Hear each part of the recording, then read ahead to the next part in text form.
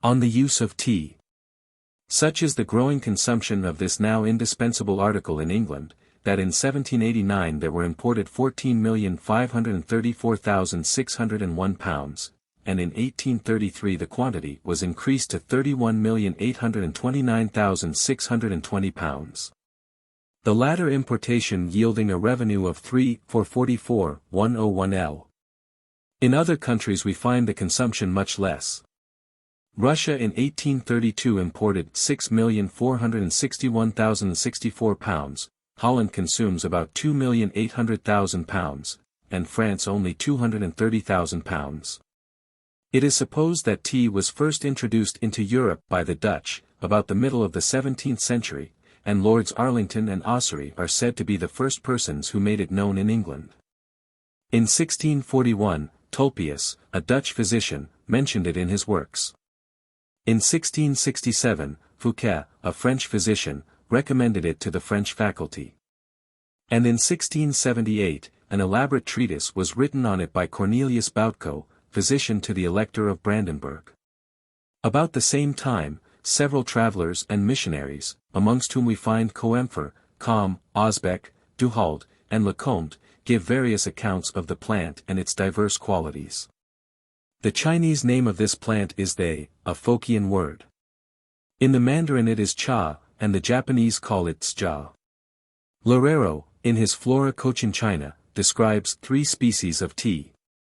It is a polyandrous plant of the natural order Columniferae, growing to a height varying from 3 to 6 feet, and bearing a great resemblance to our myrtle. The blossom is white, with yellow style and anthers, not unlike that of the dog rose. The leaves are the only valuable part of the plant. The camellias, particularly the Camellia sasanqua, of the same natural family, are the only plants liable to be confounded with it. The leaves of the latter camellia are indeed frequently used as a substitute for those of the tea plant in several districts of China. This shrub is a hardy evergreen, growing in the open air from the equator to the 45th degree of northern latitude, but the climate that appears the most congenial to it seems to be between the 25th and 33rd degree. Almost every province and district in China produces tea for local consumption, but what is cultivated for trade is chiefly in Fukien, Canton, Qiangnan, Qiangsi, and Zhejiang. Fukien being celebrated for its black tea, and Qiangnan for the green. The plant is also cultivated in Japan, Tonquin, and Cochinchina, and in some parts of the mountainous tracts of Ava, where, in addition to its use in infusion, it is converted into a pickle preserved in oil. When tea was first introduced as a luxury on particular occasions in the wild districts of Ireland, the people used to throw away the water in which it had been boiled, and eat the leaves with salt butter or bacon like greens. The Dutch are now endeavoring to propagate this valuable plant in Java, and for that purpose employ cultivators, who have emigrated from Fukien. The Brazilians are making similar attempts, and some tolerable tea has been reared near Rio Janeiro. The black teas usually imported from Canton are the Bohea, Kongu, Sochong, and Pico. According to our orthography, the French missionaries spelt them as follows: Bui, Campo or Campui, Sachain, and Picao or Pico. Our green teas are the Twenke, Hyson Skin, and Hyson, Imperial, and Gunpowder, the first of which French travelers write Tonki, Hazewin, and Hazewin. The French import a tea called Tehilin, but it is artificially flavored with a leaf called Lan Hoa, or the Olea fragrans of Linnaeus. The tea plant grows to perfection in 2 or 3 years, the leaves are carefully picked by the family of the growers, and immediately carried to market, where they are purchased for drying in sheds. The tea merchants from Canton repair to the several districts where it is produced, and, after purchasing the leaves thus simply desiccated, submit them to various manipulations. After which they are packed in branded cases and parcels called chops, from a Chinese word meaning a seal. Some of the leaf buds of the finest black tea plants are picked early in the spring, before they expand. These constitute Pico, sometimes called white blossom tea, from their being intermixed with the blossoms of the Olea fragrans. The younger the leaf, the more high-flavored and valuable is the tea. Green teas are grown and gathered in the same manner. But amongst these the gunpowder stands in the grade of the Pico among the black, being prepared with the unopened buds of the spring crops. The alleged preparation of green teas upon copper plates, to give them a verdant color, is an idle story. They are dried in iron vases over a gentle fire, and the operator conducts this delicate work with his naked hand, and the utmost care not to break the fragile leaves. This part of the manipulation is considered the most difficult, as the leaves are rolled into their usual shape between the palms of the hands until they are cold, to prevent them from unrolling. Teas are adulterated by various odoriferous plants, more especially the Vitex pinnata, the Chloranthus inconspicuous, and the Alyssium anisatum. In our markets the chief adulteration is operated by the mixture of sloe and ash leaves, and coloring with Terra japonica and other drugs. That tea is a substance injurious to health is beyond a doubt. Nothing but long habit from early life renders it less baneful than it otherwise would be. Persons who take its infusion for the first time invariably experience uncomfortable sensations. It is well known that individuals who are not in the practice of taking tea in the evening, never transgress this habit with impunity. And it is quite clear that a preparation which deprives them of sleep, and renders them restless during the whole night, cannot be salubrious by day, and although the following opinion of Dr. Trotter regarding the use of this leaf is somewhat exaggerated, it is founded on experience, and I have known several persons afflicted with a variety of serious affections who never could obtain relief until they had ceased to consume it. Tea is a beverage well suited to the taste of an indolent and voluptuous age. To the glutton it affords a grateful diluent after a voracious dinner. And, from being drunk warm, it gives a soothing stimulus to the stomach of the drunkard, but, however agreeable may be its immediate flavor, the ultimate effects are debility and nervous diseases. There may be conditions of health, indeed, where tea can do no harm, such as in the strong and athletic. But it is particularly hurtful to the female constitution, to all persons who possess the hereditary predisposition to dyspepsia, and all diseases with which it is associated, to gout, and to those who are naturally weak-nerved. Fine tea, where the narcotic quality seems to be concentrated, when taken in a strong infusion, by persons not accustomed to it, excites nausea and vomiting, tremors, cold sweats, vertigo, dimness of sight, and confusion of thought. I have known a number of men and women subject to nervous complaints, who could not use tea in any form without feeling a sudden increase of all their unpleasant symptoms, particularly acidity of the stomach, vertigo, and dimness of the eyes. As the use of this article of diet extends among the lower orders of the community and the laboring poor, it must do the more harm. A man or a woman who has to go through much toil and hardship has need of substantial nourishment. But that is not to be obtained from an infusion of tea. And if the humble returns of their industry are expended in this leaf, what remains for the purchase of food better adapted to labor? In this case tea becomes hurtful, not only from its narcotic quality, but because that quality acts with double force in a body weakened from other causes. This certainly is one great reason for the increased and increasing proportion of nervous, bilious, spasmodic, and stomach complaints, and appearing among the lower ranks of life. It is well known that tea is frequently resorted to by literary men to keep them awake during their lucubrations. Dr. Cullen said he never could take it without feeling gouty symptoms. And we frequently see aged females, who are in the habit of taking strong green tea, subject to paralytic affections. Many experienced physicians, such as Grimm, Krügerus, Witt, Murray, Letzam, condemn the abuse of the plant as highly dangerous. 25 That it is a most powerful astringent we well know, and the hands of the Chinese who are employed in its preparation are shriveled, and, to all appearance, burned with caustic. Chemists have extracted from it an astringent liquor containing tannin and gallic acid.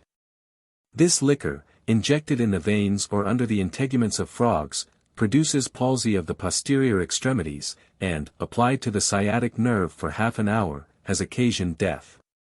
There is no doubt that tea acts differently on various individuals. In some it is highly stimulant and exhilarating, in others its effects are oppression and lowness of spirits. And I have known a person who could never indulge in this beverage without experiencing a disposition to commit suicide, and nothing could arouse him from this state of morbid excitement but the pleasure of destroying something, books, papers, or anything within his reach.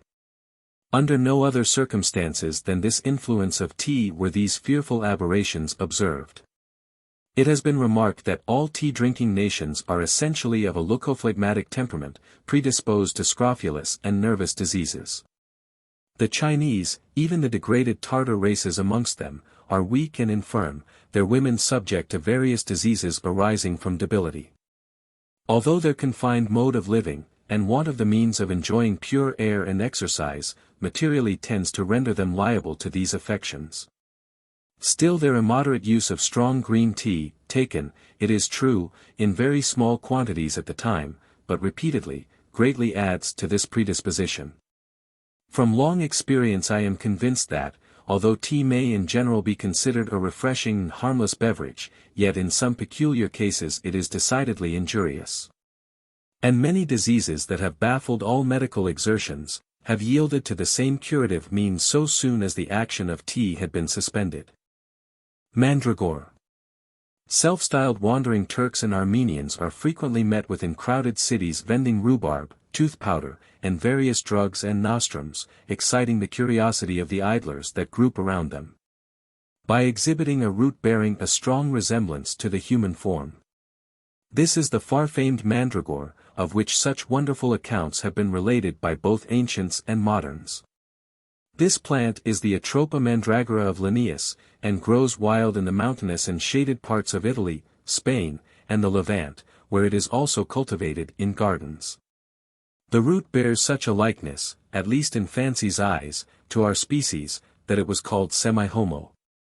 Hence says Columella, quamvis semi-homines vesano gramen foda. Mandragora periat floris mostamp secutum. The word vesano clearly refers to the supposed power it possessed of exciting delirium. It was also named Circea, from its having been one of the mystic ingredients employed in Circe's spells. Although the wonderful mandragore was ineffectual against the more powerful herb the moly, which Ulysses received from Mercury. This human resemblance of the root, which is, moreover, of a blackish hue and hairy, inspired the vulgar with the idea that it was nothing less than a familiar demon. It was gathered with curious rites, 3 times a magic circle was drawn round it with a naked sword. And the person who was daring enough to pluck it from the earth, was subject to manifold dangers and diseases, unless under some special protection. Therefore it was not unusual to get it eradicated by a dog, fastened to it by a cord, and who was whipped off until the precious root was pulled out. According to Josephus, the plant called boiras, which was gifted with the faculty of keeping off evil spirits, was obtained by a similar canine operation. Often, it was asserted, did the mandragore utter piteous cries and groans, when thus severed from Mother Earth.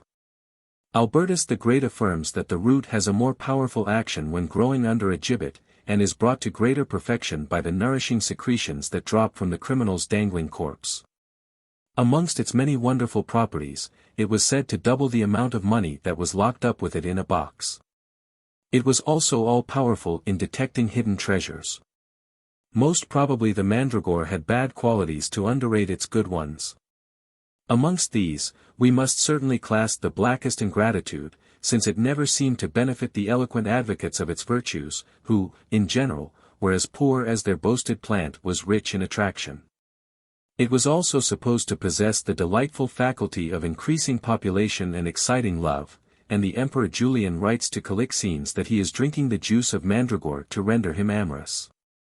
Hence was it called love apple. And Venus bore the name of Mandragontis. It has been asserted by various scholiasts, that the mandrake which Reuben found in the fields and carried to his mother, Leah, was the mandragore. The didame, however, which he gathered was not, according to all accounts, an unpleasant fruit, but is supposed to have been a species of orchis, still used in the East in love philters and prolific potions. The word didame seems to express a tuberculated plant, and in Solomon's songs, he thus describes it: the mandrakes give a smell, and at our gates are all manner of pleasant fruits, new and old, which I have laid up for thee, O my beloved. Now it is utterly impossible, whatever may have been the revolution in taste since the days of Solomon, that the nauseous and offensive mandragore could have been considered as a propitiating present to a lady. The etymology of the word didame would seem to describe it. It is derived from the word, dadim, breasts, or, dodim, friends, neighbors, twins, which indicates that this plant is formed of two similar parts. It is thought that the didame might be the highly scented melon which is cultivated in the East, especially in Persia, and known by the name of Decembuch, or the Cucumis didame of Linnaeus, and which is also found in Italy, where its powerful aroma is imparted to garments and chambers. It must have been an odoriferous production, since in the Talmud we find it denominated siglan, which has been considered the jessamine or the lily. The orchis is remarkable for its double bulbous roots and its agreeable perfume. We may therefore justify the idea that the didame of the Jews was a species of this plant. Frontinus informs us that Hannibal employed mandragore in one of his warlike stratagems, when he feigned a retreat, and left in the possession of the barbarians a quantity of wine in which this plant had been infused. Intoxicated by the potent beverage, they were unable to withstand his second attack, and were easily put to the sword. Was it the mandragore that saved the Scotch in a similar ruse de guerre with the Danish invaders of Sweno? It is supposed to have been the belladonna, or deadly nightshade, the effects of which are not dissimilar to those of the plant in question. In the north of Europe, this substance is still used for medicinal purposes. And Boerhaave, Hofburg, and Sweetier have strongly recommended it in glandular swellings, arthritic pains, and various diseases where a profuse perspiration may be desirable. Machiavel has made the fabulous powers of the mandragore the subject of a comedy, and La Fontaine has employed it as an agent in one of his tales. Another root that excited superstitious fantasies and reverential awe, from its supposed resemblance to the human form, was the ginseng, a Chinese production, which, according to the author of the Caolichitsan, or Eulogium of the Kingdom of Korea, imitates the configuration of man and the efficacy of spiritual comfort, possessing hands and feet like a human being, and the mental virtues that no one can easily comprehend. According to Jartu, ginseng signifies the representation of man. It appears, however, that the learned father was in error. Jin, it is true, signifies man, but Chen does not mean representation, but a ternary body. Hence ginseng signifies the ternary of man, making three with man and heaven, no doubt some superstitious tradition, since this root bears various names in other countries, that plainly denote the veneration in which it was held. In Japan it is called Ninsen and Orkoda in the Tatar Manchu language, both of which mean the queen of plants. Father Lafitau informs us that the name of Garantogwin of the Iroquois, which it also bears, means the thighs of man. The ginseng is a native of Tartary, Korea, and also thrives in Canada, Virginia, and Pennsylvania, in shaded and damp situations, as it soon perishes under the solar rays. The Chinese attach considerable value to it. Thunberg informs us that it sometimes is sold for £40 a pound, and Osbeck states that in his time it was worth 24 times its weight in silver.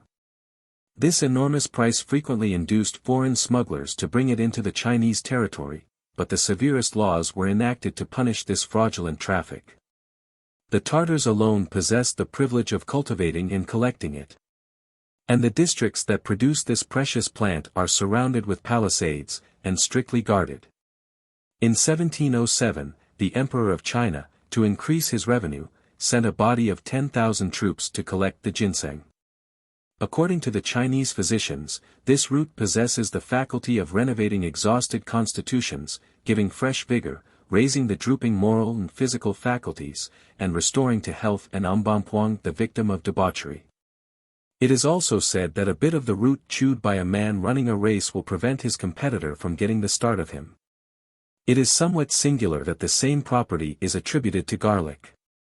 And the Hungarian jockeys frequently tie a clove of it to their racers' bits, when the horses that run against them fall back the moment they breathe the offensive odor. It has been proved that no horse will eat in a manger if the mouth of any other steed in the stable has been rubbed with the juice of this plant. I had occasion to ascertain this fact. A horse of mine was in the same stall with one belonging to a brother officer, mine fell away and refused his food, while his companion throve uncommonly well. I at last discovered that a German groom, who had charge of the prosperous animal, had recourse to this vile stratagem. It is also supposed that men who eat garlic knock up upon a march the soldiers who have not made use of it.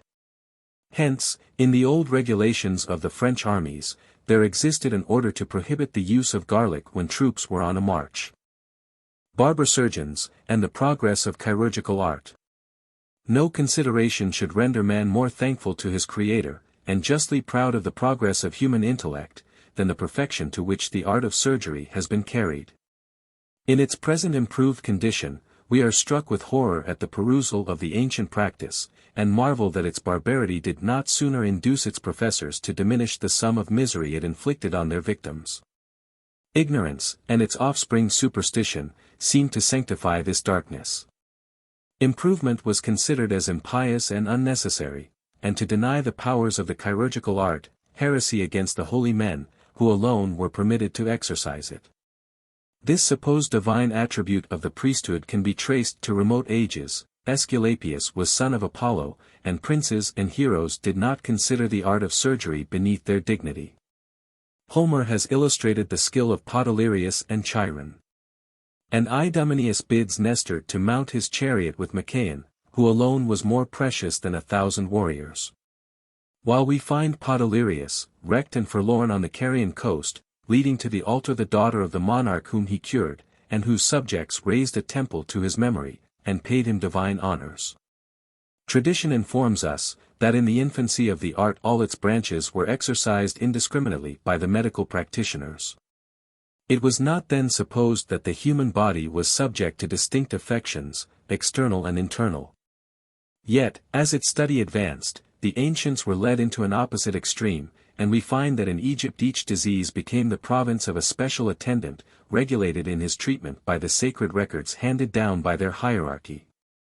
Herodotus informs us, that, so wisely was medicine managed by the Egyptians, that no physician was allowed to practice any but his own peculiar branch. Accouchements were exclusively the province of females. These practitioners were remunerated by the state. And they were severely punished, when, by any experimental trials, they deviated from the prescribed rules imposed upon them, and, in the event of any patient dying under a treatment differing from the established practice, the medical attendant was considered guilty of a capital offense. These wise provisions were made, says Diodorus, in the full conviction that few persons were capable of introducing any new treatment superior to that which had been sanctioned and approved by old practitioners. Pliny complains that no such laws existed in Rome, where a physician was the only man who could commit murder with impunity. Nulla praeterea lex, he says, quae puniat insitium capitalem, nullum exemplum vindicti. Discunt periculus nostris, eti experimenta per mortigunt, medicoque tantum hominem occidis impunitis summa est. By one of these singular anomalies in public opinion, this supposed divine science was soon considered an ignoble profession. In Rome it was chiefly practiced by slaves, freedmen, or foreigners. From the overthrow of the Roman Empire till the revival of literature and the arts in Europe, medicine and surgery sought a refuge amongst the Arabians, who studied both branches in common. For, though exiled to the coast of Africa in point of scientific cultivation, it was necessarily cultivated in other countries, and in the greater part of Europe became the exclusive right of ecclesiastics. In time, however, it was gradually wrested from their hands by daily necessities, and every one, even amongst the lowest classes, professed himself a surgeon, and the cure of the hurt and the lame was entrusted to menials and women. As the Church could no longer monopolize the art of healing, it became expedient to stigmatize it, although that very faculty had but lately been their boast. But it had fallen within the powers of vulgar and profane comprehension, and therefore was useless to maintain sacerdotal preeminence. In 1163, the Council of Tours, held by Pope Alexander III, maintained that the devil, to seduce the priesthood from the duties of the altar, involved them in mundane occupations, which, under the plea of humanity, exposed them to constant and perilous temptations.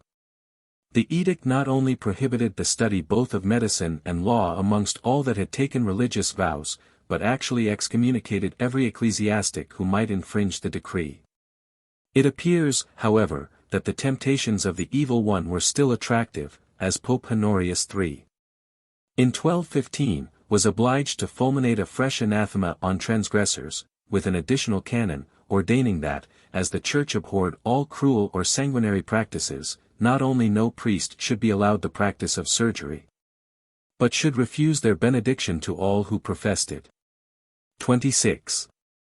The practice then fell into the hands of laymen, although priests, still regretting the advantages that it formerly had yielded them, were consulted in their convents or houses.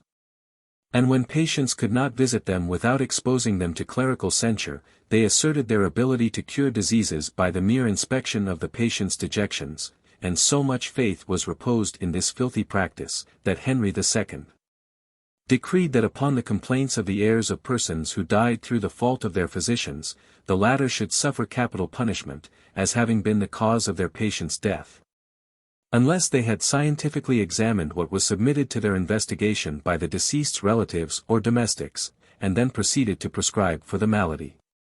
Unable to quit their cloisters, in surgical cases, which could not be so easily cured at a distance, sooner than lose the emoluments of the profession, they sent their servants, or rather the barbers of the community, who shaved, and bled, and drew teeth in their neighborhood ever since the clergy could no longer perform these operations, on the plea of the maxim Ecclesia abhorret a sanguine. Bleeding and tooth-drawing being, I believe, the only cases where this maxim was noticed. From this circumstance arose the barber craft or barber-surgeons. These practitioners, from their various avocations, were necessarily dexterous. For, in addition to the skill required for good shaving, tonsurating the crowns of clerical heads was a delicate operation, and it was about this period that Pope Alexander III revised the canon issued by the Synod of Carthage respecting the tonsure of the clergy. Surgery being thus degraded, the separation between its practice and that of medicine became unavoidable, and the two branches were formally made distinct by bulls of Boniface VI and Clement V. St. Louis, who had witnessed the services of surgeons in the field of battle during the Crusades, had formed a college or confrérie of surgeons, in honor of Saint Cosme and Saint Damien, in 1268. And wounds and sores were dressed gratis in the churches dedicated to those saints on the first Monday of every month. To this body, of course, the barber-surgeons, or fratres of the priests, who had not received any regular education, did not belong. Hence arose the distinction, which even to the present day obtains in various parts of the continent, where surgeons are divided into two classes, those who had gone through a regular course of studies, and those who, without any academical education, were originally employed as the servants of the priests and barbers. So late as the year 1809, one of my assistants in the Portuguese army felt much hurt at my declining his offer to shave me. And in 1801, some British assistant surgeons, who had entered the Swedish Navy, were ordered to shave the ship's company, and were dismissed the service in consequence of their refusal to comply with this command. But to return to our barbers. These ambitious shavers gradually attempted to glean in the footsteps of the regular chirurgeons, and even to encroach upon their domain, by performing more important operations than phlebotomy and tooth-drawing. The audacious intruders were therefore very properly brought up ex officio by the Attorney General of France, and forbidden to transgress the boundaries of their art, until they had been duly examined by master chirurgeons. Although these said masters were not better qualified than many of the barbers. Such was their ignorance indeed, that Petard, an able practitioner, who had successively been the surgeon of St. Louis, Philip the Brave, and Philip the Fair, obtained a privilege to examine and grant licenses to such of these masters who were fit to practice, without which license all practitioners were liable to be punished by the provost of Paris. And in 1372 barbers were only allowed to dress boils, bruises, and open wounds. Although this account chiefly refers to France and its capital, yet the same distinction and division between surgeons and barbers prevailed in almost every other country. And privileges were maintained with as much virulence and absurdity as the present controversial bickerings between physicians and surgeons. In 1355 these master surgeons constituted a faculty, which pocketed one half of the penalties imposed upon the unlucky wights who had not the honor of belonging to their body. They also enjoyed various immunities and exemptions. Amongst others, that of not keeping guard and watch in the city of Paris. To increase their emoluments, they granted as many honorary distinctions as they could in decency devise, and introduced the categories of bachelors, licentiates, masters, graduates, and non-graduates of surgery. The medical faculty now began to complain of the encroachments of the master surgeons on their internal domain of poor mortality with as much bitterness as the masters complained of the impertinent invasion on the part of the barbers of their external dominion. To court the powerful protection of the university against these interlopers, the surgeons consented to be considered as the scholars of the medical faculty, chiefly governed by clerical physicians. In 1452 a fresh source of dissension arose amongst clerical physicians, lay physicians, master surgeons, and barbers. Cardinal Étouteville abolished the law which bound the physicians of the university to celibacy, when, to use the historian's words, many of the clerical physicians, thinking there was more comfort to be found in a wife without a benefice than could be expected in a benefice without a wife, abandoned the priesthood, and were then permitted to visit their patients at their own houses. Thus thrown into the uncontrolled practice of medicine, these physicians became jealous of the influence of the surgeons, to whom they had been so much indebted. And they had recourse to every art and maneuver that priestcraft could devise to oppress and degrade them. To aid this purpose, they resorted to the barbers, whom they instructed in private, to enable them to oppose the master surgeons more effectually. The surgeons, indignant at this protection, had recourse to the medical faculty, supplicating them to have the barbers shorn of their rising dignity. Thus for mere motives of pecuniary interest, and the evident detriment of society, did these intriguing practitioners struggle for power and consequent fees. And, according to the vacillation of their interests, the barbers became alternately the allies of the physicians or the mercenary skirmishers of the surgeons. From this oppression of the art, for nearly 3 centuries surgery was considered a degrading profession. Excluded from the university, not only were surgeons deprived of all academic honors and privileges, but subjected to those taxes and public burdens from which the members of the university, being of the clerical order, were exempted. This persecution not only strove to injure them in a worldly point of view, but the priests carried their vindictive feelings to such a point of malignity that when Charles IX was about to confer the rights of apostolical benediction upon the surgeons of the long robe, the medical faculty interposed on the plea of their not being qualified to receive this benediction, as they did not belong to any of the 4 faculties of the university. And as the chancellor, or any other man, had not the power of conferring a blessing without the Pope's permission and special mandate, both surgeons and barbers ought to be irrevocably damned. The apostolical benediction in those days was considered of great value, since it exempted all candidates from examination in anatomy, medicine, surgery, or any other qualification, when they applied for a degree. Ever since the healing art ceased to be a clerical privilege, and a state of rivalry prevailed between spiritual and corporeal doctors. The former have sought to represent their opponents as infidels and atheists, the unbelief of physicians became prevalent, and to this day medical men are generally considered freethinkers. An appellation which in a strictly correct acceptation might be considered more complimentary than opprobrious, since it designates a man, who extricating his intellectual faculties from the meshes of ignorance or prejudices, takes the liberty of thinking for himself.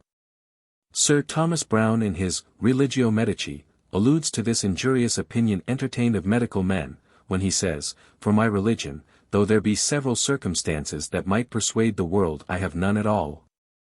As the general scandal of my profession, the natural course of my studies, the indifferency of my behavior and discourse in matters of religion, yet in despite thereof, I dare, without usurpation, assume the honourable style of Christian." Sir Kenelm Digby in his observations on the work from which the above is extracted, entertains a similar opinion, and quotes Friar Bacon in support of it. The following are his words: those students who busy themselves much with such notions as reside wholly in the fantasy, do hardly ever become idoneous for abstracted metaphysical speculations. The one having bulky foundations of matter, or of the accidents of it, to settle upon, at the least with one foot, the other flying continually, even to a lessening pitch in the subtle air. And accordingly it hath been generally noted, that the excellent mathematicians, who converse altogether with lines, figures, and other differences of quantity, have seldom proved eminent in metaphysics or speculative divinity. Nor again, the profession of their sciences in other arts, much less can it be expected that an excellent physician, whose fancy is always fraught with the material drugs that he prescribeth his apothecary to compound his medicines of, and whose hands are inured to the cutting up, and eyes to the inspection of anatomized bodies, should easily and with success ply his thoughts at so towering a game, as a pure intellect, or separated and unbodied soul. That such ideas should be maintained in former days, when bigotry and prejudice reigned paramount, we cannot be surprised. But one must marvel to see a modern and intelligent annotator of Brown's work 27 coincide in this illiberal opinion, in the following terms. Imaginative men, that is, persons in whom the higher attributes of genius are found, seldom delight in the sciences conversant with mere matter or form. Least of all in medicine, the object of which is the derangement, or imperfection of nature, and the endeavor to substitute order and harmony in the place of their opposites. Brought thus chiefly into contact with diseased organization, surrounded by the worst elements of civil society, for their experience must in general be among the intemperate and the vicious. They may be said to exist in an infected moral atmosphere, and it is therefore not greatly to be wondered at that among such persons a highly religious frame of mind should be the exception and not the rule. The absurdity of this observation can only be equalled by its extreme illiberality. Can it be for one moment entertained, that the physician who gives his care to every class of society and at all ages, exists in an infected moral atmosphere? Supposing that he is not fortunate enough to attend upon the opulent and the great, and is limited to a pauper or an hospital practice, does Mr. St. John mean to say that instances of intemperance and vice are confined to the indigent, although want of education, and poverty may degrade them in crapulous pursuits? If there does exist a profession preeminent for its philanthropic character, and the power of discrimination between good and evil, and right and wrong, it is undoubtedly that of medicine. The finest feelings of humanity are constantly brought to bear, both in seeking to relieve bodily sufferings and solacing an afflicted mind, whether it be with the scalpel in hand in an anatomical theatre, or by the bedside of an agonized sufferer, whom he hopes, under Providence, to restore to health and to his family. The physician has daily opportunities of beholding the wonders of the creation and the benevolence of the Creator. He is a constant witness of the fervent supplication of the unfortunate and the heartfelt gratitude of those suppliants at the throne of mercy, whose prayers have been heard. A man of exalted benevolence, and such a physician ought to be, he must be alive to all the generous feelings of humanity, and he is doomed more frequently to move in an infected moral atmosphere, when gratuitously attending some of the troublesome and pedantic legislators of the Republic of Letters, than when exerting his skill to relieve the grateful poor who may fall under his care. It has been maintained that the physician seeking in the arcana of nature the causes of every vital phenomenon becomes a materialist. Nothing can be more unjust, nay, more absurd, than such a supposition. The study of physiology teaches us, more perhaps than any other pursuit, to admire the wonderful works of our Creator, and Voltaire has beautifully illustrated the fact in the following lines. Demandes a Silva par quel secret mystère. Ce pain. Cet aliment dans mon corps digera. Se transforme en un ledoucement prépare. Comment, toujours filtré dans de routes certaines. En longs ruisseaux de pourpre il court enfleur mes veins. A mon corps languissant dans un pouvoir nouveau. Fait palpiter mon cœur et penser mon cerveau.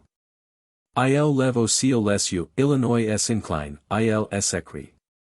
Demandes lo a ce Dieu que me donnes la vie. Brossek has justly said, Tanta est inter deum, religionum, et medicum connexio, ut sine Deo et religione nullus exactus medicus esse quit.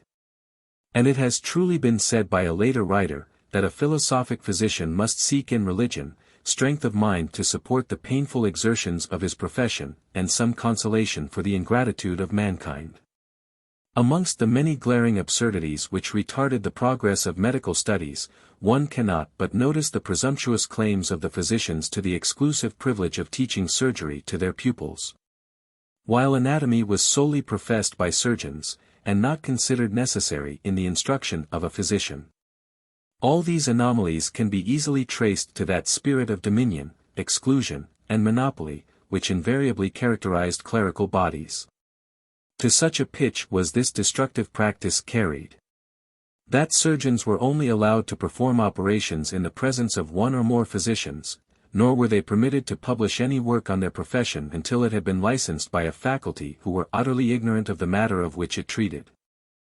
The celebrated Ambrose Pare could only obtain as a special favor from his sovereign, the permission to give to the world one of its most valuable sources of information. So late as 1726 we find the medical faculty of Paris making a formal representation to Cardinal de Noailles and the curates of that capital to prevent surgeons from granting certificates of health or of disease. And this application was grounded on the pious motive of enforcing a more rigid observance of Lent.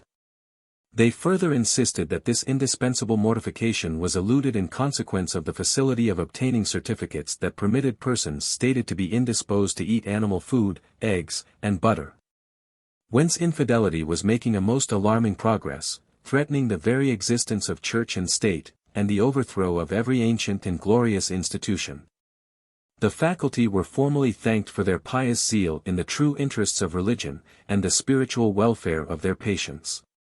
And orders were affixed upon the door of every church, anathematizing all certificates that emanated from the unholy hands of surgeons and barbers.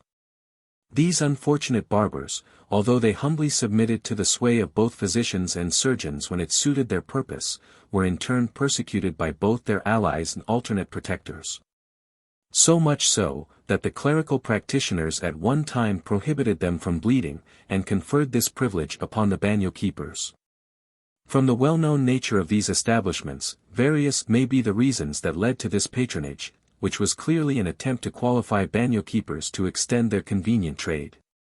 At last, in the year 1505, barbers were dignified with the name of surgeons. Their instructions were delivered in their vernacular tongue, until the university again interfered, and ordered that lectures should be delivered in Latin. Once more closing alma mater against illiterate shavers, who were, however, obliged to give a smattering of classical education to their sons destined to wield alternately the razor and the lancet. In 1655, surgeons and barber-surgeons were incorporated in one college. A union which was further confirmed, in 1660, by royal ordinance, under some limitations, whereby the barbers should not assume the title of licentiates, bachelors, or professors, nor be allowed to wear the honorable gown and cap that distinguished the higher grades of learning. Red caps were in former times given by each barber to his teacher on his being qualified, and gloves to all his fellow students. Thus we find that the high state of perfection which the surgical art has attained is solely due to the efforts of industry to free itself from the ignoble trammels of bigotry and prejudice. Intellectual progress has invariably been opposed in every country by those powerful and interested individuals who derived their wealth and influence from the ignorance of society. Corporate bodies monopolizing the exercise of any profession will invariably retard instruction and shackle the energies of the student. It is, no doubt, indispensable that the practice of medicine in all its branches should only be allowed to such persons as are duly qualified. But whenever pecuniary advantages are derived from the grant of the permission, abuses as dishonorable as they are injurious to society will infallibly prevail. In Great Britain the period of study required in medical candidates is by no means sufficient. 5 or 6 years is the very lowest period that should be insisted on. And, when duly instructed, degrees and licenses should be conferred without fee, on all applicants, by a board of examiners unprejudiced and disinterested. This mode of granting licenses would add to the respectability of the profession, while it would ensure proper attendance to the public. Physicians and surgeons would then become, what to a certain extent the latter are at present, though illegally as far as the laws of the college go, general practitioners. And society would no longer be infested by the swarms of practicing apothecaries, who, from the very nature of their education, can only be skilled in making up medicines. Or who must have obtained experience in the lessons taught by repeated failures in their early practice, unless perchance they have stepped beyond the usual confined instruction of their class. The consequences that arise from this fatal system are but too obvious. These men live by selling drugs, which they unmercifully supply, to the material injury of the patient's constitution. If, after ringing all the changes of their materia medica without causing the church bell to toll, they find themselves puzzled and bewildered, a physician or a surgeon is called in. And too frequently these practitioners are bound by tacit agreement not to diminish the revenue that the shop produces. If it were necessary to prove the evils that result from the monopolizing powers vested in corporate institutions, the proof might be sought and found in the virulence and jealousy which they evince in resisting reform. From whatever quarter it may be dreaded. And it may be said that too many of the practicing apothecaries of the present day stand in the same relative situation in the medical profession as the barbers of olden times. This faculty of exercising every branch of the profession, however qualified, is of olden date. And we find on the subject the following lines in the writings of Alcuin in the time of Charlemagne. Occurrent medici mox Hippocratica tecta. Hic venas findit, herbas hic missit in alia. Alcoquit pultes, alter sed pocula perfert. On dreams. Philosophical ingenuity has long been displayed in the most learned disquisitions in an endeavor to account for the nature of these phenomena. The strangeness of these visionary perturbations of our rest, their supposed influence on our destinies, their frequent verification by subsequent events, have always shed a mystic prestige around them. And superstition, ignorance, and craft, have in turns characterized them as the warnings of the divine will, or the machinations of an evil spirit. Macrobius divided them into various categories. The first, the mere dream, somnium, he considers a figurative and mysterious representation that requires to be interpreted.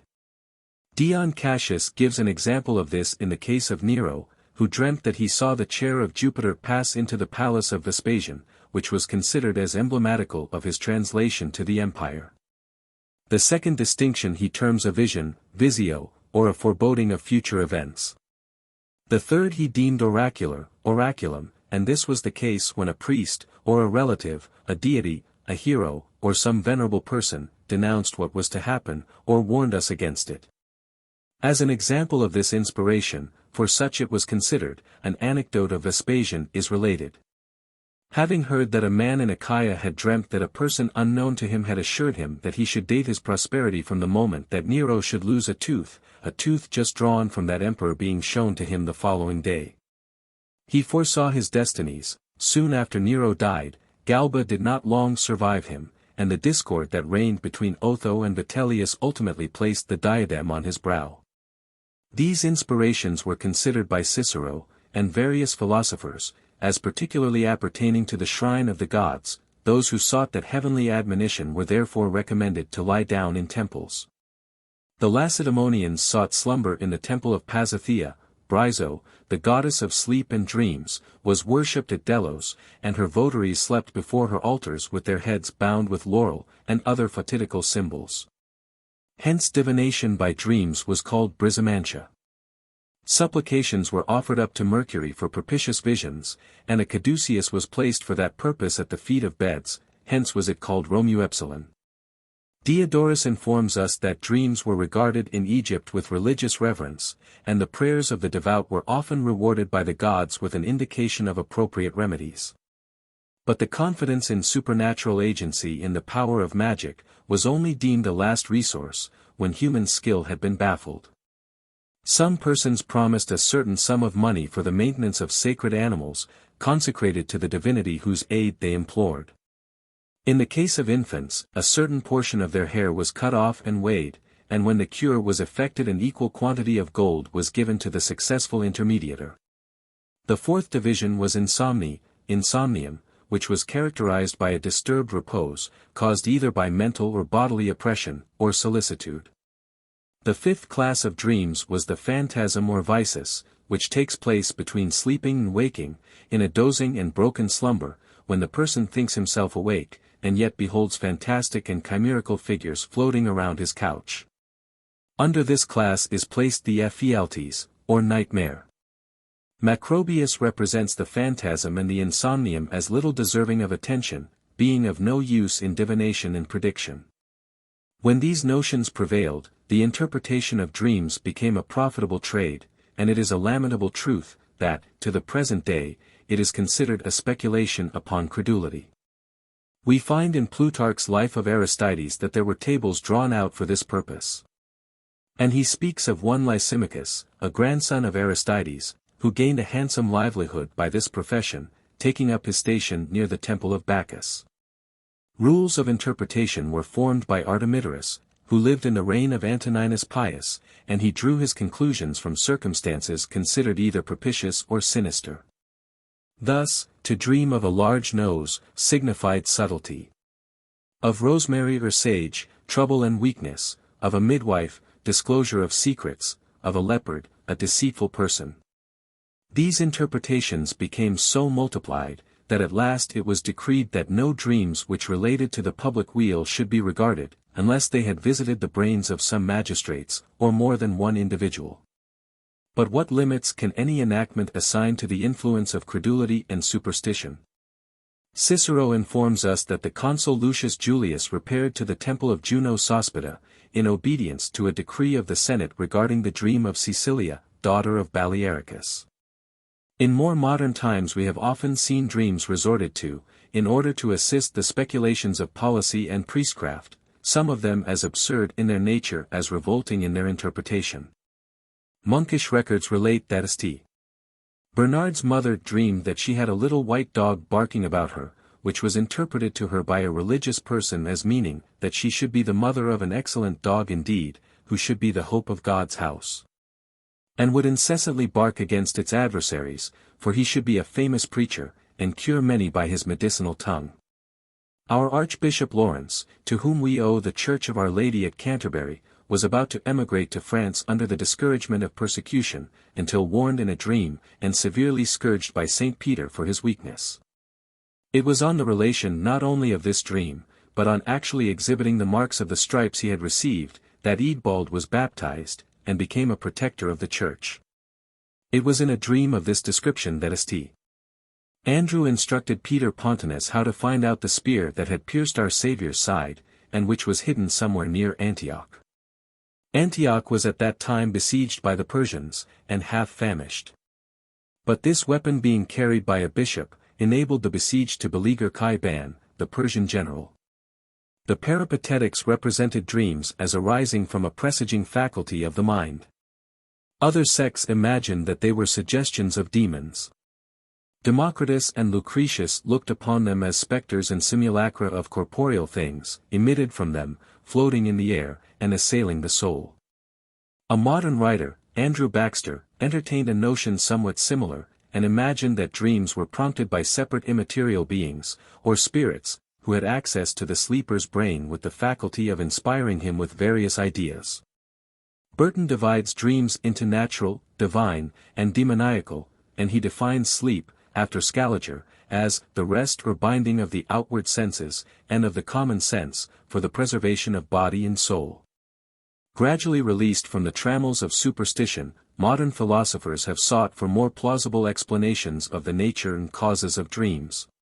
But perhaps without having attained a greater degree of certainty in this difficult question than our bewildered ancestors. Wolfius is of opinion that every dream originates in some sensation, yet the independent energies of the mind are sufficiently displayed in the preservation of the continued phantasms of the imagination. He maintains that none of these phantasms can prevail unless they arise from this previous sensation. De Formy is of the same opinion, and conceives that dreams are supernatural when not produced by these sensations. But of what nature are these sensations?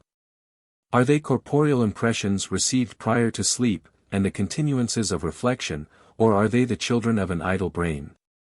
Although it is not easy to trace an affinity between the subjects of our dreams and our previous train of thought, yet it is more than probable that dreams are excited by impressions experienced in our waking moments, and retransmitted to the sensorium, however difficult it may be to link the connection of our ideas, and trace their imperceptible catenation. Moreover, there does not exist a necessary and regular association in the state of mind that succeeds any particular impressions. These impressions only predispose the mind to certain ideas, which act upon it with more or less subsequent energy, and with more or less irregularity, according to the condition in which the predisposing causes have left it. It has been observed that we seldom dream of the objects of our love or our antipathies. Such dreams may not be the natural results of such sentiments. We may fondly love a woman, and in our dreams transfer this soft sensation of fondness to another individual, to a dog that fondles us, or any other pleasing object. We may have experienced fear, in a storm at sea. Yet we may not dream of being tossed about in a boat, but of being mounted upon a runaway horse who hurries us to destruction, or of flying from a falling avalanche. Our mind had been predisposed by fear to receive any terrific impression, and most probably these alarming phantasms will be of a chimerical and an extravagant nature. A man who has been bitten by a dog may fancy himself in the coils of a boa constrictor. When dreaming, the mind is in an abstracted state, but still is its reciprocal influence over the body manifest, although it is powerless on volition. Vigilance in sleep is still awake, but her assistance is of no avail until the connection between mind and body is aroused by any alarm from external agents. It is well known that a hungry man will dream of an ample repast. A patient with a blister on his head has fancied himself scalped by Indians in all their fantastic ornaments. Somnambulism clearly proves that the mind retains its energies in sleep. Locke has justly observed that dreams are made up of the waking man's ideas, although oddly put together.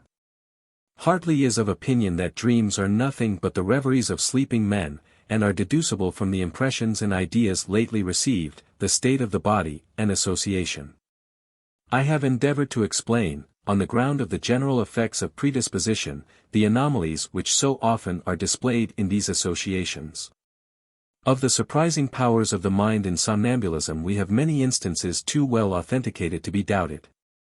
Henricus of Hears was in the habit of composing in his sleep, reading aloud his productions, expressing his satisfaction, and calling to his chamber fellow to join in the commendation. Caelius Rhodiginus, when busied in his interpretation of Pliny, could only find the proper signification of the word ectrapole in his slumbers. There is not the least doubt but that the mind is capable of receiving impressions of knowledge, but more particularly inspirations of genius, when the body is lulled in a state of apparent repose. Dreams have been ingeniously compared to a drama defective in the laws of unity, and unconnected by constant anachronisms. Yet certain incoherences are not frequent. Darwin has justly remarked that a woman will seldom dream that she is a soldier, and a soldier's visions will seldom expose him to the apprehensions of childbirth. Buffon has observed, "We represent to ourselves persons whom we have never seen, and such as have been dead for many years, we behold them alive and such as they were, but we associate them with actual things, or with persons of other times." It is the same with our ideas of locality. We see things not where they were, but elsewhere, where they never could have been.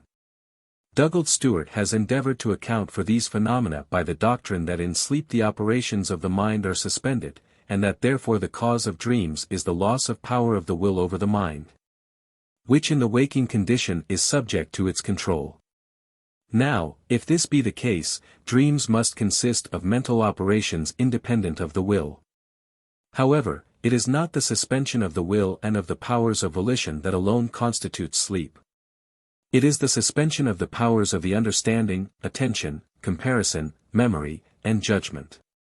It is in consequence of this suspension of all our active intellectual faculties that we never can will during our dreams.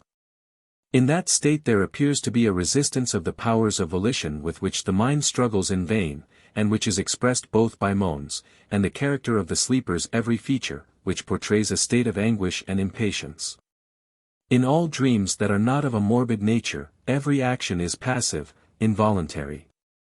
This state is widely different from delirium, in which the brain is in a morbid state of excitement. And the body is more susceptible than usual of external agency, while the mind is perplexed by hallucinations of an erroneous nature. Dr. Abercrombie considers insanity and dreaming as having a remarkable affinity when considered as mental phenomena, the impressions in the one case being more or less permanent, and transient in the other. Somnambulism he considers an intermediate state. Dreams, according to his theory, are divided into 4 classes. The first, when recent events and recent mental emotions are mixed up with each other, and with old events, by some feeling common to both. The second class relates to trains of images brought up by association with bodily sensations, the third, the result of forgotten associations. And the fourth class of dreams contains those in which a strong propensity of character, or a strong mental emotion, is embodied in a dream, and by some natural coincidence is fulfilled. The following interesting cases that fell under Dr. Abercrombie's immediate notice, illustrate his views and the above classification. Regarding the first class, Dr. A. relates the following: a woman, who was a patient in the clinical ward of the Infirmary of Edinburgh, under the care of Dr. Duncan, talked a great deal in her sleep, and made numerous and very distinct allusions to the cases of other sick persons. These allusions did not apply to any patients who were in the ward at the time. But, after some observation, they were found to refer correctly to the cases of individuals who were there when this woman was a patient in the ward 2 years before. The following is an instance of phantasms being produced by our associations with bodily sensations, and tends to show how alive our faculties continue during sleep to the slightest impressions. The subject of this observation was an officer in the expedition to Louisbourg in 1758, who had this peculiarity in so remarkable a degree, that his companions in the transport were in the constant habit of amusing themselves at his expense. They could produce in him any kind of dream by whispering in his ear, especially if this was done by a friend with whose voice he had become familiar. One time they conducted him through the whole progress of a quarrel, which ended in a duel. And when the parties were supposed to have met, a pistol was put into his hand, which he fired, and was awakened by the report. On another occasion they found him asleep on the top of a locker in the cabin, when they made him believe he had fallen overboard, and exhorted him to save himself by swimming. They then told him that a shark was pursuing him, and entreated him to dive for his life. He instantly did so, and with so much force as to throw himself from the locker upon the cabin floor, by which he was much bruised, and awakened of course. After the landing of the army at Louisbourg, his friends found him one day asleep in his tent, and evidently much annoyed by the cannonading. They then made him believe that he was engaged, when he expressed great fear, and showed an evident disposition to run away. Against this they remonstrated, but at the same time increased his fears by imitating the groans of the wounded and the dying, and when he asked, as he often did, who was hit, they named his particular friends. At last they told him that the man next himself in his company had fallen, when he instantly sprung from his bed, rushed out of the tent, and was only roused from his danger in his dream by falling over the tent ropes. A remarkable thing in this case was, that after these experiments he had no distinct recollection of his dreams, but only a confused feeling of oppression or fatigue, and used to tell his friends that he was sure they had been playing some trick upon him. It has been observed that we seldom feel courageous or daring in our dreams, and generally avoid danger when menaced by a foe, or exposed to any probable peril. The third class of dreams relates to the revival of forgotten associations.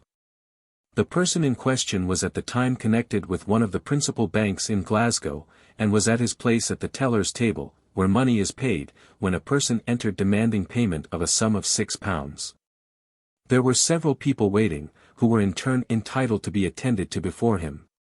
But he was remarkably impatient and rather noisy, and being besides a remarkable stammerer, he became so annoying, that another gentleman requested him to pay the money and get rid of him. He did so accordingly, but with an expression of impatience at being obliged to attend to him before his turn, and thought no more of the transaction.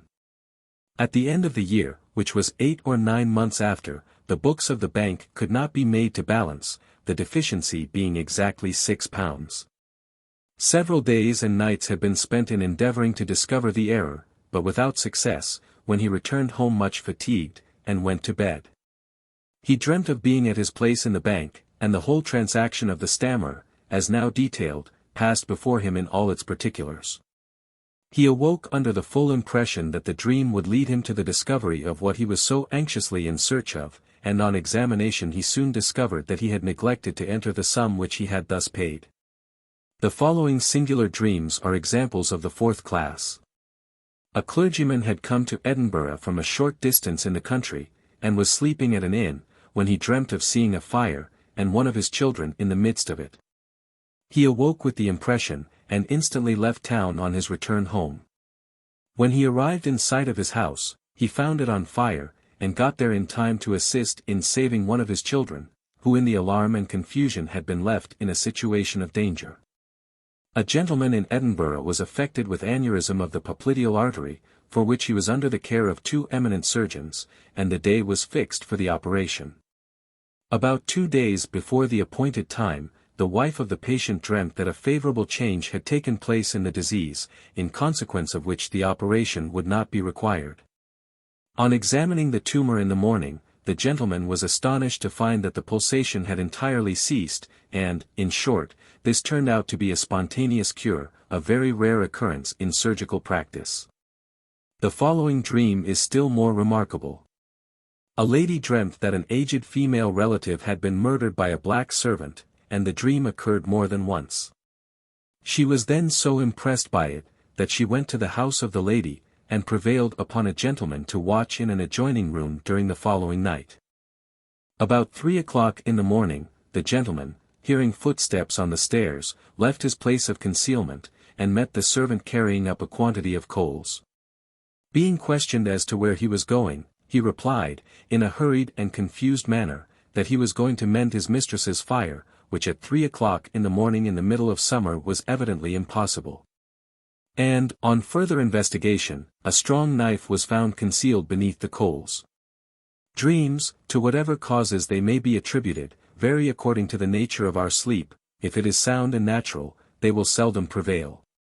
If, on the contrary, it be broken and uneasy, by a spontaneous association dreams will become fanciful, and might indeed be called visions. So fantastic and chimerical are all the objects that present themselves in motley groups to the disturbed mind. This derangement in the sensorium may be referred to various physical causes, the sensations of heat or of cold, obstruction in the course of the circulation of the blood, as when lying upon the back, a difficult digestion. In a sound sleep our dreams are seldom remembered except in a vague manner, whereas, in a broken sleep, as Formy has observed, the impression of the dream remains upon the mind, and constitutes what this philosopher called the lucidity of dreams. It not unfrequently happens to us that we have had a similar dream several times, or at least we labor under this impression. Nay, many persons fancy that particular events of their life at the moment of their occurrence had clearly taken place at a former period either in reality or in a dream. Morning, winged dreams, are more easily remembered in their circumstantial vagaries than those of the preceding night, for at that period, the morning, our sleep is not sound, and dreams become more lucid. These rêvasseries, as the French call them, are admirably described by Dryden. A dream o'ertook me at my waking hour. This morn, and dreams they say are then divine, when all the balmy vapours are exhaled, and some o'erpowering God continues sleep.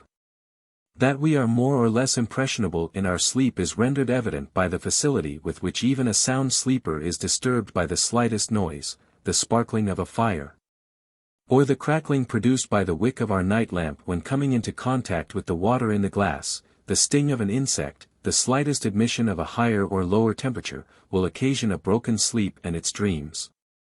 It has been remarked that the sense of seeing is more frequently acted upon in dreams than that of hearing, and very seldom do we find our smell and taste under their influence.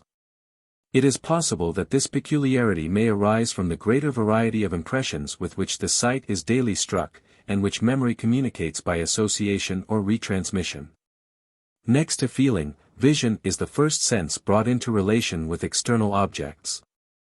When we hear noises, explosions, tumultuous cries, it is more than probable that our dreams partake of a delirious and morbid nature, or of sensorial or intellectual hallucinations, in which the mind is actually diseased.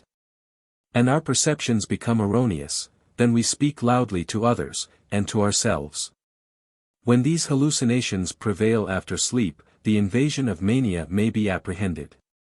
Cabanis, in his curious investigations on the mind, has endeavored to fix the order in which the different parts of our organization go to sleep. First the legs and arms, then the muscles that support the head and back. The first sense that slumbers, according to his notions, is that of sight, then follow in regular succession the senses of taste, smell, hearing, and feeling. The viscera fall asleep one after the other, but with different degrees of soundness. If this doctrine be correct, we may easily conceive the wild and strange inconsistencies of our dreams, during which the waking and the sleeping organs are acting and reacting upon each other. Corporeal sensations and different organic actions frequently attend our dreams, but these may be attributed to our mode of living, or the indulgence in certain unruly desires and conversations. That man and animals dream of the pursuits of the preceding day there can be no doubt, hence the line. Iti canis insomnes leperis vestigia latrat. The effects of a heavy meal, more especially a supper, in disturbing our rest, was well known and recorded by ancient physicians, and Crato tells us that the fittest time to repair to rest is 2 or 3 hours after supper. When the meat is then settled in the bottom of the stomach, and 'tis good to lie on the right side first, because at that side the liver doth rest under the stomach, not molesting any way, but heating him as a fire doth a kettle that is put to it. After the first sleep 'tis not amiss to lie upon the left side, that the meat may the better descend, and sometimes again on the belly, but never on the back. Our ancestors had recourse to various devices to procure sound sleep. Board recommends a good draught of strong drink before going to bed, Burton, a nutmeg and ale, with a good potation of muscadine with a toast. While Aetius recommends a sup of vinegar, which, according to Piso, attenuat melancholiam eti ad conciliandum somnum juvat. Oppression from repletion will occasion fearful dreams and the nightmare. And bodily sufferings, when exhaustion has brought on sleep, will also be attended with alarming and painful visions. Levinus Lemnius recommended to sleep with the mouth shut, to promote a regular digestion by the exclusion of too much external air. The nightmare is admirably described in Dryden's translation of Virgil. And as, when heavy sleep has closed the sight, the sickly fancy labors in the night, we seem to run, and, destitute of force, our sinking limbs forsake us in the course. In vain we heave for breath. In vain we cry. The nerves, unbraced, their usual strength deny. And on the tongue the faltering accents die. In the runic theology it was regarded as a spectre of the night, which seized men in their sleep, and suddenly deprived them of speech and of motion. It was vulgarly called witch-riding, and considered as arising from the weight of fuliginous spirits incumbent on the breast. Somnus ut sit levis, sit tibi coena brevis, is the ancient axiom of our distich. That your sleep may be light. Let your supper be slight. Notwithstanding this rule of health, it is nevertheless true that many persons sleep more soundly after a hearty supper, and, most unquestionably, dreams are more frequent towards morning than in the beginning of the night. In my opinion, I should apprehend that the sound sleep of supper-eaters is to be attributed to the narcotic nature of their potations, more than the meal, although the siesta of southern countries might be advanced in favor of a contrary opinion. When philosophers speak of dreams being mental operations independent of the will, they speak vaguely, for the operations of the mind when we are awake are too frequently uncontrolled by volition. Did we possess this power over our rebellious thoughts, who would constantly ponder on a painful subject? Our thoughts cannot be suspended at will, and their influence has been beautifully described by Shakespeare. My brain I'll prove the female to my soul. My soul the father, and these two beget a generation of still breeding thoughts. Volition has no more power over thought when we are awake than sleeping. And, despite all metaphysical and psychological speculations, it cannot be demonstrated that the mind does not retain its full energies during sleep, only they cease to be regulated by judgment, and are not, to use Locke's words, under the rule and conduct of the understanding. And even on this opinion it has been fairly observed, that much of incongruity which is supposed to prove suspension of reason, and much of the wild discordancy of representation which appears to prevail during our sleep, may arise from the defect of memory when we are awake, that does not retain the impression of images which have passed across the mind in light and rapid succession, and which, therefore, exhibit but a partial and imperfect sketch of the picture that engaged the attention in sleep. The well-known fact that the impressions of our dreams are oftentimes more vivid and correct, when some time has elapsed, than on our awakening, tends to confirm this hypothesis. And these recollections are the more vivid when they bear any analogy to circumstances that come to pass. Sir Thomas Browne was of opinion that sleep was the waking of the soul, the ligation of sense, but the liberty of reason. And that our waking conceptions do not match the fancies of our sleep. He thus expresses himself in his Religio Medici: "At my nativity my ascendant was the watery sign of Scorpius. I was born in the planetary hour of Saturn, and I think I have a piece of that leaden planet in me. I am no way facetious, nor disposed for the mirth and galliardize of company. Yet in one dream I can compose a whole comedy, behold the action, apprehend the jests, and laugh myself awake at the conceits thereof. Were my memory as faithful as my reason is then fruitful, I would never study but in my dreams, and this time also would I choose for my devotions. But our grosser memories have then so little hold of our abstracted understandings, that they forget the story, and can only relate to our awaked souls a confused and broken tale of that hath passed." Dreams have been considered as prescriptive in various diseases. Diodorus Siculus relates that a certain Scythian dreamed that Aesculapius had drawn the humours of his body to one place, or head, to have it lanced. When Galen had an inflammation of the diaphragm, we are told that he was directed in a dream to open a vein between the thumb and the fourth finger, an operation which restored him to health. Marcus Antoninus asserted that he learned in his dreams various remedies for spitting of blood. It is related of Sir Christopher Wren, that, when at Paris, in 1671, being disordered with a pain in his reins, he sent for a physician, who prescribed bloodletting, but he deferred submitting to it. And dreamed that very night that he was in a place where palm trees grew, and that a woman in a romantic habit offered dates to him. The next day he sent for dates, which cured him. Now, although this cure, brought about by a dream, was considered wonderful, its circumstances offer nothing supernatural. It is more than probable that Sir Christopher had frequently read in foreign works on medicine, that dates were recommended as an efficacious remedy in nephritic complaints. And, moreover, had met in his daily perambulations female quacks, who exhibit themselves to this day in the French metropolis, fantastically attired, and vending their far-famed nostrums.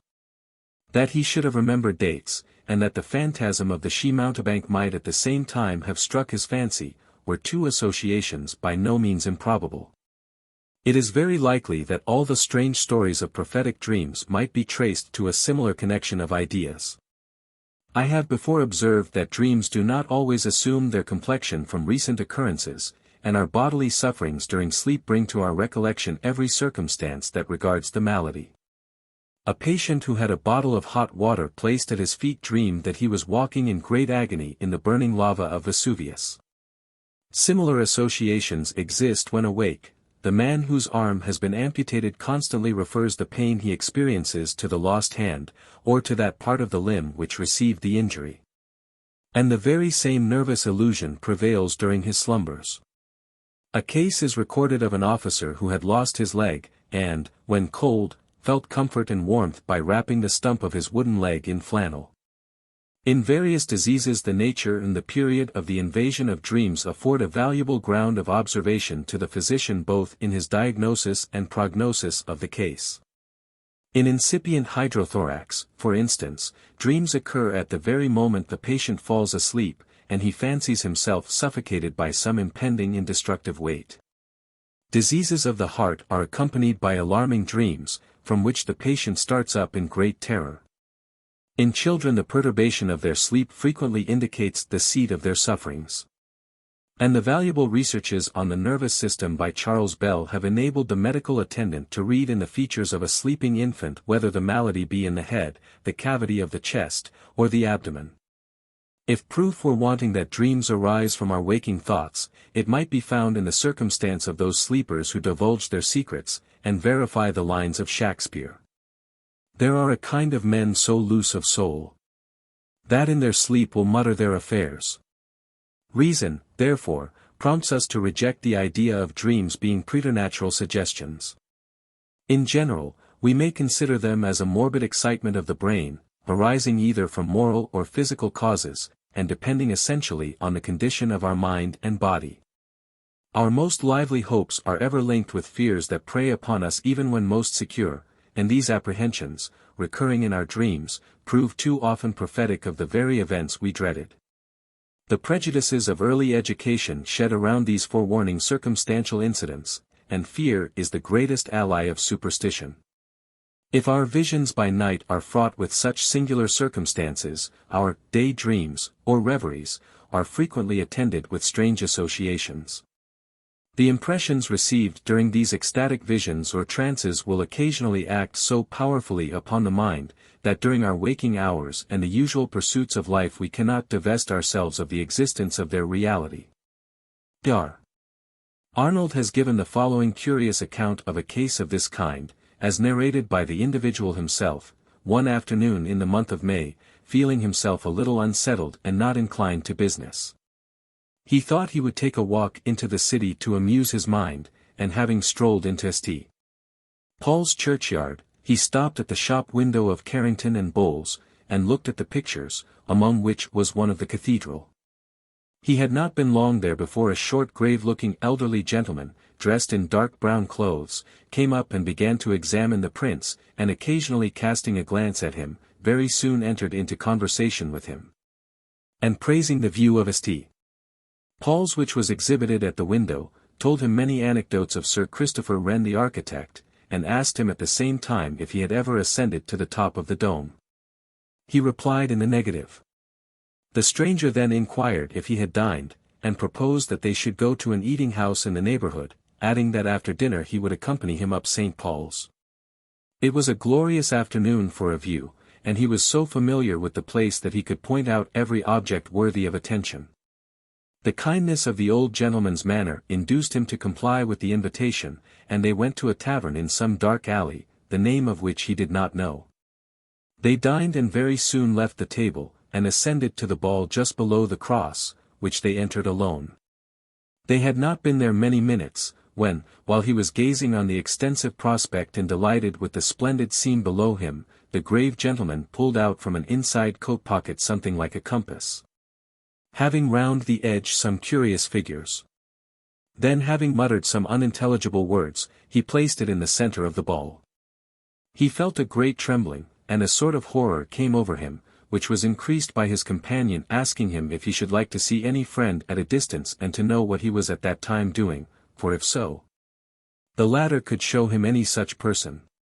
It happened that his father had been for a long time in bad health and for some weeks past he had not visited him. A sudden thought came into his mind, so powerful, that it overcame his terror, that he should like to see his father. He had no sooner expressed the wish than the exact person of his father was immediately presented to his sight in the mirror, reclining in his armchair and taking his afternoon sleep. Not having fully believed in the power of the stranger to make good his offer, he became overwhelmed with terror at the clearness and truth of the vision presented to him.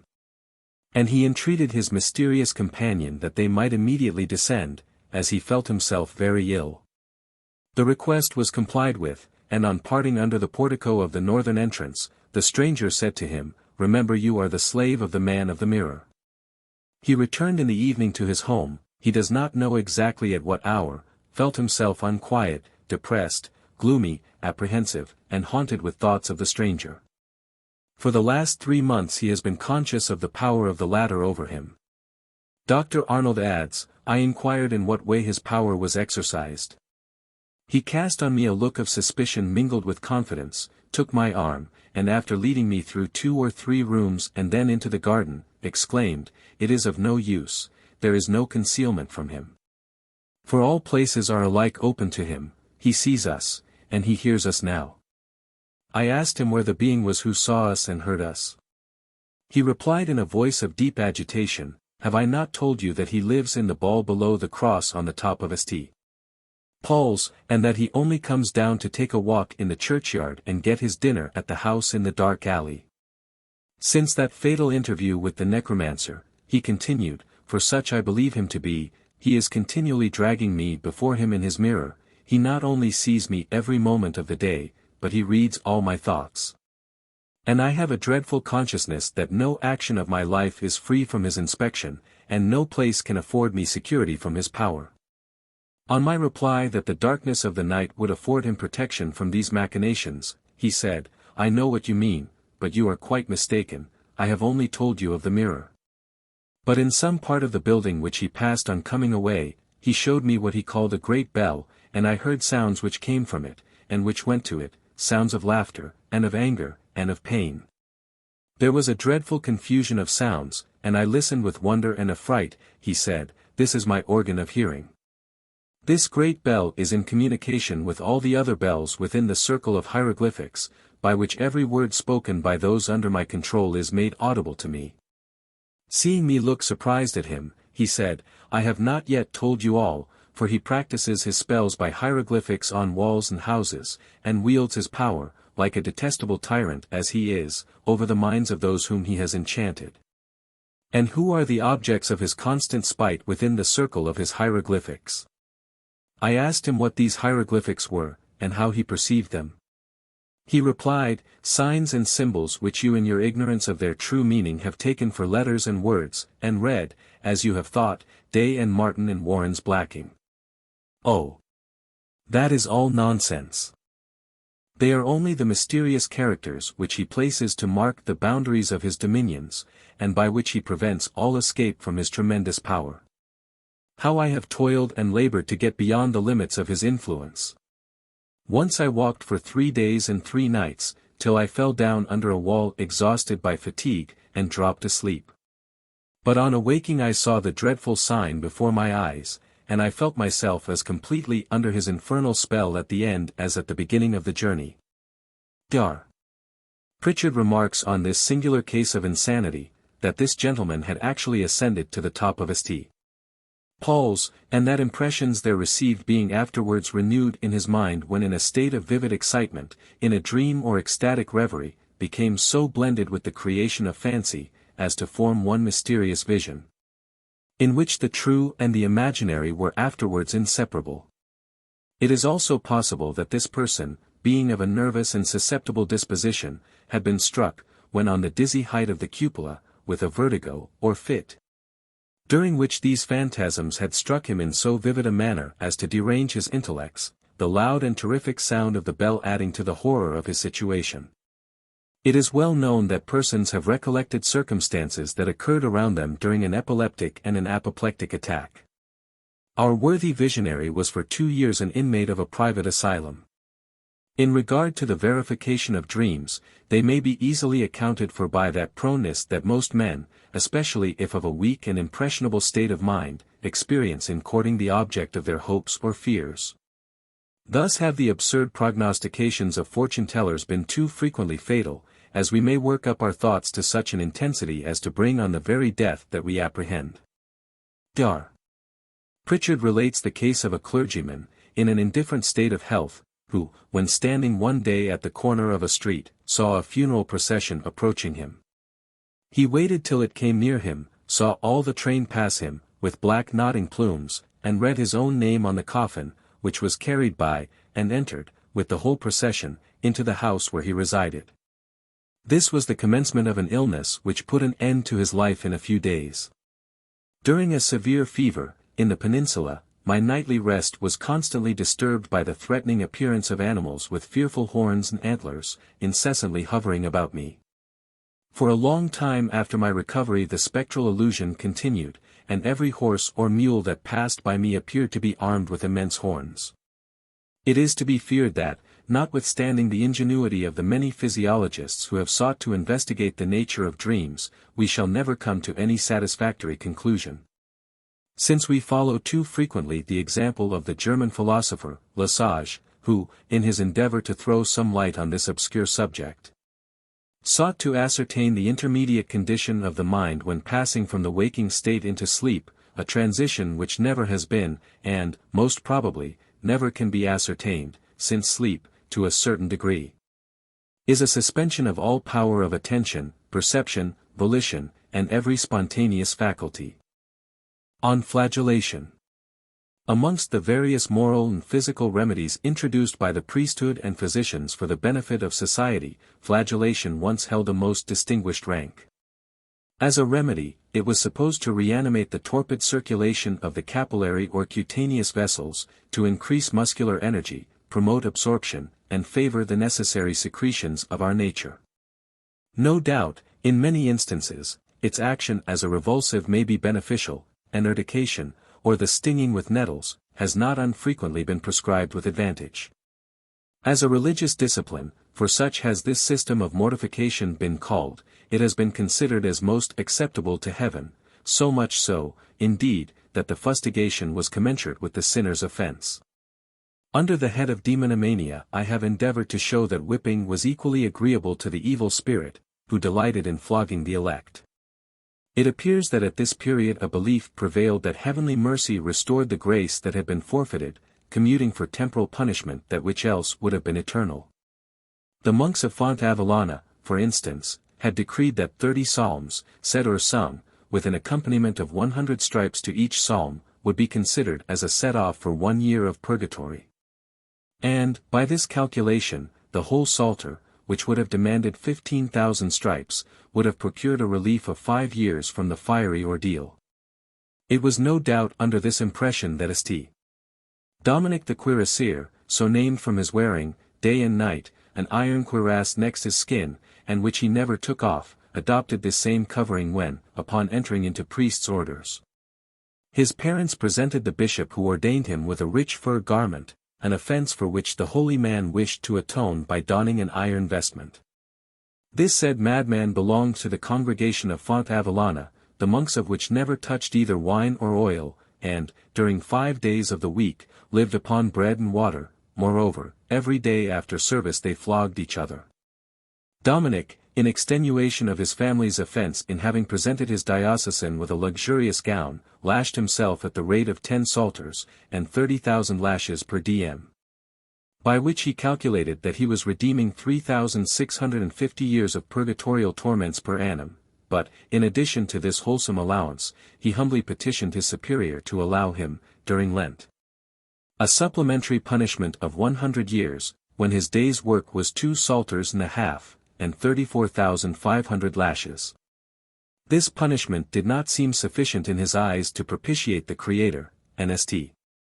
Pietro Damiano informs us that, during the Lenten days, he actually recited the Psalter 200 times, with a crescendo accompaniment of 60 millions of stripes. It was on this occasion that Yepes shrewdly observed, that he marveled less at a man's head being able to retain so many verses than that his arm was able to carry on such a flagellation. Or, to use his own words, how his flesh, unless made of iron, could resist such a castigation.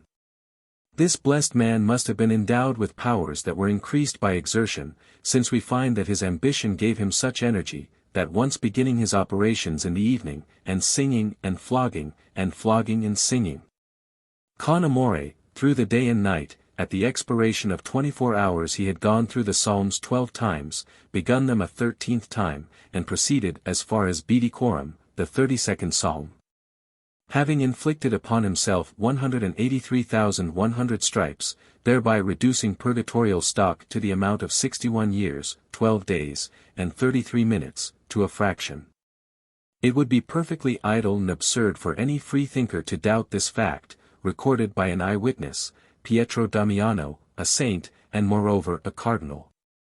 And Calmet himself maintains that no man should dare to doubt a saint's assertion, more especially when speaking of another beatified person. Notwithstanding this assertion, a stiff-necked arithmetician calculated that, if during these 24 hours the saint had given himself 2 blows every second. The number of lashes would only have amounted to 172,800, being 10,300 short of the amount stated. However, this difficulty was overcome by Father Castaneza, who makes up the amount by maintaining that he made use of cats with 10 tails, and therefore had actually a balance in his favor in his winding sheet. 28. Ubi stimulus ibi effluxus, has been a physiological axiom since the days of Hippocrates, and flagellation thus employed is only a modification of blistering, or exciting the skin by any other irritating method. The moral influence of flagellation in the treatment of different diseases has been appreciated by the ancients. It was strongly recommended by the disciples of Asclepiades, by Caelius Aurelianus, and since by Rhasis and Valescus. In the treatment of mania. No doubt, the terror which this castigation inspires may tend materially to facilitate the management of the insane. To the present day this opinion has prevailed to a revolting degree, and it is no easy matter for the humane physician to convince a keeper of the cruelty or inutility of this practice. Seldom or never does this harsh management become necessary. I had charge of a military lunatic asylum for a considerable time, and, with one exception, never found myself warranted in causing corporal punishment to be inflicted. Notwithstanding the association of ideas of discipline which such a chastisement must have produced amongst men then exposed to the capricious infliction of the lash. The case to which I allude was one of a Sergeant N, who had twice attempted my life, and who fully remembered every circumstance in the remissions of his malady. So much so, indeed, that doubts were entertained in the minds of the casual visitor as to the real condition of his mental faculties. And in the establishment now under my superintendence a keeper is discharged when convicted of having struck a patient under any circumstances. To return from this digression, the authoritative power of man over the brute creation is daily witnessed, even with unruly and ferocious animals. And there are, no doubt, cases where bodily punishment becomes indispensable, when the body will feel what the judgment cannot comprehend. Borhave relates the case of a hypochondriac who swore that his legs were made of straw. But an officious servant maid, who was sweeping the room, struck him across the shins with her broomstick, and soon brought him to a sense of his erroneous impression. Flagellation draws the circulation from the center of our system to its periphery. It has been known in a fit of ague to dispel the cold stage. Galen had observed that horse dealers were in the habit of bringing their horses into high condition by a moderate fustigation, and therefore recommended this practice to give embonpoint to the lean. Antonius Musa treated a sciatica of Octavius Augustus by this process. Eladius Paduanus recommends flagellation or urtication when the eruption of exanthematic diseases is slow in its development. Thomas Campanella records the case of a gentleman whose bowels could not be relieved without his having been previously whipped. Irritation of the skin has been often observed to be productive of similar effects. The erotic irregularities of lepers is well authenticated, and various other cutaneous diseases, which procure the agreeable relief that scratching affords, have brought on the most pleasurable sensations. There exists a curious letter of Abelard to his Eloisa, in which he says, Verbera quandoque dabit amor, non furor, gratia, non ira, quae omnium unguentrum suavitatem transcenderant. This effect of flagellation may be easily referred to the powerful sympathy that exists between the nerves of the lower part of the spinal marrow and other organs. Artificial excitement appears in some degree natural, it is observed in various animals, especially in the feline tribe. Even snails plunge into each other a bony and prickly spur that arises from their throats, and which, like the sting of the wasp, frequently breaks off and is left in the wound. In the monastic orders of both sexes, flagellation became a refined art. Flagellation was of 2 species, the upper and the lower, the upper inflicted upon the shoulders, the lower chiefly resorted to when females were to be fustigated. This mode was adopted, according to their assertions, from the accidents that might have happened in the upper flagellation, where the twisting lash might have injured the sensitive bosom. In addition to this device, nudity was also insisted upon. In the article Demonomania I have recorded various abominations of the kind. Nor was it only amongst religious orders and their followers that this custom obtained. It was practiced by ladies of high rank amongst their commensals and attendants. Brantome gives us a curious and quaint account of this amusing castigation. Mademoiselle de Lemuel, one of the Queen's maids of honor, was flagellated for having written a pasquinade, in company with all the young ladies who had been privy to the composition. And on another occasion he tells us, Je oui parler d'une grande dame de par le monde, voir grandissime, Marie et vieuve, que faisait de pauler ses dames et filles, je dis les plus belles, et se delectate fort à les voir. Et pousse elle les battait du plat de la main, avec de grandes claquades et de blâmisses à ses rudes. Et les filles que avaient délinqué quelque chose, avec de bonnes verges, et elles les claquaient ainsi selon le sujet qu'elles lui en donnant, pour les faire ou rire ou pleurer. The minions of Henry III. Of France, and other princes, were decked in white robes, then stripped, and whipped in procession for the gratification of their royal masters. Not unfrequently the ladies themselves were the executioners in cases where any man had offended them. And the adventure of Clopinel the poet is worth relating. This unfortunate wight had written the following lines on the fair sex. Touts eats, Ceres, ou futes. De fait ou de volant putes. Et que bien vous chercherate. Touts putes vous trouverate.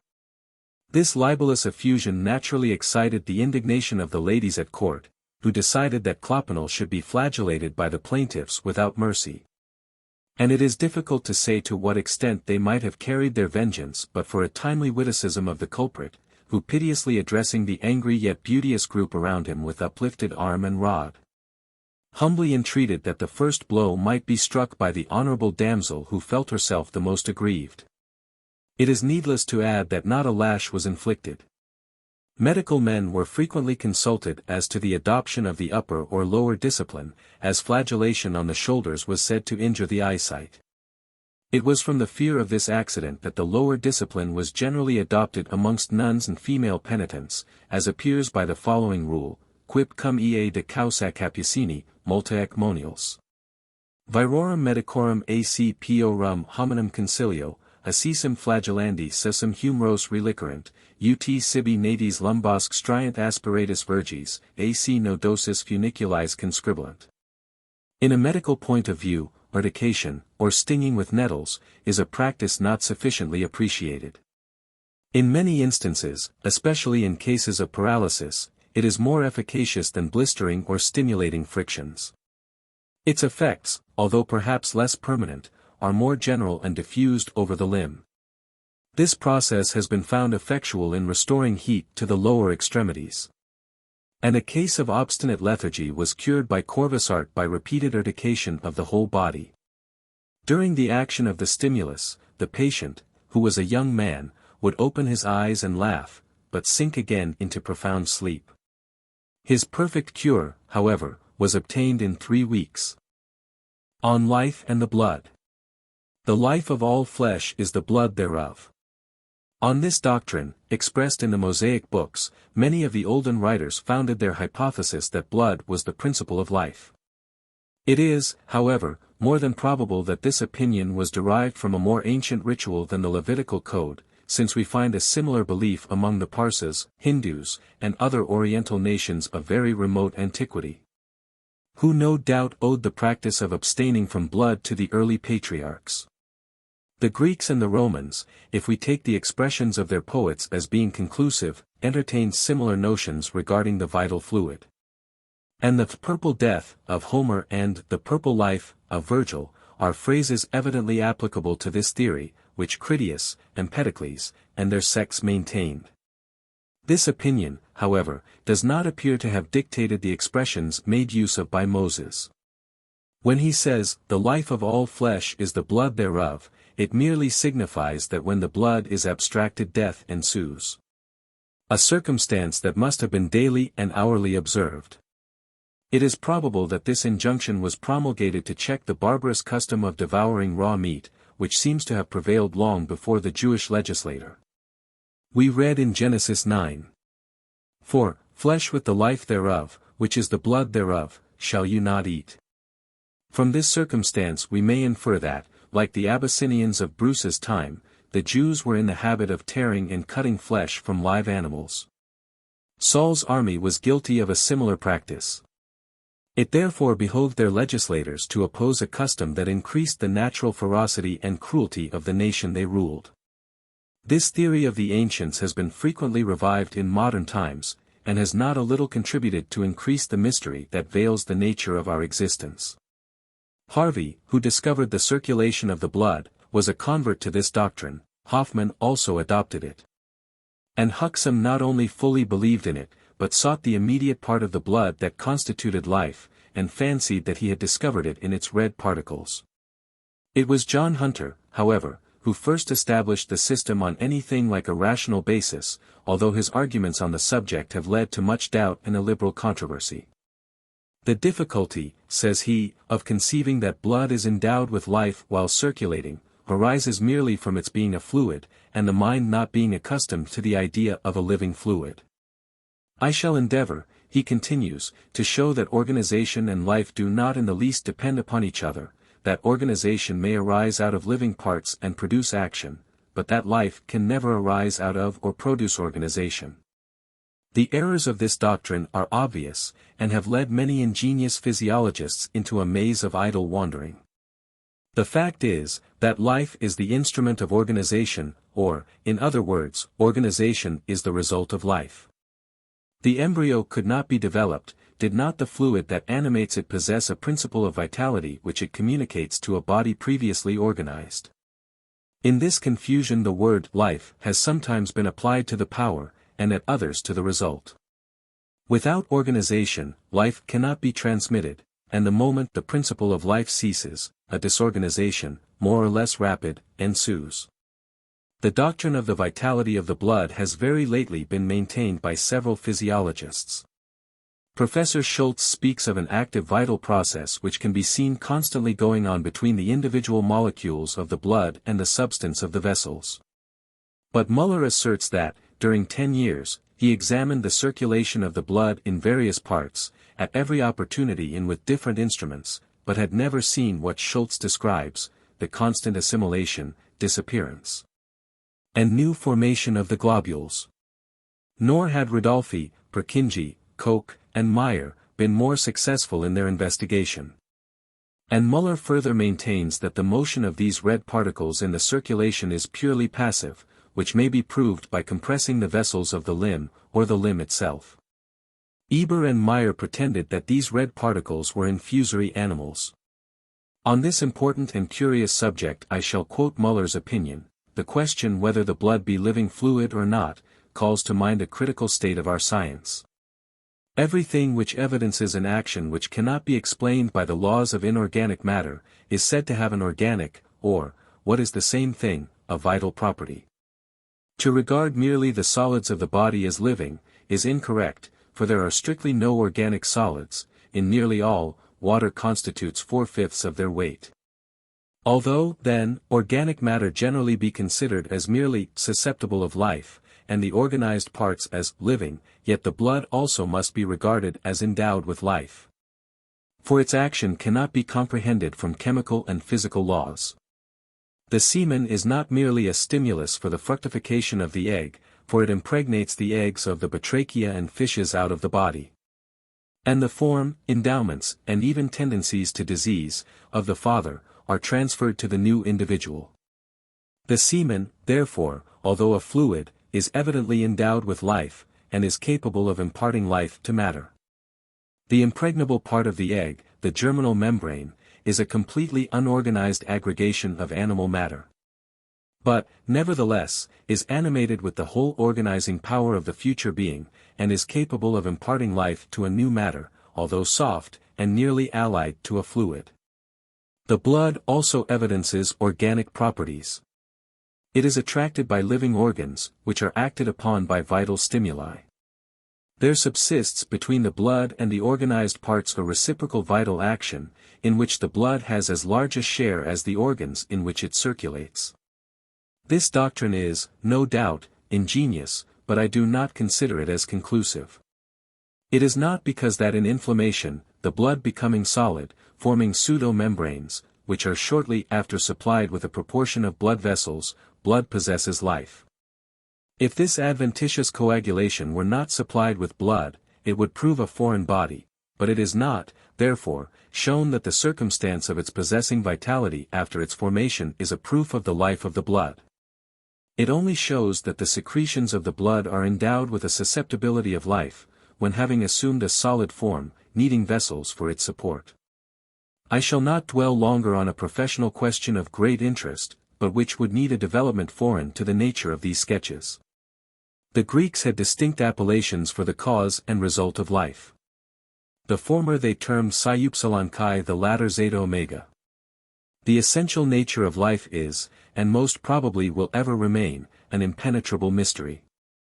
Living matter is endowed with a property which we call life. But to find out to what we may venture to attribute this property, is a vain and hypothetical attempt.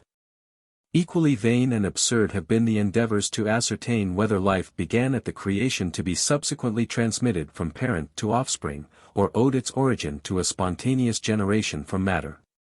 Many ancient philosophers considered matter as eternal, such was the doctrine of the Pythagoreans. Amongst whom we must particularly notice Lucanus Ocellus, whose system, developed in a work written in the Attic dialect, was adopted by Aristotle, Plato, and Philo Judaeus. This work was first translated into Latin by Nagarola. These doctrines led to the unanswerable question, what was this matter, this invisa materia, from which everything visible has proceeded?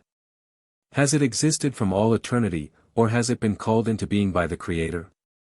Has it uniformly exhibited its present harmonious arrangement, or was it once a waste and shapeless chaos? Was this matter endowed with intelligence as a whole, or in its separate fractions? The eternity of matter was maintained by these philosophers from the belief that no thing could be created out of nothing, and that no thing could ever return to nonentity. Such was the doctrine of the Epicureans, of Democritus, and of Aristotle. The poets were of the same belief, and Lucretius expresses himself as follows. Ubi videramus nihil posse creri. De nihilo, tun, quat sequimer, jam rectius ind. Perspicacimus. Persius maintains the same idea. Gigni. De nihilo nil, in nihilum nil posse reverti. This dogma was no doubt transmitted to the Greeks from the East. And, to the present day, it is a doctrine of the Brahminical creed, clearly expressed in the following terms in their Yajurveda: the ignorant assert that the universe in the beginning did not exist in its author, and that it was created out of nothing. O ye, whose hearts are pure! How could something arise out of nothing? The Fathers of the Church embraced a similar belief, and Justin Martyr says that, the Word of God formed the world out of unfashioned matter. This Moses distinctly asserts, Plato and his adherents maintain, and ourselves have been taught to believe. Such was the doctrine of the schools that professed the eternal nature of matter. Other philosophers supported as warmly a different opinion. Thales of Miletus, Zeno of Citium, Xenocrates, and Dicerchus the Messenian, insisted that the human race had a first origin at a period when mankind did not exist. According to this hypothesis, the universe is an emanation or extension of the essence of the Creator. Zeno and the Stoics attribute this creation to the universal elements of fire and water. Anaximander the Milesian asserted that the primitive animals were formed of earth and water mixed together, heated and animated by the solar rays. These aquatic creatures became amphibious, and were gradually transformed into the human races. Strange to say, this extraordinary idea has found proselytes even in our days, and was advocated by Professor de Lamarck in his zoological philosophy.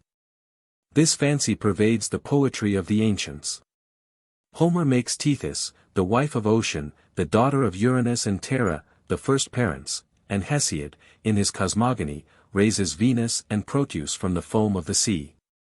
The vital and intellectual fire of the ancients that animated all living beings was admitted by most of their physicians, especially by Hippocrates, Galen, and Aretius. Aristotle describes an universal creative agent in all the elements, the source of life upon earth, and of the celestial movements in the firmament. Descartes, in modern times, maintained that a vital flame existed in the heart of every animal. This fire, and the genial warmth that it diffused, was considered the soul of the universe, and on this subject Gassendi expresses himself as follows: Sic as velit talum calorem etiam animum dicere, nihil est similiter quod vetat. It was natural for man, even in an uncivilized state, to attribute to solar heat the same influence on animals as was manifest in its actions upon plants. When life had fled, the inanimate corpse was cold, and caloric was therefore considered the principle of vitality. It was from this conviction that we find the sun and fire objects of adoration both in ancient times and amongst savages to the present day. Fire is idolized by the Tartars, and various African tribes. The Yakouts, a Siberian horde, believe that the deity of good and evil has taken his abode in this supposed element. The Colombian Indians were fire worshippers. And Pallas informs us that the Chinese on the confines of Siberia held it in such religious respect, that they never attempted to extinguish it even when their dwellings were burning. The doctrine of man and the universe having been created an emanation of the Creator, renders the Creator material, or matter itself, matter being considered intelligent, and susceptible of this organization. This was the belief of the Brahmins, and was no doubt transmitted to the academic and Eleatic schools of Greece by Pythagoras. We find in the Yajurveda, already alluded to, the following passages, that clearly demonstrate this belief: the whole universe is the Creator, proceeds from the Creator, and returns to Him. The ignorant assert that the universe in the beginning did not exist in its author, and that it was created out of nothing. O ye, whose hearts are pure! How could something arise out of nothing? This first being alone, and without likeness, was the all in the beginning. He could multiply himself under different forms. He created fire from his essence, which is light. And further, thou art Brahma. Thou art Vishnu. Thou art Kodra. Thou art the moon. Thou art substance. Thou art Jam. Thou art the earth. Thou art the world. These Brahminical doctrines were, beyond doubt, also held by the Greeks. In a poem ascribed to the fabled Orpheus we find the following lines, translated by Mason Good with as much correctness as elegance. Jove first exists, whose thunders roll above. Jove last, Jove midmost, all proceeds from Jove. Female is Jove, immortal Jove is male. Jove the broad earth, the heavens irradiate pale. Jove is the boundless spirit, Jove the fire that warms the world with feeling and desire. The sea is Jove, the sun, the lunar ball. Jove king supreme, the sovereign source of all. All power is his, to him all glory give. For his vast form embraces all that live. It may be easily imagined that a subject so recondite and obscure must have led philosophers into the wildest speculations. By some, life was considered as the result of a general consent or harmony between the different organs of which the vital frame is formed, while, as we have seen, many have attributed its phenomena to the blood. That blood, to a certain extent, is endowed with vitality is beyond a doubt. Hunter has endeavored to prove the fact by various experiments. It is capable of being acted upon and contracting like the solid fibers. This we daily witness when blood is coagulated and comes into contact with the atmosphere. It preserves an equality of temperature in whatever medium an animal may move. He also has shown that this fluid can form solid vessels of every description. And its life is also proved by the death inflicted when any excessive stimulus destroys the muscular fiber. Thus, in a body struck with lightning, the muscles remain flaccid and uncontracted, while the blood preserves its fluidity, and is left uncoagulated. All this specious reasoning shows that blood is a living fluid, but does not in the slightest degree demonstrate to what principle this vitality is to be attributed. It merely proves that every part of a living animal, whether solid or fluid, is endowed with a certain degree of life, but leaves us in impenetrable darkness as to the nature of life. The one cannot be killed without the other. And, as Mason Good justly observes, that which is at one time alive, and at another dead, cannot be life itself. It is clear that life cannot exist without blood, but at the same time it is equally evident that the blood is merely a secretion of the living system, and dependent upon the action of the solids, which influence its quantities and properties. 29. It is from this notion of the vitality of the blood that the absurd idea of transfusing it was first conceived. Transfusion consisted in the injection of the arterial blood of young and healthy animals into the veins of the aged and the debilitated. It was about 40 years after the discovery of the circulation of the blood by Harvey that this singular project was tried upon animals, and afterwards upon man. Medicated liquids had already been introduced in Germany into the system by this method, principally by Warendorf. Dr. Christopher Wren, an English physician, was the first who proposed the injection of blood, and Dr. Lower put it into practice. The result of his experiments seemed to warrant their adoption. An animal was drained of a considerable proportion of blood, and lay faint and expiring. But the blood of another animal being thrown into the languid system, active circulation was restored, and the patient ran about with as much facility as before the experiment. When too great a quantity of blood was injected, the creature became drowsy, and shortly after died of plethora. These experiments were reported by the transfusers with many absurd details. In one case a simpleton had become witty by a supply of lamb's blood, in another, an old mangy cur was cured by the vital fluid of a young spaniel, a blind old dog, transfused by a Mr. Gayant, bounded and frisked about like a young pup. Dr. Blundell seriously conceived that this operation might be practiced with great advantage in cases of hemorrhage, more especially in women. Of late years these curious experiments have again been tried with singular results. Prévost and Dumas have shown that the vivifying power of the blood does not reside so much in the serum as in the red particles. An animal bled to syncope is not revived by the injection of water or pure serum of a temperature of 68 degrees Fahrenheit into its vessels. But if blood of one of the same species is used, the animal seems to acquire fresh life at every stroke of the piston, and is at last restored. Diamondbach has confirmed these experiments. It is also stated by these physiologists, that revival takes place likewise when the blood injected had been previously deprived of its fibrin. Another very singular fact has been elicited by these experiments. Blood of animals of a different genus, of which the corpuscles, though of the same form, have a different size, effects an imperfect restoration, and the animal generally dies in 6 days. The injection of blood with circular corpuscles into the vessels of a bird, in which the corpuscles are elliptic and of a larger size, produces violent symptoms similar to those of the strongest poisons, and generally death. Which ensues indeed instantaneously, even when a small quantity only of the blood has been injected. Such, for example, was the effect of the transfusion of some blood of the sheep into the veins of a duck. While in many cases in which the blood of sheep and oxen were injected into the vessels of cats and rabbits, these animals were revived for a few days. The fact of the blood of mammalia being poisonous to birds is very remarkable. It cannot be explained mechanically. The injection of fluids containing globules of greater diameter than the capillary vessels of the injected animal most probably produces death, by obstructing the pulmonary vessels and producing suffocation.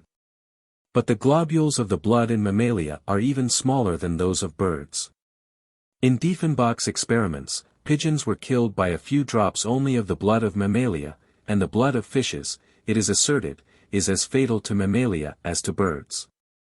These interesting facts have been confirmed by Dr. Bischoff. In all his experiments made with the fresh blood of mammalia, birds died within a few seconds after the transfusion, with violent symptoms resembling those of poisoning. But when, instead of the fresh unchanged blood, he injected blood from which the fibrin had been removed by stirring, and which was heated to a proper temperature, he was surprised to find that no such symptoms were produced. The animal not appearing to suffer any inconvenience. It seems indeed from these experiments, that the blood of an animal of a different class, is not adapted for the operation. When transfusion was first proposed in France, it met with furious opponents. And Lamartiniere declared that it was a barbarous operation proceeding from Satan's workshop. The controversy between the transfusers and their adversaries was at length carried on with such virulence, that in 1668 the practice was forbidden by a decree of the Châtelet, unless the operation had been sanctioned by the Faculty of Paris. In Italy it continued to be in vogue. Riva and Manfredi frequently performed it, and a physician of the name of Symbaldus submitted himself to the experiment. According to the accounts given by the patients who had been thus injected, they first experienced an increased heat with violent pulsation, profuse perspiration with pains in the loins and stomach, and a sense of suffocation. Violent vomiting frequently arose, and the patient gradually sank into a torpid and heavy sleep. Whatever may be the theoretical ingenuity in favor of this practice, it is not probable that it will ever be adopted. While young blood was thus supposed to give fresh vigor to the aged, the heat communicated by young persons to debilitated bedfellows was also resorted to. This practice seems to have been founded on observation. It is an acknowledged fact that an uncommon depression of vital power takes place in the young when such experiments are tried. This abstraction of vital power is frequently observed in young females married to very old men. In illustration of this fact, Dr. Copeland relates the following case: I was a few years since consulted about a pale, sickly, and thin boy of about 5 or 6 years of age. He appeared to have no specific ailment. But there was a slow and remarkable decline of flesh and strength, and of the energy of all the functions, what his mother very aptly termed a gradual blight. After inquiring into the history of the case, it came out that he had been a very robust and plethoric child up to his 3rd year, when his grandmother, a very aged person, took him to sleep with her. That he soon afterwards lost his good looks, and that he had continued to decline progressively ever since, notwithstanding medical treatment. I directed him to sleep apart from his aged parent, and prescribed gentle tonics, change of air, and the recovery was very rapid. This selfish indulgence of the aged in endeavoring to deprive their young bedfellows of heat and strength has been often remarked. And young women thus circumstanced have shrewdly suspected the cause of their debilitated condition. It is extremely probable that in these cases electricity is conducted from one body to another. This hypothesis is in some degree confirmed by the experiments made upon Caspar Hauser by von Feuerbach. This Caspar Hauser had been kept from infancy until he was 18 years of age in a perfectly dark cage, without leaving it, and where he never saw a living creature or heard the voice of man. He was restricted from using his limbs, his voice, his hands, or senses, and his food consisted of bread and water only, which he found placed by him when wakening from his sleep. When exposed in Nuremberg, in 1828, he was consequently at 18 years as if just come into the world, and as incapable of walking, discerning objects, or conveying his impressions, as a newly born infant. These faculties, however, he soon acquired, and he was placed under an able instructor, who has recorded his singular history. Darkness had been to him twilight. The light of day was at first insupportable, inflamed his eyes, and brought on spasms. Substances, the odor of which could not be perceived by others, produced severe effects upon him. The smell of a glass of wine, even at a distance, occasioned headache, of fresh meat, sickness, and of flowers, a painful sensation. Passing by a churchyard with Dr. Daumer, the smell of dead bodies, although altogether imperceptible to the doctor, affected the young man so powerfully as to occasion shudderings, followed by feverish heat, terminating in a violent perspiration. He retained a great aversion, owing to their disagreeable taste and smell, to all kinds of food excepting bread and water. When the north pole of a small magnet was held towards him, he described a drawing sensation proceeding outwards from the epigastrium, and as if a current of air went from him. The south pole affected him less, and he said it blew upon him. Professor Daumer and Hermann made several experiments of the kind, calculated to deceive him, and, even although the magnet was held at a considerable distance from him, his feelings always told him very correctly. These experiments always occasioned perspiration and a feeling of indisposition. He could detect metals placed under oilcloths, paper, and by the sensation they occasioned. He described these sensations as a drawing, accompanied with a chill, which ascended, according to the metal, more or less up the arm, and attended with other distinctive feelings, the veins of the hand exposed to the metal becoming visibly swollen. The variety and multitude of objects which at once came rushing upon his attention when he thus suddenly came into existence, the unaccustomed impressions of light, free air, and sense, and his anxiety to comprehend them, were too much for his weak frame and acute senses. He became dejected and enfeebled, and his nervous system morbidly elevated. He was subject to spasms and tremors, so that partial exclusion from external excitements became for a time requisite. After he had learned regularly to eat meat, his mental activity was diminished, his eyes lost their brilliancy and expression. The intense application and activity of his mind gave way to absence or indifference, and the quickness of apprehension became diminished. It may be questioned whether this alteration proceeded from the change of diet, or the painful excess of excitement that had preceded it. Among the various doctrines regarding the creation of animals, that of panspermia was most ingenious and attractive. According to this theory, maintained by Anaxagoras and Heraclitus, all bodies contain the germ or the organic molecules necessary for their generation. Hippocrates favored this idea, as plainly appears in his book De Dieta. And in modern times Perot, Gassic, Wollaston, Sturm, and other physiologists, have endeavored to revive the doctrine, of which the organic molecules of Buffon and the living molecules of Ray were merely modifications. The expression in Genesis which sanctions the belief that the earth spontaneously germinated its productions, cannot be referred to the animal kingdom. Were this the case, similar animals would be found in every quarter of the globe. Spontaneous generation was also attributed to putrefaction, and Virgil describes the manner in which Aristeus drew forth a swarm of bees from the corrupted entrails of a heifer. Pliny admits the spontaneous creation of rats, mice, frogs, and other small tribes of animals. These errors, however, were soon dispelled by the light thrown on the subject by the microscopic experiments of Vallisneri, Swammerdam, Réaumur, and many other naturalists, who discovered sexual organs in all these supposed self-created individuals. This doctrine was the foundation of the classification of the generative principle into equivocal and univocal generations, the former the effect of putrefaction, but which in reality was univocal.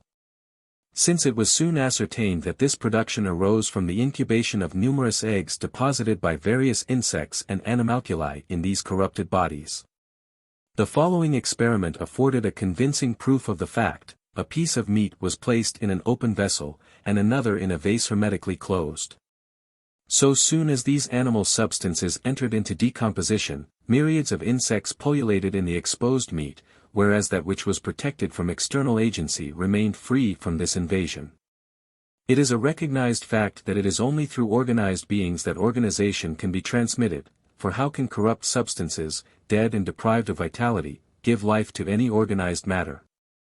Generation is life, putrescence is death.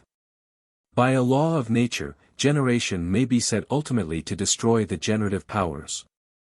A striking illustration of mortality, since life is transmitted at the expense of our very existence, and many individuals in the catenation of organized beings perish the very moment that they have tended to perpetuate their race.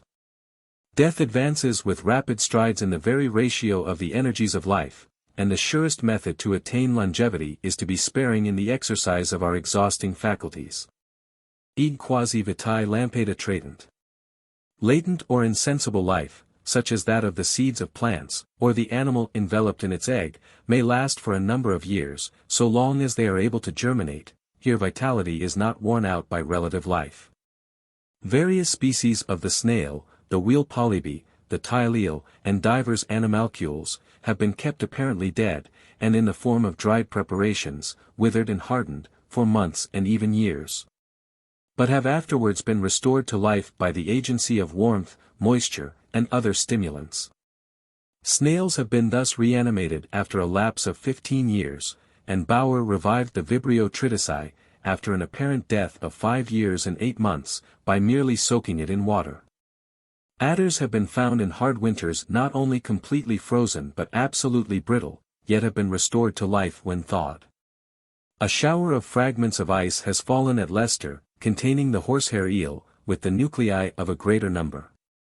Colonel Wilkes found eggs in the solid rocks of St. Helena susceptible of being hatched. The vitality in the seeds of plants is truly amazing. Barley taken out of the bodies of mummies, Indian corn discovered in the tomb of a Peruvian Inca, and the bulb of an onion found in the hand of a mummy 3,000 years old have been sown and have thriven luxuriantly. The most intense heat cannot destroy the vital property. The seeds of roasted apples, the kernels of baked prunes and boiled elderberries have germinated. Sir John Herschel found that the Acacia lophanta lived after having been steeped in boiling water for 12 hours, and Ludwig informs us that the seeds of a species of cedar only germinated after ebullition. Freshwater shells have been found in the thermal waters of Gastein at a temperature of 117 degrees, and Niebuhr found a conferva growing in water at 142 degrees.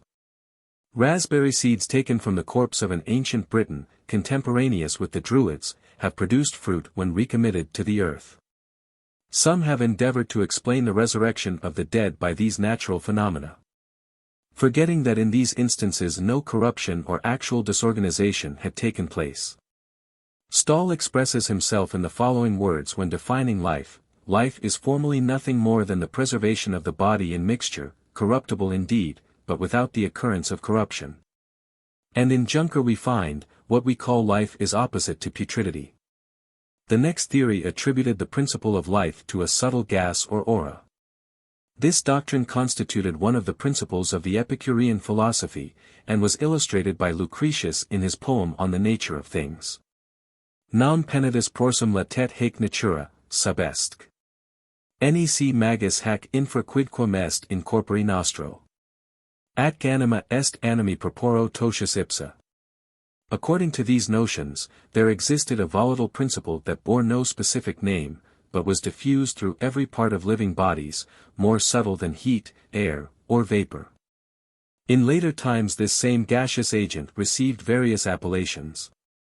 Van Helmont designated it as the aura vitalis, while other philosophers called it the aura seminalis and the aura sanguinis. The Archeus Faber of Van Helmont, the Astrum Internum of Crollius, the Principium Energumenon of Michael Alberti, the Substantia Energetica Naturae of Glisson, may all be referred to this unseen but powerful agency. Hippocrates called it phi upsilon sigma iota, or nature, which he elsewhere denominates epsilon nu omicron rho omega nu tau alpha. It was also the delta upsilon nu alpha mu iota xi omega tau iota kappa eta of Galen. This soul, or breath, or spirit, directed and preserved the whole economy. And Chrysippus asserts that it acted like salt upon pork. Modern chemistry has sought this principle in specific agents. Caloric, or the matter of heat.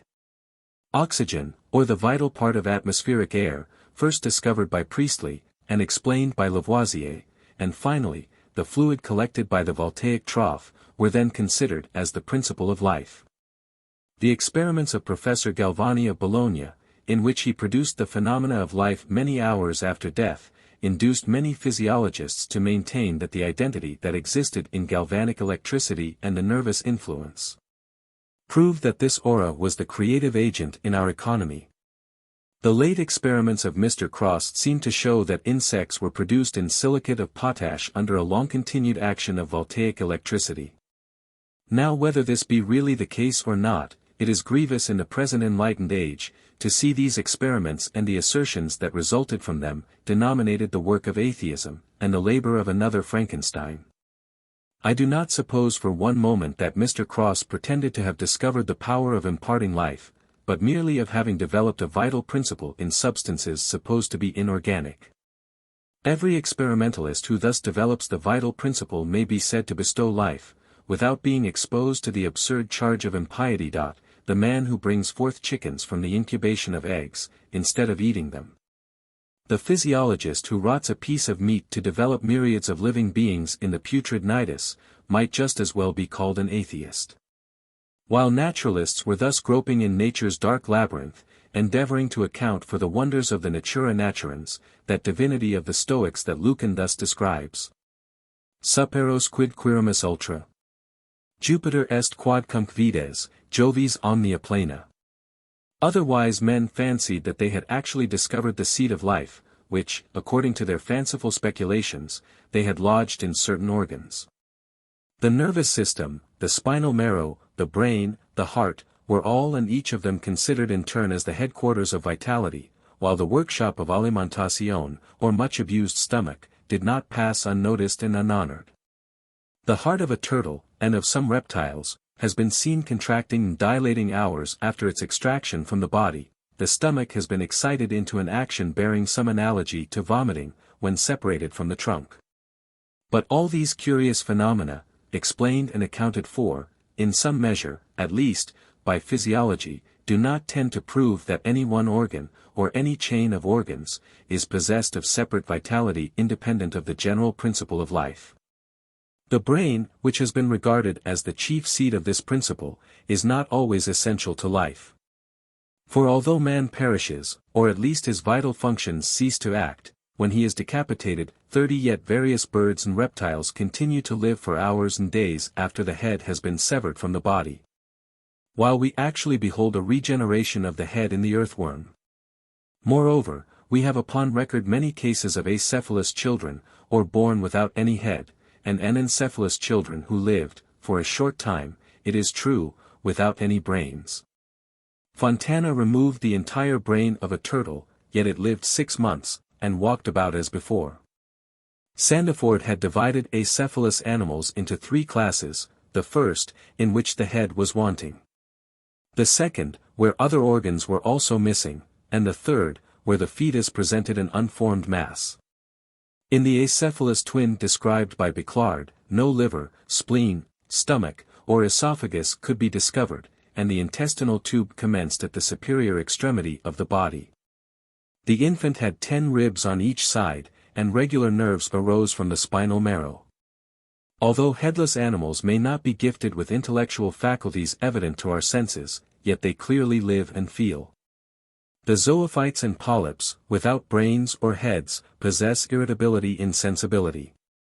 They can seek their food, seize it, reject what is not edible, are susceptible of the powers of light and heat, can contract their fibers when touched or injured, and, in short, manifest various innate or instinctive powers.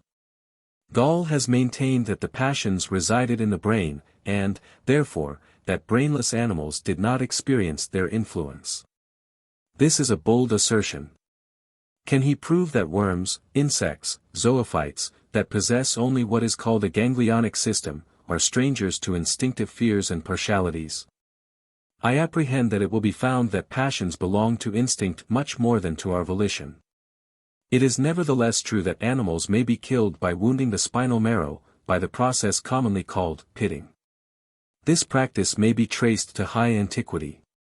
And Livy informs us that when the Carthaginian troops were routed, Asdrubal ordered their unmanageable elephants to be destroyed by driving the point of a knife between the junction of the head and spine. From these observations it will appear quite clear that life has no necessary connection with sensation, although the latter cannot be experienced without the former. Vegetables are endowed with vitality. But we have no reason to suppose that they feel. It is also more than probable that, as the degree of intelligence decreases, the intensity of the corporeal feelings are also diminished. Did not this scale of sensibility exist, insects could not live under the supposed agonies that the entomologist daily inflicts. This supposition does not rest upon indefinite reasoning, for in our own race we observe that those parts which are gifted with a reproductive power are possessed of the smallest degrees of sensation. And the cuticle, the hair, the beard, and the nails will even grow after death. This fact may calm the apprehensions of those very humane persons who look upon experimental physiologists as very monsters of barbarity. Valiant took out the intestines of a locust, and stuffed it with cotton, then fixed it down in his box with a pin, yet, 5 months after, the insect moved its feet and antennas. Spallanzani has shown that the snail can renew its head.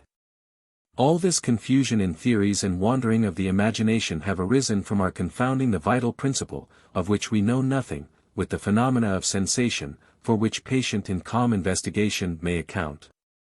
That there does exist a principle of life that animates, vivifies, and preserves all living bodies, until its powers cease, no one can deny. Although to find out its nature is a vain pursuit, as idle as our endeavors to penetrate into the causes of causation. As Richorin observes, its essence is not designed to preserve the aggregation of our constituent molecules, but to collect other molecules, which, by assimilating themselves to the organ that it vivifies, may replace those which daily losses carry off, and which are employed in repairing and augmenting them. The word vital principle is therefore not designed to express a distinct being, but denotes the totality of powers alone which animate living bodies, and distinguish them from inert matter. The totality of properties and laws which govern the animal economy. Of all the doctrines upon this abstruse subject, of which I have noticed the principal ones, that of the pre-existence of an organic germ appears the most plausible, or at any rate the easiest to conceive. It was from this conviction that the ancients held as an axiomatic principle omnia ex ovo. It is upon this theory that Buffon rested his organic molecules, and Ray his vital globules. The primitive lineaments of organization may be traced in the egg, even before it is fecundated. The embryo that we find in its involucra is soft, flexible, ready to receive the plastic impression of the vivifying secretion, the fecundating agency that imparts existence and all its wondrous attributes, to the pre-existing ova. The ova subventanea. It does not appear that the first organ of the embryo which exhibits the living principle is the heart, hence denominated in the fetus the punctum saliens. The principle of life has probably organized every molecule of the animal long before this supposed fountain of vitality had been seen to flow. It is more likely that the nervous system has received the first impressions imparted by the fecundating secretion, which the ancients supposed to have been a direct emanation from the brain, and bearing in its vivifying molecules the life of every part of the being it was about to organize. Thus Valescus, sperma hominibus descendit ex omni corporis humor, ca fit ex subtiliori natura.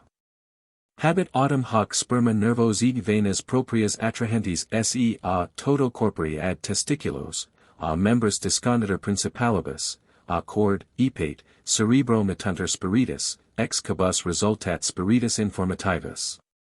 Et non aliter nisi cum spermate, ergo ab iis principaliter sperma disconditor.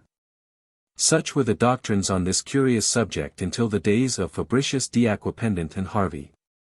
Buffon, however, exerted all his eloquence to revive the theory. The following are the notions of this elegant writer, who unfortunately only studied natural history in books and cabinets. He maintains that there exist two sorts of matter, the one living, the other dead, the first enjoying a permanent vitality, the second universally spread, passing from vegetables to animals through the channels of nutrition, and returning from animals to vegetables through the medium of putrefaction, thus in a constant state of circulation to animate living beings. This vital matter exists in determined quantities in nature, and is composed of an infinity of organic molecules, primitive, living, active, incorruptible, and in relation, both as regards action and numbers, with the molecules of light, and enjoying an immutable existence, since the usual causes of destruction can only affect their adherents. It is these molecules which, being cast in regular molds, constitute all the organized bodies that surround us. According to this doctrine, development and growth are only a change of form operated by the addition of organic molecules. Nutrition, the preservation of this form by the accession of fresh molecules that replace those that are destroyed, generation, the combination of these particles, and death, their separation from cohesion and association. This ingenious system is not dissimilar to that of Maupertuis, who thought that the mysteries of generation could be explained by the usual laws of elective attraction. Various were the physical, metaphysical, and moral batteries raised against this visionary fabric. One single fact was sufficient to overthrow it. We constantly see parents deficient in a limb, or misshapen, producing perfect offspring. If each part of the economy was to transmit to its progenitor molecules similar to itself, the child would naturally be visited with the imperfection of the parent. Notwithstanding these fallacies, we cannot but admit that chemical and molecular attraction constitute the principle that harmonizes all organized bodies. Generation is simply a function of organization and life. Organized bodies alone can generate. The living only can impart life. Animals and plants transmit to their descendants their several properties, and the inheritance of organization departs with the vital spark. Life is the property of no one. It is a transmitted heirloom that never perishes. It resembles a torch that communicates an eternal flame while consuming itself. Organized beings have justly been considered the fuel of the universal vital fire, and we all are the daily bread of that monstrous animal called the world. All are engulfed in that vortex which Beckshare has called the circulus aeterni motus. Metempsychosis was simply an illustration of this fact recognized in all ages in the East, and taught in European schools by Pythagoras. Nothing perishes. And even combustion produces fresh combinations.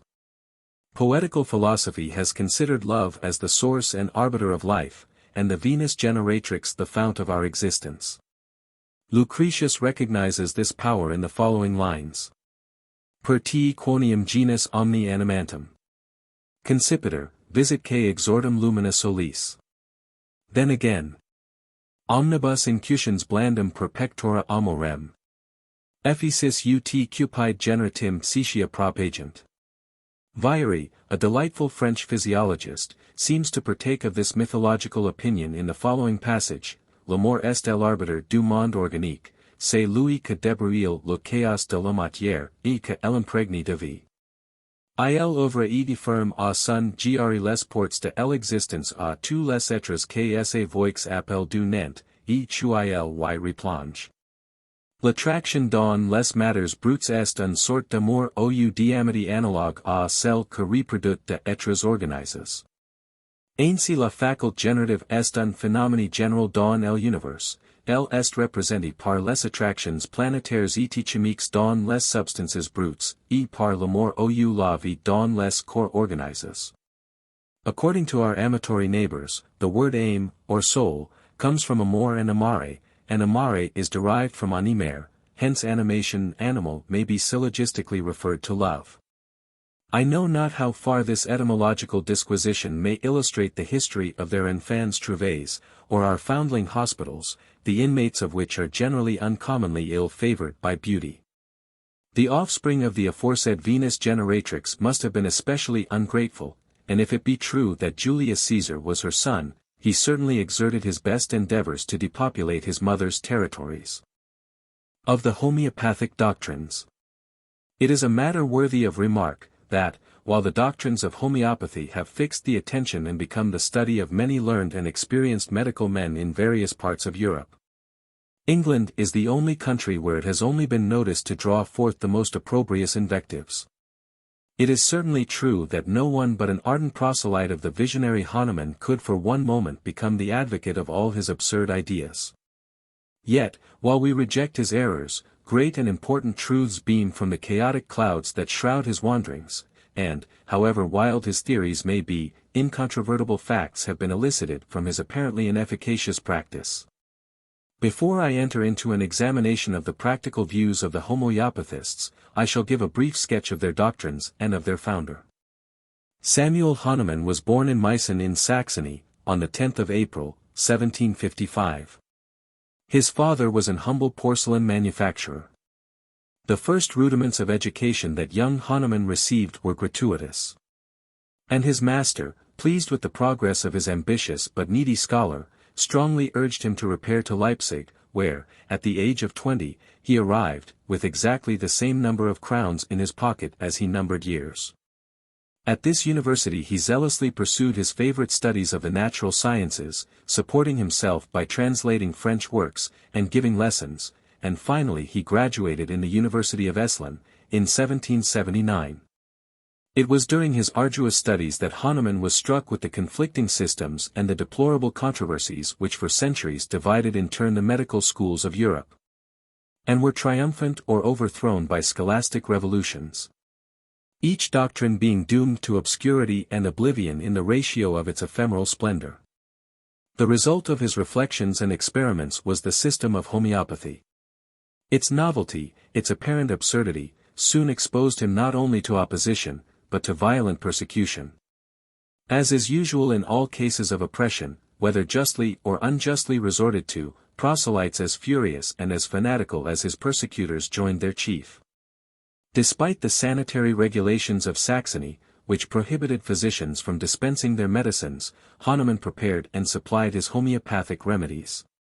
And, being expelled from Leipzig, sought a refuge at Cothen, where, exasperated by the harsh treatment he had experienced, he fulminated his anathema on all past and present systems of medicine with no small degree of furious resentment.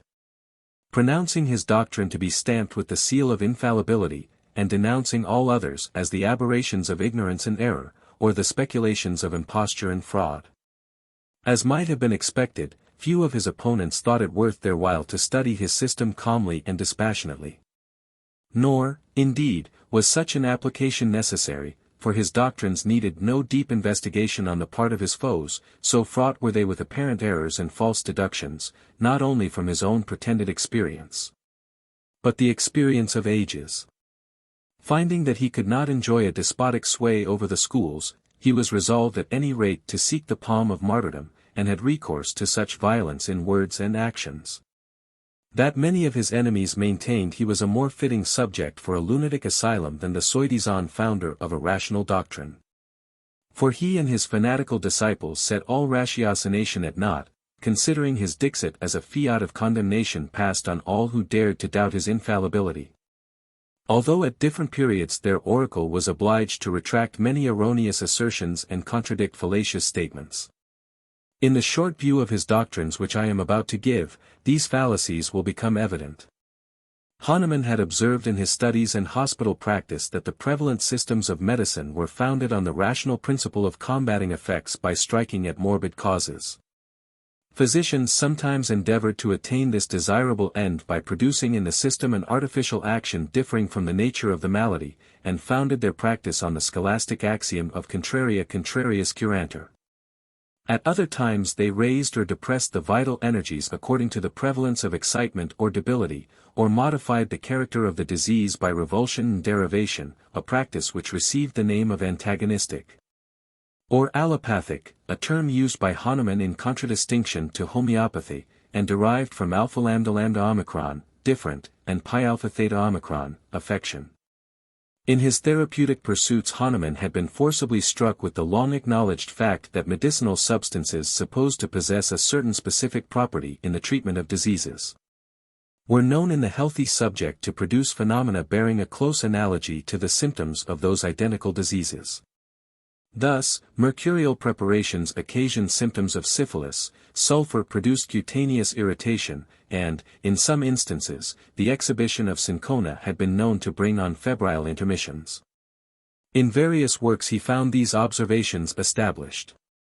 For instance, amongst many others, he found in the publications of Beddoes, Scott, Blair, and various writers, that nitric acid, which was known to produce ptyalism, relieved salivation and ulceration in the mouth. Arsenic, which, according to Henrich, Nape, and Heinz, occasioned cancerous anomalies in healthy subjects, was stated by Fallopius, Bernhard, Renaud, and many other surgeons, to be efficacious in relieving, if not curing, similar disorders.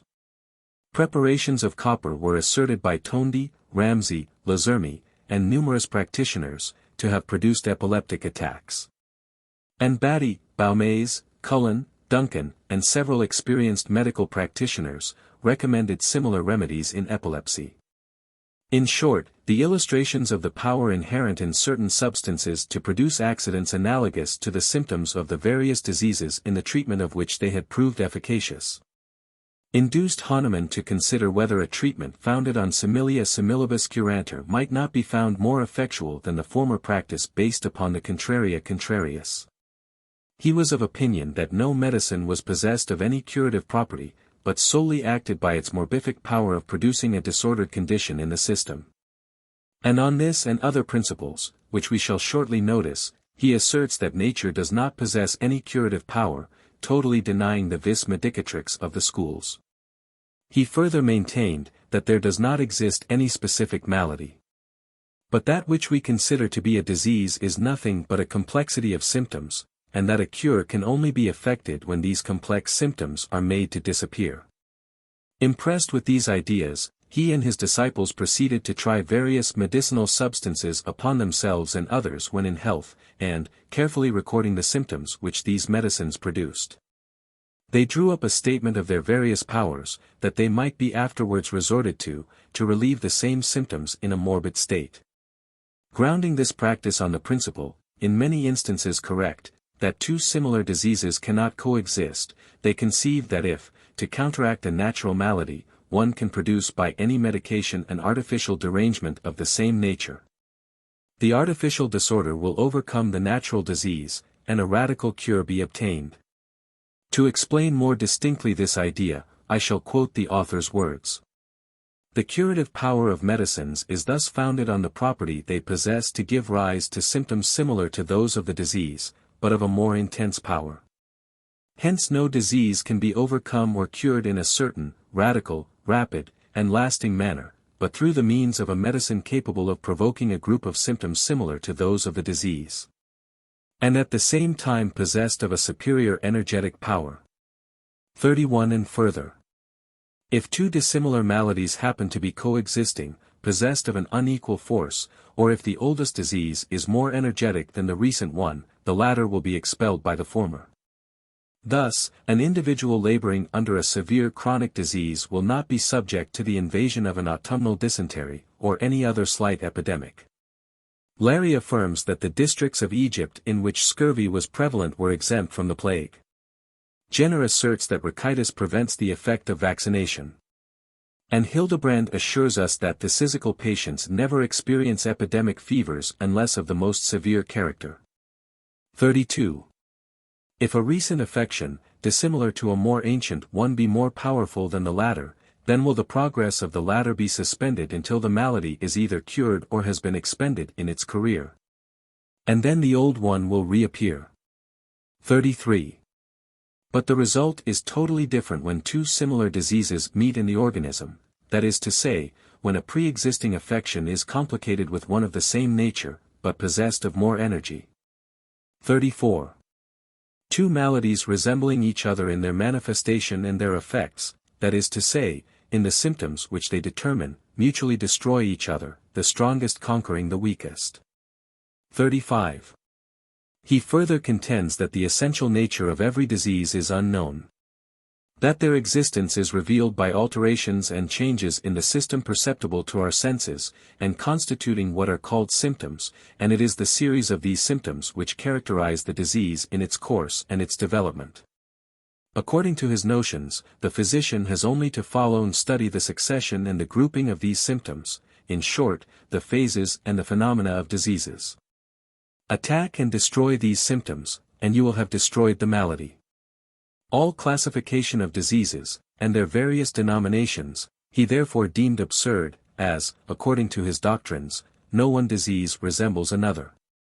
So various were their modifications, that, with few exceptions, it was idle to give them a particular name, since disease was simply a derangement in our organization manifested by peculiar symptoms.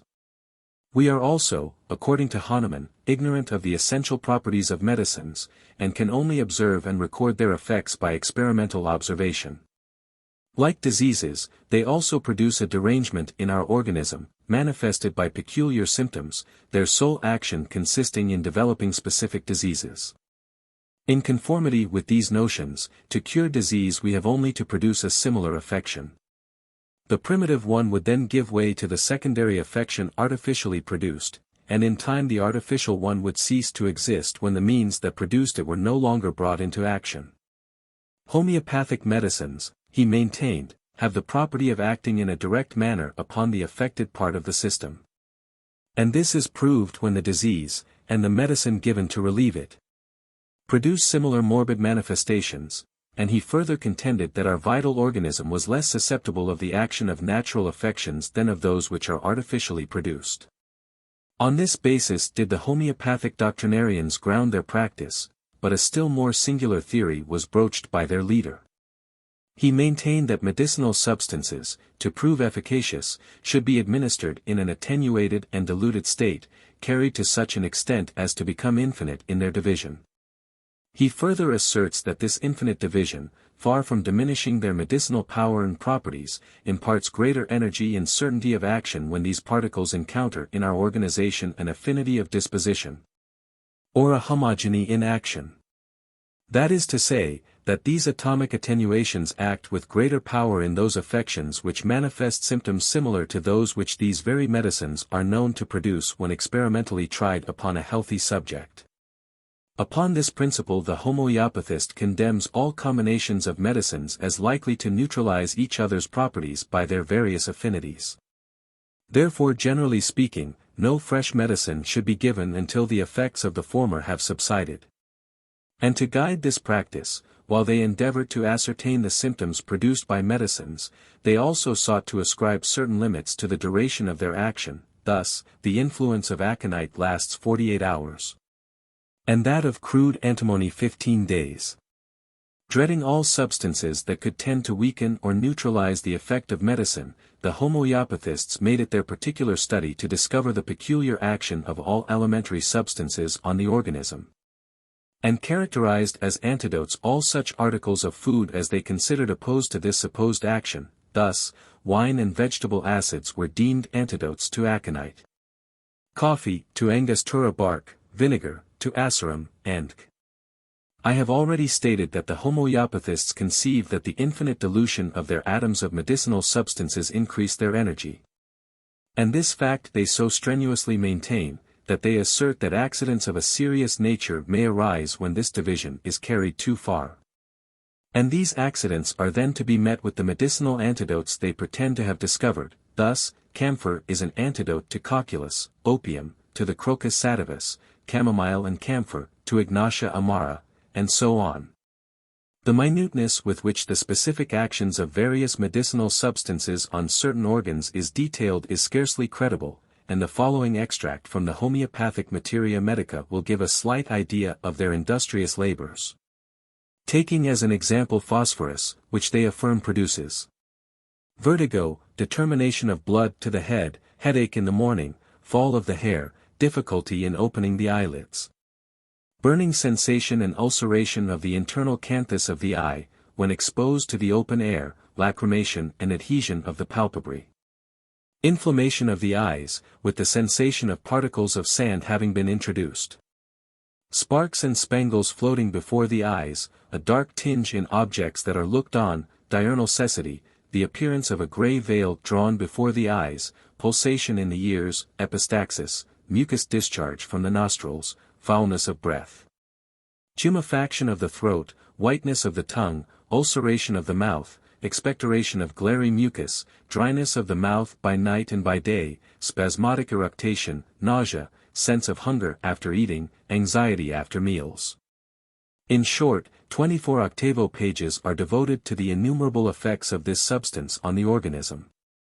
Of magnesia artificialis 312 symptoms are noted, 650 of the rus radicans, 940 of pulsatilla, 500 of Ignatia amara, 460 of arsenic. In short, volumes upon volumes are crowded with these observations, not only recording physical effects, but singular results on our moral faculties, such as serenity or moroseness, gaiety or sadness, a disposition to commit suicide or a fond partiality to life, courage or cowardice, a weak intellect or a vigorous conception. For instance, common sea salt occasions irascibility, lowness of spirits, taciturnity, melancholy, palpitation of heart, disposition to shed tears, pusillanimity, and despair. While potash gives rise to ill temper without apparent cause at noon and in the evening, with violent paroxysms of rage in the morning, impetuous desires, furious passion, with gnashing of teeth, if all around does not yield to the patient's desires. While the vision of a bird hovering about the window produces loud shrieks of alarm, exaltation of the intellects, and a horror of the future. So innumerable, indeed, are all these singular effects attributed to various medicines thus experimented, that no memory, however retentive, could possibly bear them in recollection. The following are the directions laid down for conducting this curious inquiry. The person upon whom medicines are tried must be free from disease, but weak substances should be given to subjects of a delicate and sensitive constitution. The medicine is to be tried in its most pure and simple state, possessing all its energies, taking special care that it is not combined with any heterogeneous substances during the day it is exhibited, and the time while its action is supposed to last. The diet must be moderate, all spices and high-seasoned food to be avoided, as well as green vegetables, roots, salads, and which are known to possess medicinal properties. The dose of the medicine to be similar to that which is usually prescribed by practitioners. If, at the expiration of about 2 hours, no effect is observed, a stronger dose is to be given. Should the first dose operate powerfully at the commencement, but gradually lose its influence, the second will be given the following morning, and a still stronger one, for times the strength of the first, be administered on the third day. The result of these experiments being recorded, homeopathic agents are selected to oppose morbid symptoms, and when the choice of remedies has been appropriate, an aggravation of the symptoms is observed. This aggravation is usually considered as an increase of the disorder, whereas it is solely the effect of the homeopathic remedy. For these phenomena, say the homeopathists, were frequently observed by physicians, who little thought at the time, that they were the result of the medicines they had given. Thus, when the pustules of itch became more rife after the exhibition of sulfur, it was thought that the increase of the eruption was merely the affection coming out more freely, whereas, the aggravation was occasioned by sulfur. Leroy informs us that the heartsease, viola tricolor, increased an eruption in the face. Lyrens says that elmbark aggravated cutaneous affections, which were cured by this remedy. But neither of them were aware of the nature of this homeopathic development. For further information on this head, the Organon of Hahnemann must be consulted. Such were his doctrines for a period of about 20 years, doctrines which he emphatically pronounced infallible, and founded on the immutable laws of homeopathy. In 1828, however, convinced by numerous failures in the treatment of chronic diseases, that other causes than those which he acknowledged, such as the improper preparation of the medicine, or dietetic neglect on the part of the patient, contributed to these disappointments, he announced that he had discovered the hidden source of the obstacles he encountered. And that, after many years of experiments and meditation, he had come to the conclusion that almost all chronic diseases originated from constitutional miasmatic affections or predispositions, which he divided into psychosis, syphilis, and sora, or, in plain English, the itch. To this latter affection he attributes innumerable disorders. In diseases of a syphilitic character, he had found his mode of treatment infallible. And he therefore concluded that all obstinate and rebellious affections were the result of some other constitutional predisposing circumstances. He tells us that he labored in profound secrecy to discover this sublime desideratum, his very pupils knew it not. The world was to remain in ignorance of his pursuits until he could proclaim the most inestimable gift that divinity bestowed upon mankind. This immortal discovery was neither more nor less than the itch. To which malady, according to his views, since the days of Moses, 7/8 of the physical and moral miseries to which flesh is heir, were to be referred.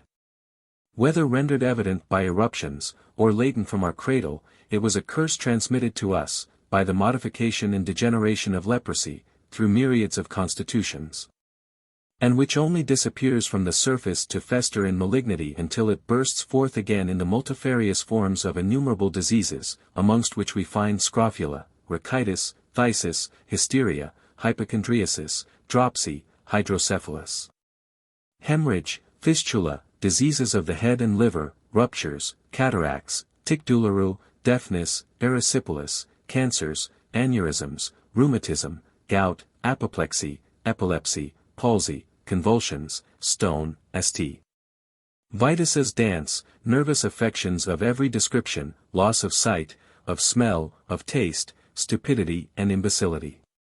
36 In support of this doctrine, Hahnemann adduces 95 cases recorded by medical writers, in which the disappearance of the itch was followed by various acute and chronic maladies. The next miasmatic generator is psychosis, or the disposition to warty excrescences, but this source of disease Hahnemann does not consider so prolific as syphilis or his favorite sora. Such are the principal features of the homeopathic system. I have already stated that its followers consider the most minute particles of medicine more powerful than larger doses. They therefore have recourse to infinite trituration or dilution in 3 vehicles which they consider free from any medicinal property: distilled water, spirits of wine, and sugar of milk. By these means they procure a decillionth or a quintillionth fraction of a grain. 1 drop of their solution is considered sufficient to saturate 300 globules of sugar of milk. And 3 or 4 of these globules are deemed a powerful medicine. To give a better idea of Hahnemann's notions on this subject, I shall quote his own words. By shaking a drop of medicinal liquid with 100 drops of alcohol once, that is to say, by taking the phial in the hand which contains the whole, and imparting to it a rapid motion by a single stroke of the arm descending, I shall then obtain an exact mixture of them. But 2 or 3, or 10 such movements, would develop the medicinal virtues still further, making them more potent, and their action on the nerves much more penetrating. In the extenuation of powders, when it is requisite to mix 1 grain of a medicinal substance in 100 grains of sugar of milk, it ought to be rubbed down with force during 1 hour only, in order that the power of the medicine may not be carried to too great an extent. Medicinal substances acquiring at each division or dilution a new degree of power, as the rubbing or shaking they undergo develops that inherent virtue in medicines which was unknown until my time, and which is so energetic. That latterly I have been forced by experience to reduce the number of shakes to 2. As a further illustration of this theory, he affirms that gold is without any action in our organism in its natural state, but that when 1 grain of this metal is triturated according to the above process until each grain of the last triturated preparation contains a quadrillionth part of the original grain of the mineral, it will be so powerful that it will be sufficient to place this single grain in a phial, to be inspired for a moment, to produce the most amazing results, and none more so than the faculty of restoring to a melancholy individual, disposed to commit suicide, his pristine partiality to life. Unfortunately for Hahnemann, many of these assertions are unsupported by facts or sound reasoning, and appear mere wanderings of an ardent imagination. And thus soaring in regions of fancy, he himself has struck many fatal blows to his own doctrines. For instance, what are the arguments he adduces to prove that in 2 similar diseases the strongest will overcome the weakest? Why, he exclaims, does the splendid Jupiter disappear during the twilight of morn to the eyes of the contemplator? It is because a similar power, but possessed of greater energies, the breaking day, acts upon our organs. This is a defective analogy. Hahnemann tells us that a stronger power banishes a weaker one in a permanent manner, whereas the bright planet he here alludes to will return with the night. Then again, with what do we endeavor to relieve the olfactory nerves when offended by disagreeable odors? By snuff, which affects the nostrils in a similar but in a more powerful manner. This is not correct. When the action of snuff has ceased, the disagreeable effluvia become again offensive. In some instances his poetical vagaries are preposterous.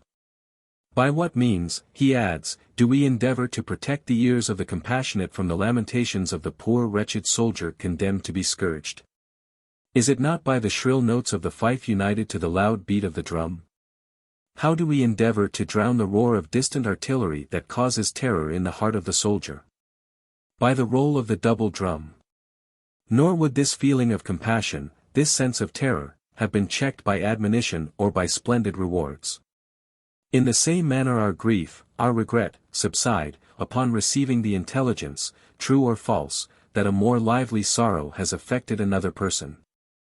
It would be idle to dwell upon the absurdity of such visions and erroneous statements. To support his doctrines, Hahnemann should have proved, first, that medicinal powers do produce an artificial malady similar to the natural affection, second, that the organism only remains under the influence of the medicinal disease. Third, that this medicinal disease is of short duration, and fourth, that all these effects can only be produced by a medicine selected according to their similarity of symptoms. Our theorist has utterly failed in his endeavors to establish these facts. Therefore have his doctrines been impugned by many of his most zealous disciples, amongst whom may be mentioned Grieslich, Rau, Schroen, The aggravation which he asserts takes place after the exhibition of a homeopathic medicine is not only unsupported by proof, but positively denied by many of their practitioners. And Hartmann plainly affirms that, after a homeopathic dose, the patient frequently experiences a state of calm, a disposition to slumber, and often falls into a profound sleep more or less prolonged, in waking from which he finds himself much relieved, if not perfectly cured. Thus several physicians who have adopted his practical views reject many of the doctrines on which they are founded. And a homeopathist has justly compared his works to a wild virgin forest, in which we meet with a number of valuable trees and plants in the midst of arid brushwood and parasitic weeds that would check the growth of the most useful productions. Yet, notwithstanding the many gratuitous assertions, and consequent erroneous inductions, we meet with in the Organon, it is probable that this system is destined to operate a gradual but material revolution in the practice of medicine. As to theories, we must agree with Voltaire when he said, En fait de système, Illinois faut toujours essayer réserver le droit de rire le lendemain de ses idées de la veille. Hippocrates laid down in his aphorisms the incontrovertible fact, duobus doloribus simul abortus, non tandem idem in part, vehementur alterum obscurat. A. 46. To a certain degree, it was upon this assertion, which the experience of ages has confirmed, that Hahnemann founded the principal and most important point of his doctrine.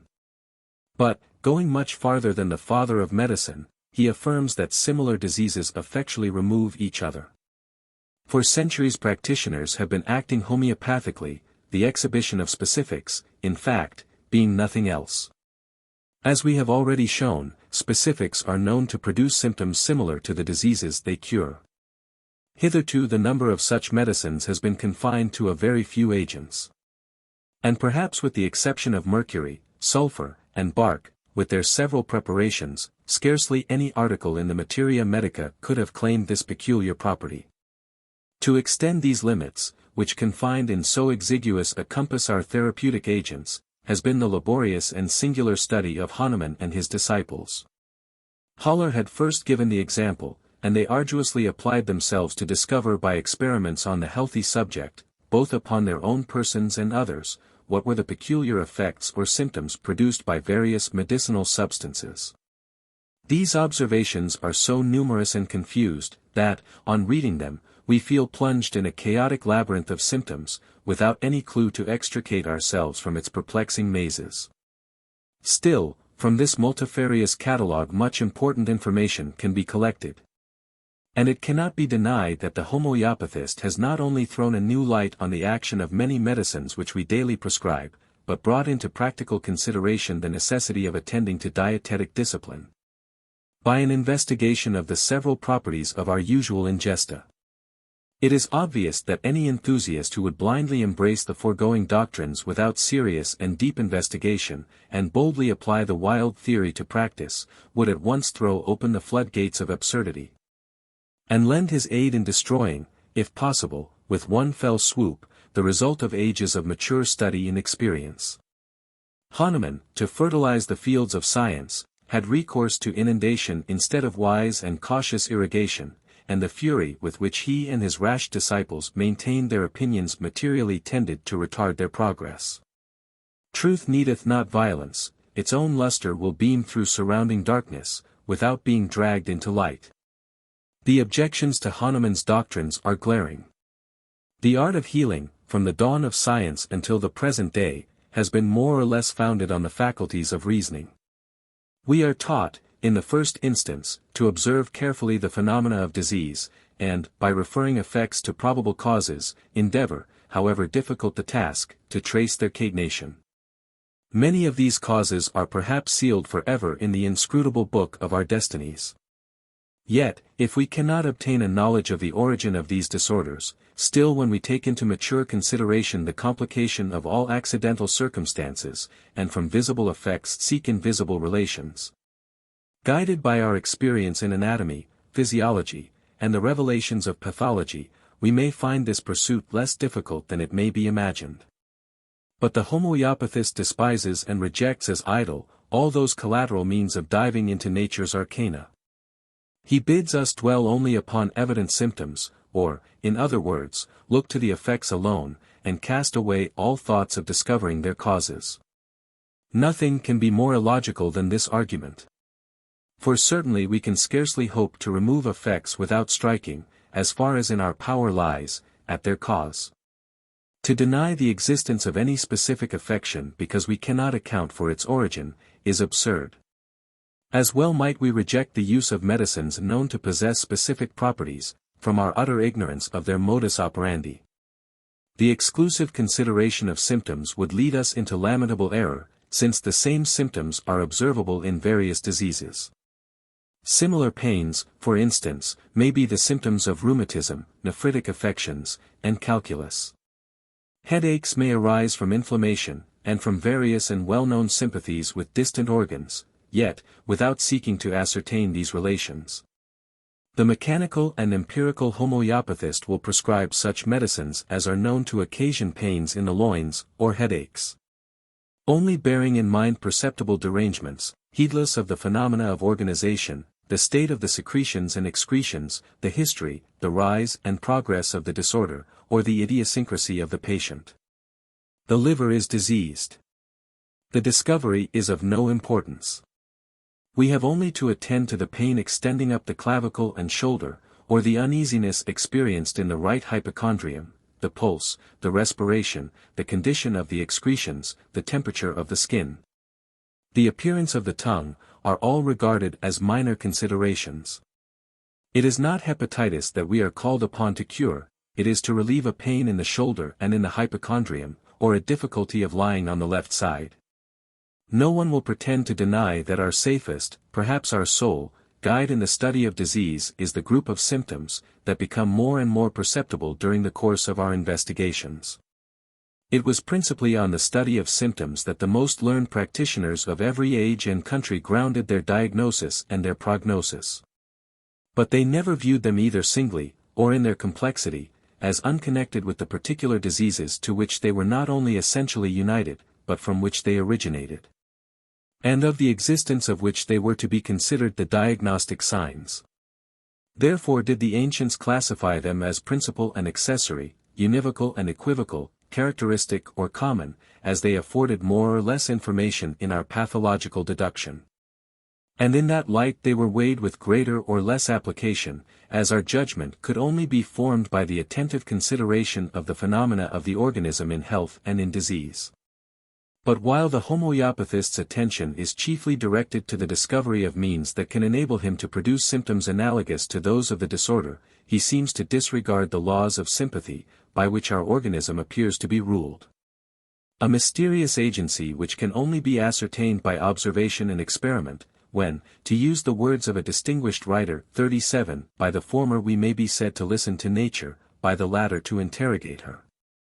Health depends upon the due cooperation of all these associations, and one organ in the wonderful machinery cannot be deranged in its functions without influencing others, however distant and unconnected they may appear.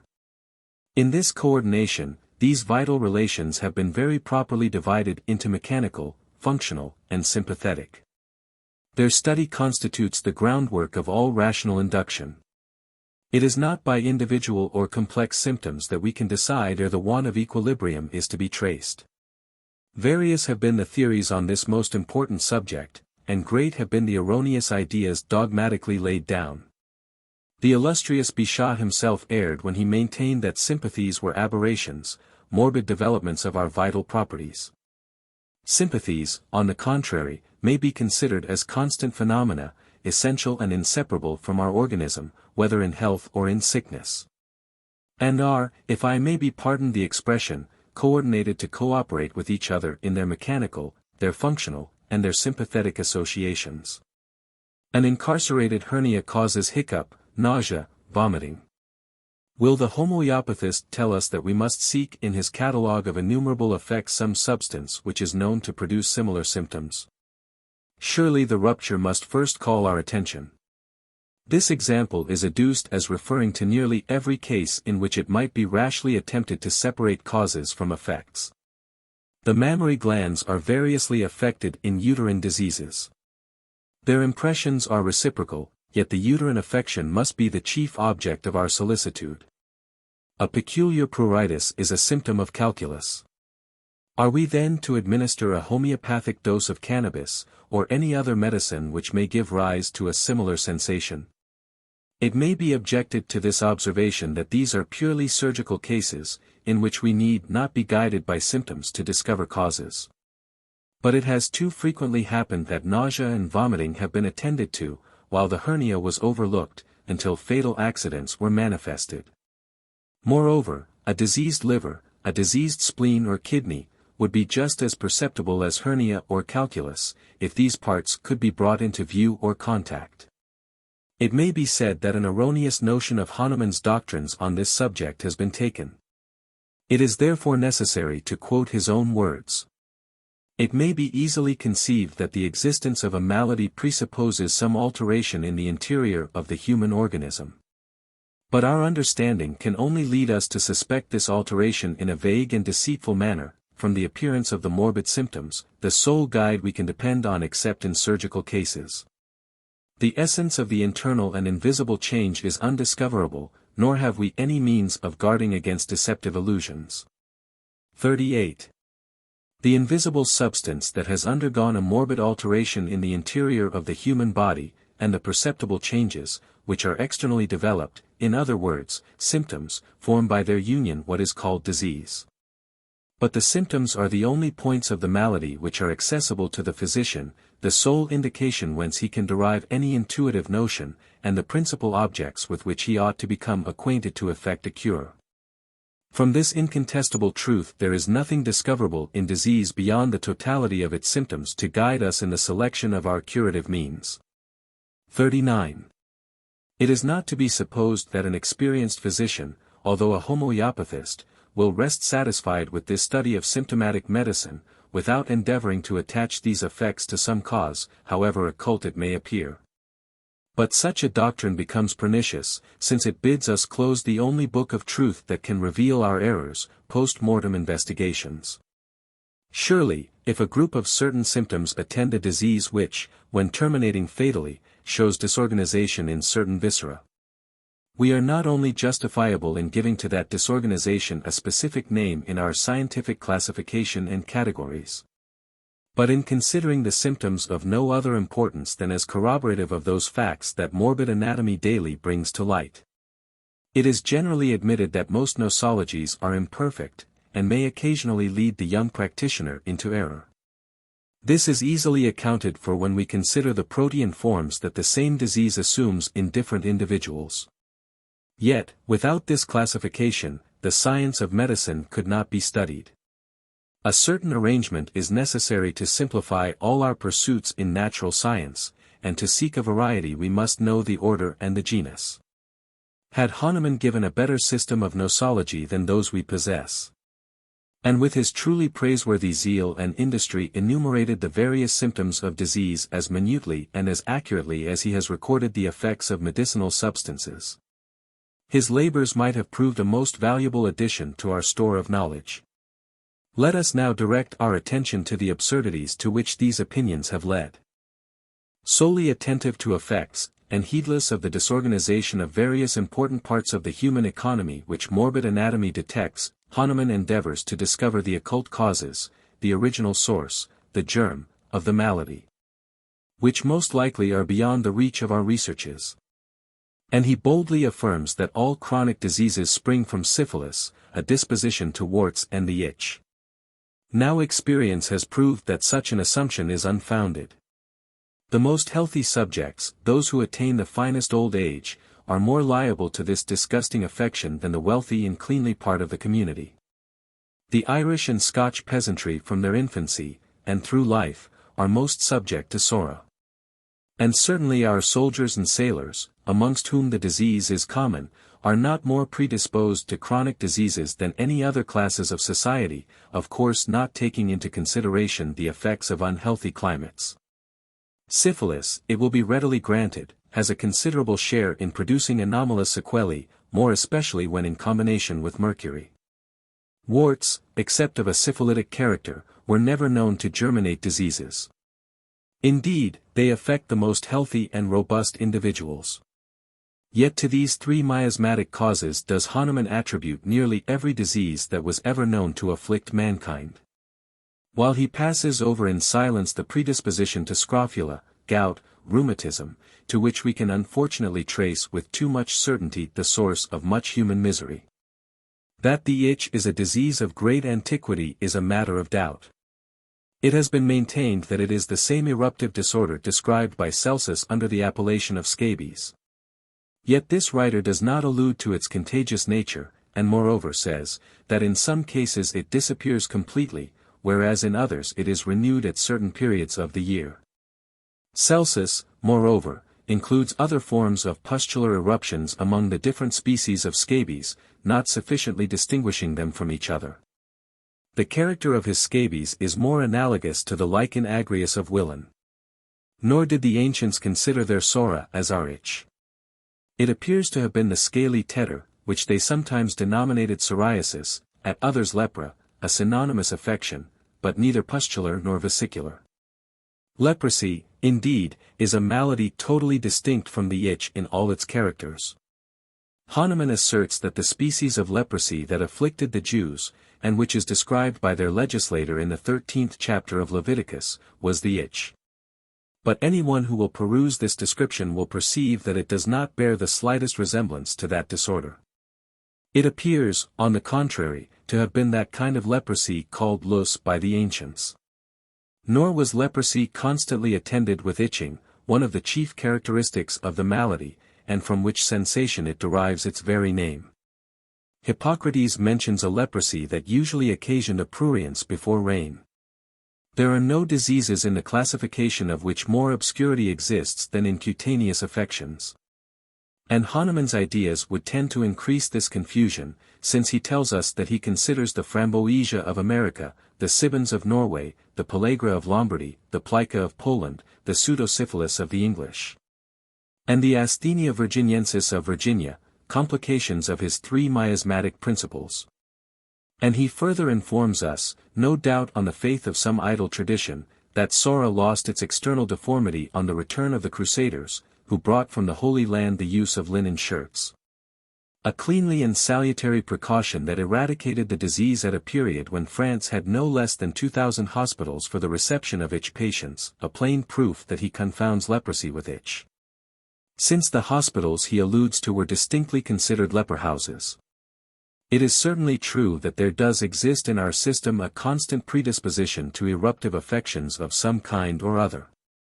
We are born heirs to certain exanthematic affections, such as the measles and smallpox.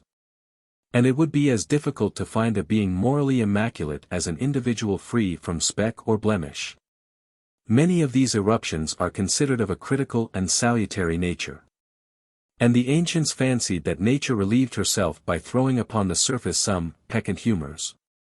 Hence their dread of the retrocession of any of these breakings out. And there is no doubt but that accidents frequently followed their sudden disappearance, in the same manner as drying up an issue or a blister established for some time, and become habitual, may occasion internal mischief. But to maintain that all chronic diseases arise from three eruptive principles is a most gratuitous and untenable assertion. Enthusiastically anxious to support his doctrines, Hahnemann is frequently led into erroneous assertions. Thus he tells us that life will suddenly cease if a little water, or the mildest liquid, is injected into a vein. Whereas experience has proved, in the treatment of cholera, and various other instances, that the most stimulating solutions may be thus introduced, not only with impunity, but with salutary results. It is needless to enter more deeply into the ungracious business of pointing out errors, many of which were evident to Hahnemann himself. Since, not only in the several editions of his Organon, but in various paragraphs in the same volume, he contradicts himself. A much more gratifying and important task is now undertaken, to prove, by the evidence of facts, supported by practical reasoning, that the art of healing is more indebted to the homeopathic doctrines than to any system that has hitherto been delivered in our schools. That the all-bountiful Creator, in permitting, for purposes unknown to us, mankind to be visited by so many scourges, has also scattered around us means to counteract these evils, cannot be a matter of doubt. Instinct leads animals to find out these salutary agents, and various specifics have been discovered by man. The rudest savage is in possession of curative substances unknown to civilized man, and performs cures where learning and experience have proved of no avail. To extend the limits of specifics, must therefore be considered a most desirable step towards adding to our means of relieving disease, and in this pursuit it is impossible to bestow too much praise on the homeopathic observer. Enthusiasm, predilection to a favorite but persecuted system, may induce an ardent proselyte not only to deceive others, but unwittingly to deceive himself. It is therefore not only possible, but probable, that in the experimental investigations of the effects of medicine, fancy, in her multifarious colors, may have depicted, with apparent fidelity, a state of body and mind that only existed in an excited imagination. But when we behold various individuals, distant from each other, and totally unconnected, observing similar results from the exhibition of various medicinal substances, we have no right to call their assertions into doubt. These assertions, moreover, are not laid down dogmatically, but are earnestly recommended to be submitted to the test of experiment. For instance, the homeopathist has found out that certain substances, by diminishing the energy of the heart and arteries, subdue inflammatory action as effectually as venesection. This is a fact daily witnessed, and of which any practitioner may convince himself. It is not asserted, that in cases of sudden determination of blood, which require immediate revulsion and abstraction of the vital fluid, homeopathic remedies will be found possessed of sufficient activity to afford prompt relief.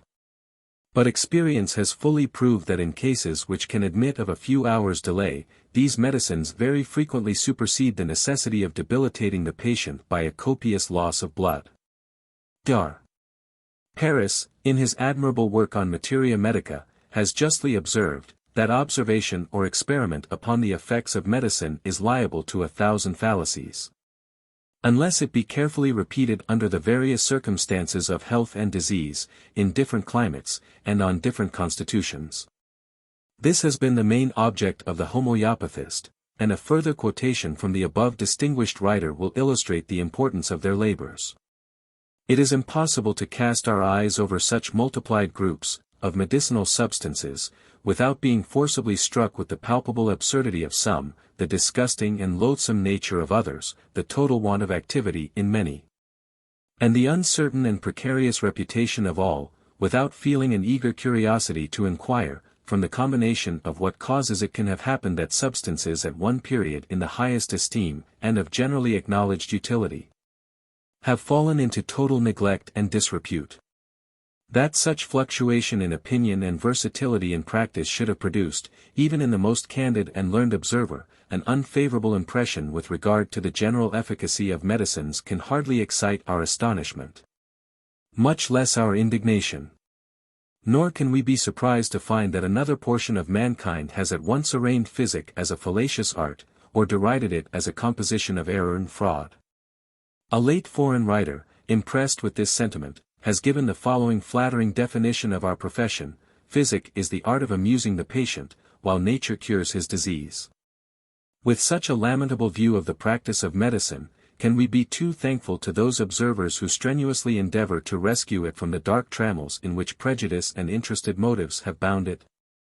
In no country more than in Great Britain is such an investigation desirable. We have become proverbial from our incessant abuse of a farrago of medicinal substances. And what is usually termed an elegant prescription signifies an amalgam of various drugs and preparations, which most probably, by their affinities, neutralize the expected effects of each other. For, however great and flattering may have been the discoveries of modern chemistry, many of these affinities are unknown to us. Surely when our labors cannot detect any difference in the component parts of the purest alpine atmosphere and the deleterious air of a loathsome dungeon, we cannot expect to form a correct idea of pharmaceutic combinations. The mere hopes of being able to relieve society from the curse of constant drugging, should lead us to hail with gratitude the homeopathist's investigations. That many physicians, but especially apothecaries, who live by overwhelming their patients with useless and too frequently pernicious medicines, will warmly, nay furiously inveigh against any innovation of the kind. must be expected as the natural result of interested apprehension. And any man who aims at simplicity in practice will be denounced as guilty of medical heresy. Have we not seen inoculation and vaccination branded with the most opprobrious epithets, merely because their introduction tended to diminish professional lucre? In these remarks upon medicinal combinations, it is not meant to infer that, because they are chemically incompatible, they are ineffectual. Experience has proved the contrary. But no one will contend that, if we can attain the same beneficial results from a single ingredient, administered in small quantities and at distant periods, as from the exhibition of repeated and nauseous doses of pills, powders, draughts, potions, and which hang over the bed of sickness, nay, of slight derangements, like the sword of Damocles, we have not effected a most salutary reform in the practice of physic. It is related of one of these ingenious and industrious practitioners, that, having seen a prescription, that only contained half a dozen medicines, he exclaimed, "What? Nothing more?" To which the prescriber replied, "If you choose, sir, we'll step over to the apothecary, and see what else he has in his shop." Specifics may be divided into two classes. The one producing a peculiar effect upon particular organs, the other producing general results. Thus, the action of cantharides and digitalis on the urinary system, of emetics on the stomach, of certain purgatives on the small intestines, and of others on the large ones, are generally known. Whereas the action of mercury and opium is still a matter of controversy. A study of these effects constitutes the chief object of the homeopathist. And, having determined their peculiar action, these medicinal agents are given singly, and, as we have already observed, in the most minute doses. It is this division into infinite fractions that has drawn upon the homeopathic practice the denunciation of the allopathic physicians. As it is considered utterly impossible that such imponderable particles can produce any beneficial or prejudicial effect. And the Academy of Medicine of Paris, when officially condemning the doctrine, asserts, in support of this argument, that great danger arises from it, in frequent and serious cases of disease, where the physician may do as much injury, and cause no less mischief, by ineffectual means as by those which are prejudicial. This is perhaps one of the most important points of the homeopathic doctrine. If these fractional doses are inert, and yet the disease is cured, then must the successful treatment be solely ascribed to the dietetic regimen and the efforts of nature. However, experience has afforded abundant proofs that these infinite atoms do produce positive and evident effects. What appears to our feeble organs an atomic fraction may produce phenomena on the organism which we cannot comprehend, but should not therefore be denied. Let 1 grain of iodine be dissolved in 1,560 grains of water, the solution will be limpid. Let 2 grains of starch be dissolved in 2 ounces of water and added to the first solution, and the liquor will forthwith assume a blue tint. In this experiment the grain of iodine has been divided into 1/15360. Dissolve the 400th part of 1 grain of arsenic in 400,000 parts of water, and the hydric sulfite will bring it into evidence. Let a 5,000th part of arseniate of ammonia be dissolved in 500,000 parts of water, and the addition of the smallest proportion of nitrate of silver will obtain a yellow precipitate. Numerous experiments of a similar nature may be daily resorted to prove that the most minute particles of 2 substances possessed of chemical affinities may be brought into action, although diluted ad infinitum.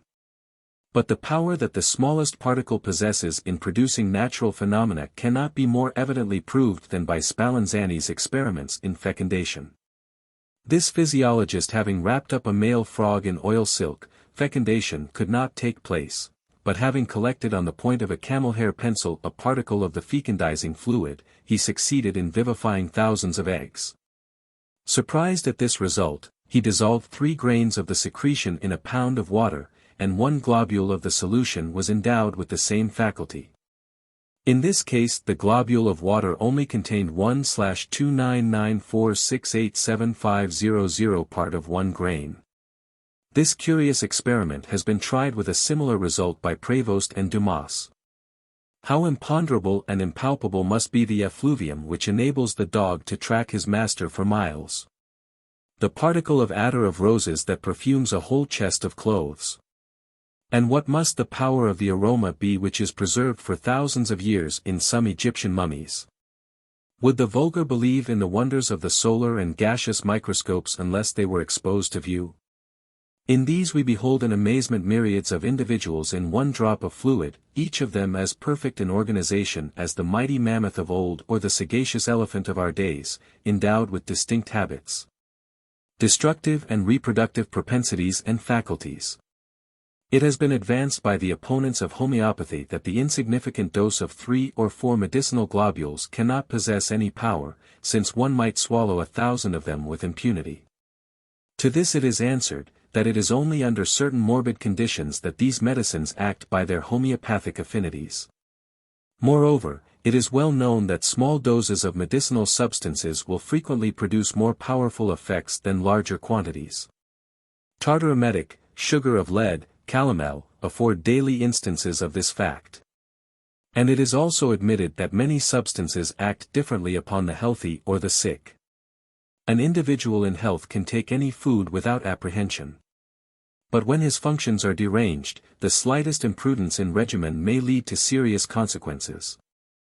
There are primordial and inscrutable peculiarities in our constitution that cannot be accounted for.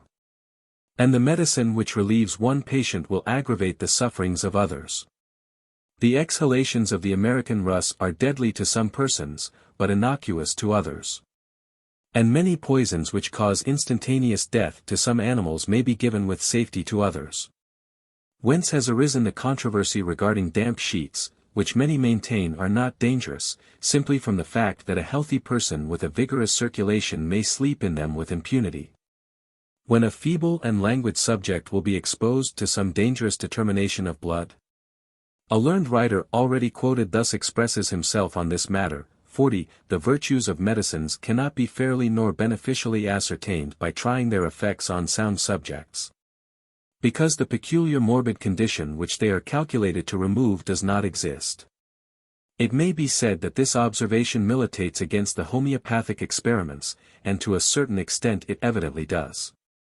But it cannot be inferred that because a medicinal substance will occasionally act differently in health and in disease, that it may not frequently operate in a similar manner when the morbid condition does prevail. Since it is generally admitted that medicines act in a relative manner according to the state of the system. Hence classifications of medicines are too frequently erroneous and imperfect. The doses of medicines determine their effects. Linnaeus says, medicines differ from poisons, not in their nature, but in their dose. And Pliny tells it aphoristically, ubi virus, ibi virtus. According to their doses, medicines will produce a general or a local effect, and Dr. Paris, whom I feel much gratification in quoting, lays down as a rule that substances perfectly inert and useless in one dose may prove in another active and valuable. It would be foreign to my purpose to enter more fully into this most important subject, but the cases which shall be adduced will be deemed sufficient to convince the most incredulous of the power of homeopathic doses. Those who have denied this property have boldly attributed homeopathic cures to dietetic means. Admitting this statement by way of argument, surely, if any observer, by ascertaining the peculiar action of our ingesta, can so regulate the regimen as to produce salutary effects without the aid of medicine, mankind would be most essentially benefited.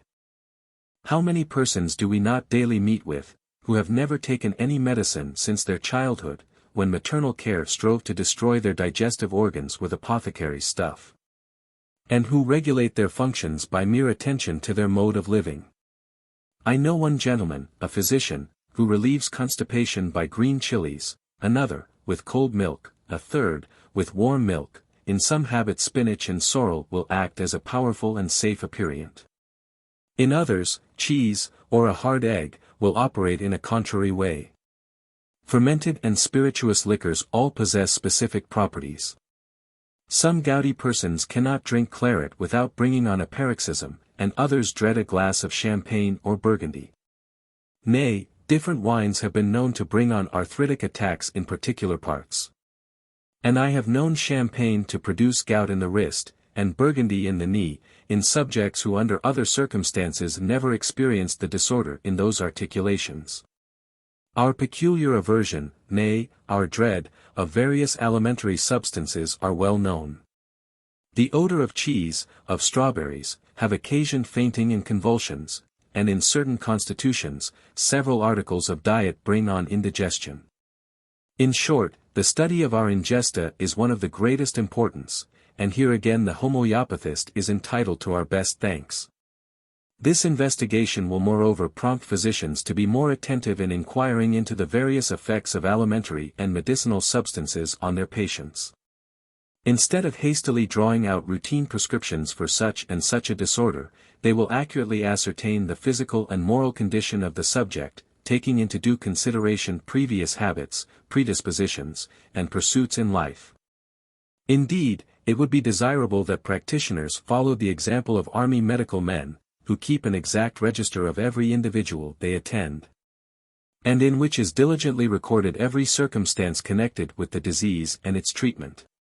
Moral influence has also been called into aid in opposition to this practice, and cures have been attributed to the mere power of fancy and credulity. We have certainly known superstition and mental imbecility to be productive both of good and evil, to have created some maladies, and cured others, but homeopathy has succeeded when the patient was unaware of the treatment to which he was submitted. But, conceding the point, and admitting that inert substances, such as starch, and this experiment was resorted to in Paris, may have obtained singular beneficial results, the results of a weak imagination. This circumstance alone would be illustrative of the power of moral agency. And who would not gladly wish for a mental relief in lieu of a nauseating and injurious course of medicine? Others will exclaim, although the homeopathist disavows the vis medicatrix naturae, that he solely succeeds by leaving the malady to the salutary efforts of the constitution. Here again we must admit, that, were we to leave many diseases to run their course, we might be more successful in obtaining a cure than by a rash and detrimental interference, founded on the principle that a physician must order something. But the facts I am about to record, facts which induced me, from having been one of the warmest opponents of this system, to investigate carefully and dispassionately its practical points, will effectually contradict all these assertions regarding the inefficacy of the homeopathic doses, the influence of diet, or the agency of the mind. For in the following cases in no one instance could such influences be brought into action. They were, with scarcely any exception, experiments made without the patient's knowledge, and where no time was allowed for any particular regimen. They may, moreover, be conscientiously relied upon, since they were made with a view to prove the fallacy of the homeopathic practice. Their result, as may be perceived by the foregoing observations, by no means rendered me a convert to the absurdities of the doctrine, but fully convinced me by the most incontestable facts that the introduction of fractional doses will soon banish the farrago of nostrums that are now exhibited to the manifest prejudice both of the health and the purse of the sufferer. Case I. A servant maid received a blow of a stone upon the head. Severe headache, with dizziness and dimness of sight, followed. Various means were resorted to, but general bloodletting could alone relieve the distressing symptoms, local bleeding not having been found of any avail. The relief, however, was not of long duration, and the distressing accidents recurred periodically, when abstraction of blood became indispensable. Reduced by these frequent evacuations, I was resolved to try the boasted bleeding globules of the homeopathist, when, to my great surprise, I obtained the same mitigation of symptoms which the loss of from 12 to 16 ounces of blood had previously accomplished. Since the first experiment no venesection became necessary, and the returns of the violent headache were invariably relieved by the same means. Case 2. An elderly woman was subject to excruciating headache, with an evident determination of blood to the brain. Numerous leeches were constantly applied. The usual remedies indicated in similar affections were resorted to, but only afforded temporary relief. A homeopathic dose of aconite was given, and the relief that followed was beyond all possible expectation. Case 3. My much esteemed friend Dr. Greatlup of Bordeaux was subject to frequent sore throats, which were only relieved by local bloodletting, cataplasms, but generally lasted several days, during which deglutition became most difficult. I persuaded him to try a dose of the belladonna, neither of us having the slightest confidence in its expected effects. He took the globules at 12 o'clock, and at 5 p.m. The tumefaction of the tonsils, with their redness and sensibility, had subsided to such an extent that he was able to partake of some food at dinner. The following morning all the symptoms, excepting a slight swelling, had subsided. Since this period Dr. G has repeatedly tried the same preparation in similar cases, and with equal success. In my own practice, I can record 7 cases of Synanche tonsillaris which were thus relieved in the course of a few hours. Case 4. H. A young woman on the establishment of the Countess of, was suffering under hemiplegia, and it was resolved by Dr. Brulatour and myself to try the effects of nux vomica. At this period the wonders of the homeopathic practice had been extolled to the skies by its advocates, and we were resolved to give one of their supposed powerful preparations a fair trial. The girl was told that the powder she was about to take was simply a dose of calomel. And on calling upon her the following morning we did not expect that the slightest effect could have been obtained by this atomic dose, when, to our utter surprise, the patient told us that she had passed a miserable night, and described to us most minutely all the symptoms that usually follow the exhibition of a large dose of strychnine. It is but fair to mention that the homeopathic treatment did not cure the disease, but the manifest operation of this fractional dose, that could not possibly be denied, is a fact of considerable importance. Case v. Mrs. of Brompton, Bow, had labored under hectic fever for several months, and was so reduced by night perspirations, that she was on the very brink of the grave. Called into consultation, I frankly told her husband that every possible means known in the profession had been most judiciously employed, and that I saw no prospect of obtaining relief. At the same time I mentioned to him that the homeopathic practitioners pretended that they had found the means of relieving these distressing symptoms, which he might submit to an experimental trial if he thought proper. He immediately expressed his wish that it should be adopted. I gave her a homeopathic dose of phosphoric acid and stannum, and, to the surprise of all around her, the night sweats did not break out at their usual hour, 3 o'clock in the morning. What renders this case still more interesting is the fact of these perspirations recurring so soon as the action of the medicine ceased, a circumstance so evidently ascertained, that the patient knew the very day when another dose became necessary. Case 6. A daughter of the same lady was subject to deafness, which I attributed to a fullness of blood. This cause I clearly ascertained by the relief afforded by the application of a few leeches behind the ear. I was therefore induced, on a recurrence of the complaint, to endeavor to diminish vascular action by a dose of aconite. The effects were evident in the course of 4 hours, when the deafness and the other symptoms of local congestion had entirely disappeared. I could record numerous instances of similar results, but they would of course be foreign to the nature of this work. I trust that the few cases I have related will afford a convincing proof of the injustice, if not the unjustifiable obstinacy, of those practitioners who, refusing to submit the homeopathic practice to a fair trial, condemn it without investigation. That this practice will be adopted by quacks and needy adventurers, there is no doubt. But homeopathy is a science on which numerous voluminous works have been written by enlightened practitioners, whose situation in life placed them far above the necessities of speculation. Their publications are not sealed volumes, and any medical man can also obtain the preparations they recommend. It is possible, nay, more than probable, that physicians cannot find time to commence a new course of studies, for such this investigation must prove. If this is the case, let them frankly avow their utter ignorance of the doctrine, and not denounce a practice of which they do not possess the slightest knowledge. Despite the persecution that Hahnemannism, as this doctrine is ironically denominated, is at present enduring, every reflecting and unprejudiced person must feel convinced that, although its wild and untenable theories may not overthrow the established systems, if any one system can be called established, yet its study and application bid fair to operate an important revolution in medicine. The introduction of infinite small doses, when compared, at least, with the quantities formerly prescribed, is gradually creeping in. The history of medicine affords abundant proofs of the acrimony, nay, the fury, with which every new doctrine has been impugned and insulted. The same annals will also show that this spirit of intolerance has always been in the ratio of the truths that these doctrines tended to bring into light. From the preceding observations, no one can accuse me of having become a blind bigot of homeopathy. But I can only hope that its present vituperators will follow my example, and examine the matter calmly and dispassionately before they proceed to pass a judgment that their vanity may lead them to consider a final sentence. Doctrine of Signatures.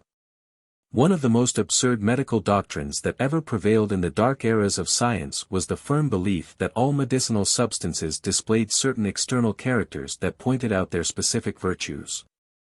This curious theory may be traced to the Magi and Chaldeans, who pretended that every sublunary body was under a planetary influence. To find the means of concentrating or fixing this stellary emanation became a Kabbalistic study, called by Paracelsus the Ars Signata, and talismans of various kinds were introduced by the professors of sidereal science. The word talisman appears to be derived from the Chaldean and Arabic tilsman and tilsum, which mean characteristic figures or images. Paracelsus, Porta, Crollius, and many other philosophers and physicians, cherished this vision, which had been transmitted to them through the dense mists of superstition from more ancient authorities, amongst others, Dioscorides, Elias, and Pliny. The lapis aetites, or eagle stone, which was supposed to be found in the nests of this bird, but which, in fact, is nothing more than a variety of iron ore, was said to prevent abortion if tied to the arm, and to accelerate parturition if affixed to the thigh. This conceit arose from the noise that seemed to arise from the center of the stone when it was shaken, aetites lapis agitatus, sonatum edit, velo ex altero lapide pregnans. From this absurd hypothesis sprung the doctrine. And the very names of plants were supposed to indicate their specific qualities. For instance, the euphrasia, or eyebright, exhibiting a dark spot in its corolla, resembling the pupil of the eye, was considered efficacious in affections of that organ.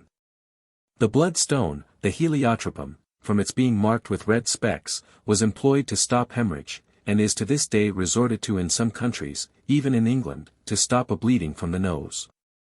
41 nettle tea was prescribed for the eruption called nettle rash. The Semicarpus anacardium, bearing the form of a heart, was recommended in the diseases of this viscus. The Casuvium occidental, resembling the formation of a kidney, was prescribed in renal complaints.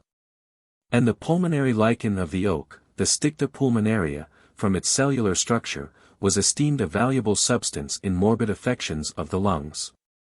Deductions still more absurd, if possible, are recorded, thus saxifrage and other plants that grow in rocky places, embodied as if it were in calcareous beds, were advised to dissolve the stone.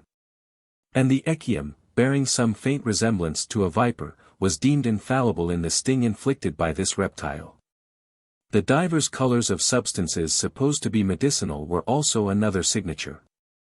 Red flowers were given for derangement in the sanguiferous system, and yellow ones for those of the bile. In Crollius's work, entitled De Signaturis Plantarum, many curious observations may be found. And Sennert, Kuch, Dietrich, and other writers displayed great industry in the division of these signatures, which, by the ancients, were considered as something denoting no particular quality, and were then called sigma eta mu omicron iota chi alpha rho alpha kappa tau eta rho omicron iota, or sigma eta mu alpha nu tau iota kappa omicron iota, when their virtues were evident. Amongst the various influences and indications that were attributed to colors, black was especially considered as the mark of melancholy. Baptista Porta affirms, that if a black spot be over the spleen, or in the nails, it signifies much care, grief, contention, and melancholy. Cardan assures us that a little before his son's death he had a black spot, which appeared in one of his nails, and dilated itself as he approached his end. While nature was thus supposed to mark the virtues of her productions on their external configuration, man assumed the same authoritative power, and marked medicines with certain signs or seals. For this purpose, the ancient physicians carried signets or rings, frequently worn upon the thumb, and on which were engraved their own names, sometimes written backwards, or the denominations of the nostrums they vended. On one of these seals we find the word aromaticu, from aromaticum, on another, melinu, abbreviation of melinum, a collyrium prepared with the alum of the island of Melos. A seal of this kind is described by Tocundanesi, bearing the word soricum crocodem, an inscription that has puzzled medical antiquaries. The word soricum was applied to an eruptive affection of the eye. An actuarius mentions a collyrium soricum of Elias, while Marcellus Empiricus records the virtues of the soricum stratiaticum, which restored sight in 20 days to a patient who had been blind for 12 years. But, when it was applied, it was ineffectual, unless the words, te nunc resunco, bregin gresso, were religiously pronounced. Crocodem was also supposed to apply to crocus or saffron, or to crocodes, a remedy for sore eyes, mentioned by Galen. While some learned men refer the word to the dejections of the crocodile, which were said to possess various virtues. The earth of Lemnos was sealed with the figure of Diana, and to this day the Bolar argils, brought from Greece, bear various seals and characters, hence the Bolus Armenii, and Bolus Ruber, are called terra sigillata. The influence of colors was supposed to have been so great, that in our own annals we find John de Gadsden, mentioned by Chaucer, ordering the son of Edward I, when laboring under the smallpox, to be wrapped up in scarlet. And to the present day, flannel, dyed 9 times blue, is supposed to be most efficacious in glandular swellings.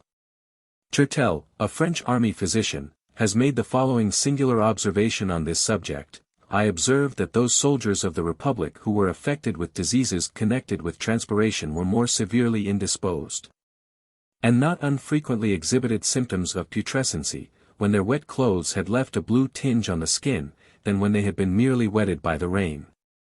The explanation of this supposed phenomenon is simply that those men who had been colored by their uniforms, had, no doubt, been long wearing them, saturated by incessant rains, whereas the others had merely been exposed to occasional showers.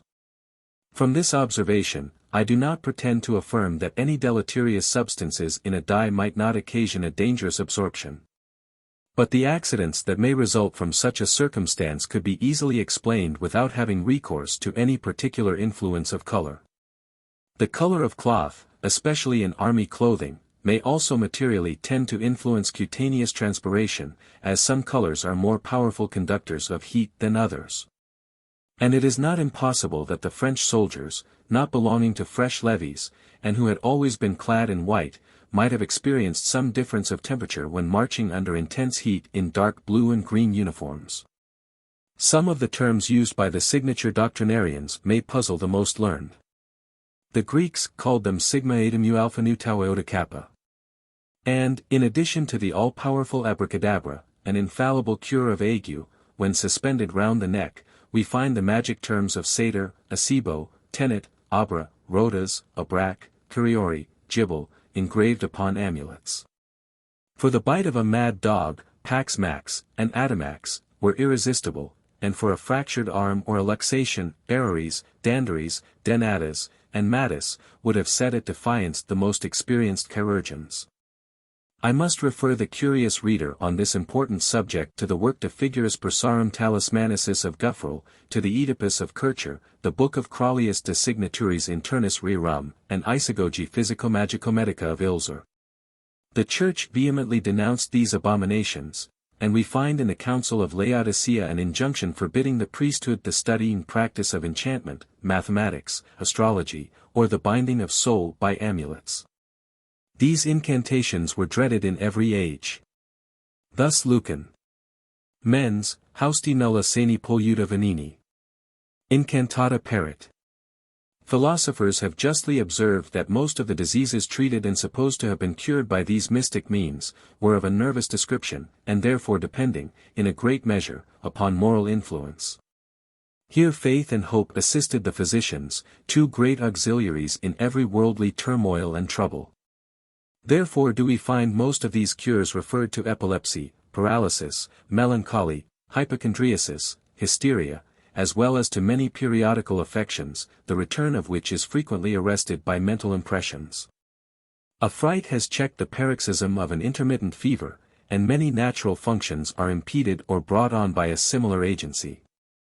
The sight of a dentist has been often known to calm an excruciating toothache. And there is no complaint that has been cured by more singular means than this troublesome affection.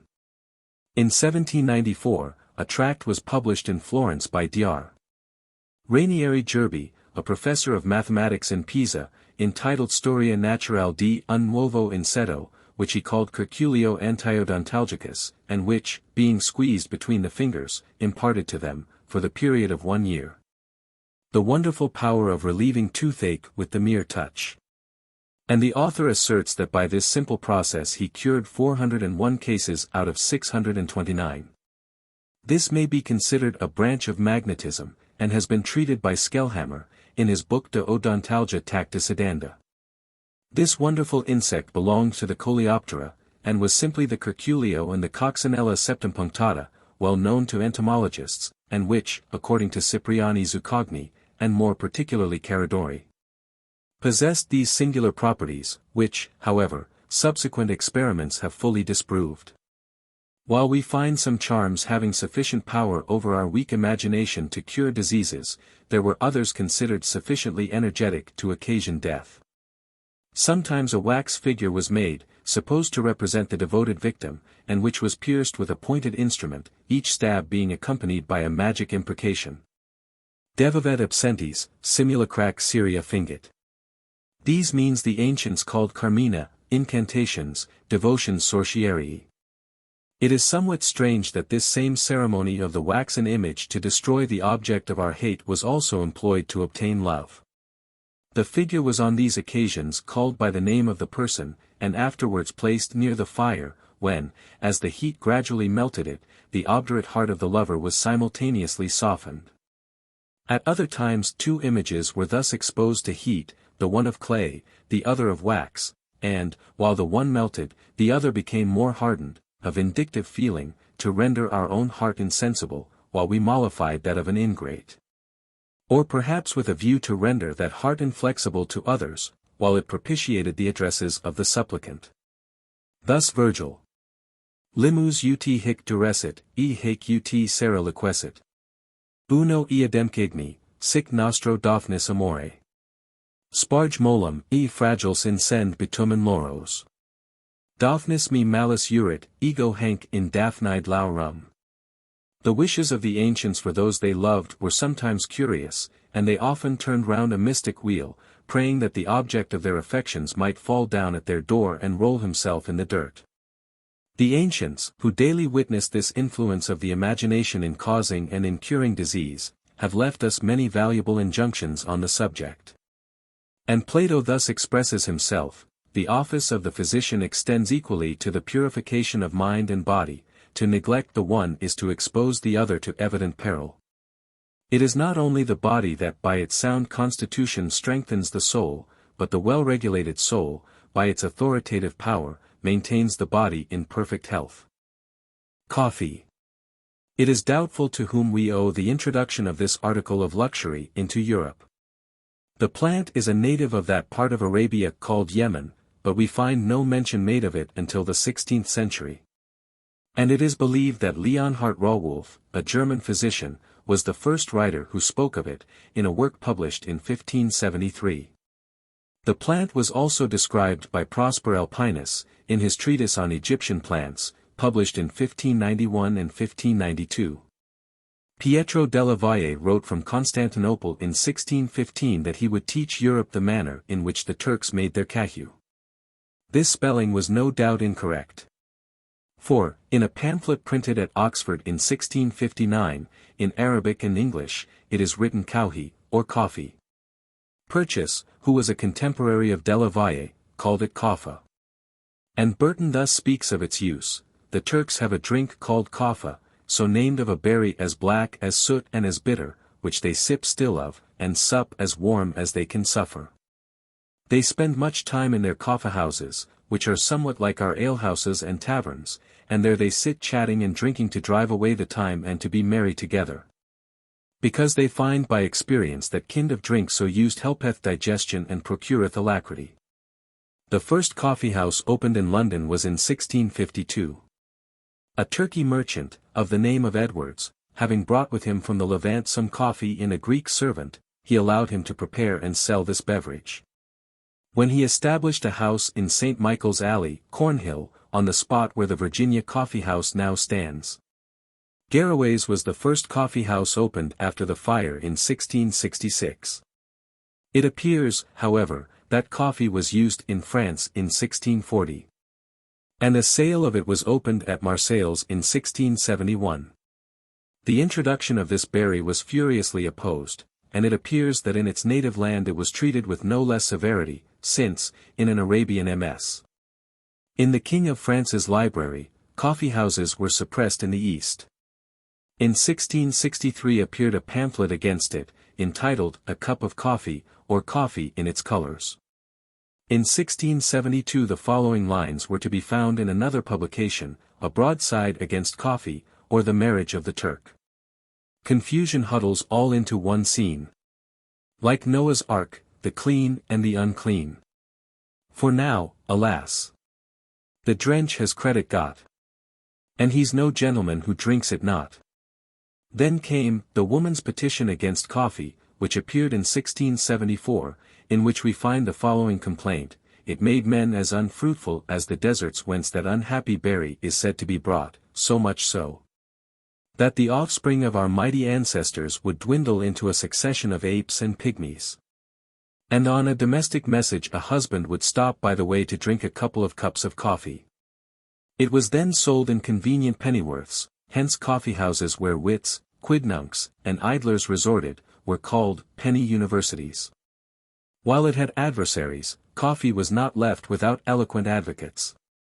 Sir Henry Blount, in his Organon Salutis, 1659, thus speaks of it: This coffee drink has caused a great sobriety among all nations. Formerly apprentices, clerks, and used to take their morning draughts in ale, beer, or wine, which often made them unfit for business. Now they play the good fellows in this wakeful and civil drink. The worthy gentleman, Sir James Muddaford, who introduced the practice hereof in London, deserves much respect of the whole nation. It appears, however, that the jealousy with which the use of coffee was viewed, even by the government, arose more from the nature of the conversations that took place in coffee-houses during moments of public excitement, than from the apprehension of any injury that its consumption might have caused to the public health. In the reign of Charles II, coffee-houses were shut up by a proclamation, issued in 1675, as the retailing of coffee nourished sedition, spread lies, scandalized great men, and might therefore be considered a common nuisance. As a nuisance, its abolition was considered as not being an infringement of the Constitution. Notwithstanding this Machiavellian torturing of the letter to serve the spirit, this arbitrary act occasioned loud and violent discontent. And permission was given to reopen coffee-houses, on condition that the landlords should not allow any scandalous papers containing scandalous reports against the government or great men to be read on their premises. The use, or rather the abuse, of coffee is said to produce feverish heat, anxiety, palpitations, trembling, weakness of sight, and predisposition to apoplexy. Its effects in checking somnolence have been long known. However, the action of this berry differs according to its being roasted or raw. An infusion of torrefied coffee assists digestion, and frequently removes headaches resulting from derangement in the digestive functions. It also neutralizes the effect of narcotics, especially opium, and this power is increased by the addition of lemon juice. A similar mixture has been known to cure obstinate agues. Musgrave and Percival recommended its use in asthma. Indeed, most persons who labor under this distressing malady seem to derive relief from its use. Taking into consideration all that has been advanced in regard to the inconveniences that may attend the use of coffee and tea, they must be considered as overruled by the moral results that have arisen from the introduction of these beverages. And a late writer has observed, that it has led to the most wonderful change that ever took place in the diet of civilized nations, a change highly important both in a moral and physical point of view. These beverages have the admirable advantage of affording stimulus without producing intoxication. Raynal observes, that the use of tea has contributed more to the sobriety of the Chinese than the severest laws, the most eloquent discourses, or the best treatises on morality. The quality and effects of coffee differ according to the manner in which it is roasted. Bernier states that when he was at Cairo there were only 2 persons in that great city who knew how to prepare it to perfection. If it be underdone, its virtues will not be imparted, and its infusion will load and oppress the stomach. If it be overdone, its properties will be destroyed, and it will heat the body, and act as an astringent. The best coffee is the mocha, or that which is commonly called Turkey coffee. It should be chosen of a greenish, light, olive hue, the berries of a middling size, clean, and plump. The bad effects of coffee may in all likelihood be attributed both to its powerful and stimulating aroma and to its pungent acidity. According to Cadet, this acid is the gallic, while Grindel considers it the chinic, and Pfaff terms it the caffeic acid. When strongly heated, it yields a pyrocaffeic acid, from which may be obtained a most pungent vinegar, that has recently been thrown into trade, but, I believe, with little or no success. The principle of coffee is the caffeine, discovered by Robiquet, in 1821, and it is to this active principle that its beneficial or baneful effects can be attributed. Recent experiments tend to show that it is possessed of powerful febrifuge virtues. To obtain this result, raw coffee has been used. It gives to water a greenish hue, and, thus saturated, it has been called the citron coffee. Grindel has used this preparation in the treatment of intermittent fevers in the Russian hospital of Dorpat. He also administered the raw coffee in powder. In 80 cases of this fever scarcely any resisted the power of this medicine, given either in decoction, powder, or extract, but he seems to consider the latter form the most effectual. From this physician's observations, coffee may become a valuable addition to our materia medica, and the homeopathic practitioners maintain that they have employed it with great success in various maladies. Aqua Tophania. It was for a long time supposed that there actually did exist in Italy a secret poison, the effects of which were slow, and even unheeded, until a lingering malady had consumed the sufferer. No suspicions were excited. Or, had they led to any post-mortem examination, no trace of the terrific preparation's effects could have been detected. It was towards the year 1659, during the pontificate of Alexander VII, that the existence of this baneful preparation was suspected. Many young women had been left widows, and many younger husbands, who might have ceased to please their wives, had died away. A certain society of young ladies had been observed to meet under the auspices of an elderly matron of rather a questionable character, who had been known in her horoscopic predictions to announce deaths that had but too truly taken place about the period she prophesied. One of the society, it appears, peached against her companions, who were all apprehended and put to the torture, and the lady patroness, whose name was Spara, was executed with 4 of her pupils. This Spara was a Sicilian, who had obtained the fatal secret from Tophania at Naples. Hence the composition was named Aqua Tophania, Acqua della Tofana, and Acquetta di Napoli. These deadly drops had been charitably distributed by Tophania to various uncomfortable ladies who wished to get rid of their lords, and were contained in small phials, bearing the inscription of Manna de San Nicolas de Bari. This hag had lived to an old age, but was at length dragged from a monastery, in which she had sought a sanctuary, tortured, and duly strangled, after a confession of her crimes. Garelli, physician to Charles VI, thus wrote to Hoffmann on the subject: "Your elegant dissertation on the popular errors respecting poisons brought to my recollection a certain slow poison which that infamous poisoner, still alive in prison at Naples, employed to the destruction of upwards of 600 persons. It was nothing else than crystallized arsenic dissolved in a large quantity of water by decoction, with the addition, but for what purpose I know not, of the herb Cymbalaria, Antirrhinum. This was communicated to me by His Imperial Majesty himself, and confirmed by the confession of the criminal in the judicial procedure." Abbé Gagliani, however, gives a different account of the secret Neapolitan drug. At Naples, he says, the mixture of opium and cantharides is known to be a slow poison, the surest of all, and the most infallible, as one cannot mistrust it. At first, it is given in small doses, that its effects may be insensible. In Italy it is called Aqua Tophania. No one can avoid its attacks, since the liquid is as limpid as water, and cannot be suspected. Most of the ladies of Naples have some of it lying carelessly on their toilet tables with smelling bottles. But they always can know the fatal phial when they need its contents. A curious observer has remarked on these two preparations, that the mixture of Garelli was, perhaps, intended for husbands, while that of Gagliani was for the use of lovers. This remark appears judicious, since the potion described by the abbé was evidently intended as an amorous philtre. Under that head I have related many curious circumstances. There is no doubt but that these preparations often contain deadly drugs, the perilous qualities of which were most probably unknown to those who made them up without any sinister motives. Plutarch and Cornelius Nepos inform us that Lucullus, the Roman general, lost his reason, and subsequently his life, from having taken one of these mixtures. And Caius Caligula was driven into a fit of insanity by a philtre given to him by his wife Caesonia, as described by Lucretius. Tamen hoc tolerabile, esse non. Edi furora incipias. Ut avunculus al neurones. Tue totum tremuli frontum Caesonia puli. Infudit.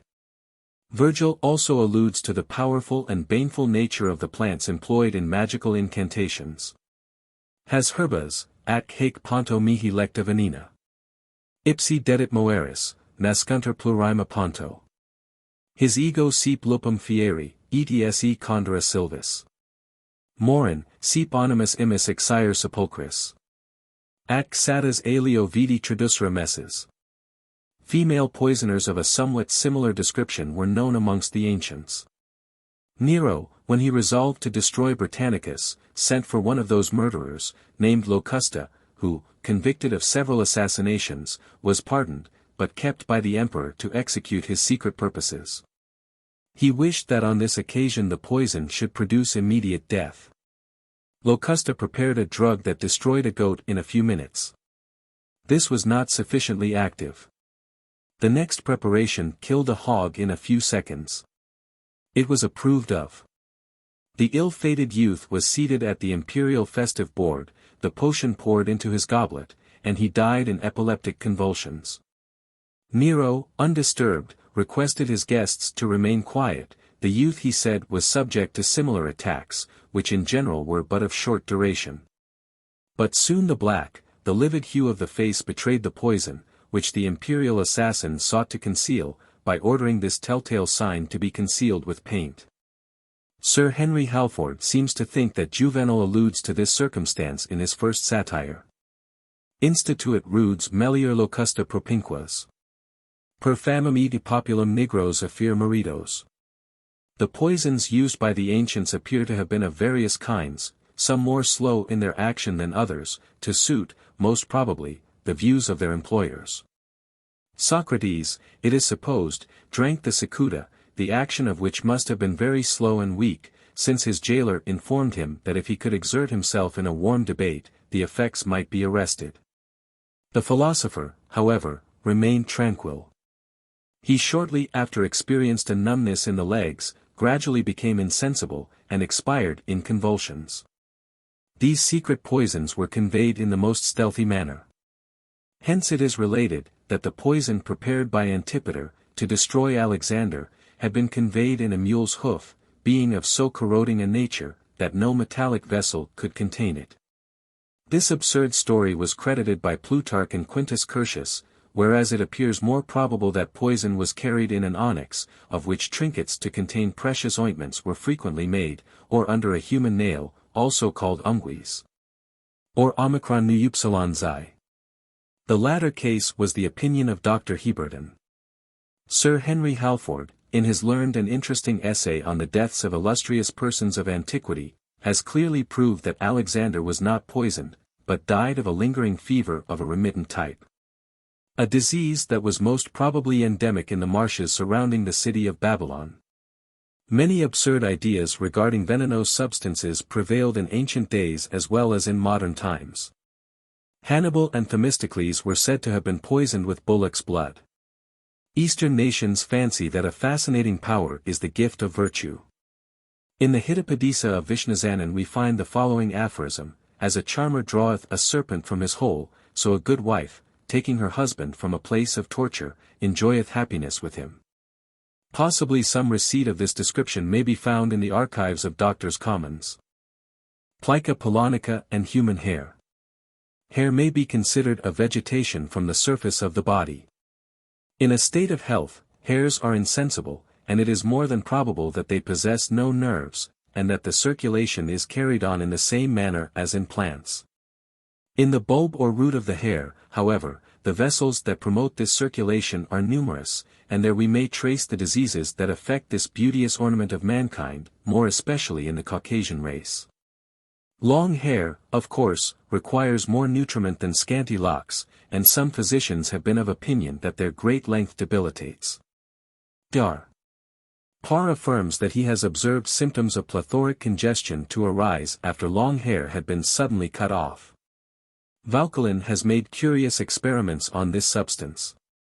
A solution of black hair has deposited a black matter containing bitumen, sulfur, and iron, in alcohol extracted from the same colored hair a whitish and a grayish-green oil.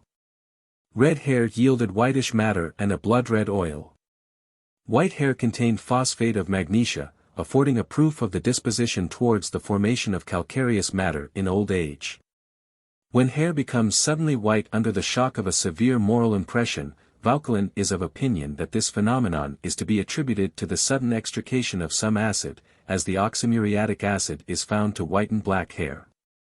Parr thinks that this accident may be owing to an absorption of the oil of the hair by its sulfur, as in the operation of whitening woolen cloths.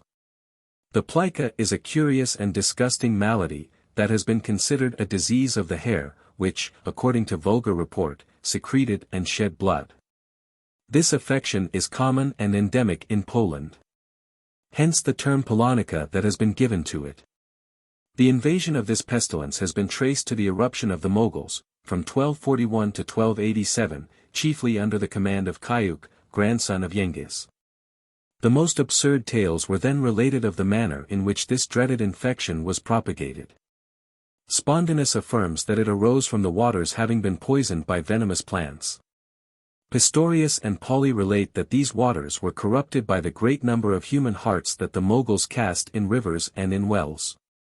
This supposition arose from the unheard-of acts of barbarity perpetrated by the ferocious invaders on the wretched population of Prussia, Poland, Hungary, and Transylvania. Their refined cruelty has been depicted by Gebhardy, in his History of Hungary, in the most glowing language. Other historians assert that the plica originated in the East, such is the opinion of Stable, Sprugel, and other writers.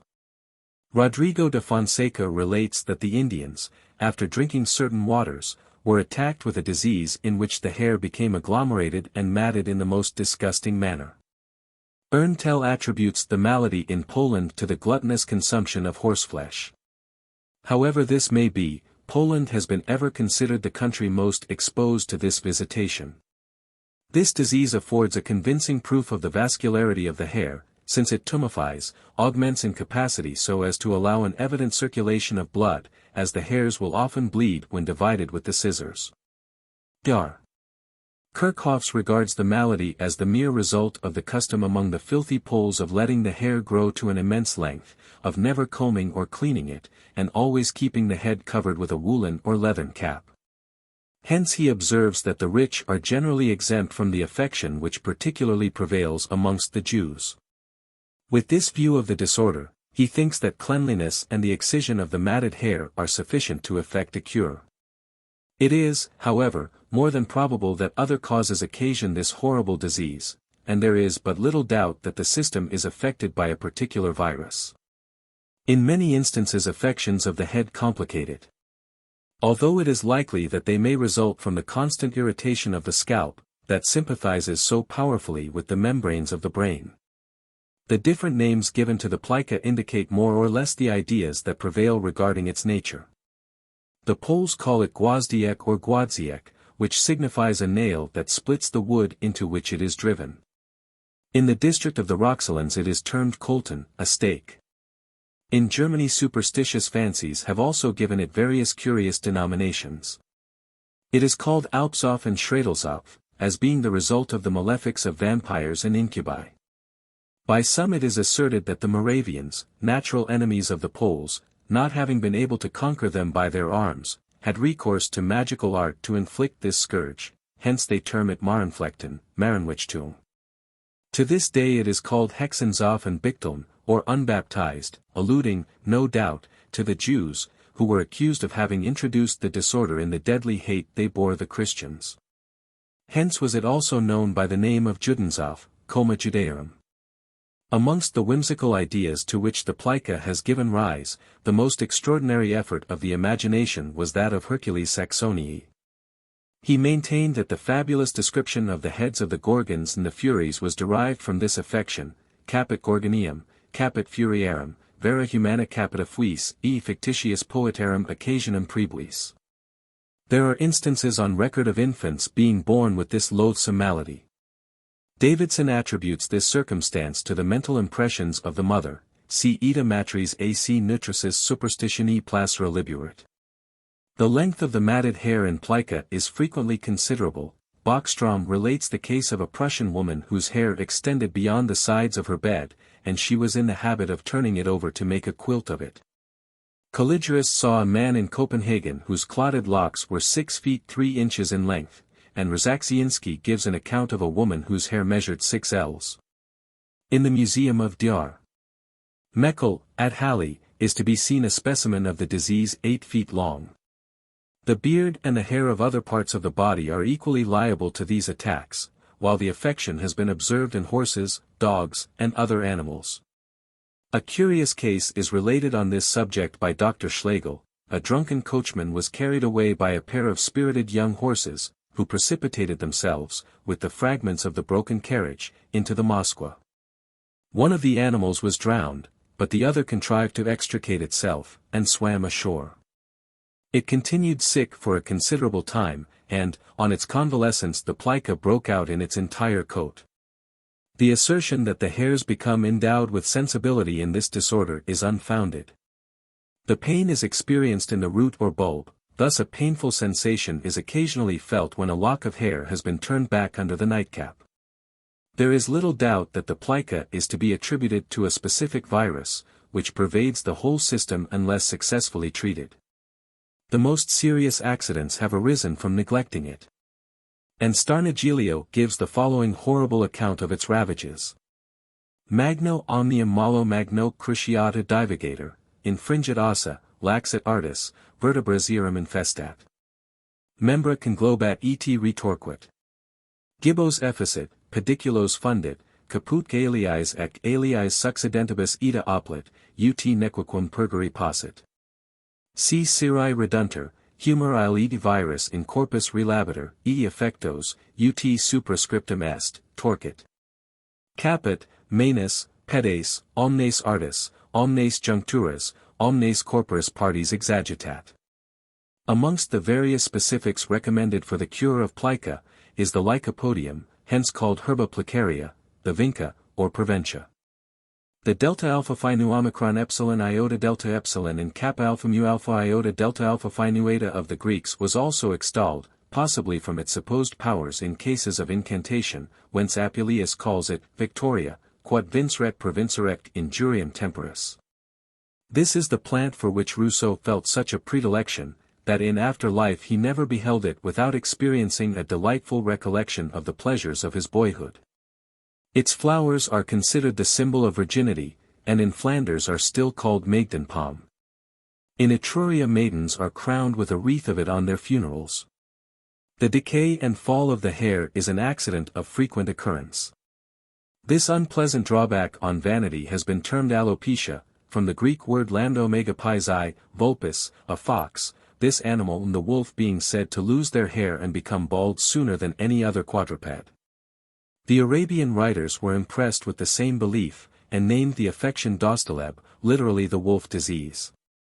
Baldness is more frequent in males than in females. And it has been observed, that emasculated subjects are exempt from its visitation. Amongst the singular anomalies that characterize our ideas The respect in which hair, naturally unclean unless most carefully attended to, was held at various periods is as singular as the fond devotion with which it is treasured when having belonged to the objects of our affections.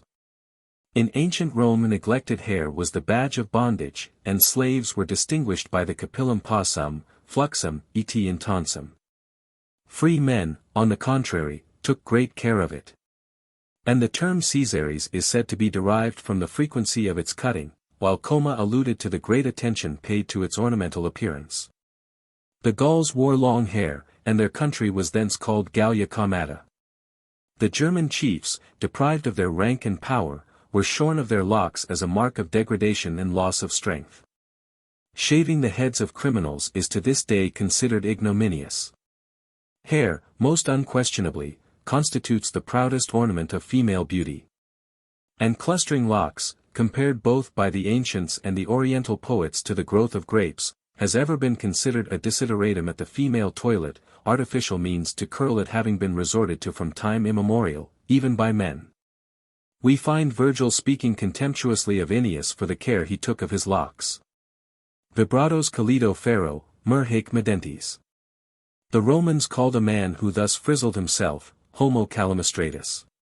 Crisp and curled ringlets were ever admired, and Petrarch thus describes them. Ora che calcium beyond e cresp. Circondi, e movi, e esse mossa de loro. Soavemente, e spargi quel dolce oro. E poi el ricogli, e en be nodi ellen cresp. Apuleius maintains, that if Venus were bald, though circled by the Graces and the Loves, she would not please even swarthy Vulcan. Petronius, in his description of Circe, describes her tresses naturally curling, and falling negligently over her shoulders, which they entirely covered. Apuleius praises her trailing locks, thick and long, and insensibly curling, dispersed over her divine neck, softly undulating with carelessness. Ovid notices those beauties who plaited their braided hair like spiral shells. Petronius, to give an idea of a perfect beauty, says, that her forehead was small, and showed the roots of her hair raised upwards. This fashion, adopted by the Chinese, was not long ago a modish coiffure in France. Lucian, however, makes Thais say of a rival courtesan, who can praise her person, unless he is blind? Does she not draw up her scanty hair on her large forehead? The ancients also perfumed their hair, especially on festivals, with various ointments, composed of the spikenard and different balsams. They also occasionally painted it with a bright yellow.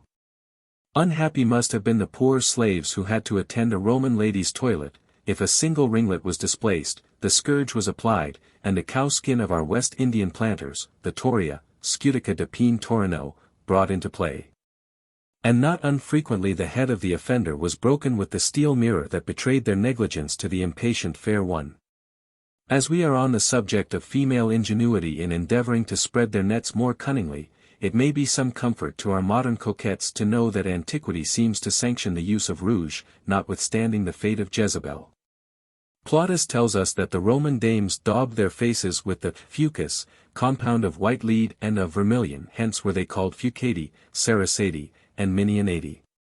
Various cosmetics were also employed, and, when at home, their faces were preserved with a coat of paste, the skin having been previously rubbed with a pumice stone, and then washed with ass's milk. Poppaea, the wife of Nero, had 500 asses milked every day for her baths, and when she was exiled, a reduction of her establishment to 50 asses was considered a severe chastisement.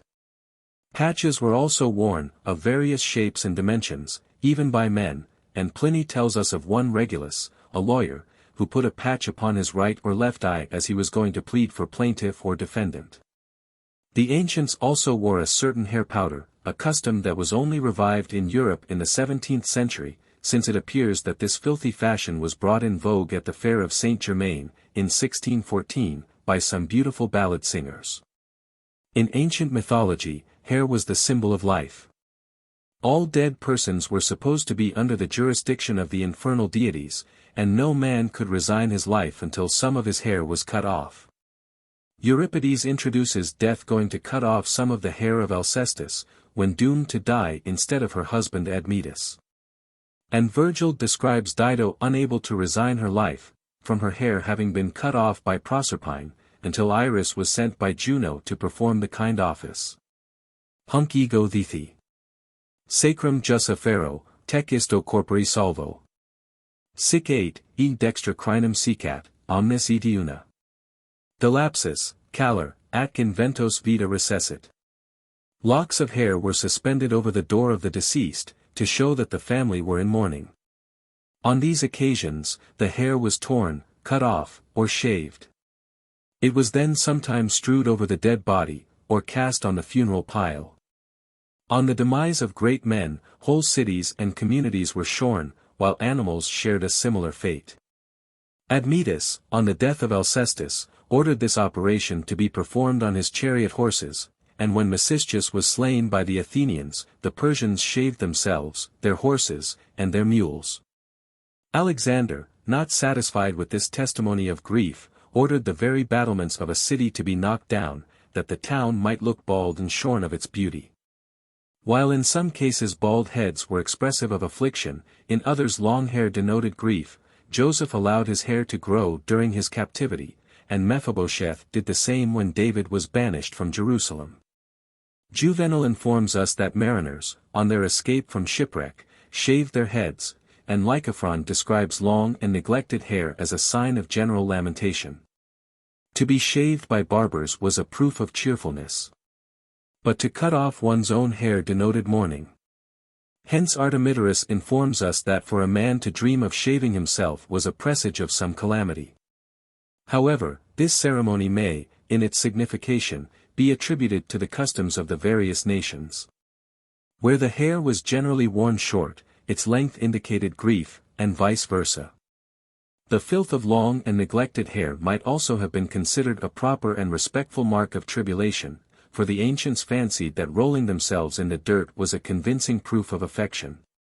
And we see Ennius besmearing himself with nastiness on the death of his son Meleager. Pulvera canidium genitor, vultusque seniles. Fodat humi fusos, spatiosumque increpat evum. Shaving was also a nuptial ceremony, when virgins presented their hair to Venus, Juno, Minerva, Diana, and other propitious divinities. At Troezene virgins were obliged to sacrifice their hair to Hippolytus, the son of Theseus, who died for his chastity. The Megarentian maidens presented them to Sphino, daughter of Alcathous, who died a virgin. Statius records this ceremony, when speaking of Minerva's temple. Hic mor parentum. Insides, Thalames ubi casta adolescerat itis. Virginia's libar comas, primosque solbant. Excuser toros. Animal magnetism. Are we to give credit to the various observations that record the wonderful effects of animal magnetism, or should we reject them as the impostures of knaves, or the result of the credulity of fools? It is now nearly half a century since this method of relieving diseases has been introduced by modern practitioners. Thousands of disinterested and candid witnesses have corroborated their assertions, and testified to their veracity. How, then, are we authorized to treat this doctrine as visionary or fraudulent? The most learned bodies have not thought it derogatory to their dignity to investigate the matter. And, notwithstanding opposition, ridicule, and contempt, the practice obtains to the present day. It has, no doubt, been materially impeded in its progress by the invectives of occasional skepticism. But such will ever be the case with science, and those discoveries which accelerate its inevitable empire on the human understanding. Persecution may be considered as the harbinger of truth, or, at any rate, of that investigation which directs to it. Pythagoras was banished from Athens, Anaxagoras was immured in a dungeon. Democritus was considered a maniac, and Socrates condemned to death. An advanced and honorable old age did not protect Galileo against his barbarous persecutors. Varolius was decreed an infamous and execrable man for his anatomical discoveries, and our immortal Harvey was looked upon as a dangerous madman. Inoculation and vaccination were deemed impious attempts to interfere with the decrees of Providence. Magnetism may be defined as a reciprocal influence which is supposed to exist between individuals, arising from a state of relative harmony, and brought into action by the will, the imagination, or physical sensibility. This influence is said to exist in a peculiar fluid, transmissible from one body to another under certain conditions of each individual, without which the expected results are not manifest. Under these conditions, the effects of animal magnetism are obtained by manual application, by gestures, words, and even looks, more frequently, as may be easily conceived, with nervous, weak, and impressionable individuals. By these means magnetizers affirm that they can effect cures when all other remedial endeavors have been of no avail, either when the patient is awake or in a state of artificial somnambulism. The history of this doctrine is curious. The ancients fully admitted the power of sympathy in the cure of diseases, but generally attributed its action to the interference of divinity, or the operation of sorcery and enchantment. A remarkable affinity can be traced between modern magnetism and its supposed phenomena, and the relations of the Pythian and Sibylline oracles, the wonders of the caverns of Trophonius and Aesculapius, and the miraculous dreams and visions in the temples of the gods. Amongst the Hebrews, the Egyptians, the Greeks, and Romans, we constantly discover traces of this supposed power of manual apposition, friction, breathing, and the use of the charms of music and mystic amulets. The Egyptian priesthood were considered as possessing a divine attribute in healing diseases. Prosper Alpinus, in his treatise on the medicine of the Egyptians, informs us that mysterious frictions were one of their secret remedies. The patients were oftentimes wrapped in the skins of animals, and carried into the sanctuary of their temples to be assisted by visions, that appeared either to them or to their physicians, who pretended that Isis was the immortal source of these celestial inspirations. The same divine assistance was firmly believed by the Hebrews.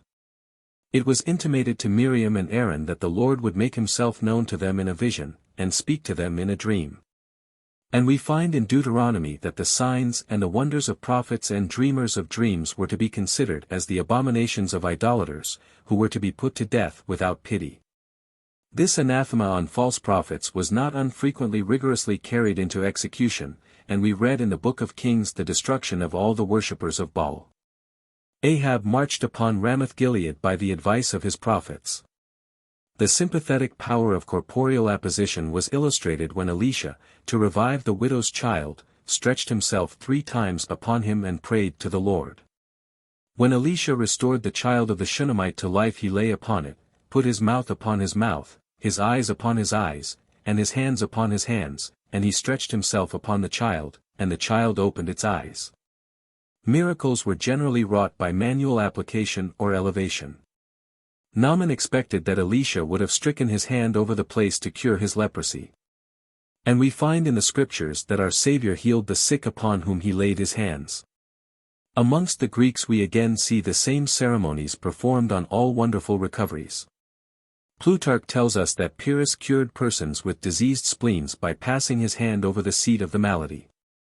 Aelianus informs us that the Scylli performed their cures by stretching themselves upon the patients, and making them swallow water with which they had rinsed their mouths. And he also mentions that those who approached these mysterious agents were seized with a sudden stupor, and deprived of their intellects until they had left them.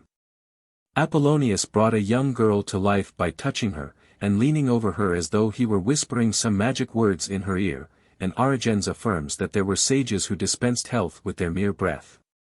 Vespasian restored sight to the blind by rubbing their eyes and cheeks with his saliva, and cured a paralytic by merely touching him. The same emperor kept himself in perfect health by frequently rubbing his throat and his body. From a passage of Plautus, it appears that this manual application was resorted to in his days to procure sleep. Mercury is made to say, quid esse ego illum tractum, tangam ut dormiat. To which Soja replies, Servaverus, non continuas has trace nox pervigilavi. Pliny maintains that there exist persons whose bodies are endowed with medicinal properties. But he admits, at the same time, that imagination may produce these salutary emanations. Celsus informs us that Asclepiades by friction could calm a frenzy. And further states, that when these frictions were carried to too great an extent, they brought on a lethargic state. Caelius Aurelianus recommends manual frictions for the cure of pleurisy, lethargy, and various other maladies, describing the manner in which they are to be conducted. For instance, in epilepsy, the head and forehead are to be chafed. Then the hand is to be carried gently over the neck and bosom. At other times, the extremities of the hands and feet are to be grasped, that we may cure by the very act of holding the limb. That remedies were indicated in a state of somnambulism is affirmed by Tertullian, who thus speaks of one of the followers of Prisca and Maximilla. Two women who foretold future events when they fell into an ecstatic swoon. She conversed with angels, discovered the most hidden mysteries, prophesied, read the secrets of the heart and pointed out remedies when she was consulted by the sick. He thus describes ecstasy in his treatise De Anima: it is not sleep, for during sleep all reposes, whereas in ecstasy the body reposes, while the soul is actively employed. It is therefore a mixed state of sleep and ecstasy which constitutes the prophetic faculty, and it is then that we have revealed unto us, not only all that appertaineth to honor, to riches, but the means of curing our diseases. St. Stephen relates the case of a youth who was in such a lethargic state, that he was insensible to all painful agents, and could not be awakened. But when he recovered his senses, he declared that two persons, the one aged, the other young, had appeared to him and recommended sea-bathing. He complied with the instruction, and was cured. But the miracles of paganism were soon discredited, when the relics and tombs of saints were resorted to instead of the temples of the false gods. And priests assumed the power once held by their Chaldean and Egyptian predecessors, and the Druids of Gaul. The beatified were not only physicians during their life, but medicinal after death. Saint Gregory of Tours tells us that St. Cosmas and St. Damian were not only able physicians during their blessed existence, but assisted all those who consulted them in their tombs, not unfrequently appearing to them in visions, and prescribing the proper remedies. A saint's breathing upon a veil, and then placing it on the head of a demoniac, infallibly cast out the evil one, and Saint Bernard never failed in his exorcisms, by making the possessed swallow some water in which he had dipped his hands. St. Martin stopped the most fearful hemorrhage by merely touching the patient with his garment. The shrines of Saint Latardus, Saint Anthony, and various other saints, lulled to sleep, and inspired with miraculous visions those who sought their aid. However, as the progress of intellect dispelled the dark clouds that shrouded the Middle Ages in superstitious and credulous prejudices, philosophy endeavored to investigate the nature of this mysterious agency, which priests had for so many centuries usurped as their special gift and property. Skeptic as to supernatural powers in the common occurrences of life, philosophers attributed these phenomena to some peculiar principle with which organized bodies were endowed, and hence arose the dawn of the doctrine of animal magnetism. So early as 1462, Pomponius of Mantua maintained, in his work on incantation, that all the pretended arts of sorcery and witchcraft were the mere results of natural operations.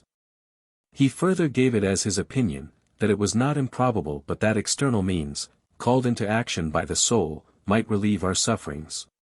That there, moreover, did exist individuals endowed with salutary properties, and it might therefore easily be conceived that marvelous effects should be produced by the imagination, and by confidence.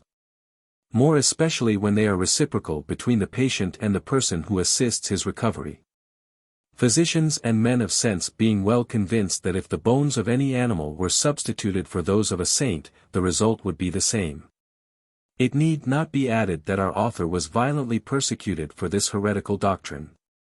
2 years after, Agrippa, in Cologne, asserted that the soul, inflamed by a fervent imagination, could dispense health and disease, not only in the individual himself, but in other bodies. In 1493, Paracelsus expressed himself in the following language: all doubt destroys work, and leaves it imperfect in the wise designs of nature. It is from faith that imagination draws its strength. It is by faith that it becomes complete and realized. He who believeth in nature, will obtain from nature to the extent of his faith. Let the object of this faith be real or imaginary, you nevertheless reap similar results. And hence the cause of superstition. Cardanus, Bacon, and Van Helmont pursued this study, and the latter physician, having cured several cases by magnetism, was considered a sorcerer, and was seized by the Inquisition. Magnetism, he observed, is a universal agent, and only novel in its appellation, and paradoxical to those who ridicule everything they do not comprehend, or attribute to Satan what they cannot understand. The name of magnetism is given to that occult influence which bodies possess on each other at various distances, either by attraction or by impulsion. The means or the vehicle of this influence is an ethereal spirit, pure, vital, magnale magnum, which penetrates all matter, and agitates the mass of the universe. This spirit is the moderator of the world, and establishes a correspondence between its several parts and the powers with which it is endowed. We can attach to a body the virtues that we possess, communicate to it certain properties, and use it as the intermediate means to operate salutary effects. I have hitherto withheld the revelation of this great mystery. There exists in man a certain energy, which can act beyond his own person according to his will or his imagination, and impart virtues and exercise a durable influence even in distant objects. Will is the first of powers.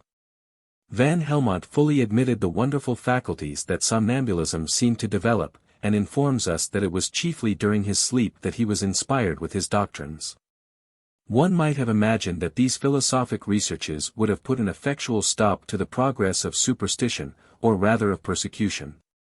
Yet their promulgation could not save urbane grandeur, and many supposed sorcerers, from a barbarous death. It was in the beginning of the 18th century that various experiments were made with the lodestone in researches regarding electricity. In 1754, Lennable had constructed magnets that could be used with facility in the treatment of various diseases. In 1774, Father Hell, a Jesuit and professor of astronomy at Vienna, having cured himself of a severe rheumatism by magnetism, related the result of his experiments to Mesmer. This physician was immediately struck with observations that illustrated his own theories respecting planetary influence. He forthwith proceeded to procure magnets of every form and description for the gratuitous treatment of all those that consulted him. And, while he widely diffused his doctrines, he sent his magnets in every direction to aid the experimental pursuits of others. And thus expressed himself on the subject in a memoir published in 1779, I had maintained that the heavenly spheres possessed a direct power on all the constituent principles of animated bodies, particularly on the nervous system, by the agency of an all-penetrating fluid. I determined this action by the intention and the remission of the properties of matter and organized bodies, such as gravity, cohesion, elasticity, irritability, and electricity. I supported this doctrine by various examples of periodical revolutions, and I named that property of the animal matter, which renders it susceptible to the action of celestial and earthly bodies, animal magnetism. A further consideration of the subject led me to the conviction that there does exist in nature an universal principle, which, independently of ourselves, performs all that we vaguely attribute to nature or to art. Mesmer, as might have been foreseen, became the object of persecution and of ridicule, and withdrew to Switzerland and Swabia. It was there that he met with a certain Gassner of Braz, who, having fancied that an exorcism had relieved him from a long and painful malady, took it into his head to exorcise others. He considered the greater part of the disorders, to which flesh is heir, as the work of the devil, and he counteracted his baneful influence in the name of our Saviour. He divided these diabolical visitations into possessions, obsessions, and circumcisions, the latter being trifling invasions. For the purpose of ascertaining whether his patients labored under natural or infernal ailments, he conjured Satan to declare the truth. If, after 3 solemn interpolations, and signs of the cross, the devil did not answer, the disorder was considered as coming within the province of medicine. But if, on the contrary, the patient fell into convulsions, Gassner drew forth his stole and crucifix, and, in the name of the Redeemer, commenced rubbing and pinching, sometimes in the most indecorous manner. When females were submitted to his manipulations. When his attempts failed, he accused the patient of want of faith or of the commission of some deadly sin, which baffled his endeavors. His fame became so universal, that the Bishop of Ratisbon sent for him, and he exercised his art under his auspices. At one period, the town was so crowded with his patients, that 10,000 of them were obliged to encamp without the walls. It appears that this adventurer had the power of acting upon the pulse, and could increase or retard it, render it regular or intermittent, and was even reported to paralyze limbs and produce tears or laughter at will. It is scarcely credible, yet the celebrated De Haan, one of the most distinguished and learned practitioners in Germany, not only believed in the power of this Gassner, but actually attributed it to a pact ion with the devil. Mesmer was not so credulous, and explained the miraculous cures of Gassner by the doctrines of the animal magnetism which he advocated. From Swabia he returned to Vienna, whence he was expelled as a quack. And in 1778 arrived at Paris, a capital that had patronized Cagliostro and Saint-Germain, and was ever ready to be deceived by ingenious empiricism. In 1779 he published a paper on the subject, in which he maintained 27 propositions to establish his supposed influence between the celestial bodies, the earth, and animated matter, produced by a fluid universal, subtle, susceptible of receiving, transmitting, and communicating its impressions, on mechanical principles, until then unknown, and producing alternate effects of flux and reflux. This powerful agent, he said, acted chiefly on the nervous system. The human body, moreover, according to his notions, possessed properties analogous to the lodestone, and presenting an opposed polarity, subject to various modifications, which either strengthened or weakened it. The action of animal magnetism, according to him, was not confined to animal matter, but could be equally communicated to inanimate bodies at various distances. Mirrors could reflect and increase its power like the rays of light, and sound could propagate and increase it. This magnetic property, he further stated, could be accumulated, concentrated, and transported at pleasure, although there did exist animated bodies possessed of properties so opposite as to render this powerful agent inefficient. He found that the lodestone was susceptible of animal magnetism, and of its opposite virtues, without any apparent influence on its power over iron and the needle. Whence he concluded that there existed a wide difference between animal and mineral magnetism. Mesmer soon found a warm advocate of his doctrines in a Dr. D'Islan, and animal magnetism became in fashionable vogue. Not only were men and animals subjected to their experiments, but this wondrous influence was communicated to trees and plants, and the celebrated elm tree of Beaugency was magnetized by the Marquis de Puysegur and his brother. While the enthusiastic D'Islan absolutely went knocking from door to procure patients. Breteuil, who was then one of the ministers, offered Mesmer a yearly pension of 30,000 francs, with a sum of 300,000 francs in cash, with the decoration of St. Michael, if he would consent to reveal the mysteries of his science to the medical faculty. This tempting offer our magnetizer indignantly rejected, and a secret society was instituted under the name of the Lodge and Order of Harmony. The charms and the power of youth and music were not neglected as auxiliaries to propagate the fashionable doctrine. Young men of elegant manners and athletic form were initiated in the practice of magnetizing.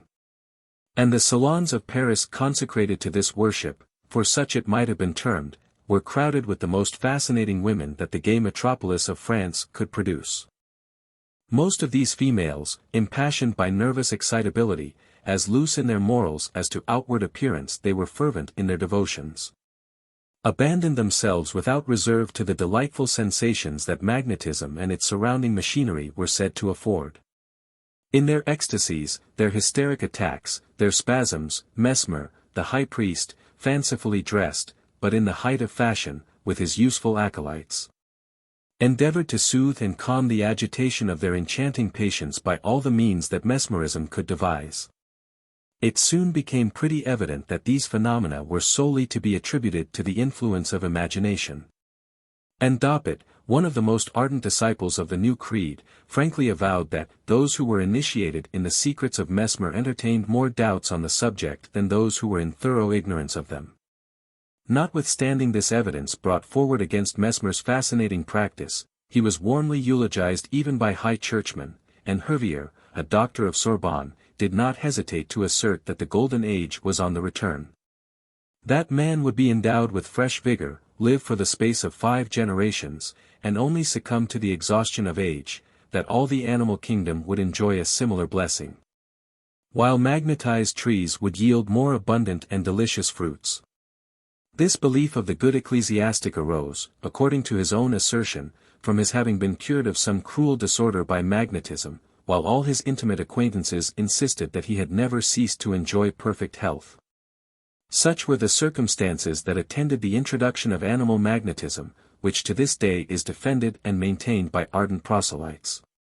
Sound philosophy can only attribute its wonderful phenomena, many of which cannot be denied, to the influence of the imagination, and the all-powerful deceptive agency of faith. It is an incontrovertible fact, that the nervous system may be so worked upon, thrown by various secret and physical means into such a morbid condition, that results bordering upon the miraculous in the eyes of the credulous may be easily obtained. Every circumstance that appears to differ from the usual course of nature is deemed miraculous by the ignorant, and the Greek proverb theta alpha mu alpha tau alpha mu omega rho omicron plainly maintains that miracles are only for the simple. In fact, who are the persons who in our times cry out, miracle, but weak and timid men, worn out by excesses or age, laboring under the influence of terror, silly old women, who have not the power of reasoning? Or nervous and enthusiastic females, who seek for some saving clauses in a pact between vice and virtue, depravity and religion? All the wonders of the creation are miraculous, if we are to consider those phenomena that are, and most probably will ever remain, beyond our humble and miserable comprehension to be such. The manifestations of the creators will are daily exhibited in stupendous forms that strike the ignorant with awe.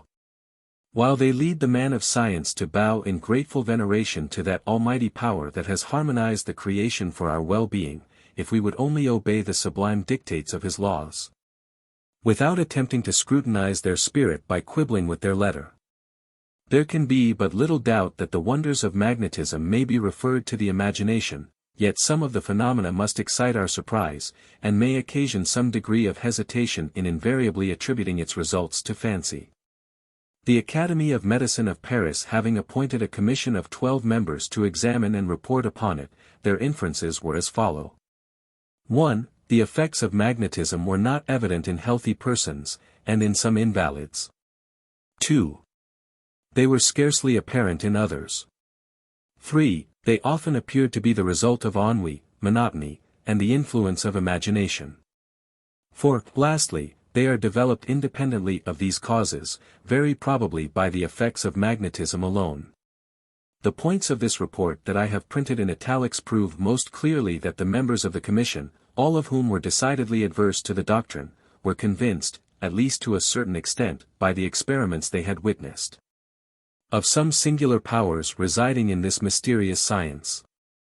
Such must have been the case, since we find 3 members seceding from their associates, Laennec, Double, and Magendie, all well known as distinguished physiologists, somewhat inclined to pure materialism, and what may be termed matter-of-fact men, who would hesitate in yielding their belief to any assertion that the scalpel could not demonstrate. Notwithstanding the protest of these gentlemen, the following were the conclusions of the Commission. 1. Contact of the thumbs and magnetic movements are the means of relative influence employed to transmit magnetic action. 2. Magnetism acts on persons of different age and sex. 3. Many effects appear to depend on magnetism alone, and are not reproduced without it. 4. These effects are various. Sometimes magnetism agitates, at other times it calms. It generally causes acceleration of the pulse and respiration, slight convulsive movements, somnolency, and, in a few cases, somnambulism. 5. The existence of peculiar characters of somnambulism has not yet been proved. 6. It may, however, be inferred that this state of somnambulism prevails when we notice the development of new faculties, such as clairvoyance and intuitive foresight, or when it produces changes in the physiological condition of the individual, such as insensibility, sudden increase of strength, since these effects cannot be attributed to any other cause. 7. When the effects of magnetism have been produced, there is no occasion on subsequent trials to have recourse to passes. 42 The look of the magnetizer and his will have the same influence. 8. Various changes are effected in the perceptions and faculties of those persons in whom somnambulism has been induced. 9. Somnambulists have distinguished with closed eyes objects placed before them. They have, then, read words, recognized colors, named cards, and 10. In 2 somnambulists we witnessed the faculty of foreseeing acts of the organism to take place at periods more or less distant. One announced the day, the hour, and the minute of the invasion and recurrence of an epileptic fit, the other foresaw the period of his recovery. Their anticipations were realized. 11. We have only seen one somnambulist who had described the symptoms of the diseases in 3 individuals presented to her. 12.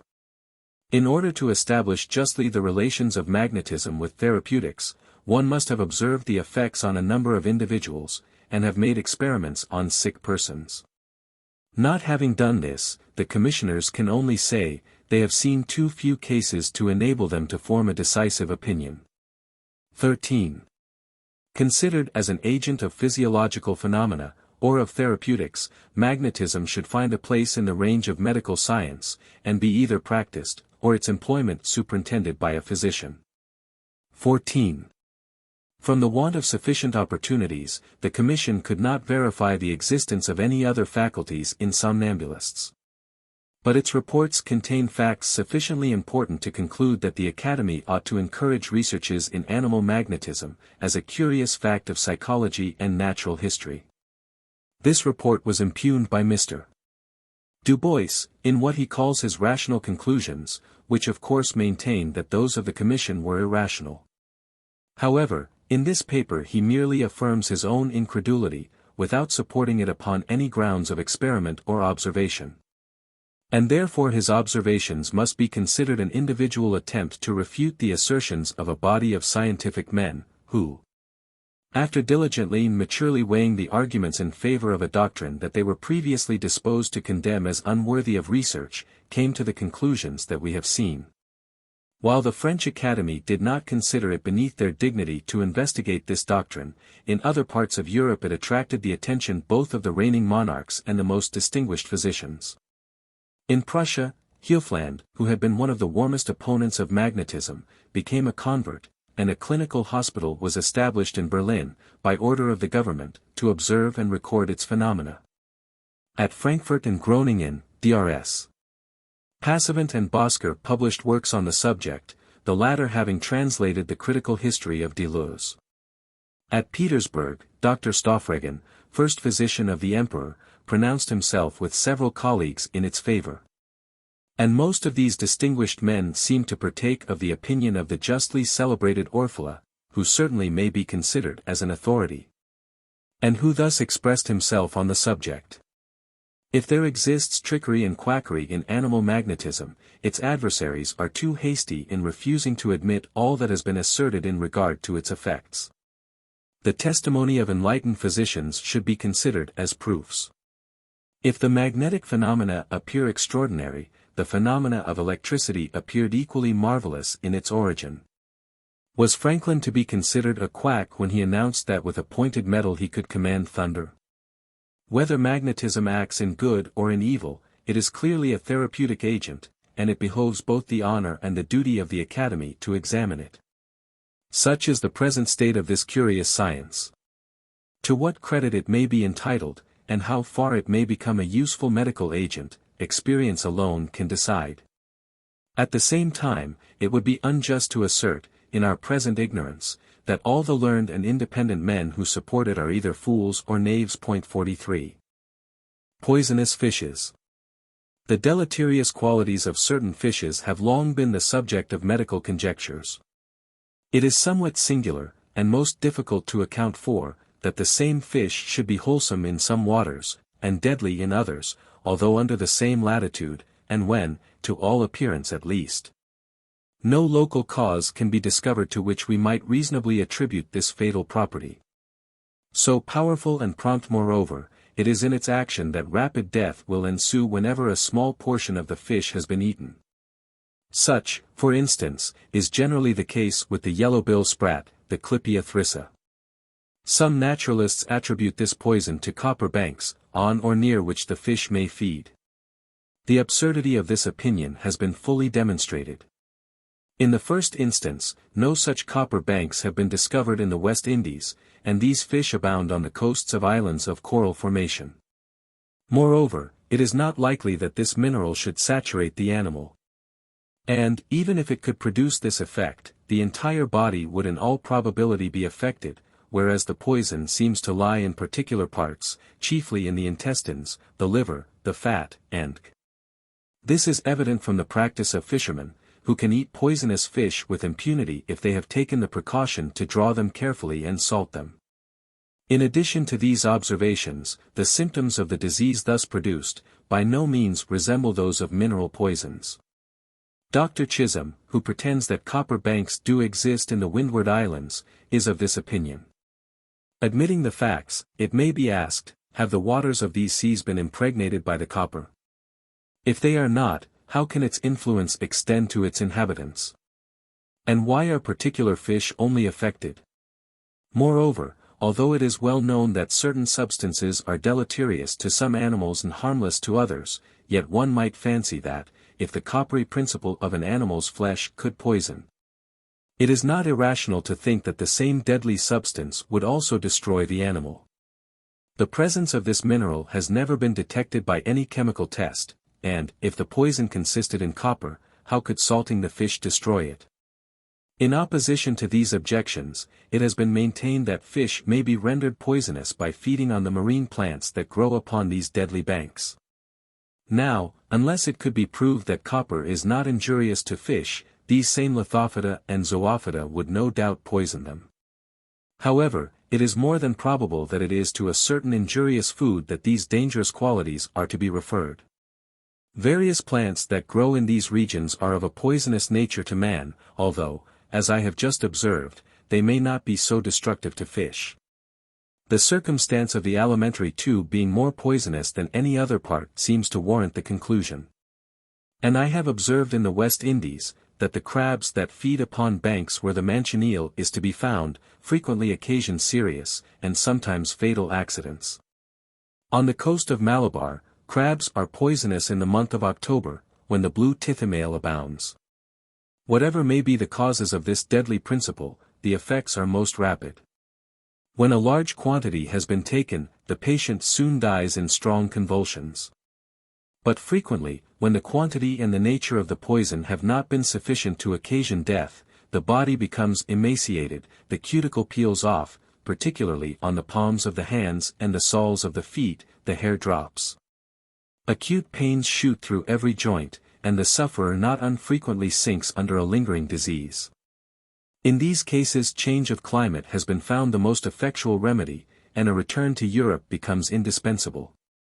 The usual symptoms that denote the presence of the poison are languor, heaviness, drowsiness, great restlessness, flushing of the face, nausea, griping, a burning sensation, at first experienced in the face and eyes, and then extending over the whole body. The pulse, at first hard and frequent, soon sinks and becomes slow and feeble. In some cases the salivary glands become tumefied with a profuse salivation, and the body, and its perspiration, are as yellow as in the jaundice. These peculiar symptoms have frequently been known to arise after eating the rockfish. The remedies that are usually resorted to are stimulants. Capsicum has been considered a powerful antidote.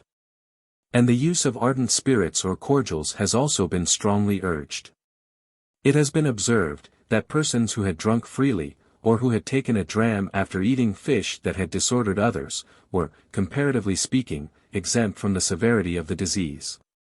A decoction of the root of the soursop, and an infusion of the flowers of the white cedar and the sensitive plant have also been advised by several West India practitioners.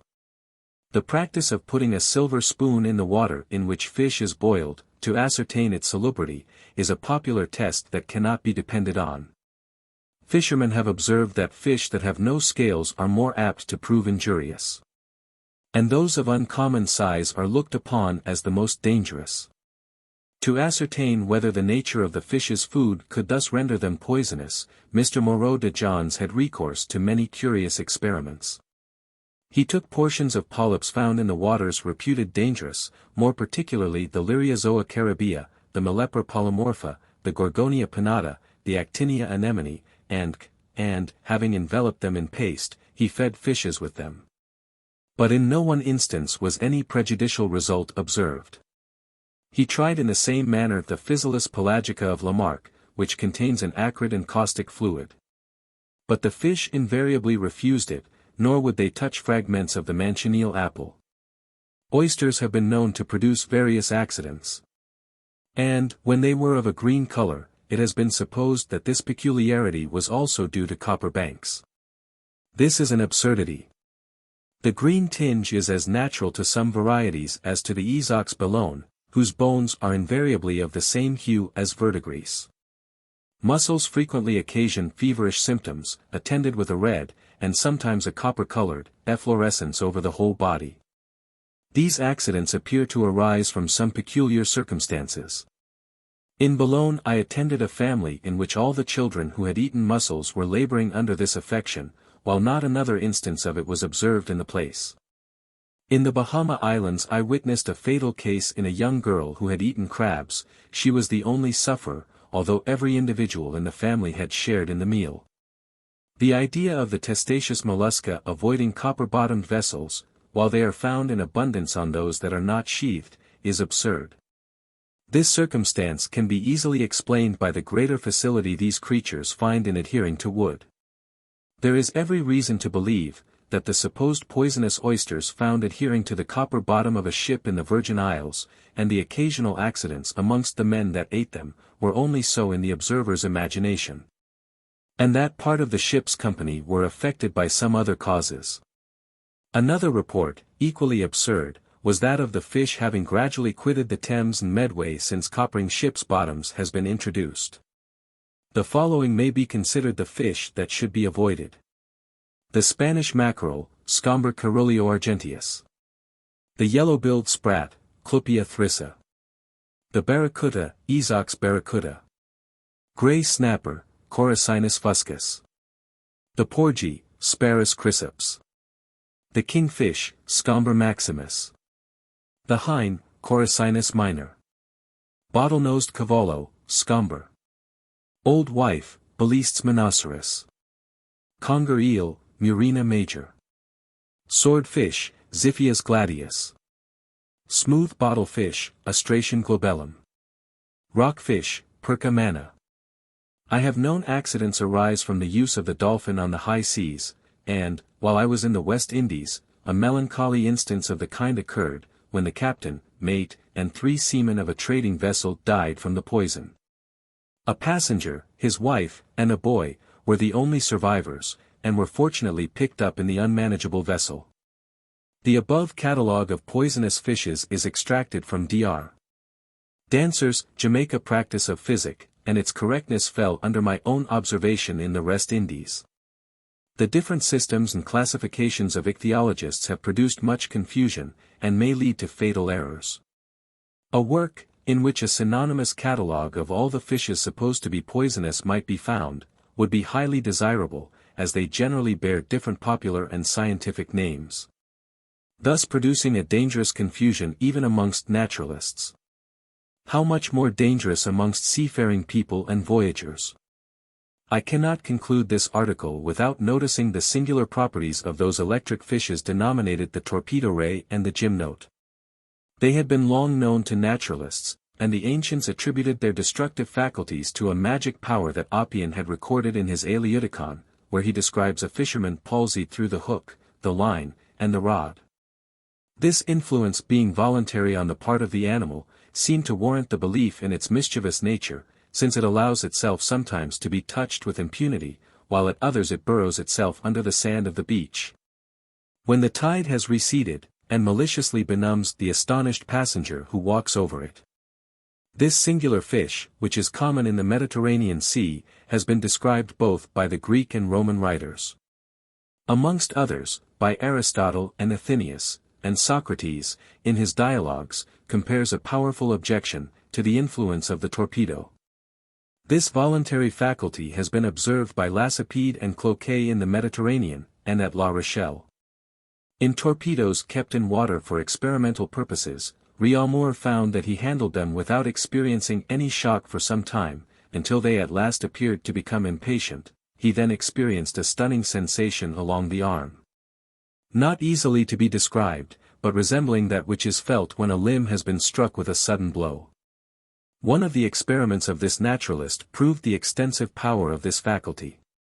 He placed a torpedo and a duck in a vessel containing sea water, covered with linen to prevent the duck from escaping, without impeding the bird's respiration. At the expiration of a few minutes the animal was found dead, having been killed by the electric shocks of its enemy. Rady was the first who demonstrated this faculty. Having laid hold of a torpedo recently caught, he had scarcely touched it, when he felt a creeping sensation shooting up to the shoulder, followed by an unpleasant tremor, with a lancinating pain in the elbow. These sensations he experienced as often as he touched the animal, but this faculty gradually decreased in strength as the animal became exhausted and dying. These experiments he related in a work entitled Esperienze intorno a diverse cose naturali.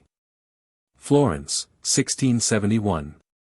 In 1774, Walsh made some very interesting experiments at the Isle of Rye and La Rochelle, and clearly demonstrated this electric faculty in a paper on the electric property of the torpedo. In one of them he found that this fish could produce from 40 to 50 shocks in the course of 90 minutes. The electrified individuals were isolated. And at each shock the animal gave, it appeared to labor under a sense of contraction, when its eyes sunk deep in their sockets. The Trichiurus electricus of Linnaeus, the Rhinobatus electricus of Schneider, and the Gymnonidatus electricus of Suriname, are the species of this singular fish with which experiments have chiefly been made. The Gymnonidatus is a kind of eel, 5 or 6 feet in length, and its electric properties are so powerful that it can throw down men and horses. This animal is rendered more terrific from the velocity of his powers of natation, thus being able to discharge its thunder far and near. When touched with one hand the shock is slight. But when grasped with both, it is so violent that, according to the accounts of Collins Flagg, the electric fluid can paralyze the arms of the imprudent experimentalist for several years. This electric action is analogous to that which is obtained by means of the fulminating plate, which is made of glass with metallic plates. 27 persons holding each other by the hands, and forming a chain, the extremities of which corresponded with the points of the fish's body, experienced a smart shock. These shocks are produced in quick succession, but become gradually weaker as the fluid appears to be exhausted. Humboldt informs us, that, to catch this fish, wild horses are driven into the water, and after having expended the fury and the vigor of the Gymnonidatus, fishermen step in and catch them either with nets or harpoons. Here we find that the irritable or sensorial power is exhausted through the medium of electricity. These phenomena may be attributed to an electric or voltaic aura. And the organ of the animal that secretes the fluid resembles in its wonderful structure the voltaic apparatus. Both the gymnote and the torpedo obey the laws of electricity, and their action is limited to the same conducting and non-conducting mediums. The electric sparks proceeding from the gymnote have been plainly seen in a dark chamber by Walsh, Pringle, Williamson, and others. The fish has 4 electric organs, 2 large and 2 small ones, extending on each side of the body from the abdomen to the end of the tail. These organs are of such a size that they constitute 1/3 of the fish's bulk. Each of them is composed of a series of aponeurotic membranes, longitudinal, parallel, horizontal, and at about 1 line's distance from each other. Hunter counted 34 of these fasciculi in one of the largest. Other membranes or plates traverse these vertically, and nearly at a right angle, thus forming a plexus or network of numerous rhomboidal cells. Hunter found no less than 240 of these vertical plates in the space of 11 inches. This apparatus, analogous to the voltaic pile, is brought into action by a system of nerves rising from the spinal marrow, each vertebra giving out a branch. Other branches, rising from a large nerve, running from the basis of the cranium to the extremity of the tail. All these ramifications are spread and developed in the cells of the electric organs, to transmit its powerful fluid, and strike with stupor or with death every animal that comes within its reach. Lacépède has justly compared this wonderful mechanism to a battery formed of a multitude of folioelectric pieces. The electric organ of the Melapterus electricus is of a different formation. This fish, found in the Nile and in other rivers of Africa, is called by the Arabs rash or thunder. In this animal the electric fluid extends all round the body, immediately under the integuments, and consists of a tissue of cellular fibers so dense, that it might be compared to a layer of bacon. But, when carefully examined, it consists of a series of fibers forming a complex network. These cells, like those in the gymnote, are lubricated with a mucus secretion. The nervous system of this intricate machinery is formed by the two long branches of the pneumogastric nerves, which in fishes usually run under each lateral line.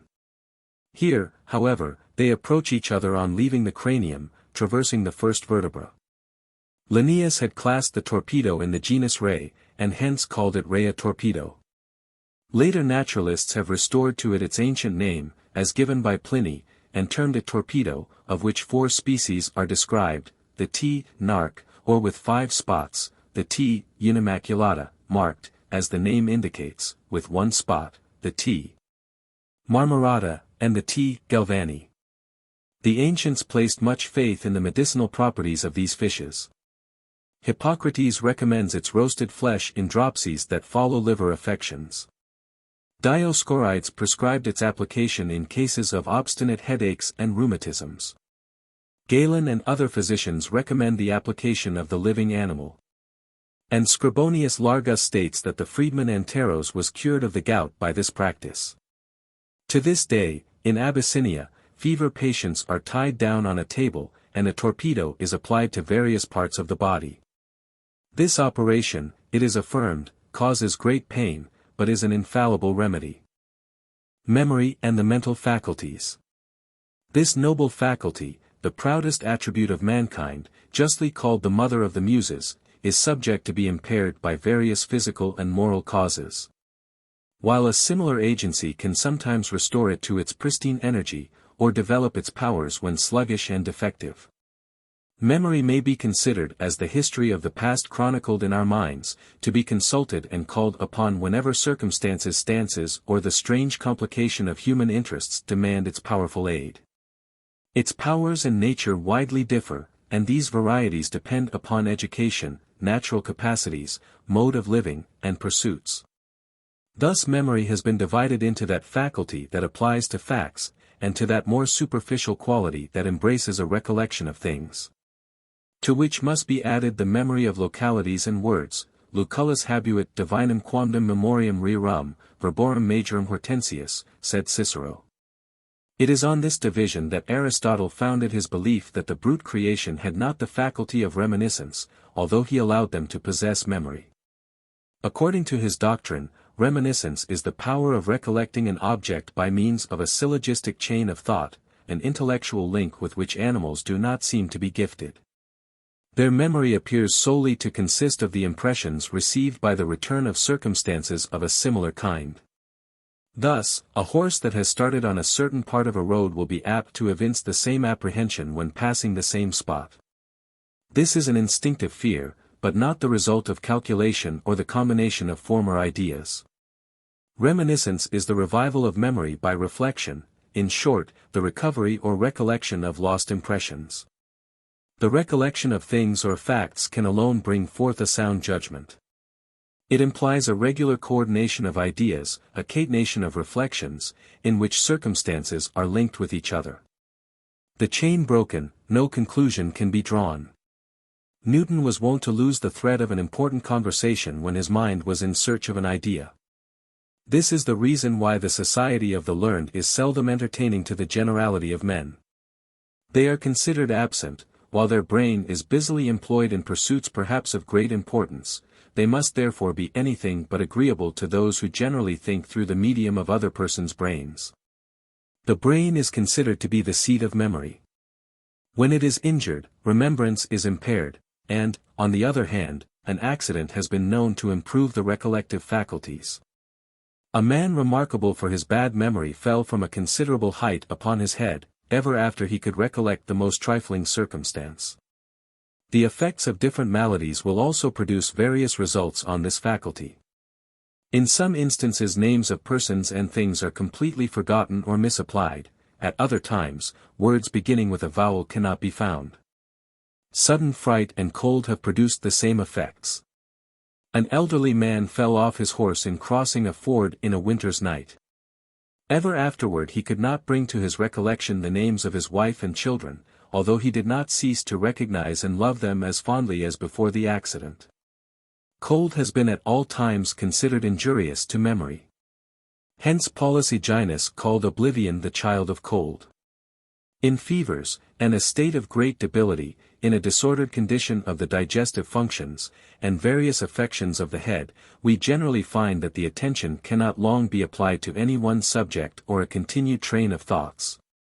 All past circumstances are readily forgotten, while passing occurrences are most acutely observed and felt, excepting in cases of delirium. When we have the perception of surrounding objects or receive an erroneous impression of their nature and agency. In many cases of this nature, we find that conversation produces great excitement and increases the evil, for the subject of such intercourse is generally misconceived and distorted through the medium of a morbid conception, while the past, the present, and the future are grouped in a confused and most heterogeneous and incoherent jumble. Philosophers have endeavored to fix the seat of memory in various portions of the brain. The ancients fancied that it was lodged in the posterior part of the cranium. Having observed that when persons endeavored to recollect anything, they usually scratched the back part of the head.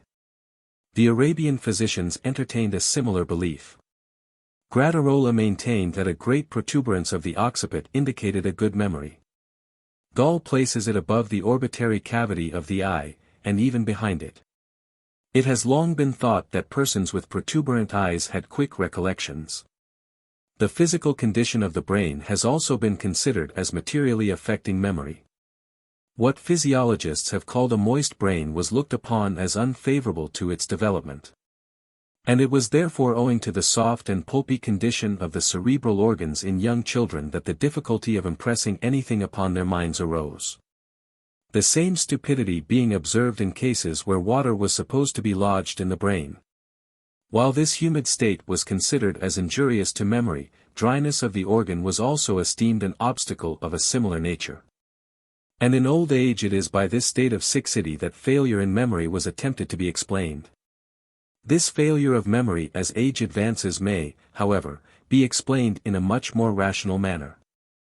Old people will bear in lively recollection the events that attended their childhood, their youth, and manhood. It is only recent occurrences that shed a transient impression on their minds. The cause of this may be considered to arise from the extreme impressionability that prevails in early life, when every organ is prompt in responding to each call upon its powers. When the charms of novelty tinge with a brighter, yet a more lasting luster, all our pleasurable sensations. When grief had not yet wrung the young heart till its fibers became callous to future pangs, when perfidy and ingratitude have shown us that all is vanity, and calm philosophy has tutored our passions in the school of adversity. Reason now sits upon the judgment seat, and all that we then can wonder at that is, at any time we could have wondered at anything. Why, then, are we to seek for a material theory of the mind, when our daily experience shows us that it is under the influence of so many moral agents? We have, moreover, convincing proof that the brain may be materially affected, without any deterioration of the mental faculties. Dar. Ferrier mentions a man in whom the whole of the right hemisphere, that is, one half of the brain, was found destroyed, but who retained all his faculties till the very moment of his death. Demerbrook states another case where half a pound of matter was found in the substance of the brain. O'Halloran relates the history of a man who had suffered such an injury of the head, that a large portion of his brain was removed on the right side. An extensive suppuration having taken place, an immense quantity of pus, mixed with large masses of the substance of the brain, was discharged at each dressing, through the opening. This went on for 17 days, and it appears that nearly one half of the brain was thrown out, mixed with the matter, yet the man retained all his intellectual faculties to the very last moment of his dissolution. And through the whole course of the disease, his mind maintained uniform tranquility. I attended a soldier at Brabourne-Lees, who had received a wound in the head during ball practice. The ball remained in the brain, and during 3 weeks large masses of granular substance were brought away with pus. To the last day of his life he would relate, with every circumstantial particular, the neglect of the comrade by whom he had been wounded, and who fired while he was running to the target to mark the shots. It is somewhat singular, but suppuration of the brain is more offensive than the foulest ulcer, and it is with great difficulty that the pestilential effluvia can be tolerated.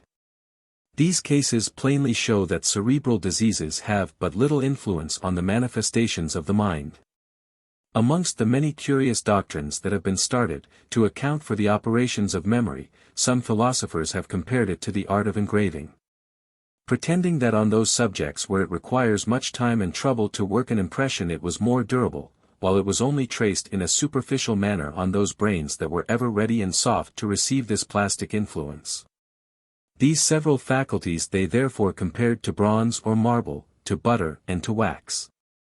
Descartes, following up the fantasy, compared recollection to etching, and said that the animal spirits, being passed over the lines previously traced, brought them more powerfully to the mind. Thus comparing the brain to the varnished copperplate over which the engraver passes his mordants. Malebranche endeavored to establish another doctrine, and compared our cerebral organ to an instrument formed of a series of fibers, so arranged that when any recent emotion agitated one of these chords the others would immediately be thrown into vibration, renewing a past chain of ideas. As these chords became less flexible in old age, of course these vibrations were more difficult to obtain. Recollection was also considered an attribute of each molecule of the brain. And Bonnet endeavored to count how many hundred ideas each molecule was capable of holding during a long life. The controversies of learned psychologists on the relation of memory and judgment, indeed on the analogies that exist between our several mental faculties, have been as various as they are likely to prove interminable. Without offending these illustrious controversialists, we may endeavor to enumerate these faculties, which, despite the ingenuity of theorists, appear in a practical point of view to exercise a wonderful influence upon each other. The first may be considered the faculty of perception, assisted by that of attention, to which we are indebted for our ideas. These are preserved and called into action from the rich stores of the mind by memory, justly called by Cicero the guardian of the other faculties. Imagination is the faculty of the mind that represents the images of remembered objects as if they were actually present. Abstraction forms general deductions from the foregoing faculties, while judgment compares and examines the analogies and relations of the ideas of sense and of abstract notions. Finally, reason draws inferences from the comparisons of judgment. It is from the combination and the workings of these wonderful powers that appetency, desires, aversions, and volition arise. Appetency occasions desires, and these, when disappointed or satiated, inevitably usher in aversions and antipathies. Although, as we shall see in another article, our antipathies are frequently instinctive, and not arising from any combination of the faculties I have enumerated. Dr. Gall has considered these mental faculties as fundamental. And in this view he was certainly correct, since they may be considered the source whence all other distinct capacities are probably formed by particular habits of study and the nature of our pursuits, independently of those specific capacities which appear to be innate, and, according to the system of the phrenologists, organic. Every man possesses these fundamental faculties in a greater or less degree, according to the obtuseness or the energies of his mind. But it is absurd to conceive that specific capacities can be brought into action without the agency of those which are fundamental. Let us take the instinct to destroy life, the sentiment of property, metaphysical sagacity, or poetic talent, in short, any one of Gall's various faculties. Can we for one instant conceive that they are not under the influence of perception, memory, imagination, and abstraction, although they may not be properly ruled by judgment and by reason? Instincts are equally under a similar influence, and are, according to circumstances, regulated by judgment in the various modes of life of animals. Phrenologists deny that instinct is a general faculty, and assert that it is an inherent disposition to activity possessed by every faculty, and that there are as many instincts as fundamental faculties. This is a postulation by no means clear. Instinct is an inherent disposition possessed by every animal, but not by every faculty. It is a disposition dependent upon the combination of all the mental faculties, according to the degree in which the animal may possess them. The reminiscences of animals prove it. We have instanced the horse, who endowed with the memory of locality, starts when passing by the same spot where he had started before. But here the memory of facts, memoria realis, and probably of words, memoria verbalis, are superadded to the memoria localis. The horse recollects the tree, the carrion, the object that startled him, whatever it might have been. But to this reminiscence are associated the chiding, the punishment he received from his rider. If this horse had possessed the faculties of abstraction, judgment, and reason, he would not have started, to avoid a reiteration of punishment. But he started under the impression of perception, attention, and memory. Wherever there does not exist a combination of the faculties, the intellectual ones may be considered imperfect. We certainly may have a greater perception and memory of one subject than of others. Thus, a man with a musical organization will recollect any tune he may have heard, though it may not have attracted the attention of one who hath no music in his soul. We daily perceive different talents in children educated together. This is, no doubt, a strong corroboration of the doctrine of organic dispositions, which in reality no philosophic observer can deny. But to assert that these several dispositions are not regulated by what have been called the fundamental faculties, is, I apprehend, a position that cannot well be maintained. And we may be warranted in the conclusion that a particular faculty may be the result of the combined action of several faculties, if not of all. For, whether a man be a poet or a painter, a miser or a spendthrift, an affectionate father or an assassin, every one of the mental faculties that I have enumerated will to a certain extent be brought into action, however morbid that action may be. All these disquisitions, however attractive they may be, when decked out with the fascination of the fancy, are the mere wanderings of metaphysical speculation. That never can be proved or refuted until we attain a knowledge of the nature and quality of the perceptions which material objects produce in the mind through the medium of the external senses. But while some of these speculations are idle and harmless, others may be fraught with danger, and occasion much misery to society. Let us for one moment conceive the possibility of our resolves and actions being dictated by a supposed phrenological knowledge, a knowledge earnestly recommended to statesmen, and indeed to mankind in general. What would be the result? A diplomatic bungler would be sent on an embassy, because a minister, or a sovereign, with a phrenological map before him, may fancy that he displays the faculty of circumspection, or the sense of things. And a chancellor of the exchequer be found in some needy adventurer who possessed the organ of relation of numbers. I do not at all presume to invalidate the statements of Dr. Gall. The profession is highly indebted to him for his accurate description of the brain. And physiology must ever consider him as one of the brightest ornaments of science, but I do maintain, that to recommend his conclusions as a guide to society would be the most rash of visionary speculations. And, to my personal knowledge, no man was ever more mistaken in his estimate of the persons whom he met in society than the learned doctor himself. Of this I had frequent opportunities of convincing myself, when I met him in Paris in the circle of a Russian family which he daily visited. If I could admit, with a late ingenious writer, that phrenology teaches the true nature of man, and that its importance in medicine, education, jurisprudence, and everything relating to society and conduct must be at once apparent, I should certainly agree with him in recommending its study to parents, judges, and juries. But for the present, I am inclined to believe that, although it may prove a most interesting and valuable pursuit to the physiologist, it is by no means calculated to be the vade mecum of any liberal man. The memory of various persons is amazing, and has been remarked in ancient times with much surprise.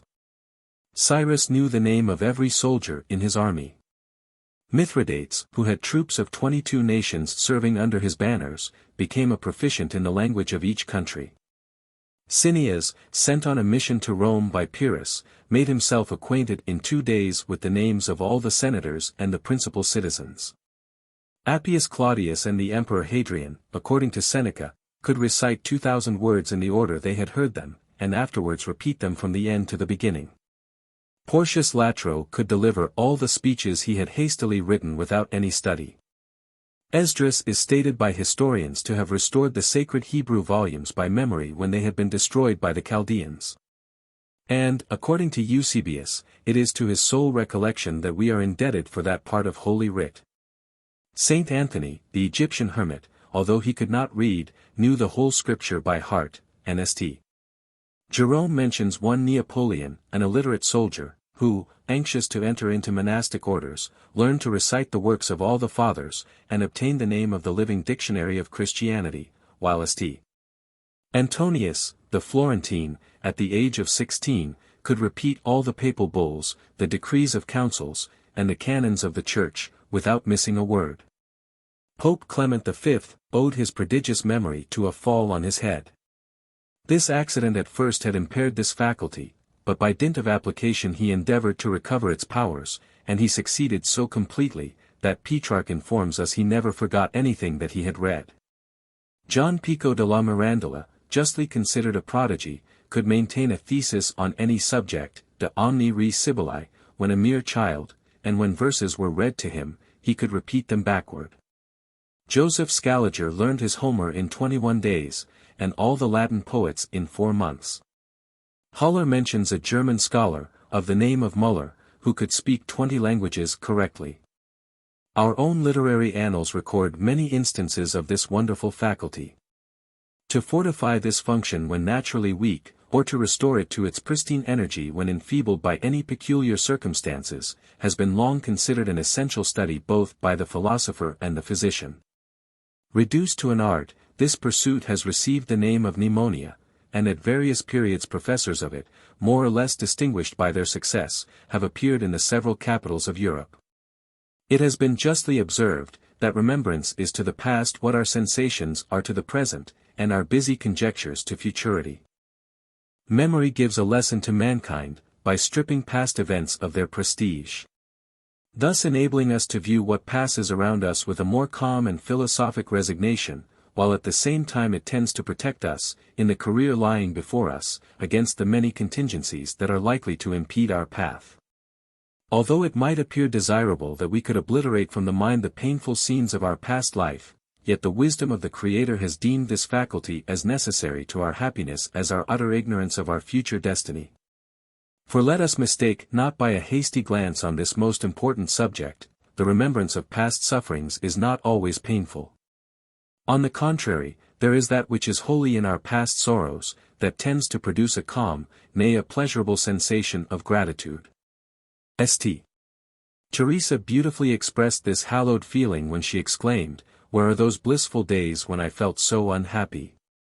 Iti olim memoris juvabit." Memory depends in a great measure on the vivacity with which these past scenes are retraced, I may say retransmitted to the mind, in ideal forms, as palpable as those that may be present. Therefore reminiscence may be said to result from a connection between ideas and images recalled into being by a regular succession of expressive signs that the brute creation do not possess. Those characteristic signs and images that are generally circumstantial are coordained and classified in the mind, and tend materially in weak memories to produce an artificial mode of recollecting the past. This faculty is therefore matured by habit. A literary man, whose library is properly classed, will find the book he wants in the dark. The classification of his books is ever present to his mind. These circumstantial signs are always remembered by a sort of association in our ideas. Thus Descartes, who fondly loved a girl who squinted, was always affected with strabismus when speaking of her. When we first see a person in any particular costume, the individual is clad in the same apparel whenever brought to our minds, even after a lapse of many years. When fashion has banished even from general recollection the costume that memory thus retraces individually. From these observations it has been concluded that the most probable method of improving memory would be to regulate these associations by a proper classification. One link of this ideal chain will naturally lead to another. Many military men, to recollect any number, will associate it with that of a regiment, so far at least as the number of regiments extend. And the recollection of this particular regiment will not only bring to his mind the number of the house he seeks, but various other circumstances connected both with the regiment and the number. For instance, I wish to recollect No. 87 in a certain street. I had, when the number was mentioned to me, attached it to the 87th Regiment. And instantly I not only recollect that the 87th Regiment are the Irish Fusiliers, but that they took an eagle at Barassa, where they distinguished themselves, and that the figure of that eagle is borne upon all the appointments of the corps. At the same moment, with the rapidity of lightning I recollect all the circumstances of the Battle of Barassa, the different conversations I may have had at various times with the officers of the 87th. The town, the camp, the bivouac where I last had met them. Thus are innumerable circumstances instantaneously converging in a mental focus while simply seeking for the lodgings of an individual. This may be called the memory of locality, since it is locality that revives the recollection of it. This train of thought has also been called the memory of association, and associations have been referred to three classes. I. Natural or philosophical associations. 2. Local or incidental associations. 3. Arbitrary or fictitious associations. Dr. Abercrombie has admirably treated this subject, and I refer the reader to his interesting work. 44. The poet Simonides is said to have been the founder of the mnemonic art. Cicero informs us, that, supping one night with a noble Thessalian, he was called out by two of his acquaintance, and while in conversation with them the roof of the house fell in, and crushed to death all the guests he had left at table. When the bodies were sought for, they were so disfigured by the accident that they could not be recognized even by their nearest friends, but Simonides identified them all, by merely recollecting the seats they had held at the banquet. Cicero and Quintilian adopted his system, connecting the ideas of a discourse with certain figures. The different parts of the hilt of a sword, for instance, might regulate the details of a battle. The different parts of a tree associate the relations of a journey. Other mnemonic teachers recommended the division of ideas to correspond with the distribution of a house. While some of them refreshed the memory by associations connected with the fingers and other parts of the hand. Cicero expresses himself plainly on this subject, cum multa volurit meminus, multa sibi loca comparet, opertet multos comparare locos, ut in multis locis multas imagines colossemus. The celebrated Fenegal who delivered lectures on memory had adopted the system of aiding the memory by dates, changing the figures in the dates into the letters of the alphabet corresponding to them in number. These letters were then formed into a word to be in some way associated with the date to be remembered. For instance, Henry IV, King of England, was born in the year 1366. This date changed into letters makes MFF, which was very easily changed into the word muff. The method is not so obvious of establishing with this a relation to Henry IV, but Henry IV, says Mr. Fenegal, means 4 hens, and we put them in a muff, one in each corner, and no one after hearing this is in any danger of forgetting the date of Henry IV's birth. Learning poetry by heart in infancy and youth is perhaps one of the best methods of improving memory, since it lays the early foundation of a classification of words and ideas. Virgil has justly said, numeros memonae, si verba tenorum. To abridge, resume, and analyze what we have read or heard, is another practice highly beneficial, for, the more clearly we comprehend a subject, the deeper will it remain engraved in our memory. Reading what we wish to recollect before going to bed will materially assist the memory. We sleep over the impressions we have received, and dreams alone can weaken them. From this very reason we can write with more facility upon subjects that require much mental exertion in the morning, fasting, when the mind has not been disturbed by the events of the day. And when the functions of digestion have not drawn upon our faculties, too frequently with the lavishness of a spendthrift.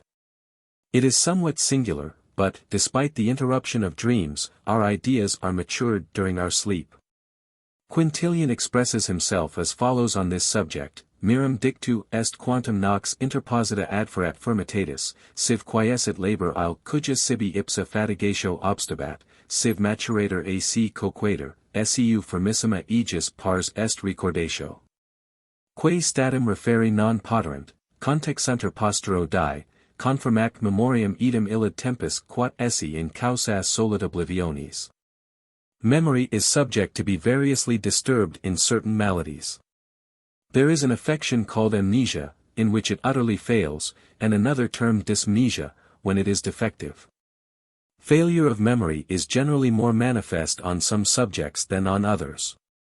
Salmouth relates the case of a man who had forgotten to pronounce words, although he could write them. Another person could only recollect the first syllables. An old man had forgotten all the past events of his life, unless recalled to his recollection by some occurrence, yet every night he regularly recollected some one particular circumstance of his early days. A curious anecdote is recorded of an elderly gentleman who had fallen into the meshes of an artful courtesan, and who frequently took his own wife for this insidious acquaintance, frequently saying to her, "Madam, I feel that I am doing wrong by devoting to you so much of my time, for, when a man has a wife and children, such conduct is unpardonable."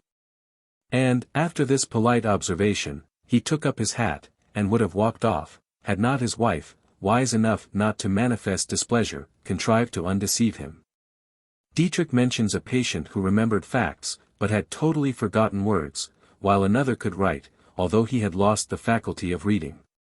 Old men are frequently met with who confound substantives, and will call their snuff-box a cane, and their watch a hat.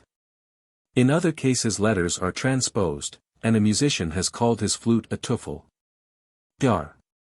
Abercrombie relates the case of a gentleman who uniformly called his snuff-box a hogshead. In Virginia he had been a trader in tobacco, so that the transition from snuff to tobacco, and from tobacco to a hogshead seemed to be natural. Another person, affected in a similar manner, always called for paper when he wanted coals, and coals when he needed paper. Others are known to invent names and unintelligible words.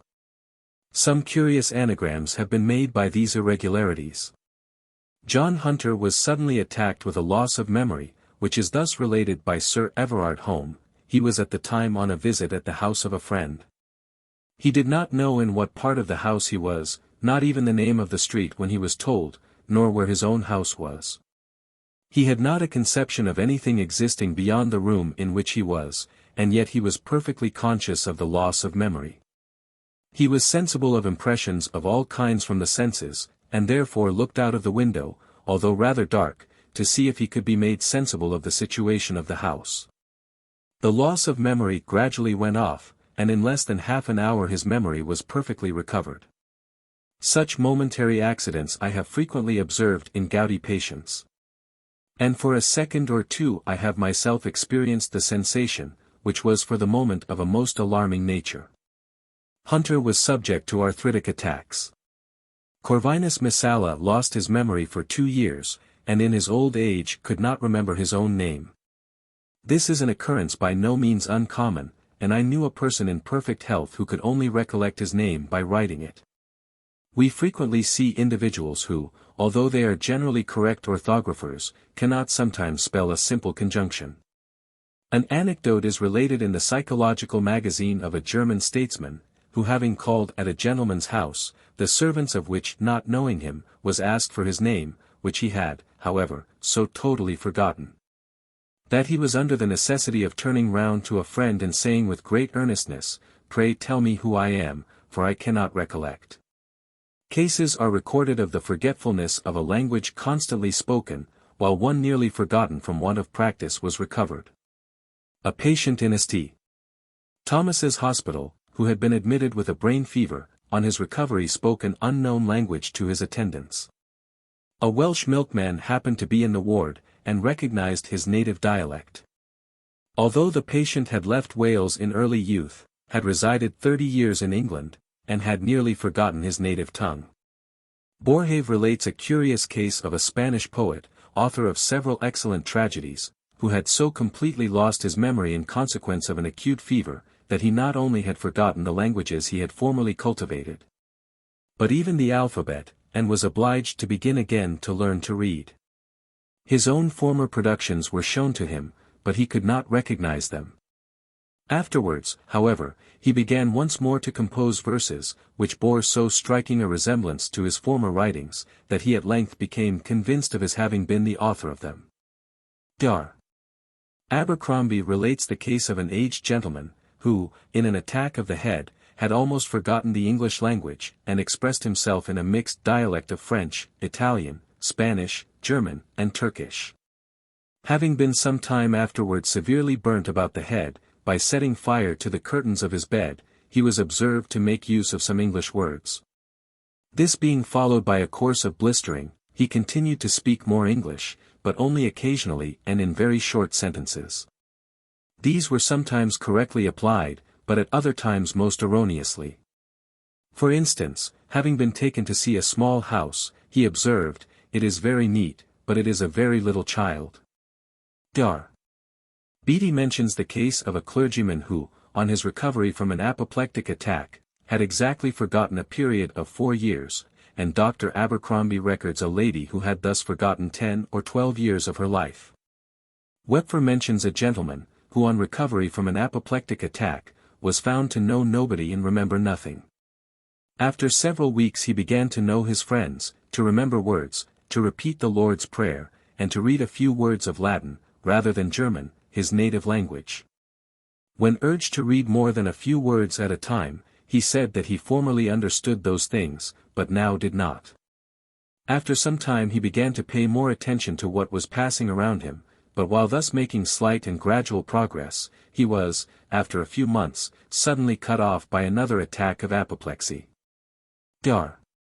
Beattie relates the case of a gentleman who, after a blow on the head, lost his knowledge of Greek, and did not appear to have lost anything else. Loss of memory has been observed as a frequent occurrence after the prevalence of pestilential diseases.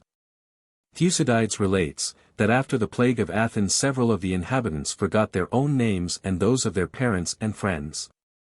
After the disastrous retreat of the French army in Russia, and the disease which swept away so many of their troops at Wilna, many of the survivors had no recollection of country or of home. Injuries of the head appear to occasion different results. This circumstance was observed by the ancients. Valerius Maximus relates the case of an Athenian, who, being struck on the head with a stone, forgot all literary attainments, although he preserved the recollection of other matters. A man wounded with a sword in the eye completely forgot Greek and Latin, in which he had formerly been a proficient. A young man, having fallen off his horse and contused his head, lost his memory to such an extent, that he would repeat a question 100 times over, although the very first interrogation had been answered. He had not the slightest recollection of his accident. Epileptic and paralytic attacks frequently usher in this melancholy result, which has also been often observed after childbirth. Dr.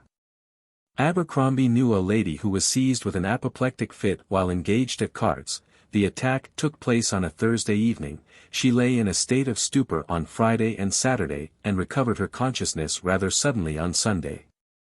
The first words she then uttered were, "What is trump?" Dr. Connolly mentions a young clergyman who, when on the point of being married, suffered an injury of the head, by which his understanding became impaired. He lived in this condition to the advanced age of 80, and to the last day of his existence, spoke of nothing but his approaching wedding, expressing impatience for the arrival of the happy day. A singular instance of forgetfulness is related of a lady who had been united to a man she loved, after much opposition on the part of her family, and who lost her memory after the birth of a child. She could not be made to recollect any circumstance that had occurred since her marriage, nor could she recognize her husband or her infant, both of whom she maintained were utter strangers to her. At first she repulsed them with apparent horror, but was at last, by the entreaties of her family, induced to believe that she was a wife and a mother. And although she yielded to their solicitations, yet for years she could not persuade herself that their assertions were correct, as she actually was convinced, against her will. In this instance disease not only destroyed memory, but affection. The case of Dr. Bressonnet was remarkable. An accident he had met with in the Pyrenees brought on an apoplectic attack. When he recovered, he could neither write nor pronounce correctly any substantives or personal names either in French or Latin, while adjectives and epithets crowded in his mind. Thus, when speaking of a person, he would describe his appearance, his qualities, and, without pronouncing the word coat, would name its color. In his botanical pursuits he could point out the form and color of plants, but had not the power of naming them. A Parisian merchant, after severe losses, experienced such a failure in recollection, that he was constantly guilty of the most absurd anachronisms. Would talk of the battles of Louis XIV with Alexander the Great, and describe Charles XII ascending triumphantly Mount Valerian.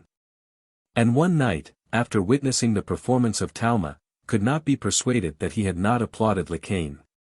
Sudden fright has also obliterated this faculty. Artemidorus lost his memory from the terror inspired by treading on a crocodile. Bleeding has produced the same effects, while, on the other hand, bloodletting has restored an absent man to perfect recollection.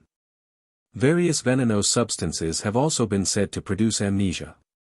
History records several instances of the kind. The soldiers of Antony, on their return from the Parthian War, were attacked with loss of memory after eating some poisonous plants on their march. Bomba, king of the Goths, was suddenly deprived of all recollection after taking a draught presented to him by Eryngius. Plater and Baldinger attributed a similar accident to the use of hemlock and arsenic. Narcotics, no doubt, may produce similar effects, but they will be of a transient nature. I do not know that this injurious power has been detected in any other productions, as the cases related by writers are not supported by sufficient authority to be entitled to unqualified belief. The cause of these affections will most probably ever be unknown. Equally futile have proved all the endeavors to ascertain in what part of the brain memory is seated, since we have found some physiologists lodging this wonderful faculty in the posterior, and others in the anterior portion of the cranium. I apprehend that we might torture the brute creation, from the elephant down to the lowest reptile, for centuries, without being able to ascertain this point, and even could we attain this information, cui bono? Would it protect this privileged quarter of the cerebral organ from the action of external agency, or restore it to its healthy functions when diseased? The mode in which our mental faculties are developed is an impenetrable mystery. And, instead of vainly endeavoring to raise the mystic veil to gratify our curiosity, or rather our vanity, let us endeavor to apply these functions to the use for which they were intended by the all-wise Creator. And exert them for the purpose of increasing the prosperity, or at any rate in endeavoring to diminish the sum of sufferings of His creatures, whether they be our fellow men or the divers races that are submitted to our capricious power. Affections of the sight. The different terms applied to the various morbid affections of vision have been frequently misconceived, and consequently have occasioned much confusion in their application. Those vitiated conditions which are usually noticed may be classed as follows. I. Night sight. 2. Day sight. 3. Long sight. 4. Short sight. V. Skew sight. 6. False sight. Night sight, specifically called lucifuga, was also termed nyctalopia, from nyupsilon xi, night, and omega psi, I. It was also known as the noctamamons. This affection was thus named in consequence of the person laboring under it being only able to see at night, or in a deep shade. Hence the first name, while nyctalopia has been used by most modern writers in the opposite sense of night sight ache, agreeably, according to Mason Good's observations, to the technical or implied meaning of opia. In which case it always applies to a diseased vision. Whence nyctalopia has been made to import day sight, instead of night sight. This disease appears to be dependent upon a peculiar irritability of the retina, produced by two different causes, a sudden exposure to a stronger light than the eye has been accustomed to bear, or a deficiency of the black pigment which lines the choroid tunic. If the iris be weak and torpid, it is enlarged, if strong and contracted, diminished. Thus, those who from peculiar circumstances reside in dark caverns and subterraneous abodes, or who have long been confined in obscure dungeons, labor under the first of these causes. Instances of which were observed in 2 of the captives liberated from the Bastille in 1789. Ramazzini informs us that this affection is commonly observed among the Italian peasants, amongst whom he was not able to trace any other peculiarity than an enlargement of the pupil. This state of the vision, however, has been attributed to the peculiar brightness of the Italian sky, its clear atmosphere, and the relaxing warmth of the temperature.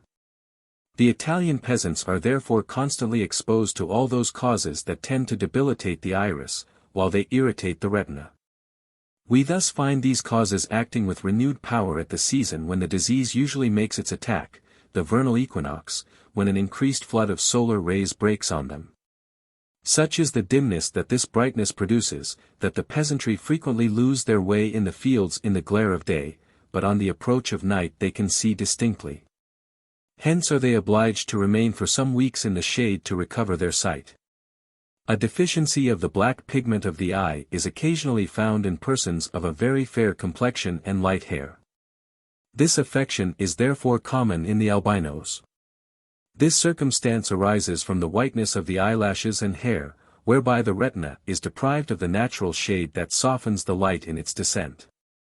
This debilitated race generally inhabit warm and damp regions, they are seldom long-lived, and frequently low-spirited and morose.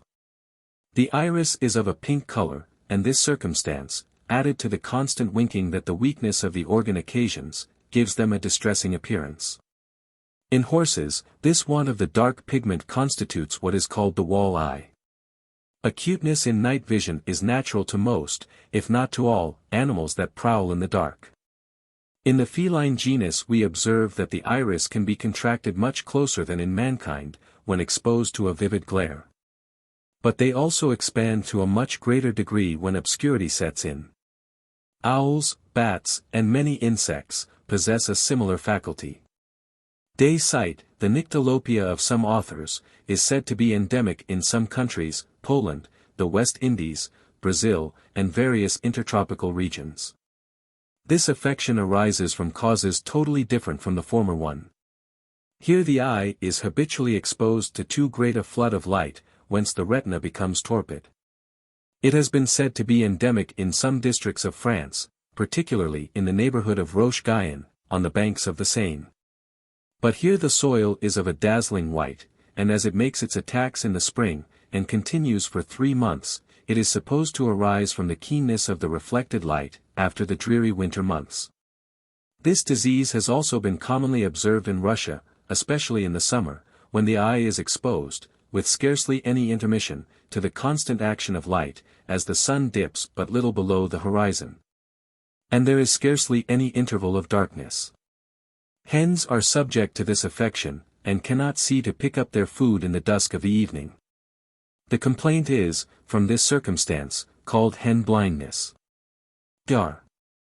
Heberden has communicated the following curious case of this species of affection. A man about 40 years old had in the spring a tertian fever, for which he took too small a quantity of bark, so that the returns of it were weakened without being removed. 3 days after his last fit, being then employed on board a ship in the river, he observed at sunsetting that all objects began to look blue, which blueness gradually thickened into a cloud. And not long after he became so blind as hardly to perceive the light of a candle. The next morning about sunrising his sight was restored as perfectly as ever. When the next night came on, he lost his sight again in the same manner, and this continued for 12 days and nights. He then came ashore, where the disorder of his eyes gradually abated, and in 3 days was entirely gone. A month after he went on board another ship, and after 3 days' stay in it the night blindness returned as before, and lasted all the time of his remaining in the ship, which was 9 nights. He then left the ship, and his blindness did not return while he was upon land. Some little time afterwards he went into another ship, in which he continued for 10 days, during which time the blindness returned only 2 nights, and never afterwards. It appears, however, that this individual had previously labored under an affection produced by the use of lead, which had left him in a state of much nervous debility. Notwithstanding this circumstance, this case clearly proves that the affection is liable to be increased and brought on by local influence. Long sight. In this species of vision the iris is habitually dilated, and not easily stimulated into contraction. Several varieties of this affection have been observed. Dr. Wells, in the Philosophical Transactions, relates the case of a young person who, from a permanent dilatation of the pupil, saw near objects with much difficulty and confusion, but remote bodies with singular accuracy. The power of moving the upper lid was completely lost. This dilatation of the pupil, which may be artificially produced by the application of belladonna, can be remedied by the use of convex glasses. Short sight. In this case the iris is contracted, and the cornea, which in long sight is too much flattened, is too convex or polarized, therefore spectacles of an opposite character, and with concave glasses, become necessary. Mice are said to be short-sighted. Hence the affection has been termed myopia or myopiasis, literally, mouse sight. Skew sight, or sight askew, is a condition of our vision only accurate when the object is placed obliquely, in consequence of some partial obfuscation of the cornea, frequently from slight scars, scarcely, if at all, observable. In this lateral vision the axis of the eye affected usually coincides with that of the sound eye. In squinting, on the contrary, the two axes do not coincide. In false sight, imaginary objects float before the sight. Or, at other times, objects assume imaginary forms and qualities. The latter species has been divided in cases where the objects that are supposed to be seen have no real existence, and in cases where actual objects have assumed qualities that do not appertain to them. The first are termed ocular phantasms or specters, the latter, ocular transmutations or illusions. These specters sometimes form dark spots, called by physicians muscae volatantes. In another species, a network seems to be spread before the eyes. Hence called visus reticularis. In a third form sparks scintillate, and this appearance is experienced when the eye has been struck. The eye is also troubled with an imaginary sense of dazzling, constituting the murmurage of the Greek writers. At other times, an iridescent appearance, exhibiting the colors of the rainbow, is experienced, although sometimes this impression is confined to a single color. Dr. Heberden relates the case of a lady of advanced age, lodging on the eastern coast of Kent, in a house that looked immediately upon the sea, and exposed to the glare of the morning sun. The curtains of her room were white, a circumstance which added to the intensity of the light. When she had been there about 10 days, she observed one evening, at the time of sunset, that first the fringes of the clouds appeared red, and soon after the same color was diffused over all the objects around her, especially if they were white. This lasted the whole night, but in the morning her sight was again perfect. This alternation of morbid and sound sight prevailed the whole time the lady resided on the coast, which was 3 weeks. And for nearly as long after she left it, at which time it ceased suddenly of its own accord. There exists another variety of false sight, that Planck has denominated metamorphopsia, and in which objects appear changed in their natural qualities, producing error of form, error of motion, error of number, and error of color. I had a patient in Lisbon who fancied that all the horses he saw carried horns or extensive antlers. A young lady whom I attended beheld every one of a gigantic height. Dr. Priestley has given a curious case of error of color in 5 brothers and 2 sisters, all adults.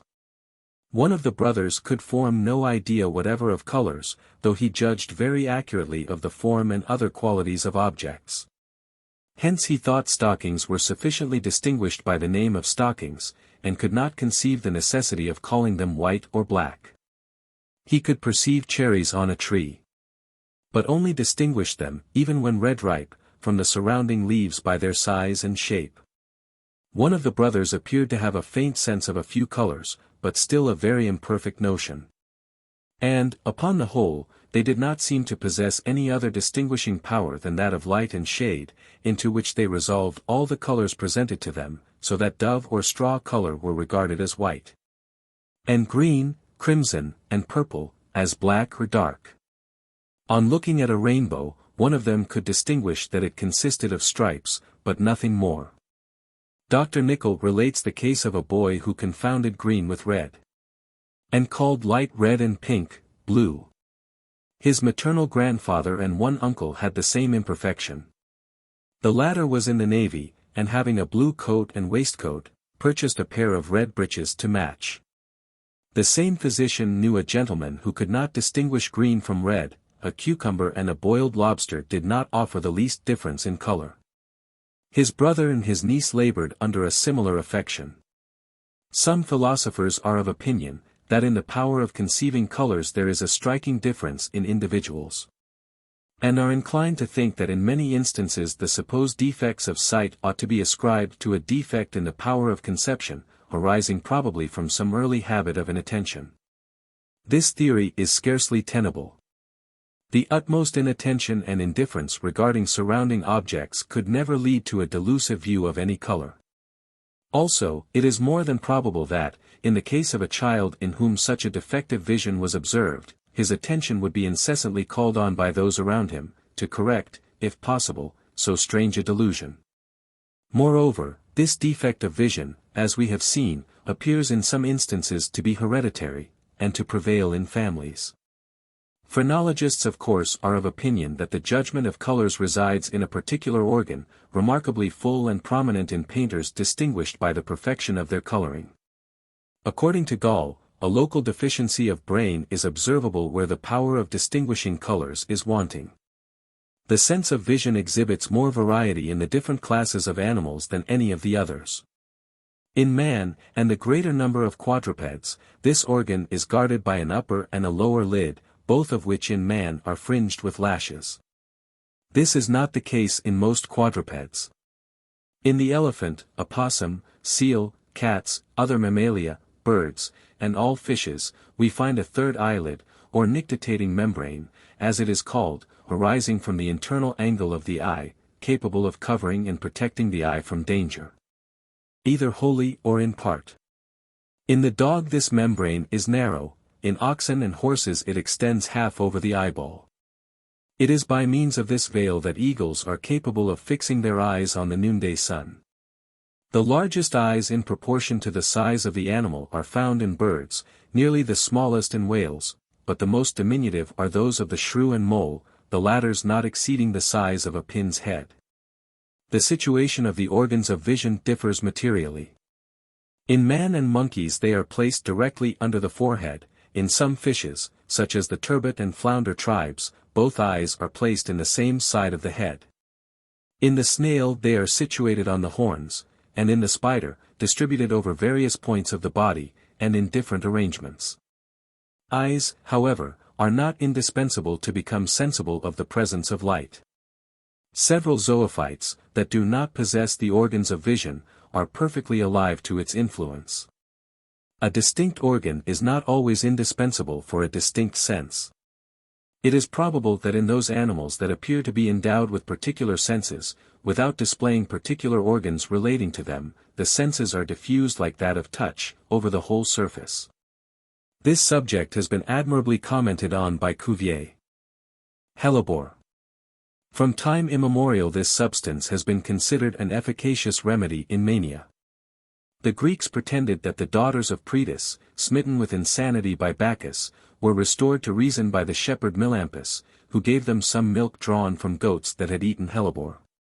It is supposed that the use of purgatives arose from this fabulous tradition, whence this plant was called Melampodium. The ancients described two varieties, the white and the black. The first, according to Theophrastus, was found on a part of Mount Ida called Pyrrha, on which the body of Hercules was burnt. It is not certain whether they confounded our hellebore with our veratrum. Pinel supposes that the veratrum album was their hellebore, as it is not probable that the veratrum nigrum should have been thus confounded.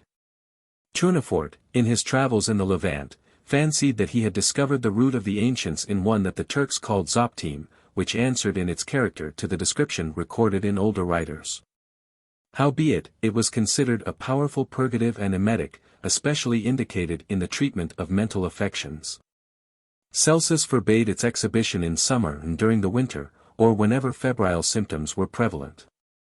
This precaution, however, applied to all purgative medicines, and to this day, in several parts of the continent, similar injunctions are usual.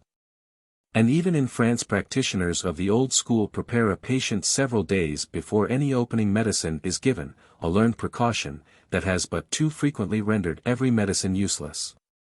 The exhibition of this drug was a matter of so much importance amongst the ancients, that it was specifically termed Helleborism. And it was considered of so powerful a nature in mania, that the treatment of the malady was called Navigare Antisires, since it was near the town of Antisires that the plant was generally gathered. If this process of Helleborism proved efficacious, it is more than probable that its beneficial results proceeded from the violent evacuations that preceded it. The following was the mode adopted with the Helleborized. The patient was first well fed for several days until the decline of the moon, when a powerful emetic was given to him.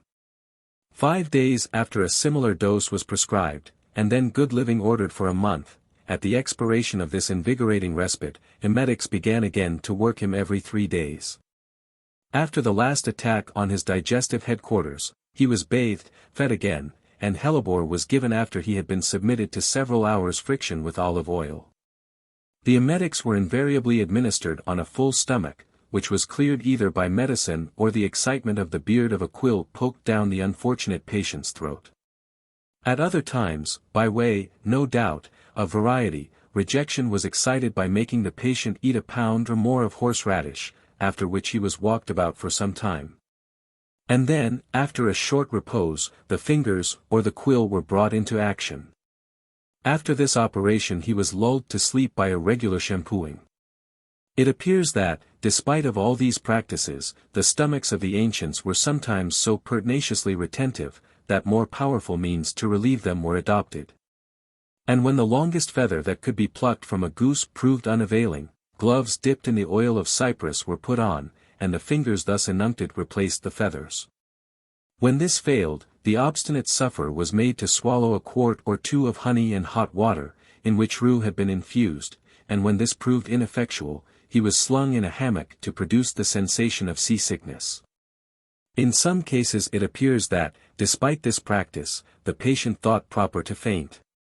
On such occasions little wedges of wood were driven between his obstinate and rebellious teeth clenched against medicine, so as to allow the introduction of the goose quill.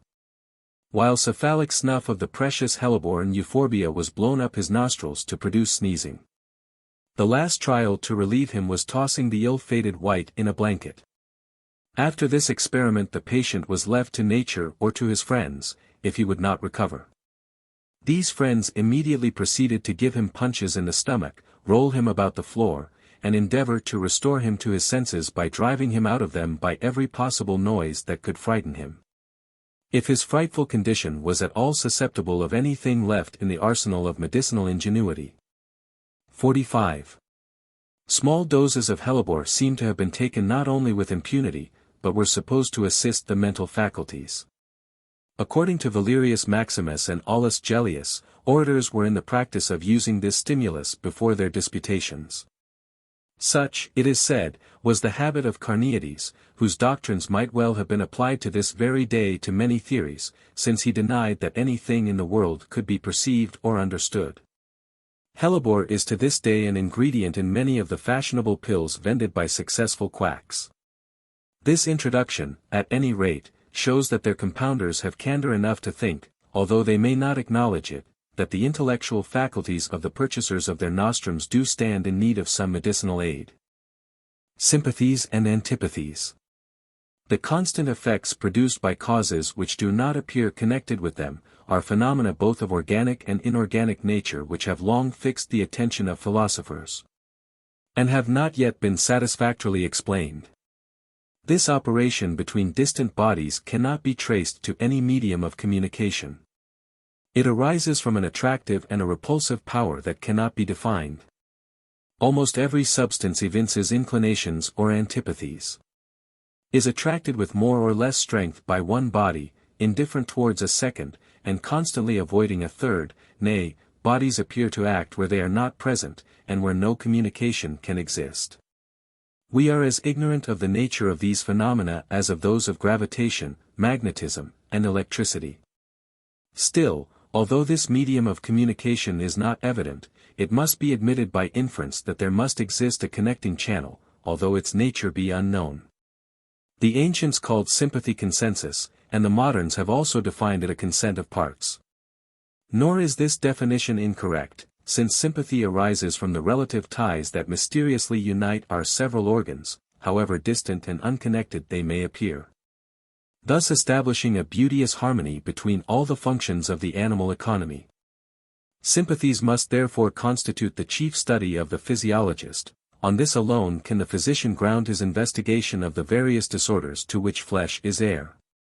Symptoms arise from sympathies. Without a knowledge of the one we can never attain a clear insight in the other. Sympathies are of a physical or a moral nature. The first consist, as I have already stated, of a consent between the different parts of the organism. The latter of certain impressions, unaccountable, unconquerable, that harmonize in a multiplicity of phenomena various individuals, or that induce them, without their being able to assign any reason or motive to warrant the repugnance, to avoid each other, and not unfrequently to entertain a feeling of disgust or horror. A secret voice has spoken, organism instinctively obeys. Moral sympathies have been defined as faculties that enabled us to partake of the ideas, the affections, or the dislike of others. Although this sentiment is by no means reciprocal, and we often dislike those who fondly love us. So far sympathy is instinctive, yet, like many instincts, it is more or less under the control of our reason. We often acquire an artificial partiality to substances that we naturally disliked. Our senses may be considered the instruments of our sympathies, yet senses are regulated by education and habit. Oil, olives, tobacco, and various other substances, are naturally, one might say instinctively, unpleasant to most individuals, yet by custom they are not only relished, but ardently wished for when they cannot be obtained. It is the same with our relative partiality or aversion towards individuals, and indifference is often turned into affection, while the most ardent love is not far remote from hate, when vanity more especially, removes its boundaries. If we admit that our sympathies are lodged in certain specific organs, we must consider that we are the slaves of organism, whereas it is pretty positive that to a certain extent we are the slaves of habit. Even the most ardent and prevailing passions, the indulgence in which has become an absolute necessity, cease to be brought into action when they have long remained dormant. To associate our moral sympathies with physical consents of parts is to level man with the brute creation, although we hourly see the most decided instinctive dislikes in animals overcome by education. A mouse may be brought up with a cat, and a hawk with a sparrow, although a chicken has been known to dart at a fly the moment its head was out of the egg. Nor can we view in the same light the affinities of inorganic bodies. They are subject to chemical laws, each is endowed with specific qualities that seldom or never vary, and some other body must be interposed to check their attraction. And that body, in the relation of inorganic matter, may be compared to the influence of the mind in intellectual beings. In animals, the very laws of nature are not unfrequently unheeded. And in these instances natural instincts appear less powerful than the mechanical discrimination that we witness in vegetable life, where germs, and molecules, and fibrils not only select each other, according to nature's harmonic institutions, but actually attract each other from distant situations.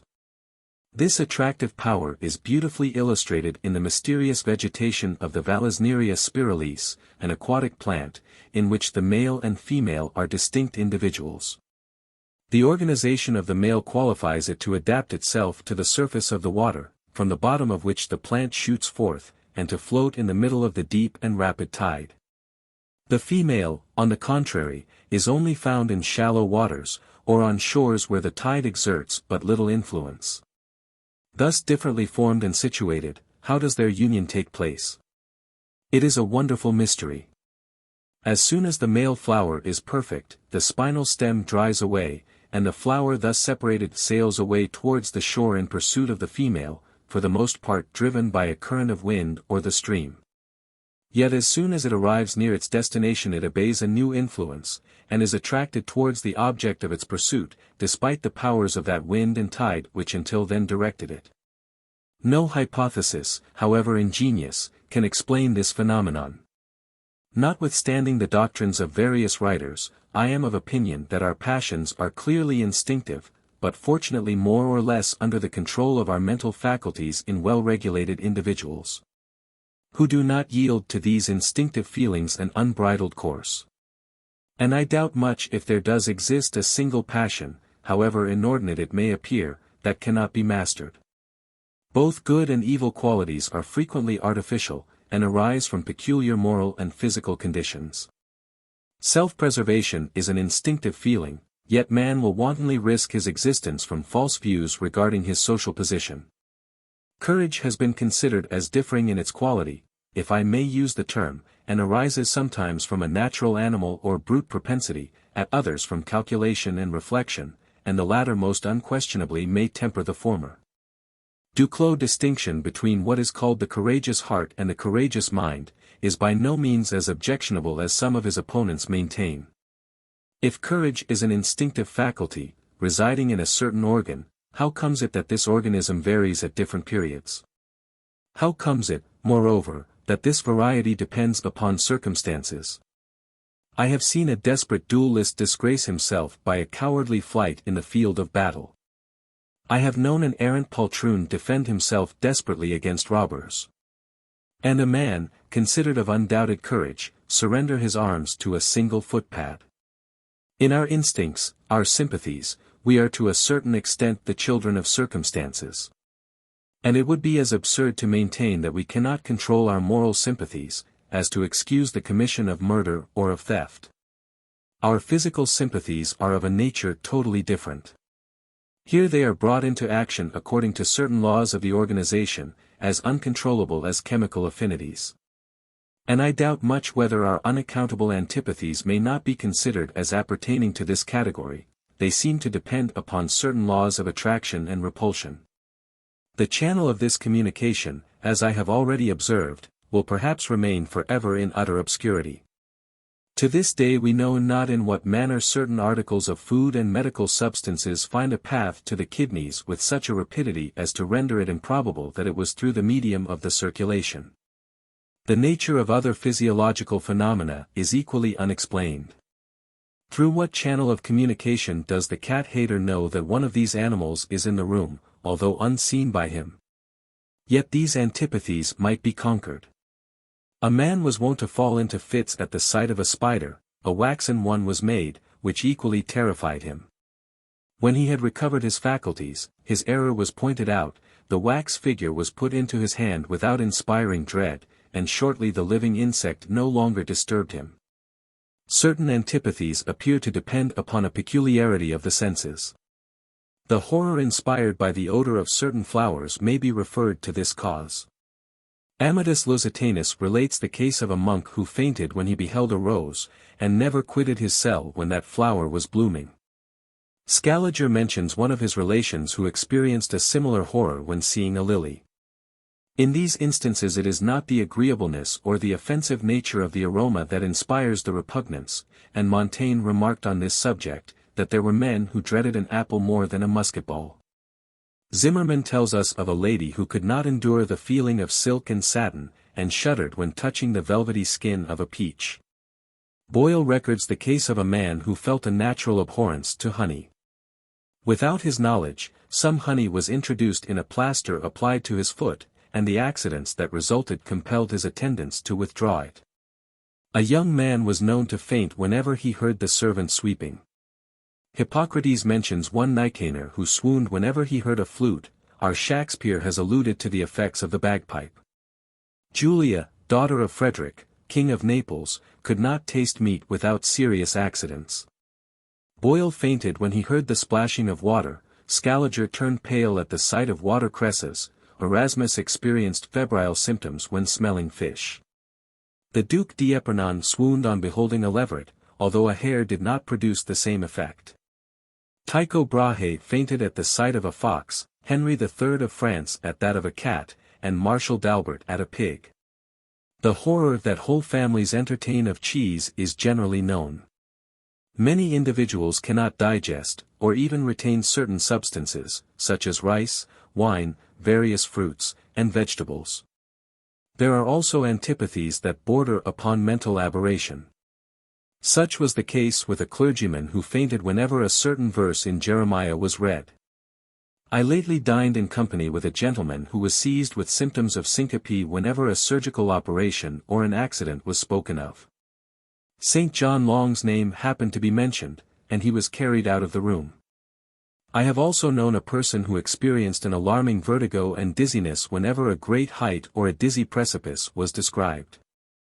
A similar accident has been occasioned by Edgar's description of Dover Cliff in King Lear. All these sympathies may be looked upon as morbid affections, or rather peculiar idiosyncrasies, beyond the control of our reason or our volition, although it is not impossible that they might be gradually checked by habit. Our dislikes to individuals are often as unaccountable, when we are obliged to confess with the poet Martial.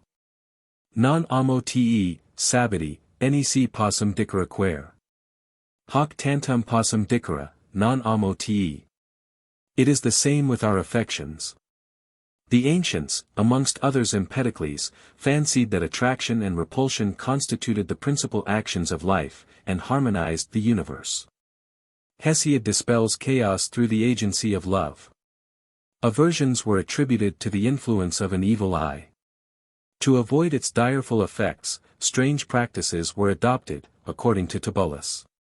And to check the malefics of wicked crones, it was customary to spit 3 times in an infant's bosom. Dispute in mola id sibi quisque sinus. While the well-known amulet representing the god Facinus was suspended round the child's neck. Maidens were veiled to guard them against this noxious power, and secrecy and retirement were deemed the most effectual means of security. Latendum est dum vivimus, ut feliciter vivamus. In a preceding article I have given a sketch of the custom of administering love philters. The singular sympathies that forewarn a future union between the sexes have in some instances been most surprising. The following example, that came within my knowledge, is perhaps one of the most singular. Mr. A brother officer of mine, was a man of taciturn and retired habits, seldom frequenting public places of amusement, and, when there, felt anything but gratification. One evening after dinner he was, however, prevailed upon to go to a ball. We had not been long in the room when, to my utter surprise, he expressed great admiration of a young lady who was dancing, and, what still more amazed us all, he engaged her to dance. Such an act of apparent levity on his part struck us as a singularity which might have been attributed to an unusual indulgence at table, had not the contrary been the case, for he was remarkably abstemious. The dance was scarcely over when he came to me, and told me with a look of deep despondency, that his lovely partner was a married woman. The tone of sadness in which he addressed me was truly ludicrous. A few minutes after he left the ballroom. The strangeness of his conduct led me to fear that his mind was not altogether in a sound state. But I was confirmed in my apprehension when he told me the following morning that he was convinced he should be married to the object of his admiration, whose husband was a young and healthy clergyman in the neighborhood. Here matters rested, and we both went abroad. We did not meet until 3 years after, when, to my utter surprise, I found that his prediction had been verified.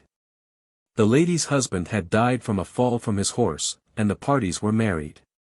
But what rendered this circumstance still more strange is, that a similar presentiment was experienced by the young lady herself who, on returning from the ball, mentioned to her sister with much emotion, that she had danced with a stranger, to whom she felt convinced that she was destined to be married. This conviction embittered every moment of her life, as, despite her most strenuous endeavors, she could not dismiss her partner from her constant thoughts, reluctantly yielding to the hope of seeing him again. The sympathetic power of fascination is another unaccountable phenomenon. It is well known that in regions infested with venomous snakes, there are persons endowed both by nature and by art with the power of disarming the reptiles of their poisonous capacities. The ancient Cyrenaica was overrun with poisonous serpents, and the Scylli were a tribe gifted with this faculty. When Cato pursued Juba over the Cyrenaica desert, he took some of these Scylli with him to cure the poisoned wounds that these reptiles might have inflicted on his soldiers. Bruce informs us that all the blacks in the kingdom of Sennar are perfectly armed by nature against the bite of either scorpion or viper. They take the cerastes, or horned serpent, one of the most venomous of all the viper tribe, in their hands at all times, put them in their bosoms, and throw them to one another, as children do apples or balls. During which sport the serpents are seldom irritated to bite, and, when they do bite, no mischief ensues from the wound. It is said that this power is derived from the practice of chewing certain plants in their infancy. This is most probably the fact. These substances may impregnate the body with some quality obnoxious to the reptile. The same traveler has given an account of several of these roots. In South America a similar practice prevails, and a curious memoir on the subject was drawn out by Don Pedro de Orbis y Vargas, detailing various experiments. He informs us that the plant thus employed is the Vejuco de Guaco, hence denominated from its having been observed that the bird of that name, also called the serpent hawk, usually sucked the juice of this plant before his attacks upon poisonous serpents. Prepared by drinking a small portion of this juice, inoculating themselves with it by rubbing it upon punctures in the skin, Don Pedro himself, and all his domestics, were accustomed to venture into the fields and fearlessly seize the most venomous of these serpents. Acrel, in the Amenitates Academici, informs us that the Senegat possesses a similar power. The Tantalus or ibis of Egypt, that derives its chief food from venomous animals, depends in a like manner on the protection of antidotes. This power of fascinating serpents is so great, that they remain totally torpid and inactive under its influence, and are not even able to offer any resistance when skinned from tail to head like an eel, and eaten alive. According to Bruce, they sicken the moment they are laid hold of, and are exhausted by this invincible power as though they had been struck by lightning or an electric battery, shutting their eyes the moment they are seized, and never attempting to turn their mouth towards the person that holds them. It has been asserted that the Hindu jugglers render serpents innocuous by the extraction of their teeth, and although this may be the practice in some parts of India, it is not generally resorted to in other countries. Dar. Mead and Smith Barton of Philadelphia endeavor to explain this power by the influence of terror. This supposition, however, is not correct, since the serpent will injure one man and not another, if the latter is gifted with this faculty and the former one is not. Major Gordon of South Carolina attributes the fascinating power of reptiles to a vapor which they exhale and shed around them. And he mentions a Negro who, from a peculiar acuteness of smell, could discover a rattlesnake at 200 feet distance. That certain odors are overpowering there is not the least doubt. And trout and other freshwater fishes are charmed and caught without resistance when the hand is smeared with asafoetida, marjoram, and other aromas. The fishes, delighted no doubt with this odor, or intoxicated by its power, will actually flock towards the fingers, and allow themselves to be laid hold of. Thieves and housebreakers have been known to possess the power of quieting watchdogs, and keeping them silent during their depredations. Lindekrantz informs us that the Laplanders can instantly disarm the most furious dog, and oblige it to fly from them with every expression of terror. The strange faculty of taming the most unmanageable horses, possessed by an Irishman, hence called the Whisperer, is well known. Several horsebreakers have appeared at various periods possessing the same art, and they would make the wildest horse follow them as tamely as a dog, and lie down at their bidding. It has been affirmed that these whisperers introduce a globule of quicksilver, or some other substance, into the animal's ears. It is, however, more probable that these charmers derive their power of fascination from some natural or artificial emanation. The most singular power of fascination is perhaps that exhibited by the jugglers of Egypt, who, by merely pressing the serpent called hage on the neck, stiffen the reptile to such a degree, that they can wave it like a wand. To explain this sympathetic influence that living beings exercise on each other, as I have already observed, has long been the study of philosophers. Their chief theories may be divided into those of the advocates of pneumatism or spiritualism, who maintain that the nerves transmitted a subtle fluid susceptible of external transmission. Such were the disciples of Plato. And, amongst the moderns, the Arabian writers, Paracelsus, Van Helmont, Willis, Digby, Werdig, and even Bohr have. The mechanicians formed another class, refusing to admit the doctrine of influences, and submitting all sympathetic phenomena to the laws of mechanism and chemistry. Amongst these we find the Cartesians, Boyle, Hoffmann, and Haller. Their doctrine had already been established amongst the ancients by Asclepiades. The third system was that of the Organicians, who attributed these effects to our organization, governed by a principle of free agency. In this school are recorded the names of Hippocrates, Galen, Stahl, Bourdieu, and many illustrious writers of various ages. An investigation of these discrepancies would be foreign to these sketches. I can only observe, that none of them are tenable, and have only tended to display scholastic learning and ingenuity, without any practical beneficial results. Indeed, the only advantages that might possibly accrue from these pursuits would be the shedding of some faint light upon our systems of early education. By finding out the most judicious method of counteracting innate dispositions and peculiar idiosyncrasies. The life of man is a relative and external existence. He lives in communion with all around him, and before his ultimate dissolution he is doomed to die with every object of his affections that perishes before him. To these objects he has been united by the secret powers of sympathy. The organism of both appears to have been subject to mutual laws, and grief and joy, our pains and pleasures, are transmitted with the rapidity and power of the magnetic fluid. Nor time nor distance can affect these sympathies, which have been known to remain latent in our breasts till called into action by accidental circumstances. Thus, a man has never known how fondly he loved until he was suddenly deprived of the object of his sympathies, although until that moment this affection had been unknown even to himself. This circumstance clearly proves that these sympathies are not under the influence of our imagination. Although it is to this creative faculty that these reminiscences are attributed by Madame de Staël in the following exquisite words, the creative talents of imagination, for some moments at least, satisfies all our desires and wishes. It opens to us heavens of wealth. It offers to us crowns of glory, it raises before our eyes the pure and bright image of an ideal world, and so mighty sometimes is its power, that by it we hear in our hearts the very voice and accents of one whom we have loved. Sympathies might be denominated a moral contagion in mankind, in the brute creation they merely produce a physical impulse. Reid attributed to the nervous system an atmosphere of sensibility, influencing all that came within its range. Ernest Platner maintained that our soul could diffuse itself in mutual transmission. And in another paper I have shown that life may be prolonged by sacrificing the health of others, when the genial warmth of youth is surreptitiously communicated to decrepitude. What is then this invisible vital fluid, this electric principle, that the touch, the breath, the warmth, the very aroma of those we are fond of, communicates, when trembling, fluttering, breathless, we approach them?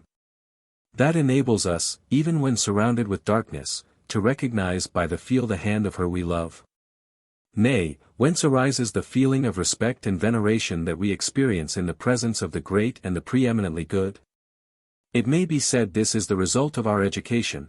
We have been taught to consider these individuals as belonging to a superior class of mortals. To a certain extent this may be true. Yet there does exist an impressive contagion when we are brought into the presence, or placed under the guidance, of such truly privileged persons. Their courage, their eloquence, their energies, their fanaticism, thrill every fiber, like the vibration of the chord under the skillful harpist's hand. Actuated by this mystic influence the coward has boldly rushed into the battle, the timid dared imminent perils, and the humane been driven to deeds of blood. Fanatic contagion has produced both martyrs and heroes. Example stimulates and emulates, despite our reasoning faculties. Regis ad exemplar totus componitor orbis.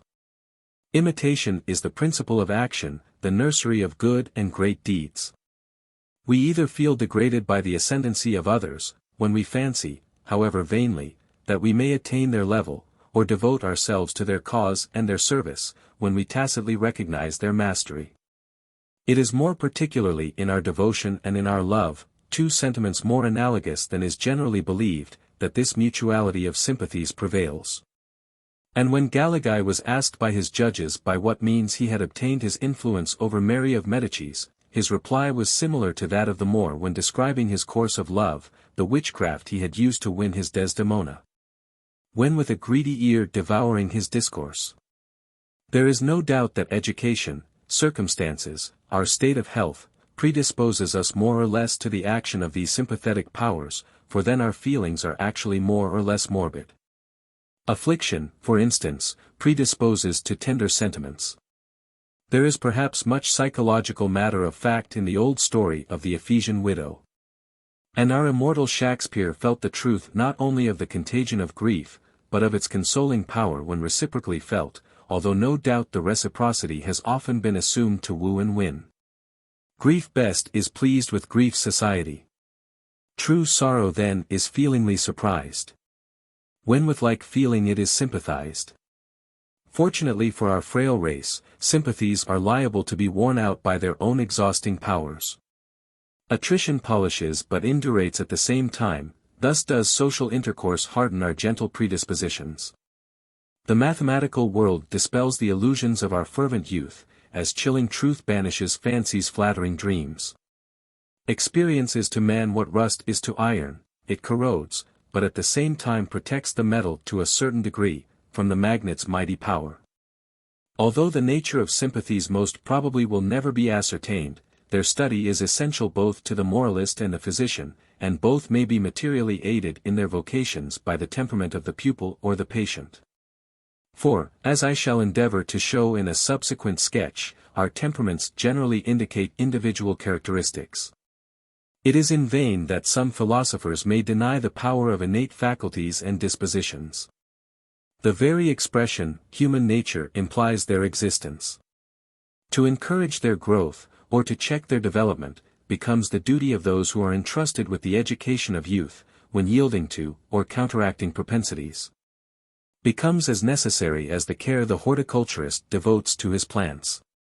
By the inclination that trees have taken, we can generally learn the prevalent winds of a district. The plastic hand of our early teachers may, in most instances, obtain a similar result. Though in the vegetable kingdom, as well as in the animal kingdom, there will be constantly found stubborn trunks that will resist all influence. Were we to admit that our material organism cannot be counteracted, we should inevitably fall into many lamentable errors, and many a crime would be extenuated on the plea of fatalism. It is to be feared that some of our ingenious theorists have too frequently tortured organism on a Procrustean couch, to suit their favorite fantasies. We might reply to the visions of these enthusiasts in the words of Iago, our bodies are our gardens, to which our wills are gardeners, either to have it sterile with idleness, or manured with industry. The power and corrigible authority of this lies in our wills. If the balance of our lives had not one scale of reason to poise another of sensuality, the blood and baseness of our natures would conduct us to the most preposterous conclusions. The Archeus of Van Helmont. One of the most ingenious fictions of those speculators who have endeavored to explain the mysteries of our wonderful organization, was perhaps the Archeus of Van Helmont, a term derived from alpharocaeta, origin, principle. Authority, power. According to the doctrines of this physician, the Archeus was an internal agent that commanded and regulated all the vital functions. I cannot better describe it than by partly borrowing the language of the founder of the doctrine. The Archeus and matter are the natural causes of all. The molecules of matter, essentially inert, receive from this principle their movements, their order, their distribution, their conformation. The Archeus is the internal agent that penetrates them, the nucleus of their inspiration. It is the mold in which they are elaborated, brought into form by this plastic influence meeting in this material substance the requisite docility to realize its ideas of perfection. Thus the Archeus is an active and an intelligent power, possessing the faculty of amalgamating and identifying itself with matter. Penetrating its inmost recesses, it modifies and changes each particle of matter, producing that incomprehensible series of oscillations of spontaneousness and equilibrium, that catenation and marvelous automatism, that constitute the consciousness of our existence, and whence springs the only notion we can form of its causation.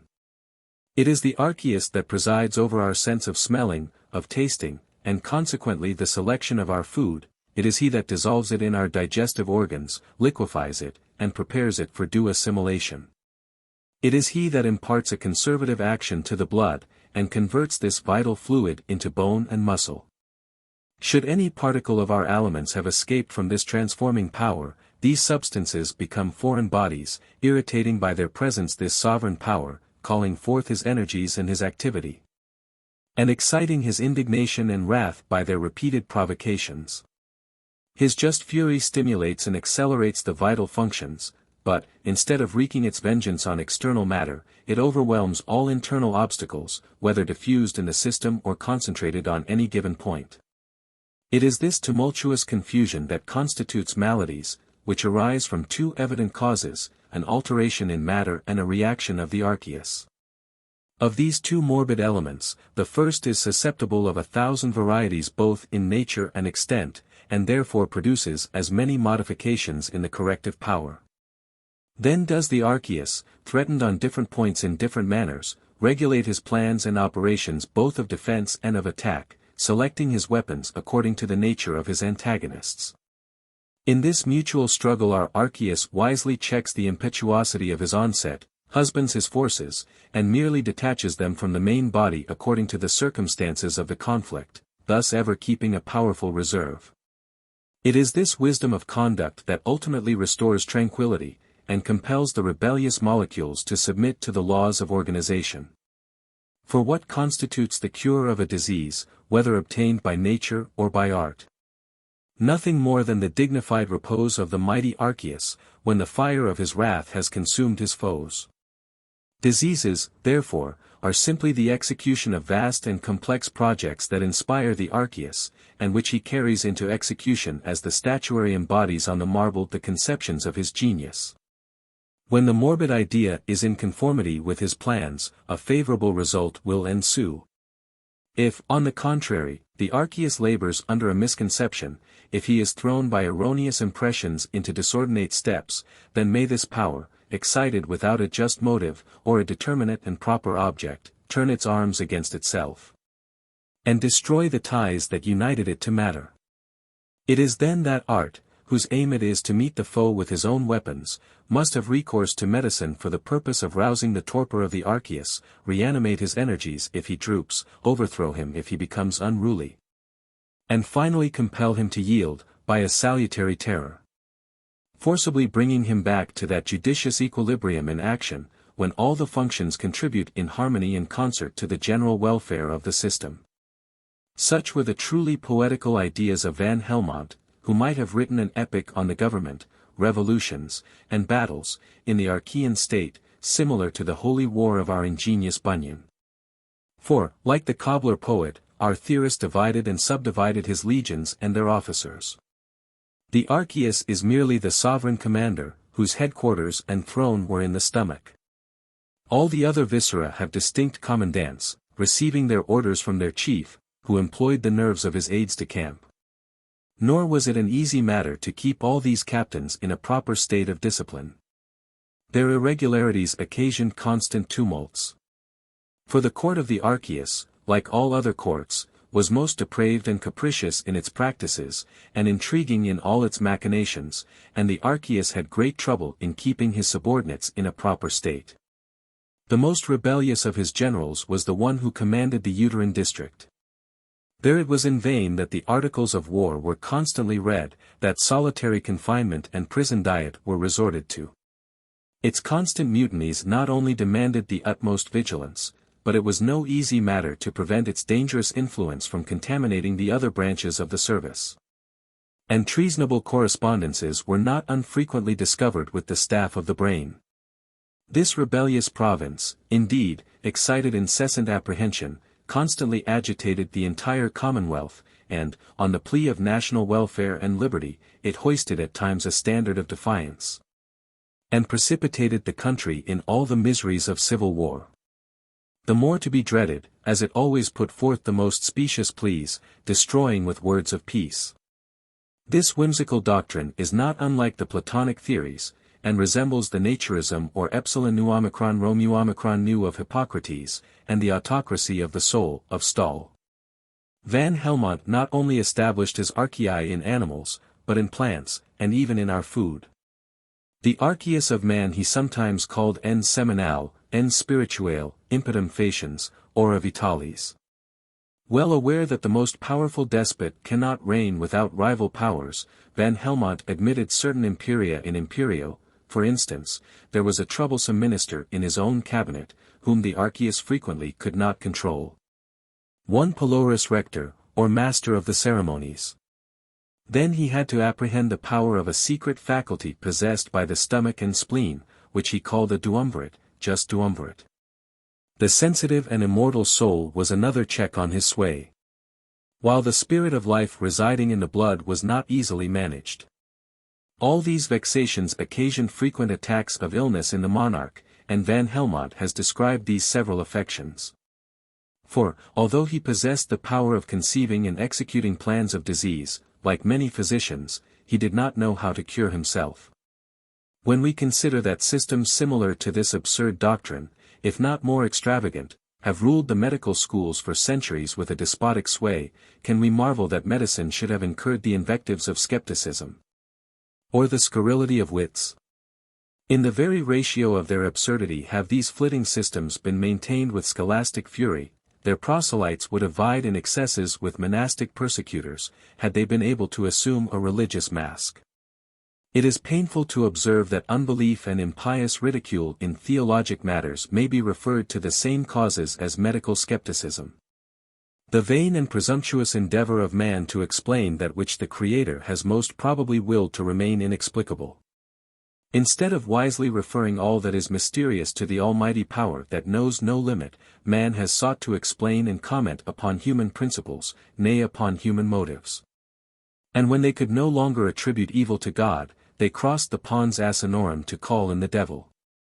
In like manner, when they proudly fancied that they had regulated all the functions of the animal economy in that harmonious manner that they were modest enough to call admirable and wondrous, they endeavored to account for a derangement of this equilibrious condition, either by the introduction of some evil spirit, or the unmanageable rebellion of some organ, some principle, some agency.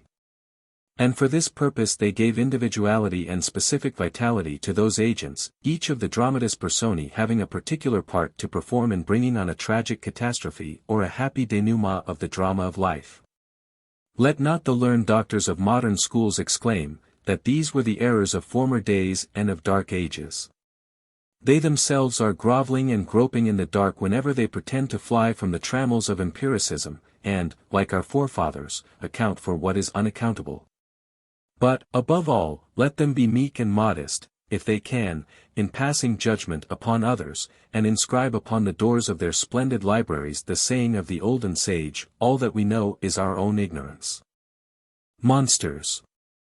Philosophers have puzzled their brains to no purpose in endeavoring to account for the unnatural formation of animals.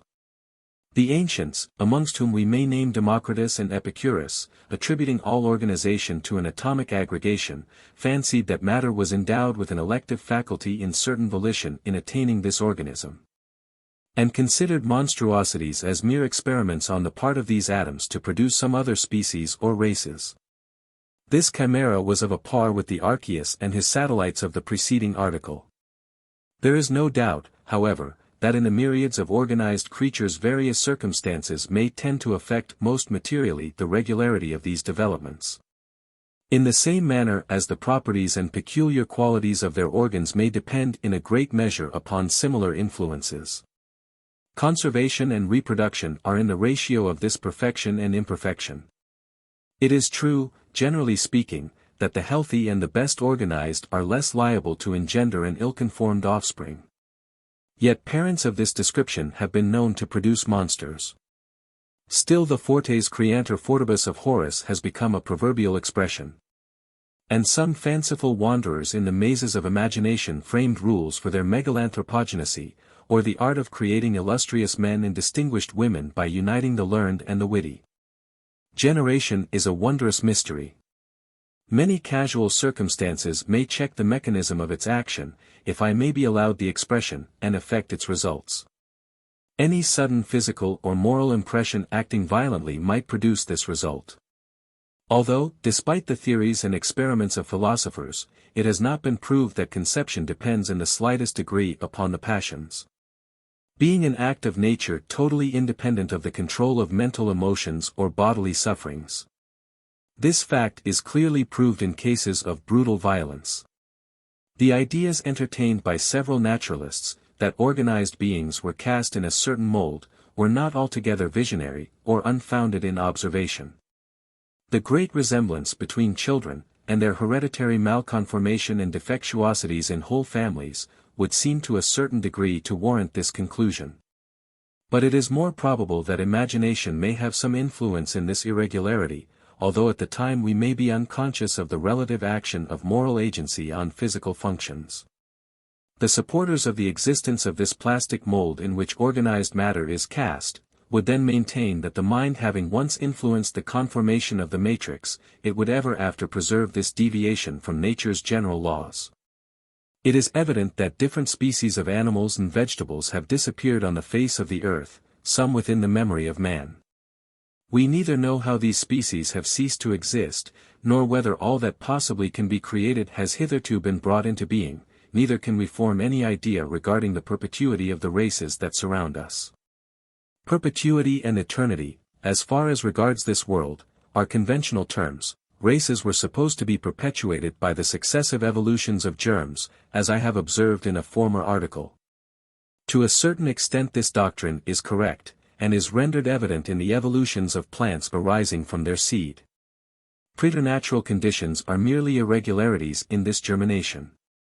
The doctrine, that at each creation a true generation and gradual formation of a new conception from the formless genital matter takes place, does not appear to me reconcilable with sound physiology, nor supported by observation.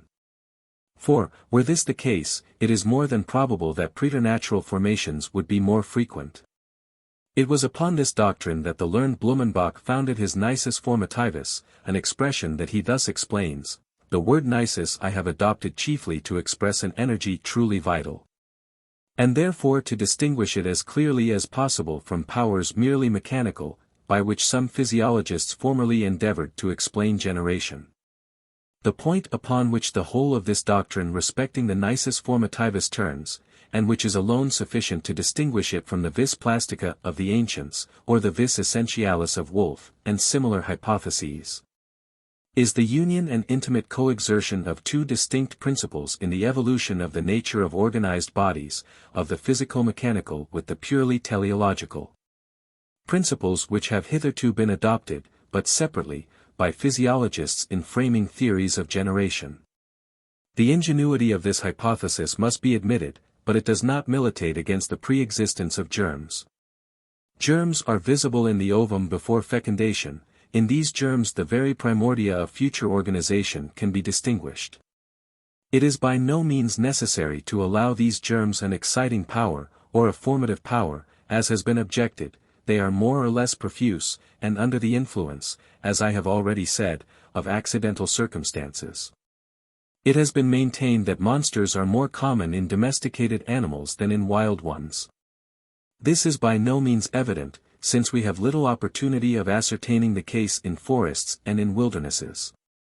But, admitting the fact, it only tends to corroborate my opinion regarding the influence of accidental causes in physical development, since domestication must expose animals to many emotions unknown in their natural condition. It has been said that monsters are especially observed among sows. There perhaps is no animal under the subjection of man, excepting, perhaps, the unfortunate donkey, more exposed to physical injuries during gestation. And as the Portuguese maintain that a cajado, a stick, springs from the earth whenever an ass is born, so our bumpkins and malicious urchins fancy that every one owes a kick to a gravid sow. Howbeit, I doubt much whether the swinish multitude are more subject to bare monstruosities than other animals, and preternatural conformations are, I believe, as frequent in lambs, and calves, and chickens. And double-headed and double-legged specimens of these animals are more frequently exhibited than monstrous pigs. Monstruosities are of two kinds, and exhibit either an excess of parts or a defect. Thus, some children are born with more limbs than usual, whilst others are deprived of their natural proportions. It is not unlikely that in the former case twins were being developed, whereas, in the other, the proper nourishment of the parts that are either wanting or stunted in their growth had somehow or other been impeded in its assimilation. This opinion seems to be warranted by the facts observed in the artificial incubation of eggs, the different parts of the chick being more or less perfect ere the heat had been more or less steadily applied. The produce of those eggs that had enjoyed more warmth being invariably the stronger. The same remark applies to plants. Eggs and seeds are in most respects ruled by similar laws in the phenomena of their germination. The arms and legs grow from the animal fetus, as the branches originate from the trunk of the tree. These ramifications are frequently as symmetrical as human limbs. When there are preternatural excesses in formation, it is probable that twins were intended, thus we see fetuses with double heads, or with two bodies. The same irregularity is observed in double and triple cherries, and other fruits. It is probable that this union took place when these bodies were in a soft state, and the vessels enosculated in their intricate ramifications with greater facility, until further development had consolidated the junction. If a proof were wanting that monstrosities do not arise in the original organization of the embryo, but from subsequent accidents during gestation, it might be sought in those preternatural appearances that arise from frights or longings, and constitute what are called navi materni. Thus are infants born bearing the marks of some fruit the mother had desired, or some animal that had terrified her. This phenomenon plainly shows that there does exist a wonderful sympathy between external objects and the uterine system. Yet this sympathy is not as surprising as that which is subsequently observed between these marks and the fruit they represent. It is a well-authenticated fact that they will assume a tinge of maturity when the fruit is ripening, and become gradually more pale as it is going out of season. The same observation has been made in regard to animal marks. For instance, these marks have displayed a deeper color when the mouse or the rat that had occasioned them was mentioned. I know a lady who, during her pregnancy, was struck with the unpleasant view of leeches applied to a relative's foot. Her child was born with the mark of a leech coiled up in the act of suction on the identical spot. Mr. Bennett has published a remarkable instance of this uterine sympathy. A woman gave birth to a child with a large cluster of globular tumors growing from the tongue, and preventing the closure of the mouth, in color, shape, and size exactly resembling our common grapes, and with a red excrescence from the chest, as exactly resembling in figure and appearance a turkey's wattles. On being questioned before the child was shown her, she answered that, while pregnant, she had seen some grapes, longed intensely for them, and constantly thought of them, and that she was also once attacked and much alarmed by a turkey cock. Various writers have positively denied these facts. Gerard tells us that he had known 3 pregnant women whose minds had been constantly occupied with the unpleasant recollections of a cripple, of a dancing dog fantastically dressed, and a basket of beautiful peaches. Yet their offspring bore no marks of these objects. This is no argument. No rational person could imagine for a single moment that every impression thus received is to be transmitted.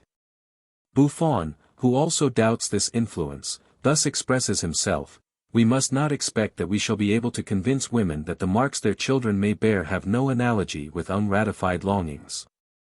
I have frequently asked them, before the birth of their infants, what had been their wishes, and consequently what would be the marks that they might expect. By this question I frequently gave unintentional offense." Now, with all due respect to this celebrated naturalist, this argument is by no means conclusive. We perfectly well know that pregnant women are frequently alarmed without such consequences, and the most fantastic fantasies may cross their idle brains, without any such result. It has been observed on this subject, that when a circumstance may proceed from many causes, we do not universally reject any one because it is frequently alleged without reason. We have too many well-authenticated cases before us to doubt this strange effect of maternal impressions, so clearly observed and recorded in Holy Writ in the following passage of Genesis: "And Jacob took him rods of green poplar, and of the hazel and chestnut tree, and pilled white strakes in them, and made the white appear which was in the rods. And he set the rods which he had pilled before the flocks in the gutters in the watering troughs, when the flocks came to drink, that they should conceive when they came to drink.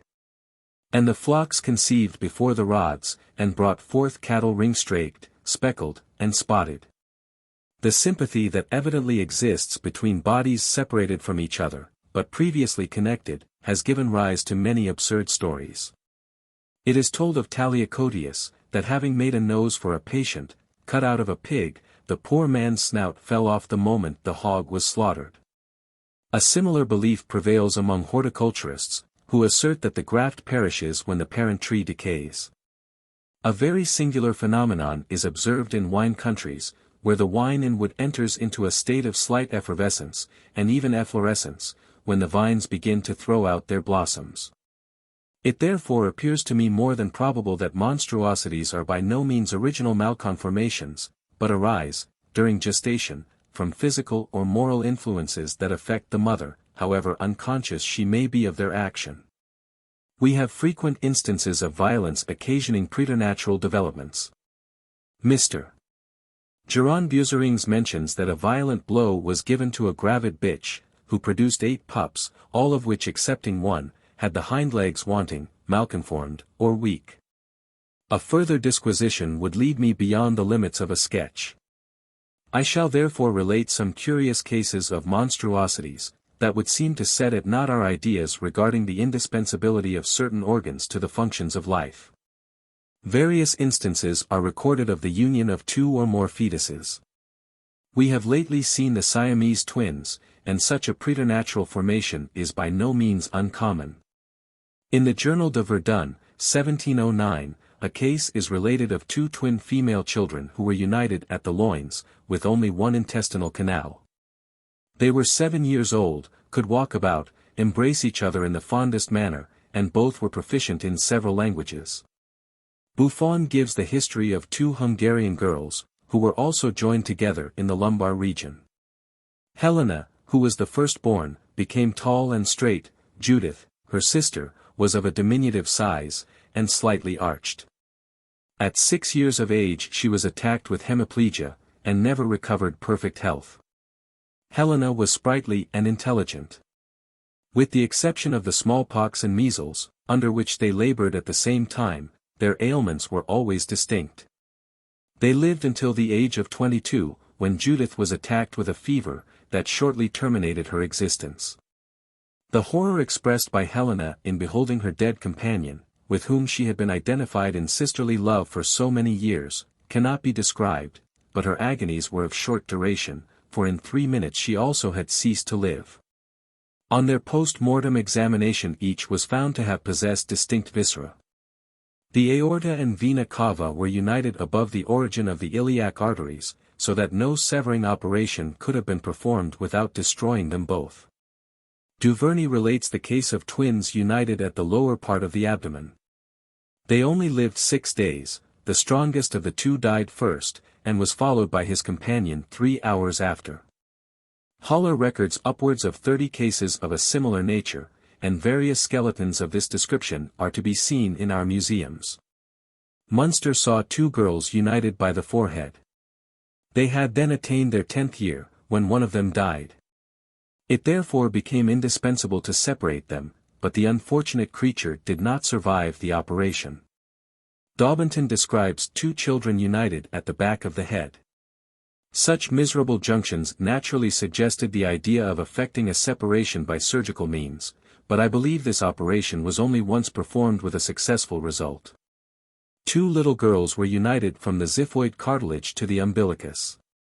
The uniting substance was 1 inch in thickness, 6 lines in breadth, and 5 inches in circumference.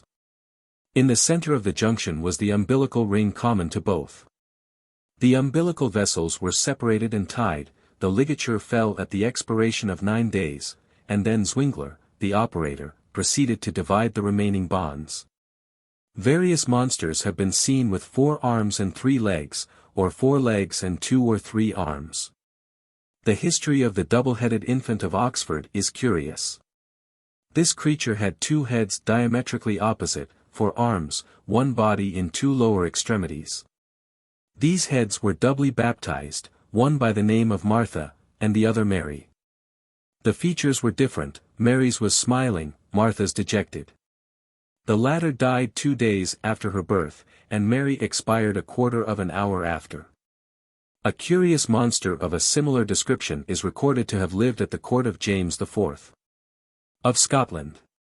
It had been taught several languages, and music. One head was intelligent, the other remarkably stupid. This creature lived 28 years, when one of the individuals died. The other survived several days, but gradually drooped as the body of his late companion was decomposing. In olden writers we have many curious cases. How far they may be entitled to credit I cannot say, although we have no reason to deny the fact, when we daily witness the most singular malconformations. Lycete relates the case of a child with 2 legs, but 7 heads and 7 arms. Bartholinus mentions one with 3 heads, each of which uttered the most horrible cries, and then expired.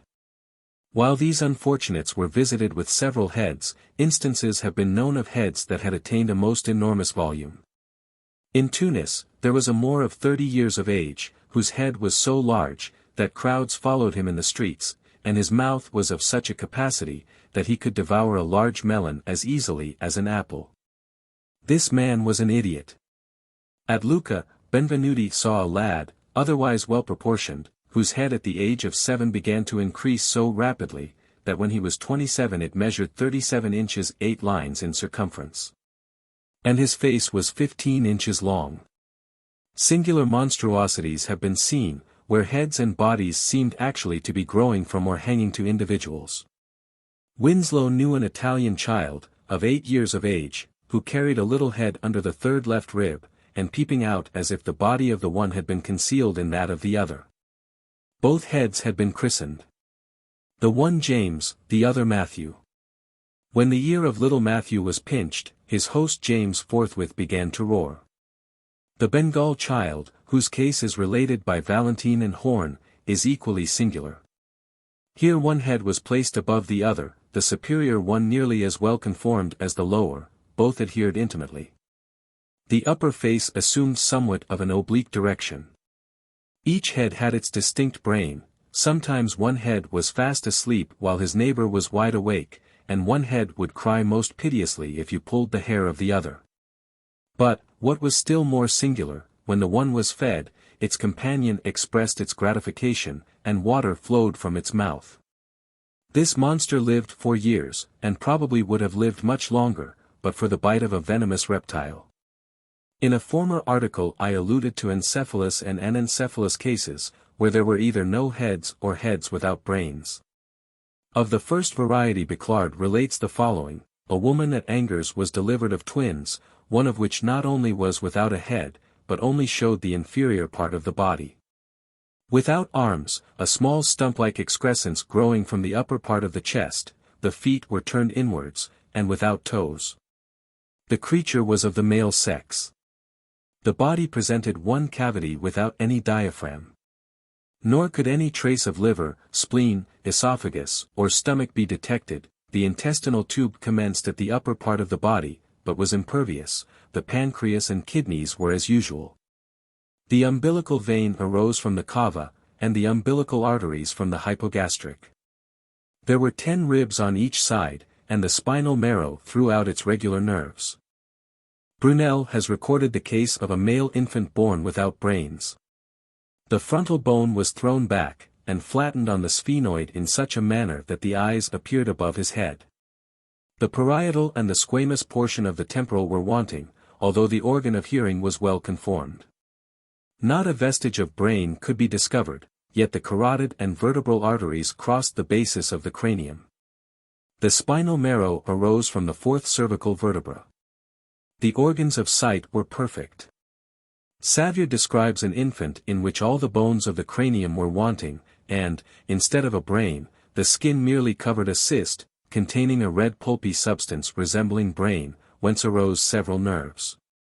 It is, no doubt, to these malconformations that we are to attribute the various stories of children with heads of monkeys, goats, pigs, or of that child whose face represented the devil, and who was described as Cacodemonies picturi quam humani figuri similius, and the idle tales of Cyclopes are also to be sought in such accidental preternatural appearances, and several instances are recorded of children born with a single eye in the forehead.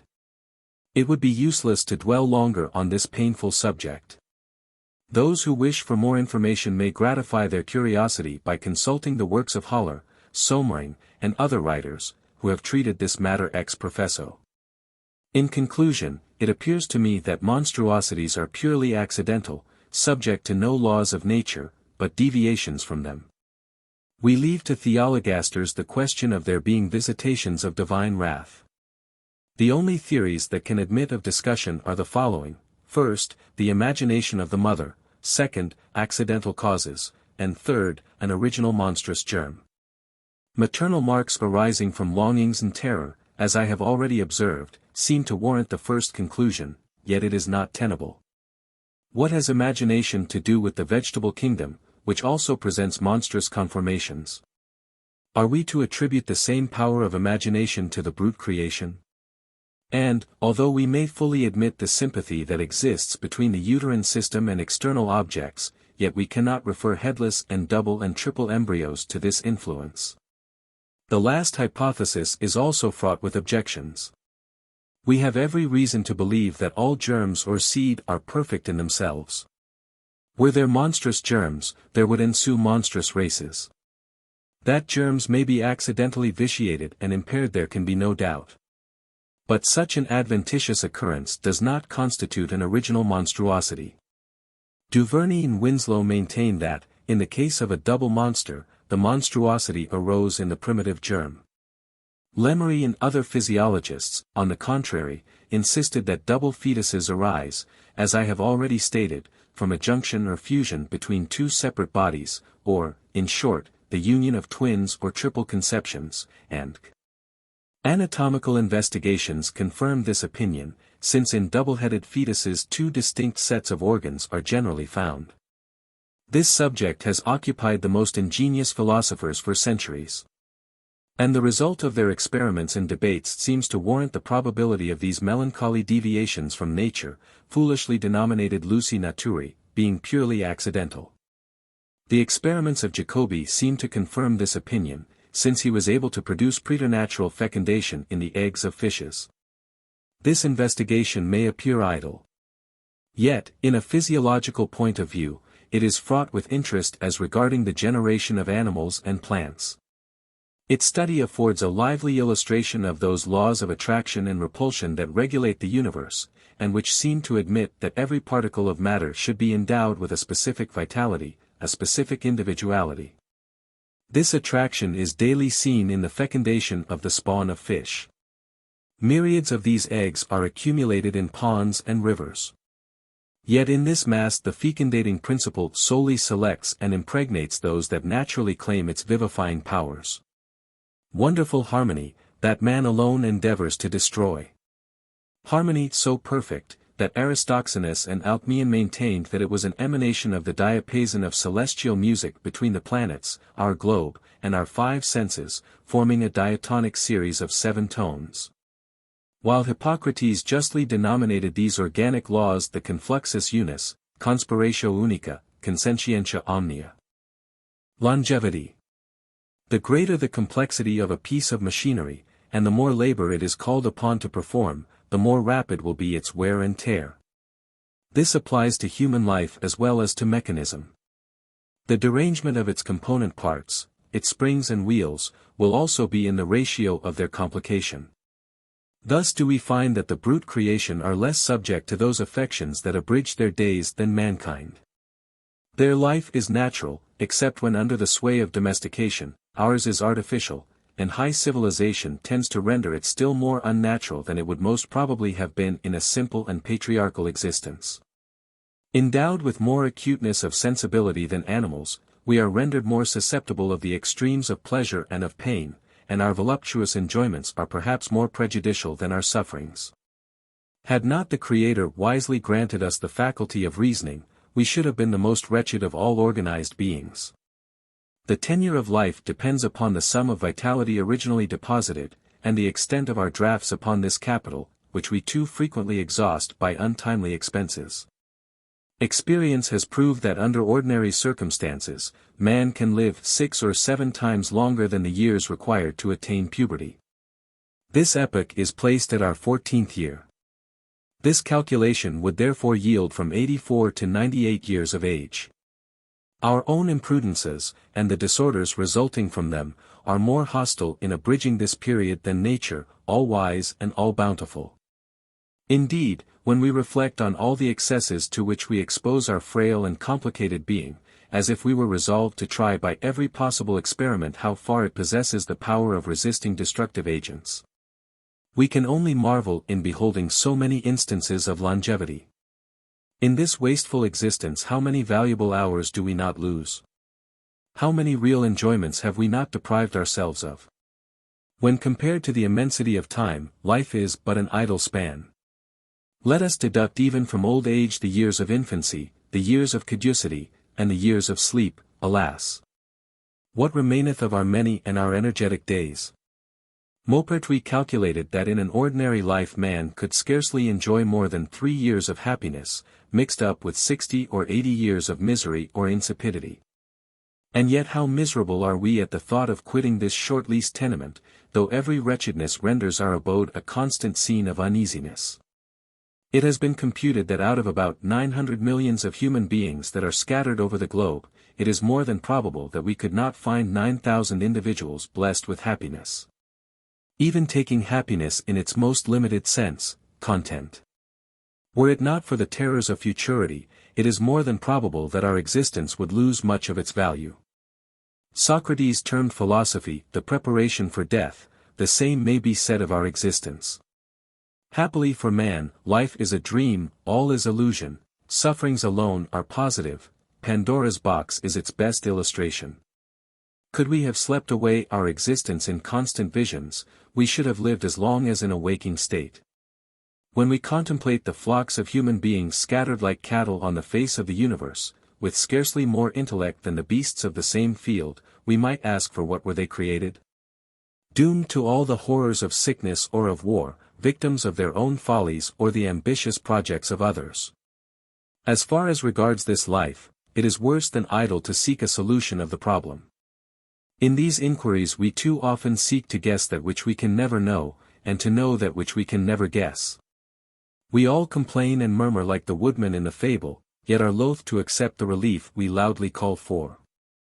The longevity of the first races, and the patriarchs, are records foreign to the investigations of natural history. We must seek for more recent examples. Haller had collected the cases of many centenaries, amounting to 62 who had reached from 100 to 120, 29 from 120 to 130, and 15 from 130 to 140. Few instances are authenticated beyond this period, yet we find one Eccleston, who lived 143 years, John Effingham, who attained his 144th, a Norwegian, who counted a century and a half. And our Thomas Parr would most probably have passed his 152nd year but for an excess. Henry Jenkins lived to 169, and we have on record the case of a negress, aged 175. The Hungarian family of John Roven were remarkable for their longevity. The father lived to 172, the wife to 164, they had been married 142 years, and their youngest child was 115. And such was the influence of habit and filial affection, that this child was treated with all the severity of paternal rigidity, and did not dare to act without his papa's and mamma's permission. By the calculations of Sussmilch, out of 1,000 individuals, only one attained 97, and not more than one lived to the age of 100, out of 114,000. In the census of Italy, taken under Vespasian, there were found 54 of 100, 57 of 110, 2 of 125, 4 of 130, and 3 of 140. In China, under Qian Long, in 1784, there were only 4 individuals who had attained their 100th year. According to Larry, there were at Cairo 35 persons who had exceeded their century. In Russia, in 1814, out of 891,650 deaths, were 3,531 from 100 to 132. In a register of deaths in Paris, taken in 1817, there were found in 21,392, 9 from 95 to 100, and the general proportion of centenaries in that city is 1 to 3,000. What are the circumstances most favorable to longevity? This question is not easily answered. For we find in instances of advanced age that some individuals have led a most regular and abstemious life, while others have indulged in various excesses. These observations, however, are by no means calculated to form a conclusive opinion, as the constitutional vigor and peculiar idiosyncrasies of individuals differ widely. It is probable that a regular mode of living is the most likely to prolong our years, whatever may be that regularity in a comparative point of view. A sober man, who commits occasional excesses, is more likely to suffer than another man who gets drunk every night, provided that these excesses do not differ in regard to the quantity or quality of stimulus. In these melancholy instances the excitement is constant, and the indirect debility which it may produce has scarcely time to break down the system ere it is again wound up to its usual pitch, to use the vulgar expression. By a hair of the same hound. The principal attribute of life that renovates for a while its moral and its physical exhaustion is excitability, and a constant excitement is therefore indispensable, to serve as fuel to the consuming fire. This was to a certain degree the basis on which Brown founded his doctrine. He traced a scale of life like that of a thermometer, health in the center, death at each extremity. One scale ascending from health was graduated according to stimulating agency, the other to debilitating causes. And therefore the system was to be stimulated or lowered according to this gradation. It would be foreign to this work to point out the absurdity of this theory, although we must admit its ingenuity, and to a certain extent its correctness. The chief practical objection to it was the diversity of constitutions and idiosyncrasies, and the different action of stimulating or depressing agents in health and in disease. The effects of alimentary and medicinal substances being totally different in these several conditions. According to habit, a certain sum of stimulus is requisite to keep up the necessary excitement. And this sum cannot be immediately and suddenly withdrawn in weak subjects without some risk. In health, perhaps, the experiment may be safely made at all times, and under any circumstances, although it might be wiser to operate the change by degrees. And it must moreover be recollected, that an habitual drunkard is in a morbid condition, and must be treated accordingly. 6 causes chiefly exert their influence upon life. 1. Climate and soil. 2. Difference of races. 3. Complexion and stature. 4. Period of development during gestation, and of subsequent growth. 5. Mode of living. 6. Moral emotions, occupations.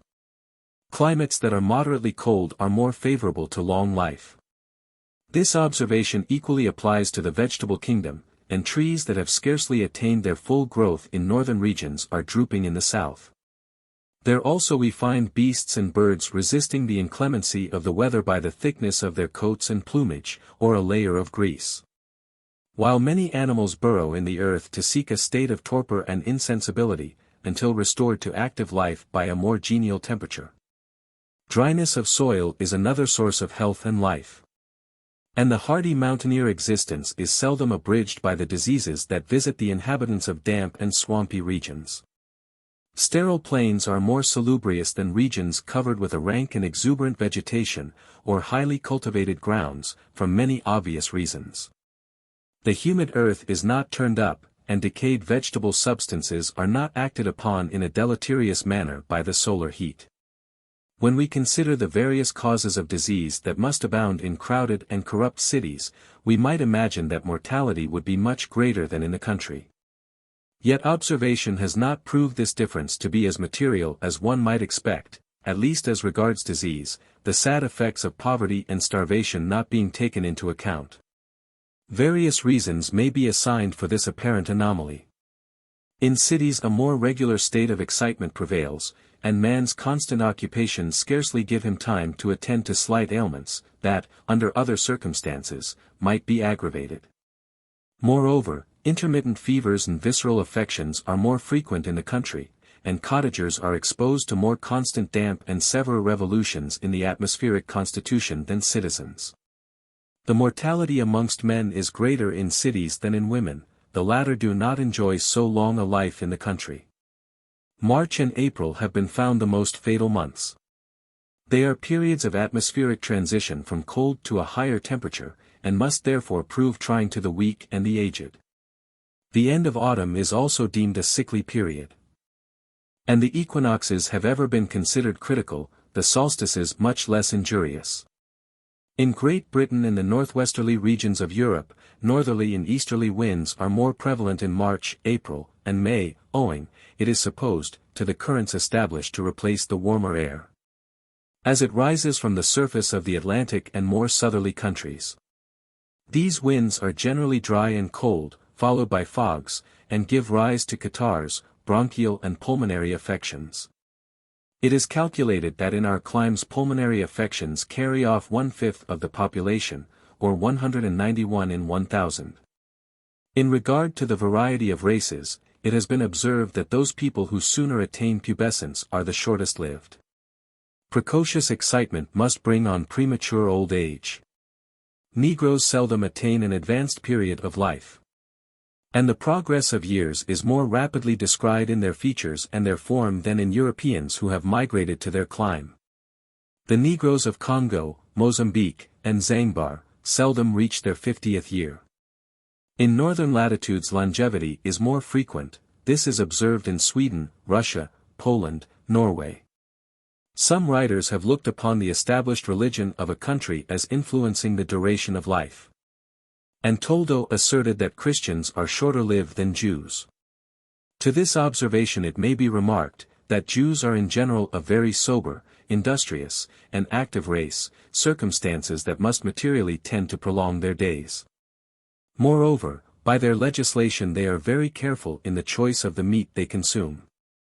In Catholic countries fasting may be taken into calculation, not from the effects of abstemiousness, which would be more favorable to health than injurious, but the sudden return to feasting and gormandizing, by way of revenge. When the fast is over. Shrove Tuesday and Easter Sunday are noted in red letters in the Gastronomic Almanac, and the suppers that follow the midnight masses of Christmas generally require the apothecary's aid on the following morning. 46. In regard to conformation, very tall and spare subjects are seldom long-lived, and the same observation applies to the stunted and diminutive. A well-set body, with a broad and deep chest, a neck not over-long, with well-formed and firm muscles, generally hold forth a fair prospect of old age. Children born before the regular period of gestation, those who have been weaned too early, or given to nurses whose milk was not of a proper quality, are seldom strong. Too rapid a growth will also shorten the space of existence. Our avocations and pursuits materially affect health and the consequent duration of life, and the nature of the excitement man is submitted to produces a remarkable effect. It has been calculated in France that 152 academicians, whose aggregate years were 10,511, averaged 69 years and 2 months. In regard to the mortality of musicians, we give with much pleasure the following extract from the same work. The ages of 468 persons at death, were all that could be obtained from a biography of musicians. Of these, 109 born since the year 1740 are excluded, because some of their contemporaries were yet living at the date of such biography, also 41 more are excluded as having died under 50 years of age. There remain then, the ages at death of 318 persons on which the present observation is made. From the ages of 50 years to the end of life, the apparent rate of mortality among musicians, appears very nearly with the lowest known rate, or that which prevails in villages. And it is scarcely probable that such rate should so agree without being the true one. For a musician to belong to the last class of human life, is very credible, when it is considered that eminence can only be attained by close mental devotion to an exalted science, and unremitting application to its practical acquirement. Which abstraction would interrupt and intemperance destroy. The mean age of musicians, born since 1690, is 67 3/4 years, or 2 years greater than those born before 1690, from which it might be conveniently concluded, that the moderns were longer lived than the ancients. The case is precisely the reverse, at least for ages above 50, to which alone the materials are applicable. The expectation of life at the age of 60 of the ancients were nearly 15 years, of the modern musicians 13 1/2. The materials, limited as they are, from which these conclusions are drawn, support the doctrine, that the mortality of the moderns is less at middle, but greater at advanced age, than the mortality of the ancients. Dar. Casper's view of longevity are not only highly interesting but, if correct, may lead to many important conclusions. He maintains that 1. The female sex enjoys, at every period or epoch of life, except at puberty, at which epoch the mortality is greater among young females, a greater longevity than the male sex. 2. Pregnancy and labor occasion, indeed, a considerable loss of life, but this loss disappears or is lost in the general mass. 3. The so-called climacteric periods of life do not seem to have any influence on the longevity of either sex. 4. The medium duration of life at this present time, 1835, is in Russia, about 21 years, in Prussia, 29, in Switzerland, 34, in France, 35, in Belgium, 36, and in England, 38 years. 5. The medium duration of life has, in recent times, increased very greatly in most cities of Europe. 6. In reference to the influence of professional occupations in life, it seems that clergymen are on the whole, the longest, and medical men are the shortest livers.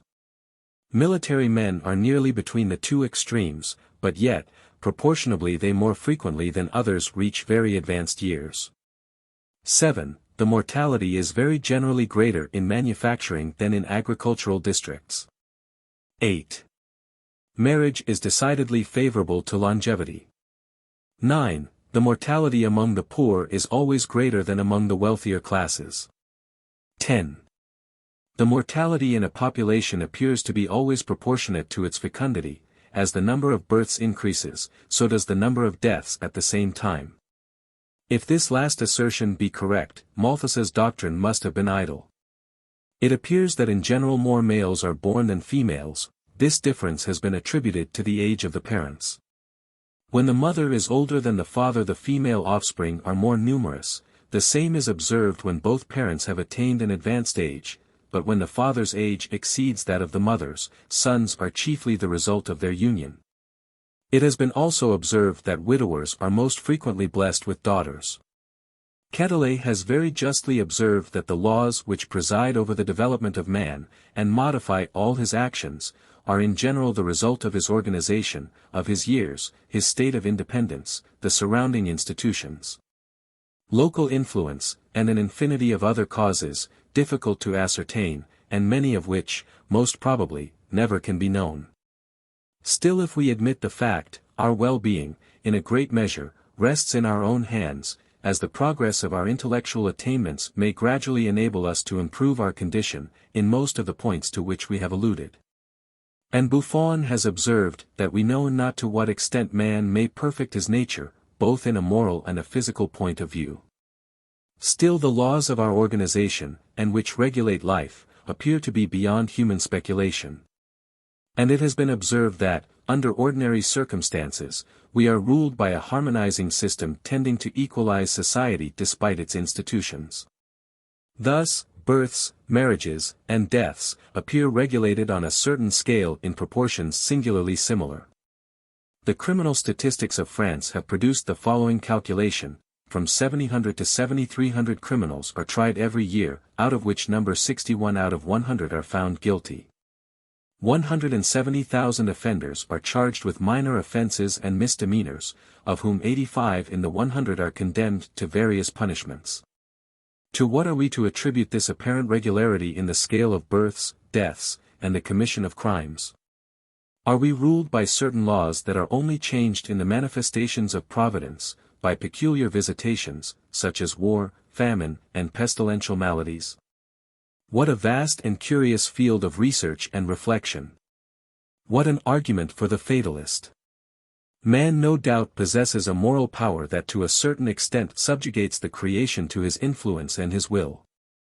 Plants and animals seem to obey certain natural laws, that are only disturbed by perturbative agents. And it is difficult to point out what are the human actions that arise from natural impulses, or from accidental circumstances, although experience would tend to show that they bear a singular proportion in the similarity of their results. And one must come, although reluctantly, to the conclusion, that this perturbative power exercises but a slender influence on the laws of nature, which seem to set at defiance the destructive efforts of man. Thus have we seen of late years, that the most fearful and long-protracted wars, which one might have imagined would have devastated the fairest parts of Europe, have not checked a surprising increase in its population. And the destructive effects of the most fatal pestilence have vanished with a promptness that seemed to keep pace with the preceding havoc. Bigotry and fanaticism are the only scourges which appear to dare the benevolent views of Providence, and when we traverse the desolate fields of most Roman Catholic countries, one would imagine that heaven has abandoned their inhabitants to their own blind wills and evil ways. Spain at this period and at many epochs of her bloody history, seems to corroborate the fable of the Titans who sought refuge in that ill-fated land from the anger of the gods. 47.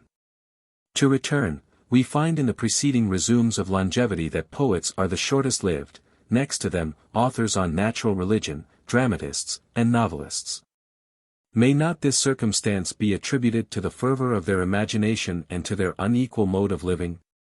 A species of madness is the attribute of genius. Many authors on natural religion may come under the denomination of monomaniacs. The jealous irritability of poets and dramatists, and next to them in the scale of vanity we find musicians, may also contribute to wear them out, and bring on various chronic diseases, by digestive derangements. More especially as their habits of living are seldom regular, fits of sobriety alternating with bouts of merrymaking. Moral philosophers, painters, and sculptors, whose average life appears the longest, follow more sedentary pursuits. And, although artists in general cannot boast of remarkable discretion in their mode of living, the nature of their profession requires much steadiness. It is moreover to be observed that, in the preceding calculation, historical painters have chiefly been noticed. Would the same calculation apply to the lighter branches of the art? It has been remarked that actors generally attain old age, notwithstanding the fatiguing and harassing nature of their profession. This may be attributed to the constant excitement of a similar nature to which they are subject, as well as to their continued exposure to the sudden transitions from heat to cold, which renders them less susceptible of the variations of temperature that affect those who can avoid these vicissitudes. Any person who would expose himself to the constant checked perspirations to which dancers are liable, would infallibly pay dear for the experiment. And those who have had occasion to witness the fatigues of their exercises, marvel at their not being constantly attacked with pulmonary inflammation, and the many maladies that result from similar exposures. On the very same principle, troops when engaged upon active service do not suffer from the inclemency of the weather, although saturated with wet by day, and sleeping under torrents of rain by night. So long as they are marching with an object in view, this excitement supports them, even against hunger. But the moment this excitement ceases, let them halt, in tranquil cantonments, or commence a retreat under unfavorable circumstances, that moment the invasion of disease is observed. The chief source of health and long life is an equilibrious state of the circulation. This condition a moderate mental excitement tends to maintain. Depression, on the contrary, will produce a languid flow of the vital stream, congestion, and chronic diseases. On the same principle, good temper and hilarity are also necessary to prolong life. Violent passions must tend to occasion dangerous determinations, while the inward gnawings of offended vanity and pride corrode every viscous, and lay the seeds of future mental and bodily sufferings. Apathy and insensibility are, unfortunately, the best sources of peace of mind, and as Fontenelle observed, a good stomach and a bad heart are essential to happiness. Perhaps the best maxim to prolong our days, and render them as tolerable as possible, is the bene vivere et laetare. I have just observed that conformation materially affects our existence. And this circumstance may in a great measure be referred to temper, and the wear and tear that it occasions in ill-conditioned individuals. Little people seldom attain the longevity of stronger individuals. And it is also a well-known fact that diminutive persons are generally spiteful and malicious. As Providence has bestowed destructive venoms on reptiles, so has it gifted these insignificant members of society with obnoxious qualities, to make amends for their want of physical power in the strategies of attack and defense. The same observation holds good with the deformed, but here we have a moral cause for this sourness of disposition. They too frequently are objects of ridicule, contempt, or pity, sentiments the most humiliating to mankind. In childhood they are not able to partake of the boisterous and active sports of their companions, they have not the power to resent an injury, and the more powerless we are, the greater is our thirst of revenge. Hence does tyranny degrade, and renders its victims cruel and vindictive. The deformed, moreover, find it necessary to improve their intellectual faculties, which in aftertimes fill their quivers with keen shafts of retaliation. In this study they also have more leisure, and they apply to their books while their comrades are at play. This very study adds to their sense of inferiority. They can never hope to share the warrior's laurels, or, what is perhaps still more painful, the myrtle of successful love. Their only chance of success in either of these careers is by kindling wars by their intrigues, or winning a woman's heart by intellectual superiority, two very improbable events. Thus they gradually envy men who are looked upon by the world as their superiors, and hate women for the preference they show to those privileged individuals. In general we find these ill-shaped beings bitterly sarcastic whenever woman's name is mentioned. Pope, perhaps from these very reasons, was inexhaustible in his abuse of the sex, and Boileau abhorred them, since he had been emasculated by a turkey-cock. The intellectual superiority of hunchbacks has also been attributed to their physical condition. And it is generally believed that with them the circulation of blood in the brain is more rapid than in well-conformed subjects, and this increased action is supposed to contribute materially to the vivacity of the imagination and the quickness of apprehension. Another circumstance is said to increase their mental powers, and that is, their continence, considered both by the ancients and the moderns as a source of intellectual energies. Minerva and the Muses were virgins. And in this and other fabulous traditions, we find the ancients illustrating in their mythologic allegories many physical facts and observations. Our Bacon had made the same remark. And Newton, and many other great men, considered the passion of love beneath the dignity of science. Continence and abstinence were deemed by Horace as indispensable privations in the cultivation of genius. In the deformed both are to a certain degree natural, or at least cannot be lost sight of without endangering life. The digestive powers of the deformed are generally weak. And this debility has ever been looked upon as a concomitant of superior intellects. Thus in Celsus, imbecilli stomacho pene omnes capiti literarum sunt, while on the contrary, obesus venter non perit subtilem intellectum. The common expression of a child being too clever to live, is unfortunately founded on observation. Scrofulous and sickly children are in general remarkable for the quickness of their intellects. And Rousseau maintained that a man who could meditate was a depraved animal. It is a fact that the perfection of one faculty can seldom be attained but at the expense of others. The more our faculties are generally called into action, the less perfect will they be individually, pluribus intentus, minor est ad singula. Thus, the singing of birds is improved by depriving them of sight. The influence of the mind upon our health is as evident as the influence of our health in the duration of existence.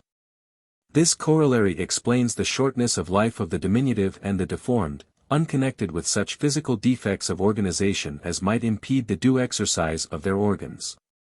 The fable of Prometheus is a strong illustration of the pernicious effects of intemperance. And by Darwin, and other physiologists, has been considered as comparing the celestial fire that he purloined, to the artificial inspirations of excitement that ultimately preys upon the liver and the other viscera like a voracious vulture. A much deeper philosophy is concealed in this theogenic allegory. Prometheus was the son of Japetus, brother to Atlas, Menoetius, and Epimetheus, who all surpassed mankind in fraud and in guilt. Prometheus himself scoffed the gods, and violated their shrine. Heaven and earth had formed his father, who had united his destinies with Clymene, one of the Oceanides. Thus Prometheus and Epimetheus arose from the very cradle of the universe. And their very names, Pyro Omicron mu alpha nu delta nu epsilon iota nu, and epsilon pi iota mu alpha nu delta nu epsilon iota nu, signify foresight and improvidence, prediscere et postea desire, the prevalent characteristics of all mortals, that either tend to promote or retard the progress of human reason and human happiness.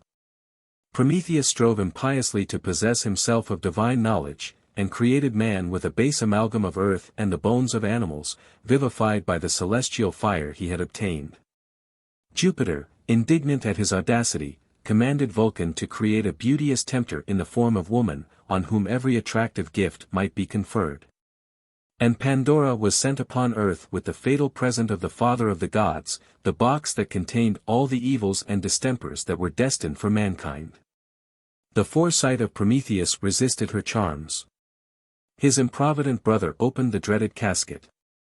Have we not here an illustration of the vanity of science, that aims even at divine attributes, and whose votaries, like Prometheus, would endeavor, if possible, to deprive wisdom of her power, and break down the boundaries of human intellects? His punishment describes in energetic language the endless and consuming studies of the learned, whose very viscera are corroded in lucubrations too often fruitless, and not unfrequently injurious to themselves and others. Hercules alone could relieve him from his torments, and does not Hercules in this allegory typify the power of reason, that enables us to release the mind from the trammels both of ignorance and vanity? Separated from each other by a gossamer partition, Prometheus, who could resist the most powerful of temptations, beauty and talent combined, dared Olympus to seek for that wisdom which would have doomed him to everlasting sufferings. Had not strength of mind and the powers of reflection destroyed his merciless tormentor? Can we be surprised that the ancients consecrated games to this beautiful allegory, games that are still carried on in our days, but, alas, where every vain competitor pretends that he has reached the goal with an unextinguished torch? Cretinism. This singular disorder was first discovered and noticed by Plater, about the middle of the 17th century, among the poor inhabitants of Carinthia and the Valais, where, as in the valleys of the lower Alps and the Pyrenees, it is also found to be an endemic affection.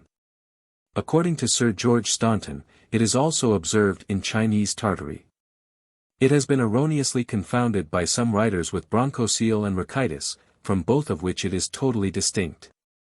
Cretinism presents various modifications in kind, and every intermediate grade between that extreme degree of physical and mental debasement which is characterized by the utmost deformity, and entire absence of mental manifestation, the organic and vegetative functions only being performed. There are certain circumstances that distinguish cretins from idiots, and their infirmities appear to depend upon endemic or local causes, regarding which much diversity of opinion has prevailed both amongst medical men and travellers. The cretins were also called cagots and capots. In Navarre these unfortunates go by the name of gaffos and gannets, and in various valleys of the Pyrenees they are called gazits or gezetanes. Near La Rochelle, some of them are also found, and there they are known by the appellation of coliberts, and in Brittany cacans and cagnoux. The derivation of these names shows the contempt and disgust that they excited. Cagot, according to Scaliger, being derived from canis goddess, or dog of a Goth, colibert is traced to quasi-libertus, or slave. The Spaniards call them gavachos, a term of reproach, which they also applied to the French during the peninsular struggle. The body of these poor creatures is stunted, their height not exceeding 4 feet.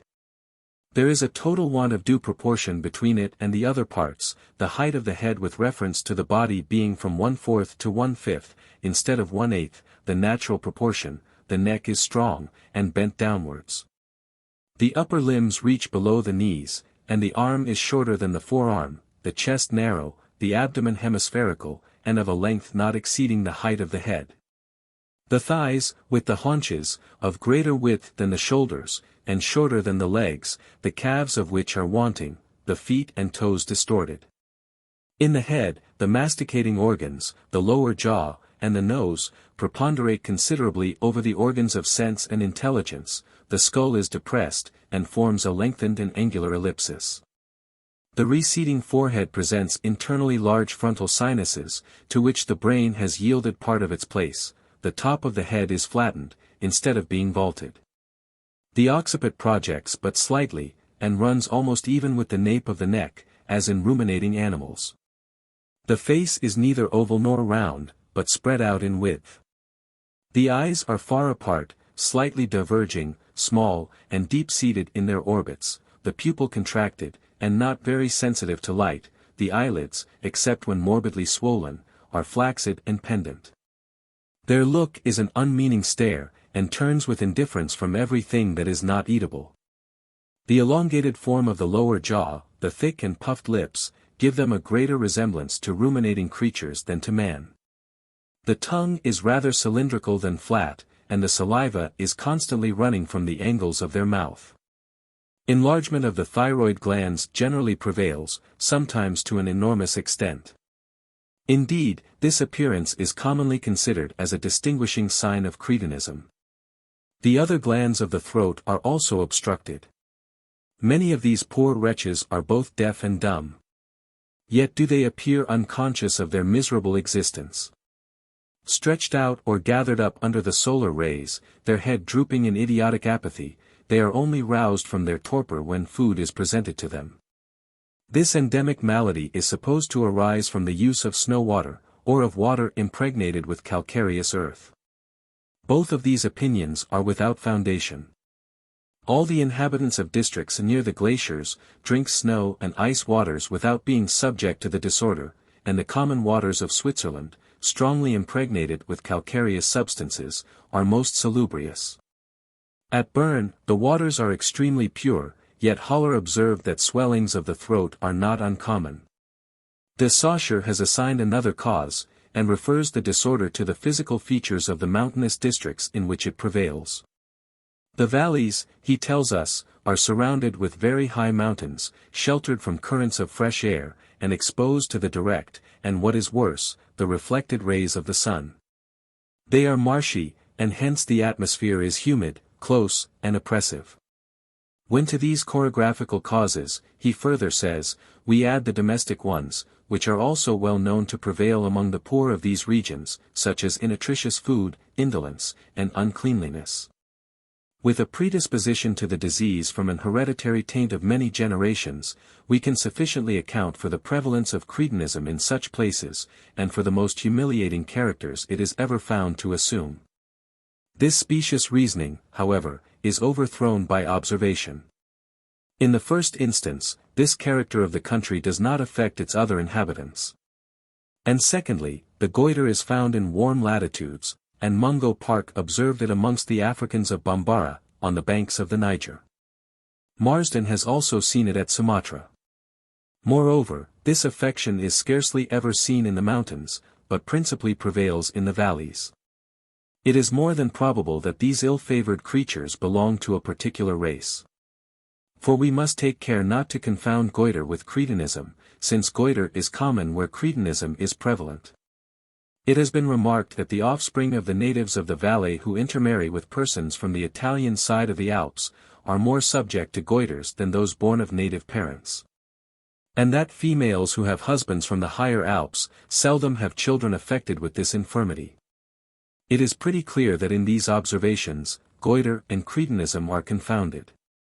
That these miserable cagots belong to a particular race of men, most probably accidentally degraded in their transmission from our primitive stock, appears most likely. We have sought the derivation of the several terms of contempt and disgust attached to them in different countries, to which migration may have led their parents. Some writers have traced their descent to the Goths and Vandals, thus chastised for their devastations. Gebelin, Belleforet, and Ramont consider them as descendants of the Visigoths. While Marca, Bishop of Cuzrens, denounces them at once as Jews and Saracens, and other clerical writers have maintained that they are the miserable relics of the heretic Albigenses who had escaped the holy massacres of 1215. Although there did exist cagots in the year 1000, in the Abbey of St. Luke, as they are described in a For of Navarre, bearing date 1074, and issued by Ramirez. These helpless beings have also been considered as the offspring of Bohemians and Gypsies. Bishop, or rather Senator Gregoire, maintained that they sprung from the hordes of northern barbarians who overran the south of Europe in the 3rd and 4th centuries.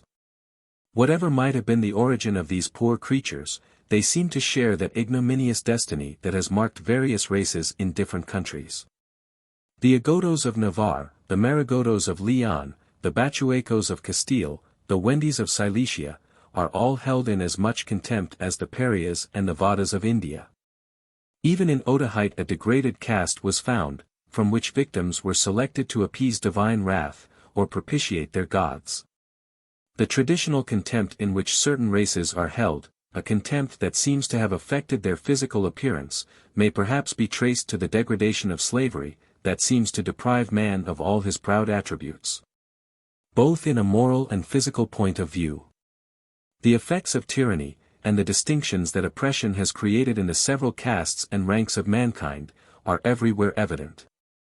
What a difference exists in Scotland between the chieftains and the humbler individuals of their clans. Between the Nairs of India and their vassals. In France, said Buffon, you may distinguish by their aspect, not only the nobility from the peasantry, but the superior order of nobility from the inferior, these from the citizens, and citizens from the peasants. The field slaves in America, observes the enlightened Dr. Smith, are badly clothed, fed, and lodged, live in small huts in the plantations, remote from the example and society of their superiors. Living by themselves they retain many of the customs and the manners of their ancestors. The domestic servants, on the other hand, who are kept near the persons or employed in the families of their masters, are treated with great lenity, their service is light, they are well fed and clothed. The field slaves, in consequence of their condition, are slow in changing the aspect and figure of Africa. While the domestic servants have advanced far before them in acquiring the agreeable and regular features, and the expressive countenance, of civilized society. The former are frequently ill-shaped. They preserve in a great degree the African lips, and nose, and hair, their genius is dull, and their countenance is sleepy and stupid. The latter are straight and well proportioned. Their hair extends to 3 or 4, sometimes even to 6 or 8 inches, the size of their mouth is handsome, their features regular, their capacity good, and their looks animated. Dar. Pritchard has also stated that similar changes become visible in the 3rd and 4th generations in the West India Islands, and I have seen several negresses in those colonies perfectly beautiful. In the Bahama Islands I knew a female slave of the name of Leah, belonging to my late friend Mr. Commissary Brooks, as black as jet, and descended in the 3rd generation from African parents, whose features would have vied in symmetry with the fairest specimen of the Caucasian race. Let us not, therefore, seek in snow-water or calcareous impregnations for the causes of deformity and degradation in any unfortunate castes of mankind. Their misery may more probably be traced to the iron rod of despotism, or the oppression of bigotry, influences that mark out races as abject slaves or objects of divine wrath, that ought to be scorned by the wealthy and the powerful, and spurned and persecuted by the faithful and the elect. Although, when it has served its purposes, priestcraft has held up the cagot, and the leper, and the idiot, as objects of veneration. When the tourist, in his Alpine and Pyrenean excursions, meets a wretched cagot, let him pause and contemplate the offspring of slavery, and reflect on what man is, and on what man might be, nay, on what man will be. Temperaments. The different prevalent propensities in various individuals, the development of which appeared to be under the influence of a certain constitutional organization, have received the name of temperaments. Or, rather, this term applies to this peculiar organization of the constitution or idiosyncrasy. The Greek physiologists were the first to classify these peculiarities, or temperamenta, the naturae of Hippocrates, the mixturae of Galen. They considered organized bodies as an assemblage of elements endowed with different properties, but combined in such manner that their union should constitute a whole, in which none of them should predominate in a healthy condition. But, on the contrary, they were to modify and temper each other, their simultaneous action being directed and controlled by the spirit of life, spiritus. It was the due combination of these elements that constituted a perfect temperament. Their aberrancy produced disease of body or of mind. The ancients divided these elements into cold and hot, dry and moist, from the combination of these principles they classified the fluids of the body. The blood was hot and moist, the bile hot and dry, the phlegm cold and damp, and the melancholy cold and dry. This division led to a further classification. And temperaments, according to the predominance of these elements, were divided into the sanguineous, the bilious, the phlegmatic, and the melancholic. These supposed radical fluids, influencing the whole animal frame, were dependent upon certain organs for their specific production. The blood was furnished by the heart, the phlegm by the head, the yellow bile by the gall duct, and the black bile or atribal, the principle of melancholy, by the spleen. Notwithstanding the many revolutions in the doctrine of physiology that have shaken the schools since the days of Hippocrates, this classification of his has remained to a certain degree to the present day, and has laid the foundation of all the systems of temperaments, constitutions, and natural characters, that have at various periods been advanced by philosophers.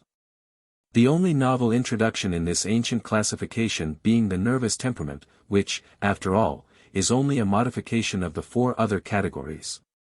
To illustrate the operations of these temperaments, it became necessary to adopt terms expressive of their combination, and temper and humor were adopted. Both are Latin terms. The first, in its original sense, imports mingling, modifying, tempering the four radical fluids, and producing that equilibrious condition of the frame, termed constitution. Humor was derived from the Greek mu, chumos. And its radical sense imported moisture, or fluid of any kind. Hence humid and humidity.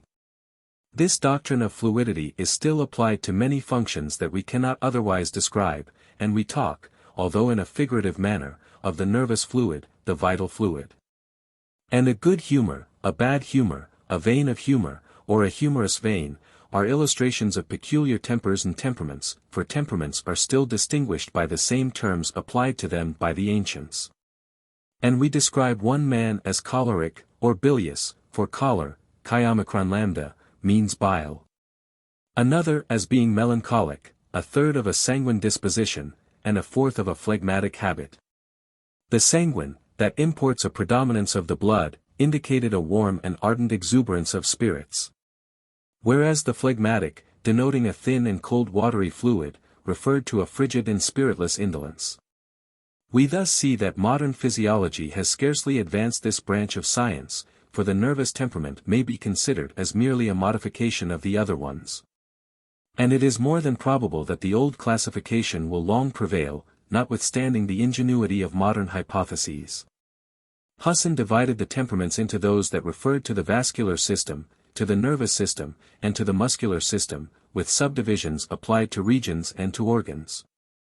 All these temperaments being either natural and primitive, or acquired. Dr.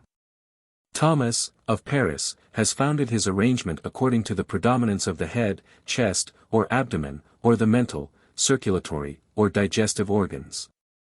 And according to the relative bulk and predominance of these three regions will be the relative energy of the mental, muscular, or abdominal functions. Notwithstanding the ingenuity of these systems, the old arrangement, as I have already observed, is likely to prevail. And as Blumenbach observes, that although this division was founded on an imaginary deprivation of the elements of the blood, if made to stand alone it will prove both natural and intelligible. This division I shall therefore endeavor to illustrate. In the sanguineous temperament the heart and arteries possess a predominant energy, the pulse is strong, frequent and regular, the veins blue, full, and large. The complexion florid, the countenance animated, the stature erect, the muscular forms marked and firm, the hair of a yellow, auburn, or chestnut color.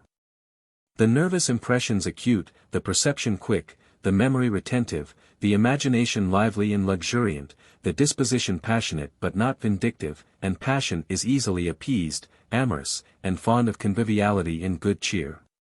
In this temperament we find athletic strength and fortitude of mind in resisting the power of external agency, with mental tranquility in the midst of danger. A calmness arising from a consciousness of power, and from less acuteness of external impressions and mental perceptions. Such a man, when roused to action, will endeavor to surmount every physical difficulty. But he will rarely attain preeminence in sciences and the fine arts, which require exquisite sensibility and mobility, qualities seldom met with in such forms as those described by the poets in Hercules and Ajax. In the choleric or bilious temperament the liver and biliary organs are as redundant in their power as the sanguineous vessels, and, for the most part, at the expense of the exernate or cellulous and lymphatic system. The pulse is strong and hard, but more frequent than in the sanguineous, the veins superficial and projecting, the sensibility extremely acute and easily excited, with a capacity of pondering for a long time on the same object. The skin is sallow, with a tendency to a yellow tinge, the hair black or dark brown, the body moderately fleshy, the muscles firm and well marked, the figure expressive. The temper of the mind abrupt, impetuous, and violent, bold in the conception of a project, inflexible in its pursuit, persevering and dauntless in its execution. These are the temperaments that have urged men both to noble and to execrable deeds. Such were Alexander, Brutus, Mahomet, Cromwell, Charles XII, Robespierre, Napoleon.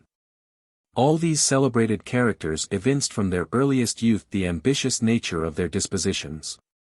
And though circumstances might have checked the development of their predominant passions, it was also to adventitious circumstances that they owed their elevation, and the opportunities of displaying their good or evil qualities. Most of these men were irascible, vindictive, and cruel, and equally susceptible of ardent love and mortal hate. In these temperaments we find a mixed exuberance of blood and bile in a constant struggle for predominance. The melancholy or atrabilious temperament is of a different character. Here the biliary organs are brought into a constant and a morbid action, while the sanguineous system is weak and irregular. In these gloomy subjects the skin assumes a sallow, unearthly tinge, the pulse is hard and contracted, the digestive functions torpid and irregular, the imagination is gloomy and full of suspicion. And a dark gloom is shed on all around the morbid sufferer, for such he may be called, since the condition under which he labors may be considered one of disease. These subjects are prone to various monomanias, uncertain, fickle, and oftentimes capriciously cruel. Tiberius and Louis XI are quoted as examples of this temperament. Many melancholic individuals have displayed great genius, and at the same time great depth of thought. Richerand considers Tasso, Pascal, Zimmermann, and Rousseau as illustrating this unhappy disposition. The fourth temperament is the phlegmatic, lymphatic, pituitous, or watery, for all these terms used by different physiologists are synonymous. Here the proportion of fluids is too considerable for that of the solids. Hence the body attains a considerable, unwholesome bulk. The muscles are soft and flaccid, the skin fair and transparent, the hair flaxen or sandy, the pulse weak and slow, all the vital actions are languid, the memory little tenacious, and the attention wavering, an insurmountable indolence prevails. And, averse to mental and corporeal exercise, the far niente is their greatest enjoyment, and a nightcap is preferable to a diadem. These subjects are generally good, easy persons, susceptible of kindly feelings, but of a transient nature. Their mind is generally depraved by effeminacy, and their love is purely animal. They are not courageous, yet they show great tranquility of mind in moments of danger, and would rather quietly sink than struggle with the waves. If their dwelling was on fire, they would calmly walk out of it, but not exert themselves to put down the conflagration.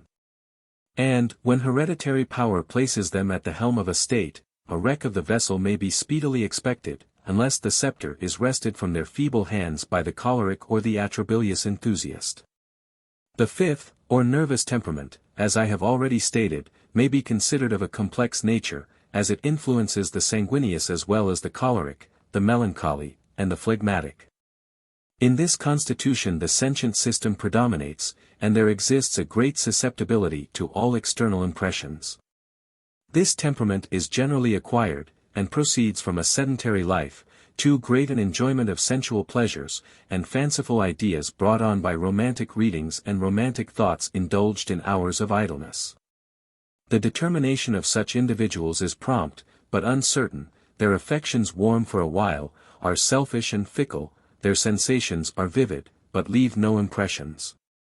Women, especially when educated in boarding schools, essentially belong to this class, and are subject to hysterical and convulsive affections that render them a plague to others and a nuisance to themselves. In man the muscles are small, flabby, and wasted. The nervous may possess much vivacity of conception, but no depth of judgment, and, in general, their productions are as morbid as their mind. This condition frequently attends the melancholy temperament, that wings the soul, and points her to the skies. Nervous excitability seldom prevails in the sanguineous constitution, where muscular masses are pronounced in athletic forms. Hence the sanguineous are not easily brought into action, but, when once roused, their energies are irresistible. This power is beautifully described by Virgil in the conflict between Entellus and Dares. Still are these exertions governed by nervous influence, and the result of the excitability and contractibility of the muscular fiber, termed by Chaucer its myotility. Mason Good has very justly observed that these temperaments, or generic constitutions, are perpetually running into each other, and consequently that not one of them, perhaps, is to be found in a state of full perfection in any individual. He further aids this remark by the following illustration: strictly speaking, Mr. Pitt and Mr. Fox belonged equally, in the main, to the second temperament. There was the same ardor, genius and comprehensive judgment in both, with a considerable tendency to the sanguineous, and hence with more irritability, but more self-confidence, audacity, and sanguine expectation, the latter. While possessing the same general or bilious temperament, was at the same time more strongly inclined to the lymphatic, and hence his increased corporeal bulk. And with less bold and ardent expectation he possessed one of the sweetest and most benevolent dispositions to be met with in the history of the world. The first was formed to be revered, the second to be beloved, both to be admired and immortalized. I apprehend that a profound study of human temperaments and propensities may afford a more desirable guide in the education of youth, and the selection of men in the different concerns of life, than that of either physiognomy or phrenology. Although the temperament must materially affect the general character of the countenance. Yet, from the apparent prevalence of any temperament we are not to form a rash and hasty judgment in regard to the future capacities or propensities of youth. As one temperament runs into another, and assumes a complex form, so can education regulate the one that naturally predominates, and modify it by a fusion with another. Thus, the restlessness of the bilious and choleric may be attuned to a phlegmatic state by the power of reason, and the brute courage and audacity of the sanguineous checked by inspiring sentiments of true valor. That every temperament, excepting perhaps the phlegmatic, is capable of displaying bravery, has been well described by Joanna Baillie in the following lines. The brave man is not he who feels no fear. For that were stupid and irrational. But he whose noble soul its fear subdues, and bravely dares the danger nature shrinks from. As for your youth, whom blood and blows delight, away with them, there is not in their crew one valiant spirit. Solar influence. While both ancient and modern physiologists were of opinion that the various phenomena of organized bodies were influenced by lunar phases, the power of the solar rays was not less active in regulating our functions both in health and in disease. The name of Phoebus signified the torch of life, and Apollo was the father of medicine and the fine arts. The sun was considered as a deity in most countries, the supreme being, the father of light, Diospiter, Jupiter, Jehovah, the creator of all living matter, the residence of the Most High, in sol posuit tabernaculum sum, said the psalmist. And in Egypt 365 priests were ordained to watch its heavenly movements during the year, while many philosophers attributed the propagation of the human race to the union of man with the orb of day.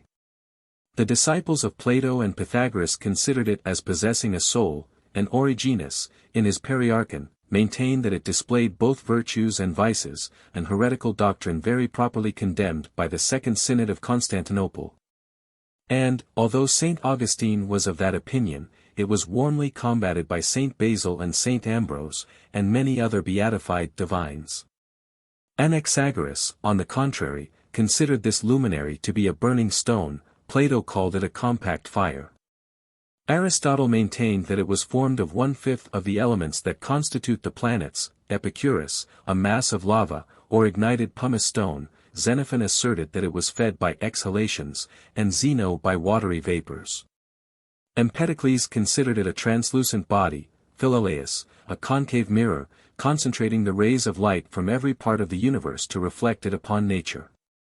Kepler was of a similar opinion, and further insisted that the sun was composed of a limpid fluid upon which a luminous ether was reflected, whence its center was blue, while the limbs were yellow. A modern philosopher, Woodward, attempts to show that the sun and fixed stars are masses of electric fluid, requiring no alimentación, yielding no smoke, and the light that emanates from them offers the bluish brilliancy of the electric spark. It has been justly observed, that if, like Eudoxus, we endeavored to approach this luminary, the better to study and describe its nature, we should still remain in impenetrable darkness, in which I must leave the matter. To confine myself to those influences which experience seems to show that the sun actually exercises on the animal economy. The genial and invigorating glow that moderate solar heat produces has ever been considered as tending to prolong our life. Hippocrates observed, that old men are double their age in winter, and younger in summer. To enjoy this reviving influence, the ancients had terraces on their housetops called solaria, in which, to use their own expression, they took a solar air bath. Pliny the Younger, in speaking of his uncle, tells us, post cibum, estate, si quid otii, jaspat in sol. The ancients fancied that when the sun rose diseases declined, and levato sol levator morbus became a medical axiom. Aristotle records the case of an innkeeper of Tarentum, who, although able to attend to his business by day, became insane so soon as the sun had set. The moderns relate many similar instances of derangement brought on by the absence of solar influence. Bouillon mentions a woman who lost her senses at sunset, but who recovered them at break of day.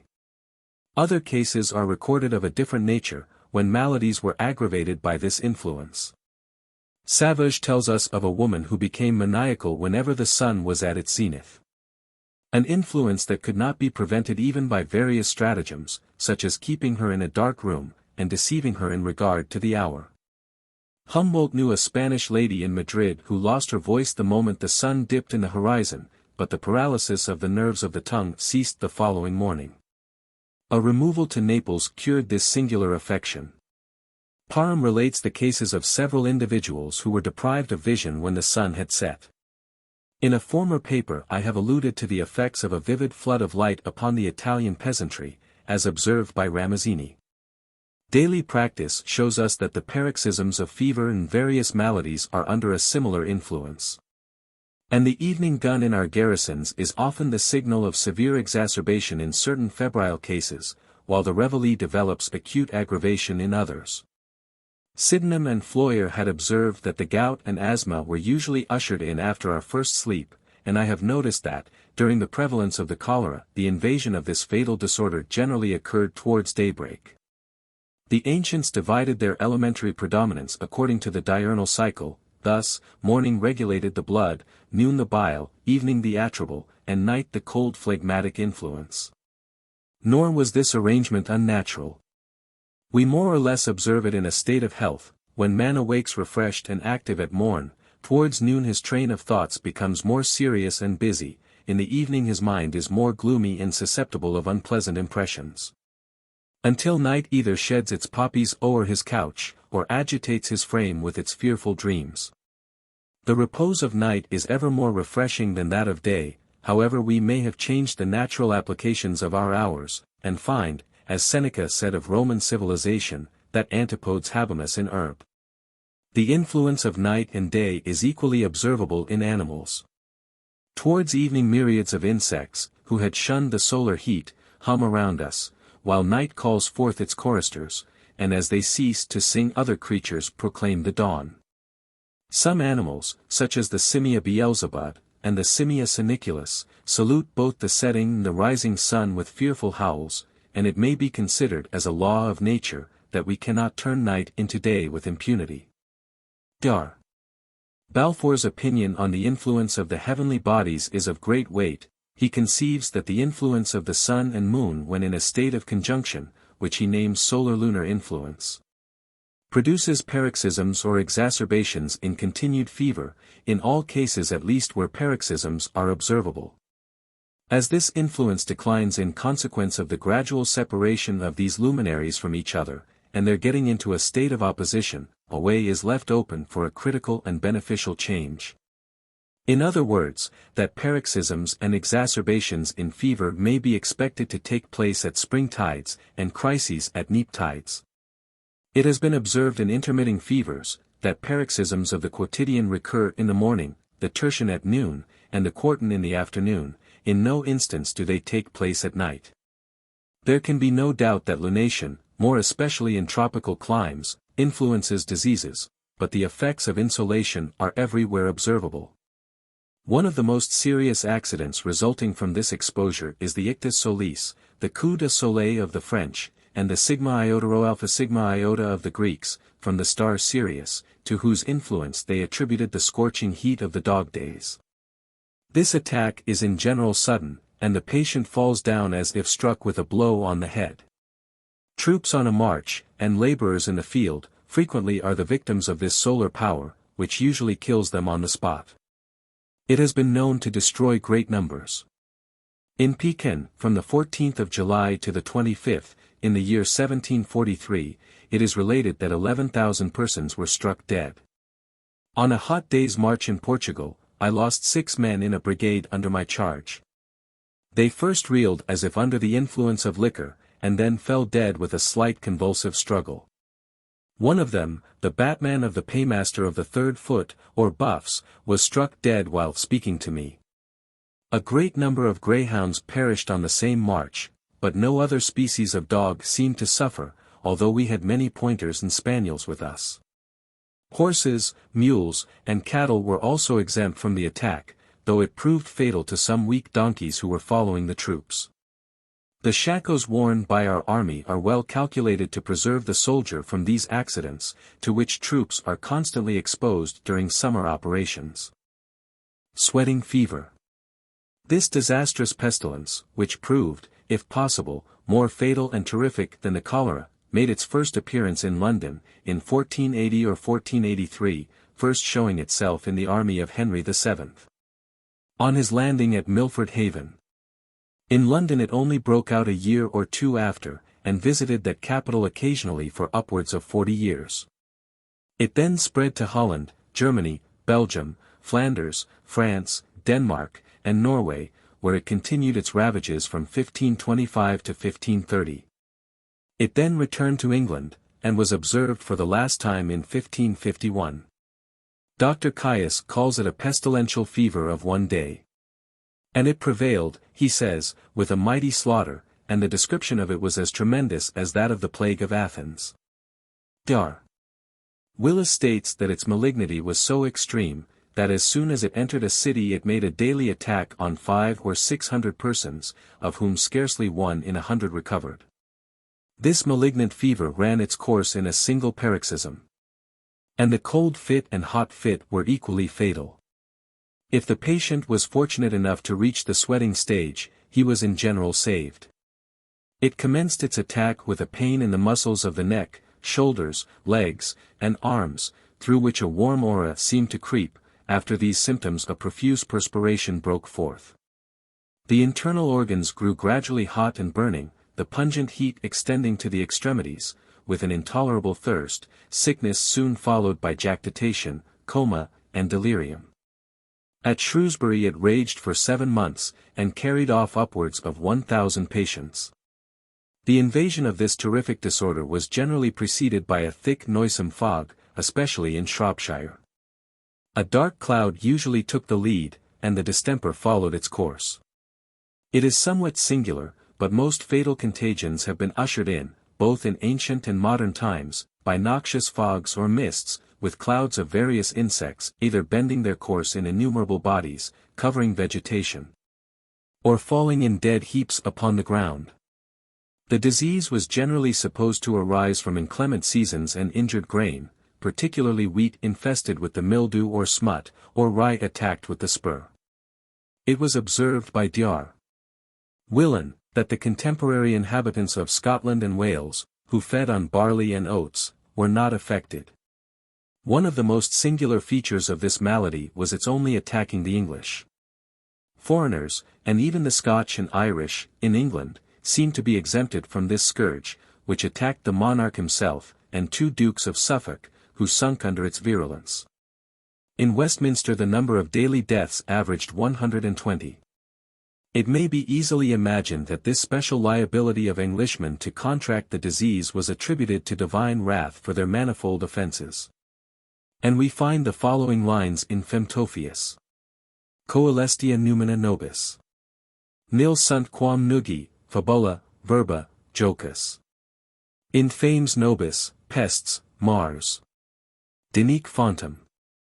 Hinc idiom in clemens iota delta omicron omega neuro epsilon tau omicron habit. Sivum, horrendum, atrox genus immedicable morbi. Nostri perfidii debitum. Dar. Armstrong has also recorded this peculiar visitation in the following. Some, sad at home, and, in the desert, some abjured the fatal commerce of mankind.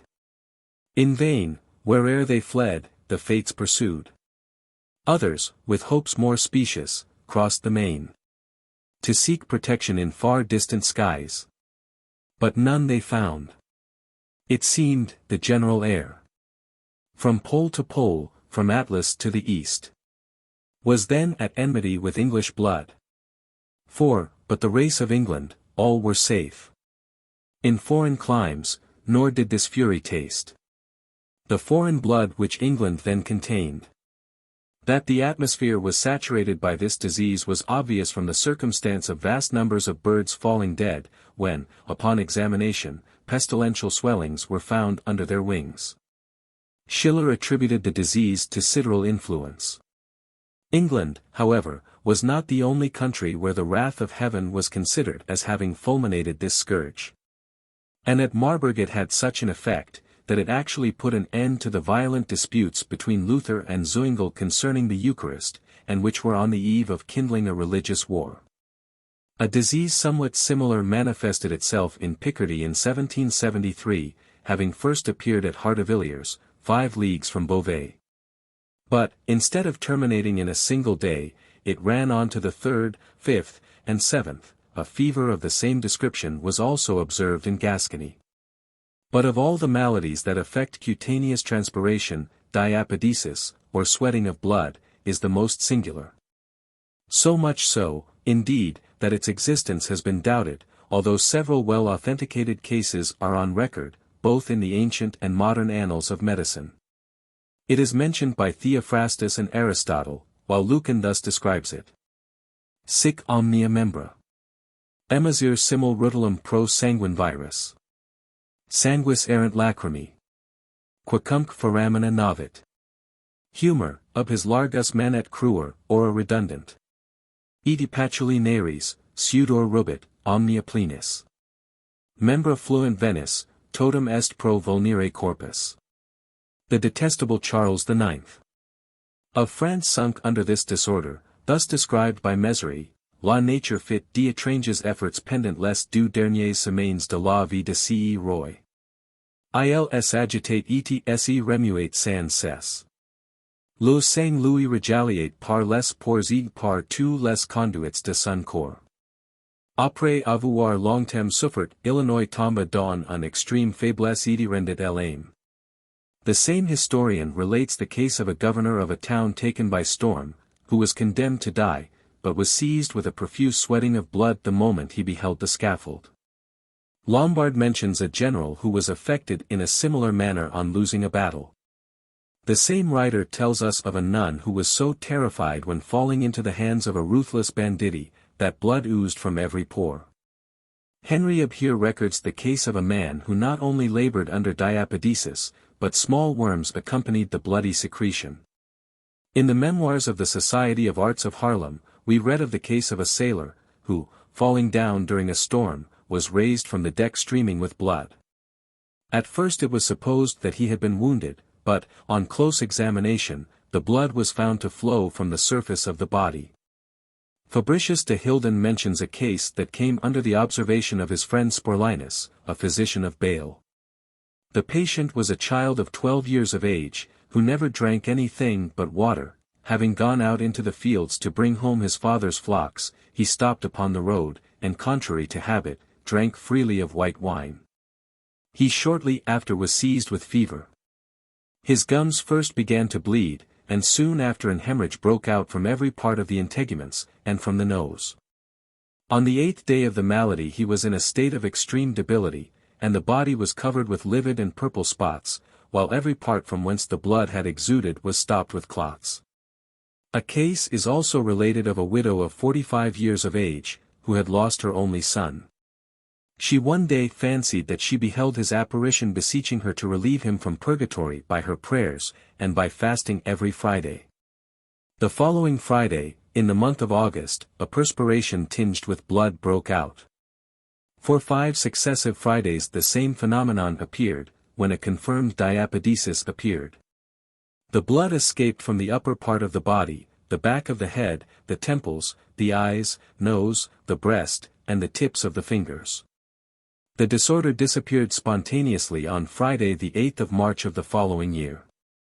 This affection was evidently occasioned by superstitious fears, and this appears the more probable from the periodicity of the attacks.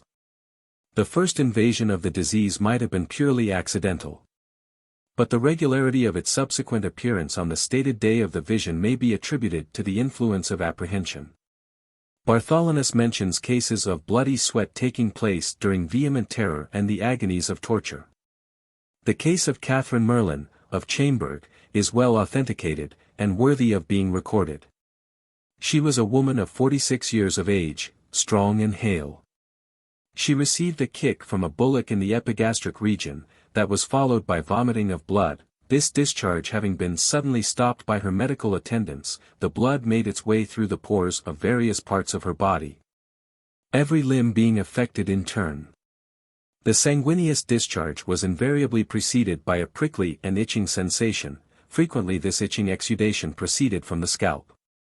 The discharge usually occurred twice in the 24 hours. And on pressing the skin, the flow of blood could be accelerated and increased.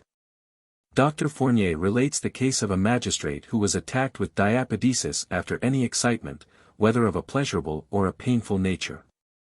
A singular idiosyncrasy was transmitted to her male children by an American female named Smith, occasioning a severe hemorrhage wherever the skin was slightly pricked or scratched.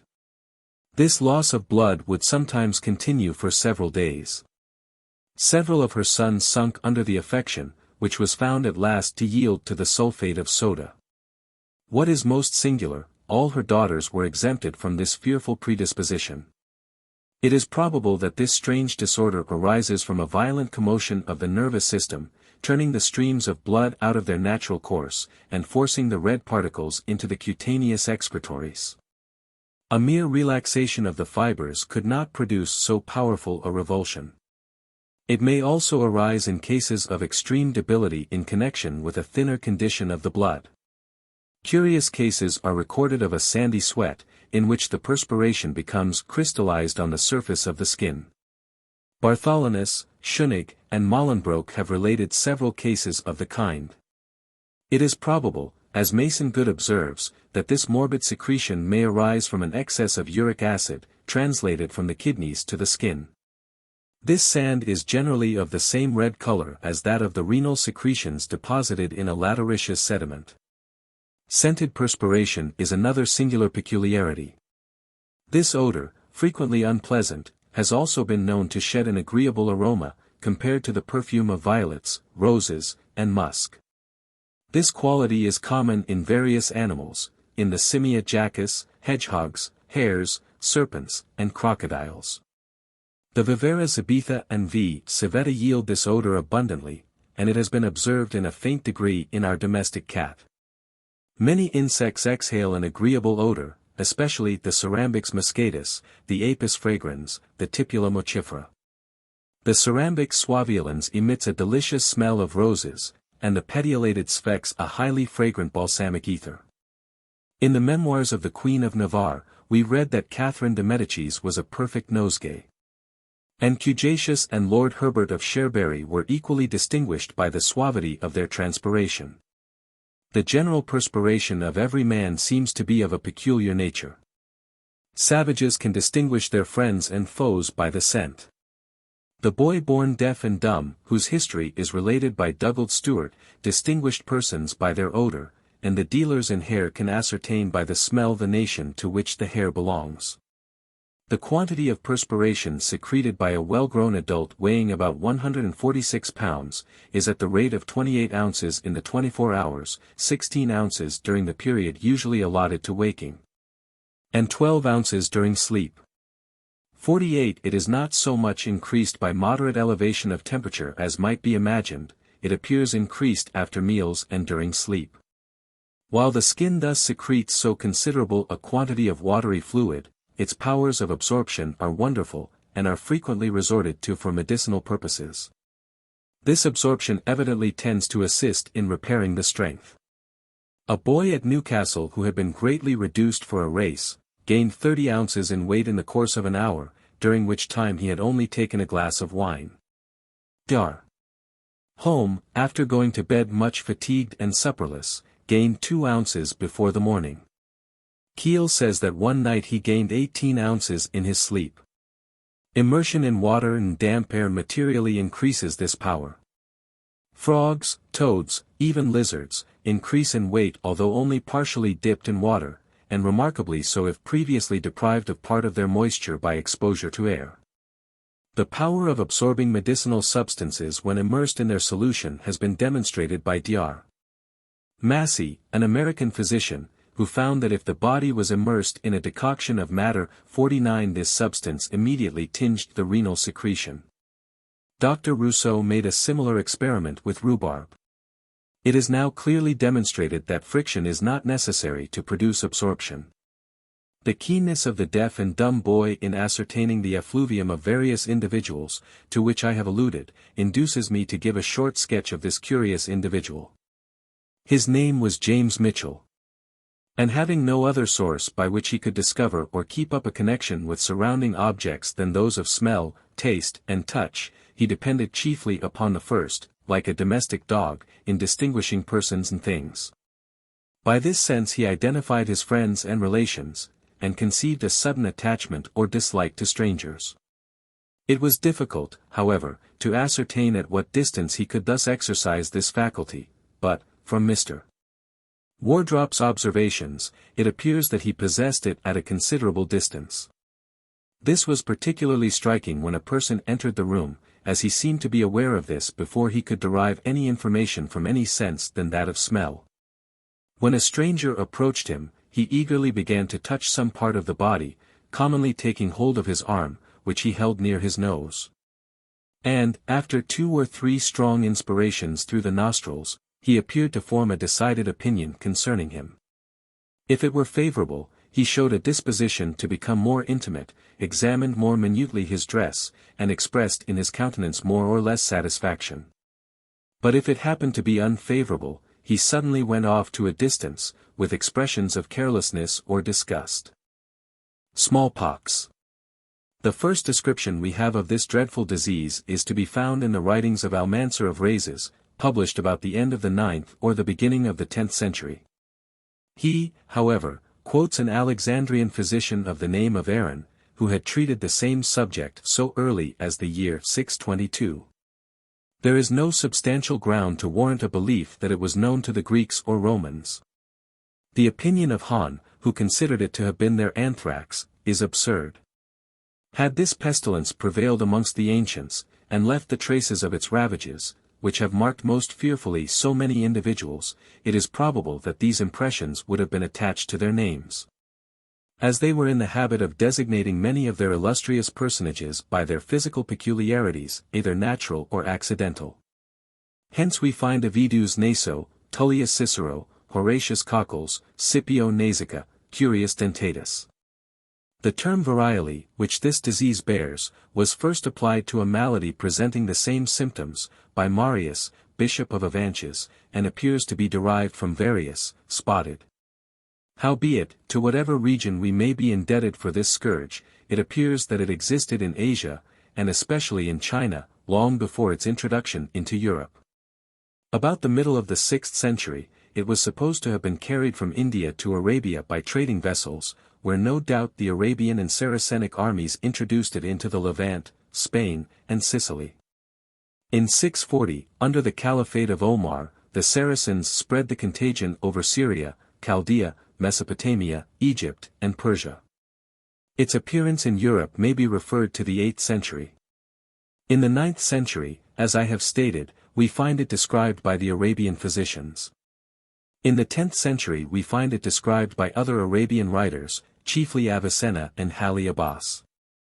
In 962, Count Baudouin of Flanders died from its attack. It appears certain that it prevailed in Gaul long before. We find in the works of Marius, already mentioned, the following passage: Hoc anno 570, morbus validus, cum perfluvio ventris edi variolis, Italiam Gallianque Val afflixit. About the same period we find Dagobert and Clodebert, sons of Chilperic, falling victims to the disorder.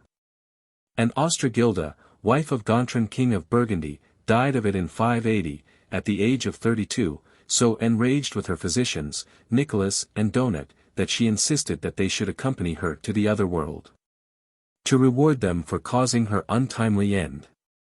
Her affectionate and disconsolate husband Gontran of course had both their throats cut upon her tomb. In the 11th and 12th centuries we find the smallpox in all the southern parts of Europe. The north was for a long time tolerably exempted from the scourge, until the Holy War introduced it into those regions. And it appears to have been the only trophy that the English and Germans brought home to commemorate their exploits in the Crusades. In the 13th century the Muscovites, Laplanders, and Norwegians were free from the disorder, the progress of which seemed to have been delayed by the cold. Although at the same time, according to the relation of Gordon, it was most destructive all over France. Most physicians at this period partook of the opinion of the Arabians, who considered the disease as being in the blood, thrown by it into a state of ebullition, particularly in childhood and youth. According to the Arabian Oran, or Aran, it sometimes affected the same individual twice. This doctrine of the boiling up and bubbling forth of the blood to throw out its peccant qualities, tended not a little to increase the mortality and exasperate the disease. As the physicians, to encourage this concoction, were in the habit of wrapping up their patients in warm clothing, and keeping their apartments as hot as possible, a fatal practice that subsequent experience has rejected as destructive. In 1517 the Spaniards carried it to Saint Domingo, nearly depopulating the country. South America soon received this additional visitation, said to have been carried amongst them by a Negro. So terrific were the ravages of this pestilence, that the Americans considered its invasion as one of the data of their melancholy chronicles. The brother of the noble Montezuma was one of its earliest victims. Worthy attendant on the Spanish banners, it accompanied their detested hordes in all their conquests. The northern districts of America were free from the contagion, when the English carried it with their commercial productions amongst the natives of Boston in 1649, and subsequently to Virginia and Carolina, and the remaining provinces. The Spaniards infected Nootka Sound, and the Russians desolated Kamchatka about the same period. Inoculation appears nearly as ancient as the disease, if we can credit the missionaries, who were sent into China by the Church of Rome, and who, from their address and insinuation, gained access to the historical records. They have transmitted detailed accounts of the history of the Chinese, and of their knowledge in various branches of science. There is a memoir written on the smallpox by the missionaries at Pekin, the substance of which is extracted from Chinese medical books, and especially from a work published by the Imperial College of Medicine, for the instruction of the physicians of the empire.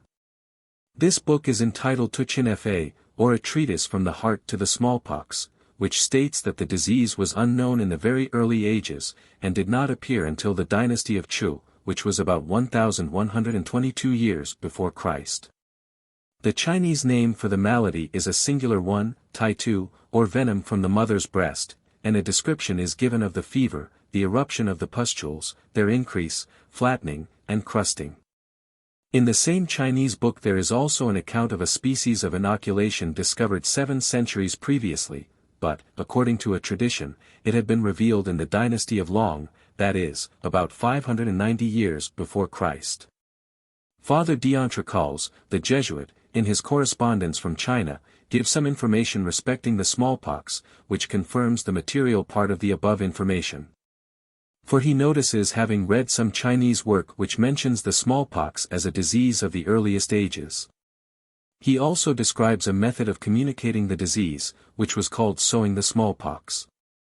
This was generally performed by planting some of the crusts upon the nose, an operation which was approved of by some but disapproved by others. Although the tradition of the smallpox being a disease originally transmitted to man by camels may be fanciful, yet the existence of the vaccine in cows might give some probability to its having been the case. Moore thus expresses himself on the subject: this notion probably took its rise from the circumstance that land commerce from Egypt to India was only practicable by means of this animal. But such kind of traffic was tedious and difficult, and it is conjectured that no person known to have the smallpox would ever have been suffered to join himself to a caravan. Now this observation would rather confirm the fact than invalidate it. Since, if no individual affected with the malady could have carried the contagion, the disease might have been spread by their camels. In regard to the antiquity of the practice of inoculation amongst the Chinese, I cannot do better than give Mr. Moore's own words on so very interesting a subject. No account is handed down of the origin of this custom.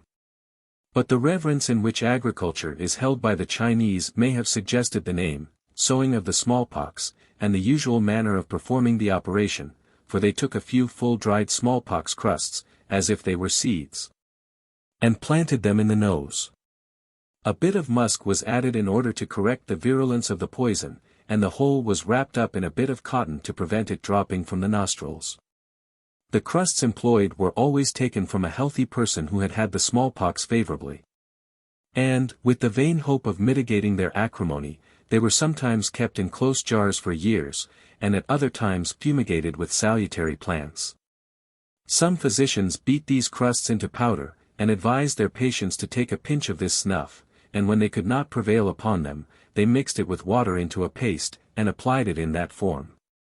In Hindostan, if tradition may be relied upon, inoculation has been practiced from remote antiquity. The practice was in the hands of a particular tribe of Brahmins, who were delegated from various religious colleges, and who traveled through the provinces for this purpose. The natives were strictly enjoined to abstain during a preparatory month from milk and butter, and, when the Arabians and Portuguese appeared in that country, they were prohibited from taking animal food also. These were commonly inoculated on the arm.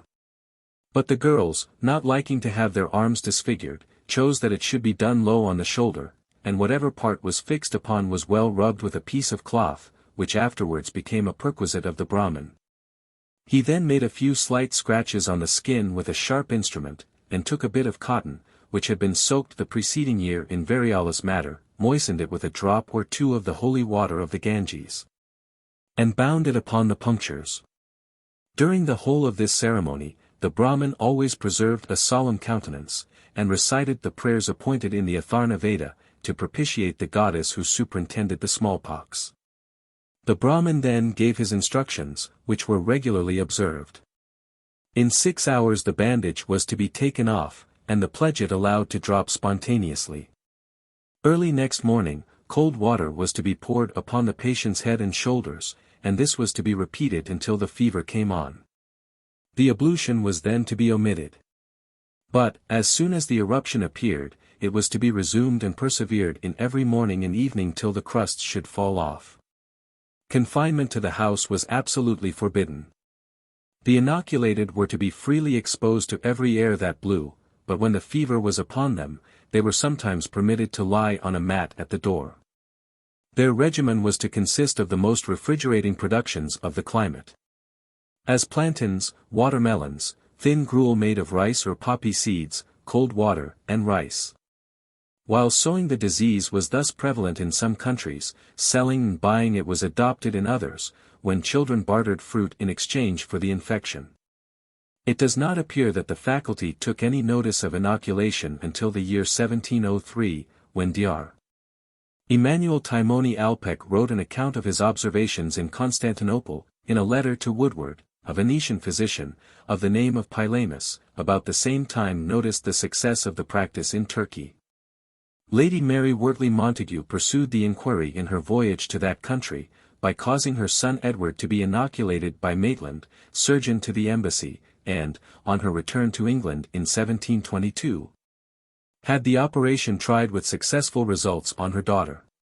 Still, although two of the princesses of the royal family had also been inoculated with equal benefit, inoculation was furiously opposed by the profession, and even from the pulpit. And so successful was this opposition, that it succeeded in bringing it into disuse both in England and throughout Europe, many cases of smallpox of a confluent character having made their appearance after inoculation. And in 1740 the practice had nearly fallen into disuse.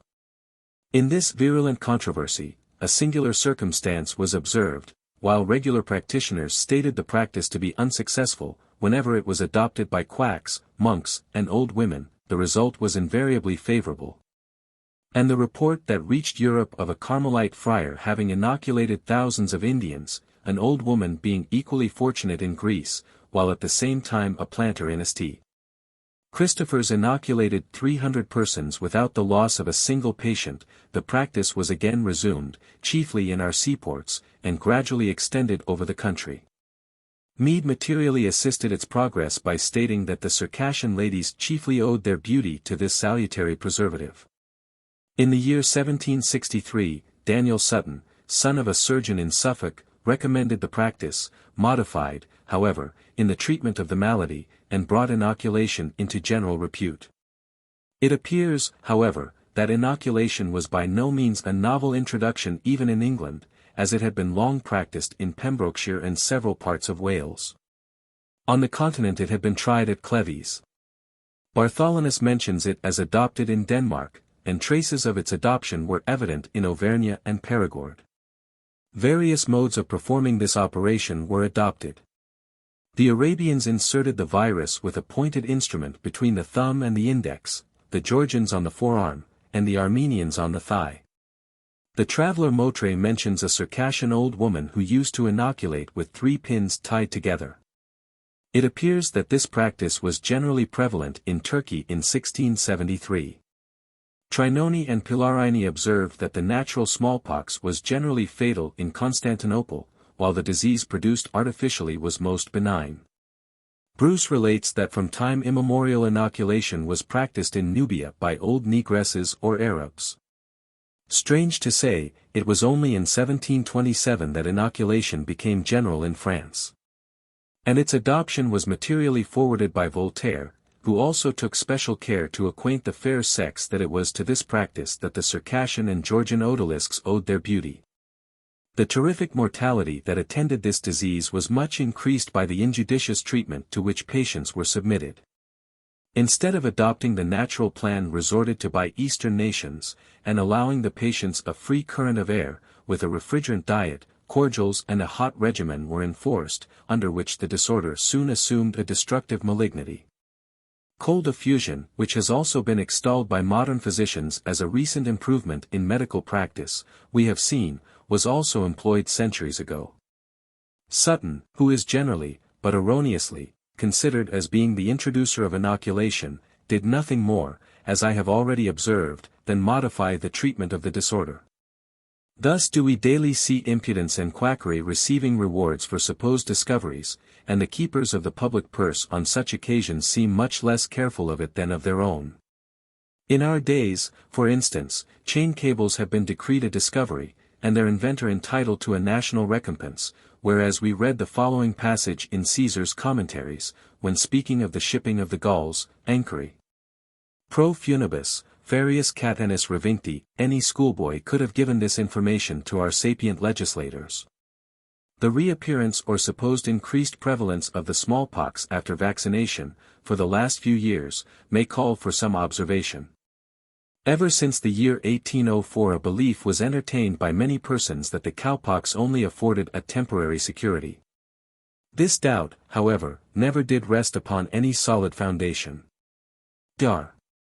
Jenner maintained in the most strenuous manner, that to render the cowpox efficient, it was absolutely necessary to attend most carefully to the character of the pustule, and the time and quality of the lymph taken from it. On the very same principle inoculation of the smallpox also failed. For it must be clearly understood, that Jenner considered the smallpox and the cowpox as identical maladies, and by no means dissimilar in their nature. On this important subject I feel much gratification in quoting a passage from a late valuable publication, 50, to which I refer the reader. It was then clearly ascertained, that there were deviations from the usual course of smallpox, which were quite as common and infinitely more disastrous than those which took place in vaccination. These deviations regarded two apparently different states of the constitution. In the one the susceptibility of smallpox was not taken away by previous infection, while, on the other hand, some constitutions seemed to be unsusceptible of smallpox infection altogether. It was found that similar occurrences took place in the practice of vaccination, but as the security which the latter afforded was never more likely to be interfered with by slight causes than the former, it became absolutely necessary that great care should be shown in watching the progress and character of the pustule.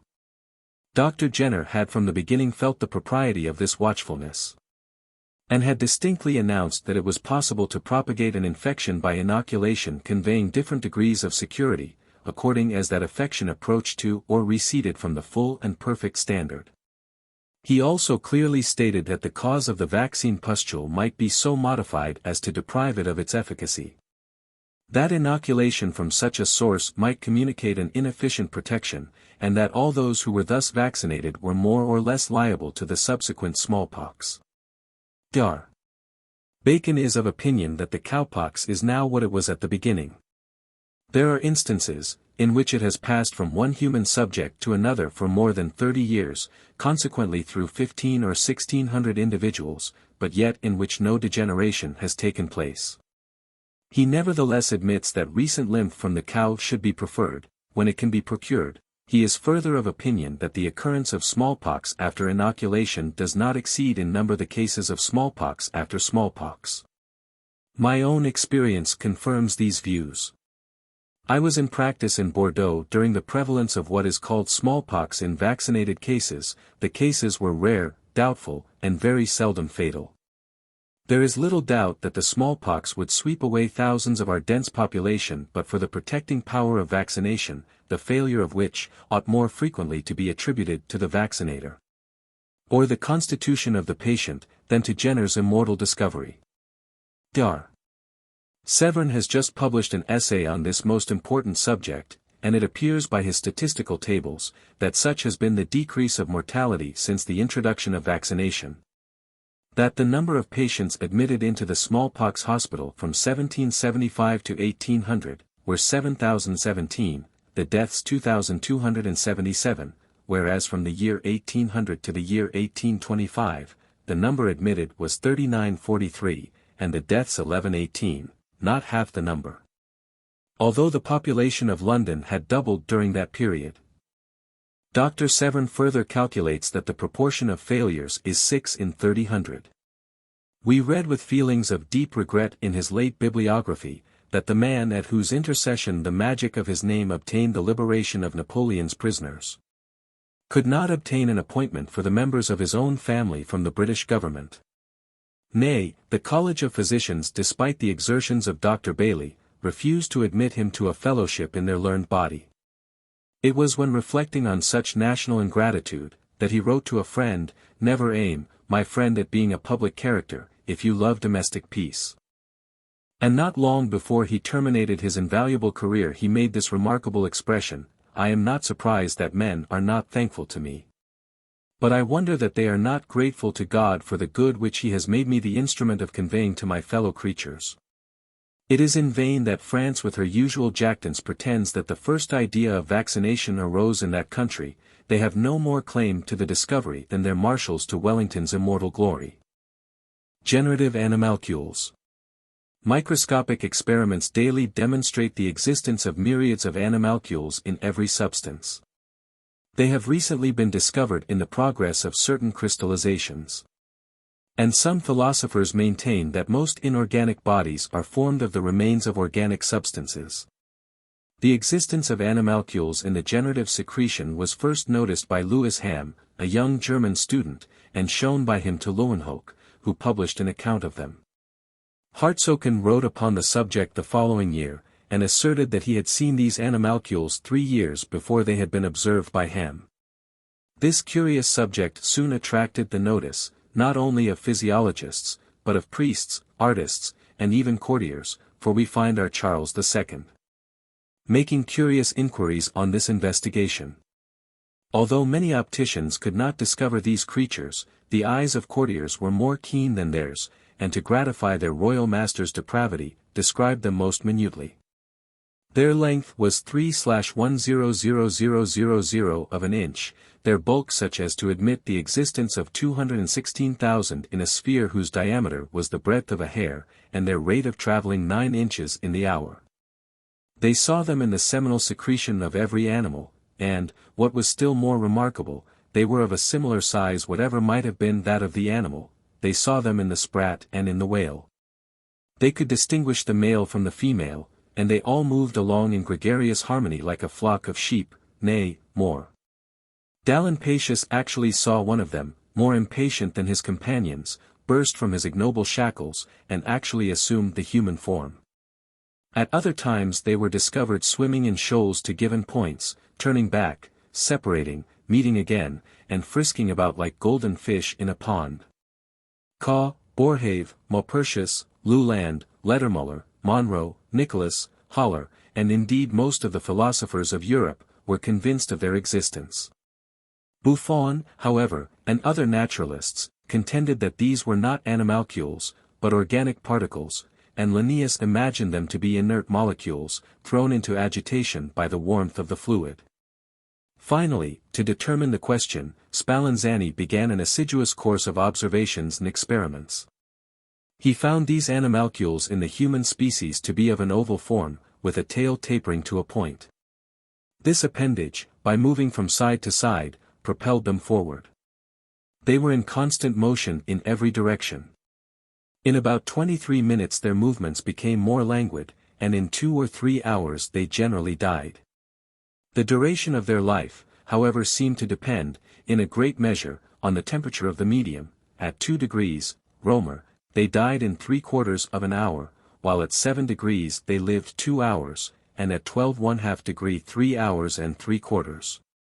If the cold was not too intense, they recovered upon the temperature being raised. When only 3 degrees or 4 degrees, they recovered after a lethargy of 14 hours. And according to the less intensity of the cold, they might be made to pass from the torpid to the active state more frequently. They were destroyed by river, ice, snow, and rain water, by sulfur, tobacco, camphor, and electricity. Even the air was injurious to them. In close vessels their life was prolonged to some days, and their movements were not constant and hurried. They were of various sizes, and perfectly distinct from all species of animalcules found in vegetable infusions, and in short, Spallanzani completely confirmed the principal observations of Leeuwenhoek, and satisfactorily explained the sources of the inaccuracies of other inquirers. Prévost and Dumas have recently confirmed the observations of the Italian physiologist. This doctrine of life being perpetuated by the transmission of animated particles, or animalcules, is by no means of modern date. We find this theory advanced by Hippocrates, and Aristotle, and Plato. Democritus described worms that assumed, in the progress of their development, the human form. And Lactantius thus refuted his ideas, eravit ergo Democritus, ca vermiculorum modo putavit homines effusos esse de terra, nullo auctor, nulloc ration. Hippocrates plainly says, that the seminal secretion was full of animalcules, whose several parts were developed, and grew afresh, that nothing did exist that had not pre-existed. And that what we term birth was nothing more than that transition of these hitherto imperceptible animalcules from darkness to light. Gessner has endeavored to prove that the word Syupsilankai, so frequently found in the writings of Hippocrates, and translated anima, was synonymous with insectum, animalculum, papilio. Plato, when expressing himself on this curious subject, compares the matrix to a fertile field, in which animalcules are gradually developed, at first of such a small size that they are imperceptible, but, by taking the food prepared for them, grow in strength until they are brought to light in a state of perfect generation. And St. Augustine thus follows, Hunc perfectionis modum sic habent omnes ut cum illo concipianter ac nascunter, sed habent in ration, non in mole, sic et ipsa jam membra omnia sunt latenter in semine. Cum etiam nadis non nulla deint, sic et dentes, acsi quid adjusmati. In the works of Seneca we also find the same notions. In semine omnis futuri hominis ratio comprehensa est, eti legem barbii conorum non dum natus infans habet. Totius enim corporis, eti sequentis etatis, in parvo occultic lineamenta sunt. It may be said that these opinions were similar to those of the Ovarians, who, as we have observed already, believed that everything arose from the egg. Such were Aristotle, Empedocles, and other philosophers, for the egg is the conception, said the first of these great men, and after the same manner the animal is created, but there was a manifest difference in their systems. Harvey, Haller, de Graaf, were amongst the most warm advocates of this doctrine, which indeed prevails to the present day, as it would be difficult to find organized beings that did not spring from an original germ. It thus appears that, notwithstanding the absurd doctrines of generation being founded upon the existence of these animalcules, they clearly do exist. Modern microscopic experiments daily confirm the fact. Not only in the generative secretion, but in the other fluids of the body, creatures of 1 inch to 1 inch and a quarter in length have been found to inhabit the mesenteric arteries of asses and horses. Mr. Hodgson found them in 7 asses out of 9. They have also been found in the blood of female frogs, salamanders, and tadpoles. What wonders are perhaps in store for the microscopic observer and the physiologist? All living matter seems to be animated by particles, by atoms, equally possessed of life. Does the vitality of these constituent molecules hold any influence over our existence? Is their life necessary to the preservation of ours? Is any agency destructive to them injurious or destructive to us? In a former paper I have recorded recent observations, where animalcules of a peculiar description were found in the purulent secretion attending various affections. A morbid condition seems thus to produce a new series of animated beings, or this new series of living atoms perhaps have produced a morbid state. Many eruptive maladies are either caused by the presence of insects, or insects are subsequently developed in their pustules. Wickman, and many other physicians, have maintained that the itch was produced by an insect of the genus Acarus, or tick. Latreille has given a minute description of this creature in his Genera Crustacearum et Insectorum, and calls this offensive species the Sarcoptes scabiei. Linnaeus classed it among the Aptera, and termed it the Acarus scabiei. This insect is nearly round, with 8 legs, the 4 forelegs terminated with a small head, the hind ones with a silky filament. The Arabian Avenzoar had long since observed them, and it was from his writings that Maffei was induced to pursue the inquiry. Redi, an Italian physician, was the first propagator of this doctrine in modern times, and published, in 1685, a paper of Sestoni of Leghorn, who had frequently observed mendicants and galley slaves extracting these insects from the pustules of itch with the point of a pin, in the same manner as chigos are extracted from their cyst in the West Indies. It was this communication of Sestoni that led to a further and more minute investigation. Curiosity was everywhere excited, and the most learned and intelligent naturalists and physicians, amongst whom we find the illustrious names of Borelli, et Muller, Mead, Pringle, Pallas, Bonani, Linnaeus, Morgani, strove with incessant diligence to ascertain this important fact, which certainly was likely to shed a new light on our pathological speculations. The existence of the Acarus was established. The most conclusive experiments on the subject were those of Gales, in 1812. The following is the account of them. I placed under a microscope a watch-glass with a drop of distilled water, after having carefully ascertained that it did not contain any visible animalcules. I then extracted from an itch pustule a small portion of the virus, which I diluted in the water with the point of a lancet. I watched most attentively for upwards of 10 minutes, without having been able to notice any animation. 2 similar experiments were equally ineffectual. Disappointed in my expectations, I was about giving up the task, when an idea struck me of submitting the liquid of the first experiment to another trial. I had left it in the watch-glass, exposed to solar heat. I then was not a little surprised when I discovered a perfect insect struggling with its legs to extricate itself from the viscid fluid that confined it. Having succeeded in reaching a more limpid part of the liquor, its form was so distinct that Mr. Patrick's, who was with me, was enabled to take an exact drawing of its configuration. This curious result naturally induced Gales to pursue his inquiries, and he discovered that this insect chiefly occupies the pustules that are filled with a thin serum, and avoids those that contain a thicker secretion.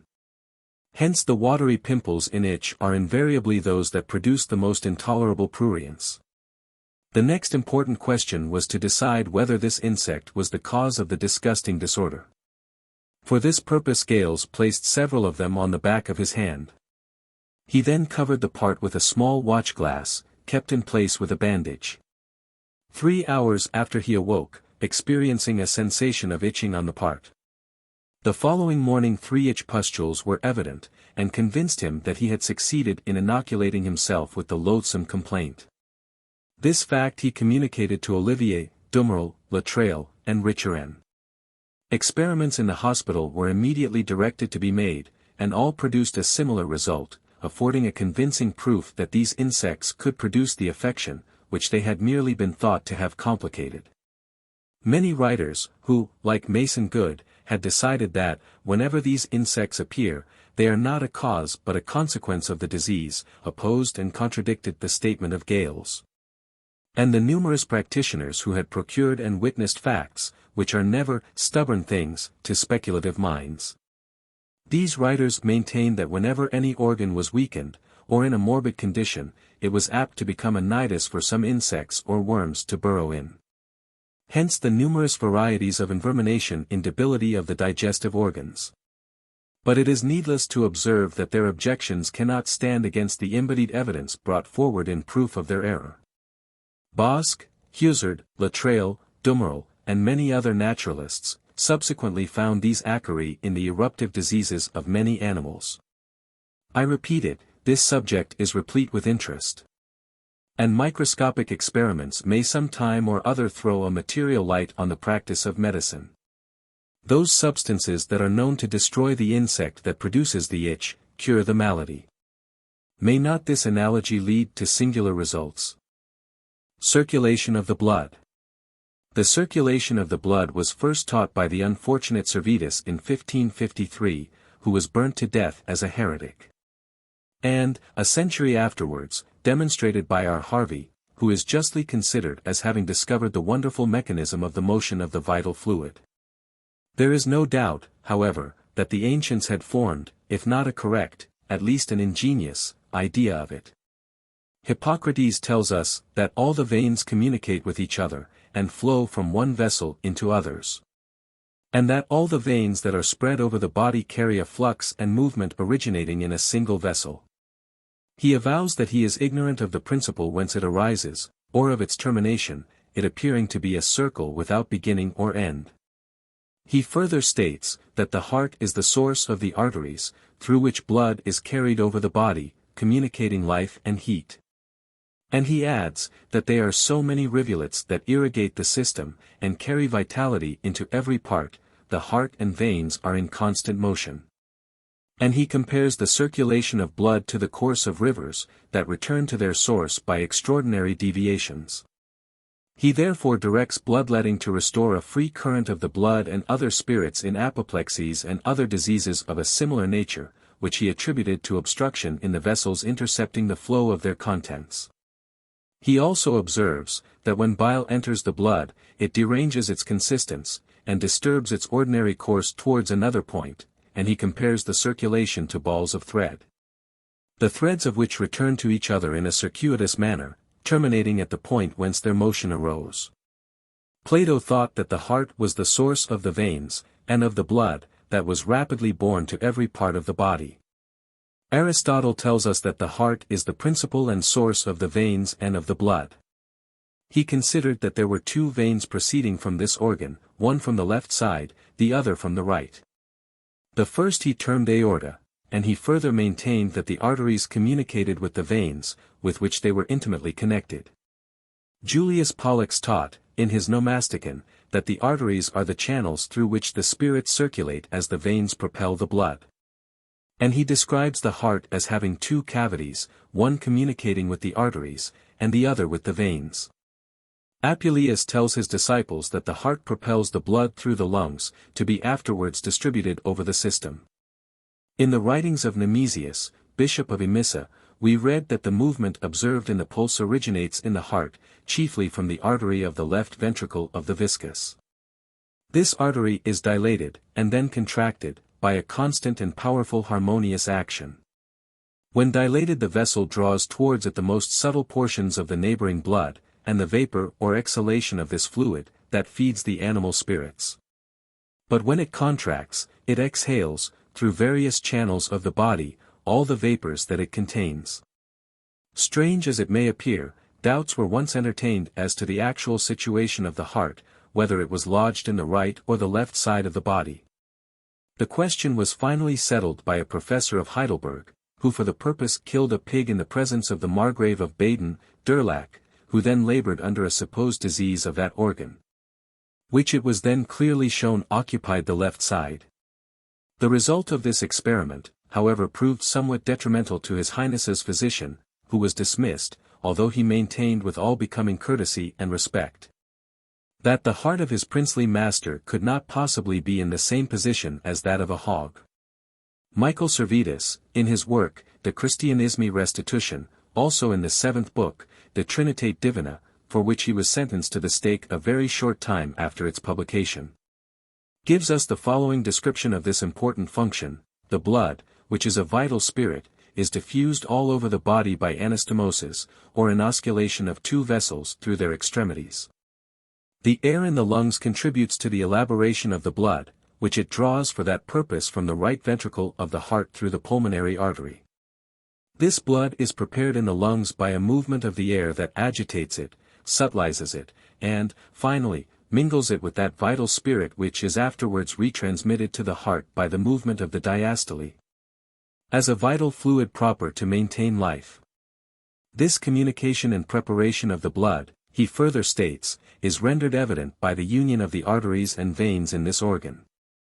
And he concludes by affirming that the heart, having thus received the blood prepared by the lungs, transmits it through the artery of the left ventricle, or the aorta, to every part of the body. Great care was of course taken to destroy this abominable heretical publication, which was burnt by the common hangman in Geneva, Frankfurt, and several provinces of France. The work thence became so scarce, that it is said only 3 or 4 copies of it are in existence. One of them was in the library of the Landgrave of Hesse-Kassel. John Leonicenus relates that the celebrated Paul Sarpi, otherwise named Fra Paolo, had also discovered this circulation, and demonstrated the valves of the veins, which open to afford a free passage to the blood, and close to prevent its return.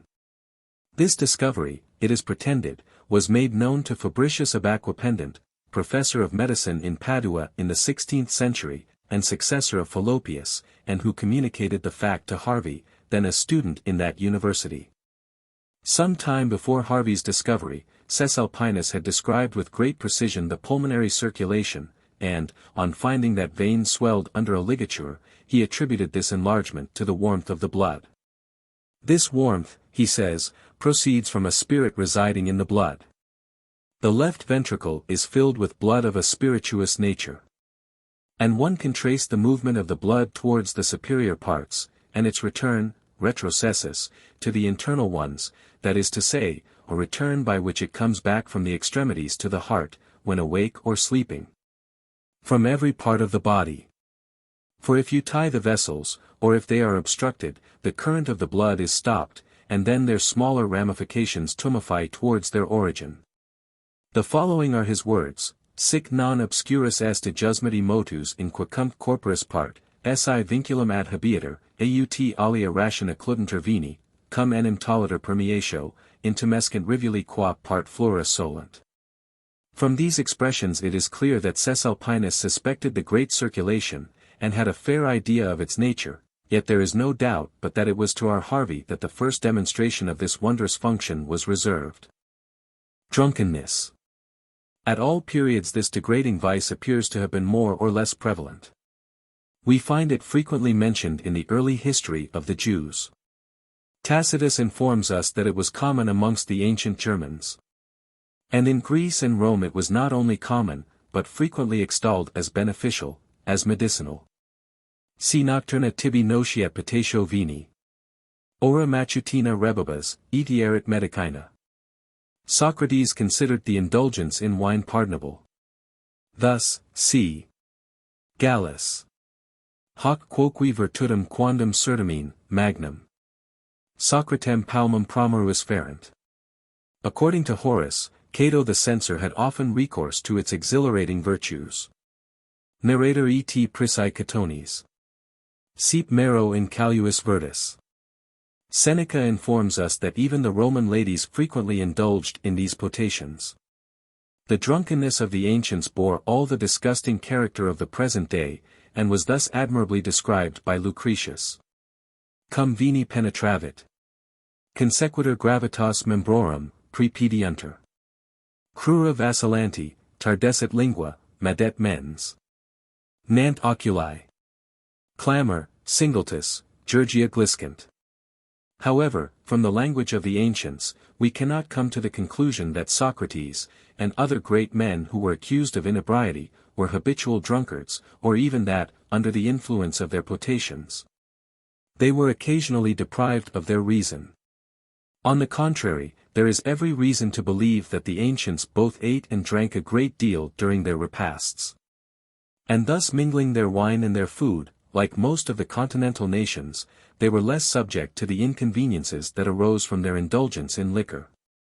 Indeed, the term sobriety applies to a proper regulation of our ingesta, according to our constitution and our state of health. Extreme abstinence on some occasions may prove as prejudicial as intemperance. And there are peculiar idiosyncrasies where a certain quantity of stimulus is absolutely requisite to keep up the animal spirits, and at the same time assist assimilations which become languid under mental depression. No doubt, this necessity has arisen from habit, most probably a very bad habit. Still, when it does exist, physicians should be cautious in suddenly forbidding customary indulgences. We must also consider on such occasions the pursuits of different individuals. The laborious classes, who require more frequent refection, from the constant exhaustion to which their avocations expose them, can bear with impunity a moderate use of strong liquors. Such a practice would destroy the sedentary and the studious. Temperance is essentially requisite to perfect not only our intellectual faculties, but many of our physical functions. The senses both of man and the brute creation are rendered much more keen by abstinence. The scent of the dog, the vision of the hawk, are less acute after feeding, and this is one of the chief causes of the greater perspicuity in our ideas when fasting in the morning. The ancients had an axiom founded upon observation: if you wish to become robust, eat and labor; if you wish to become wise, fast and meditate. The Greeks called sobriety, sigma omega phi omicron sigma upsilon nu eta. Or, according to Aristotle, as though they said, sigma omega zeta omicron upsilon sigma alpha nu tau eta nu phi omicron nu eta sigma iota nu. It assisted our intellectuals.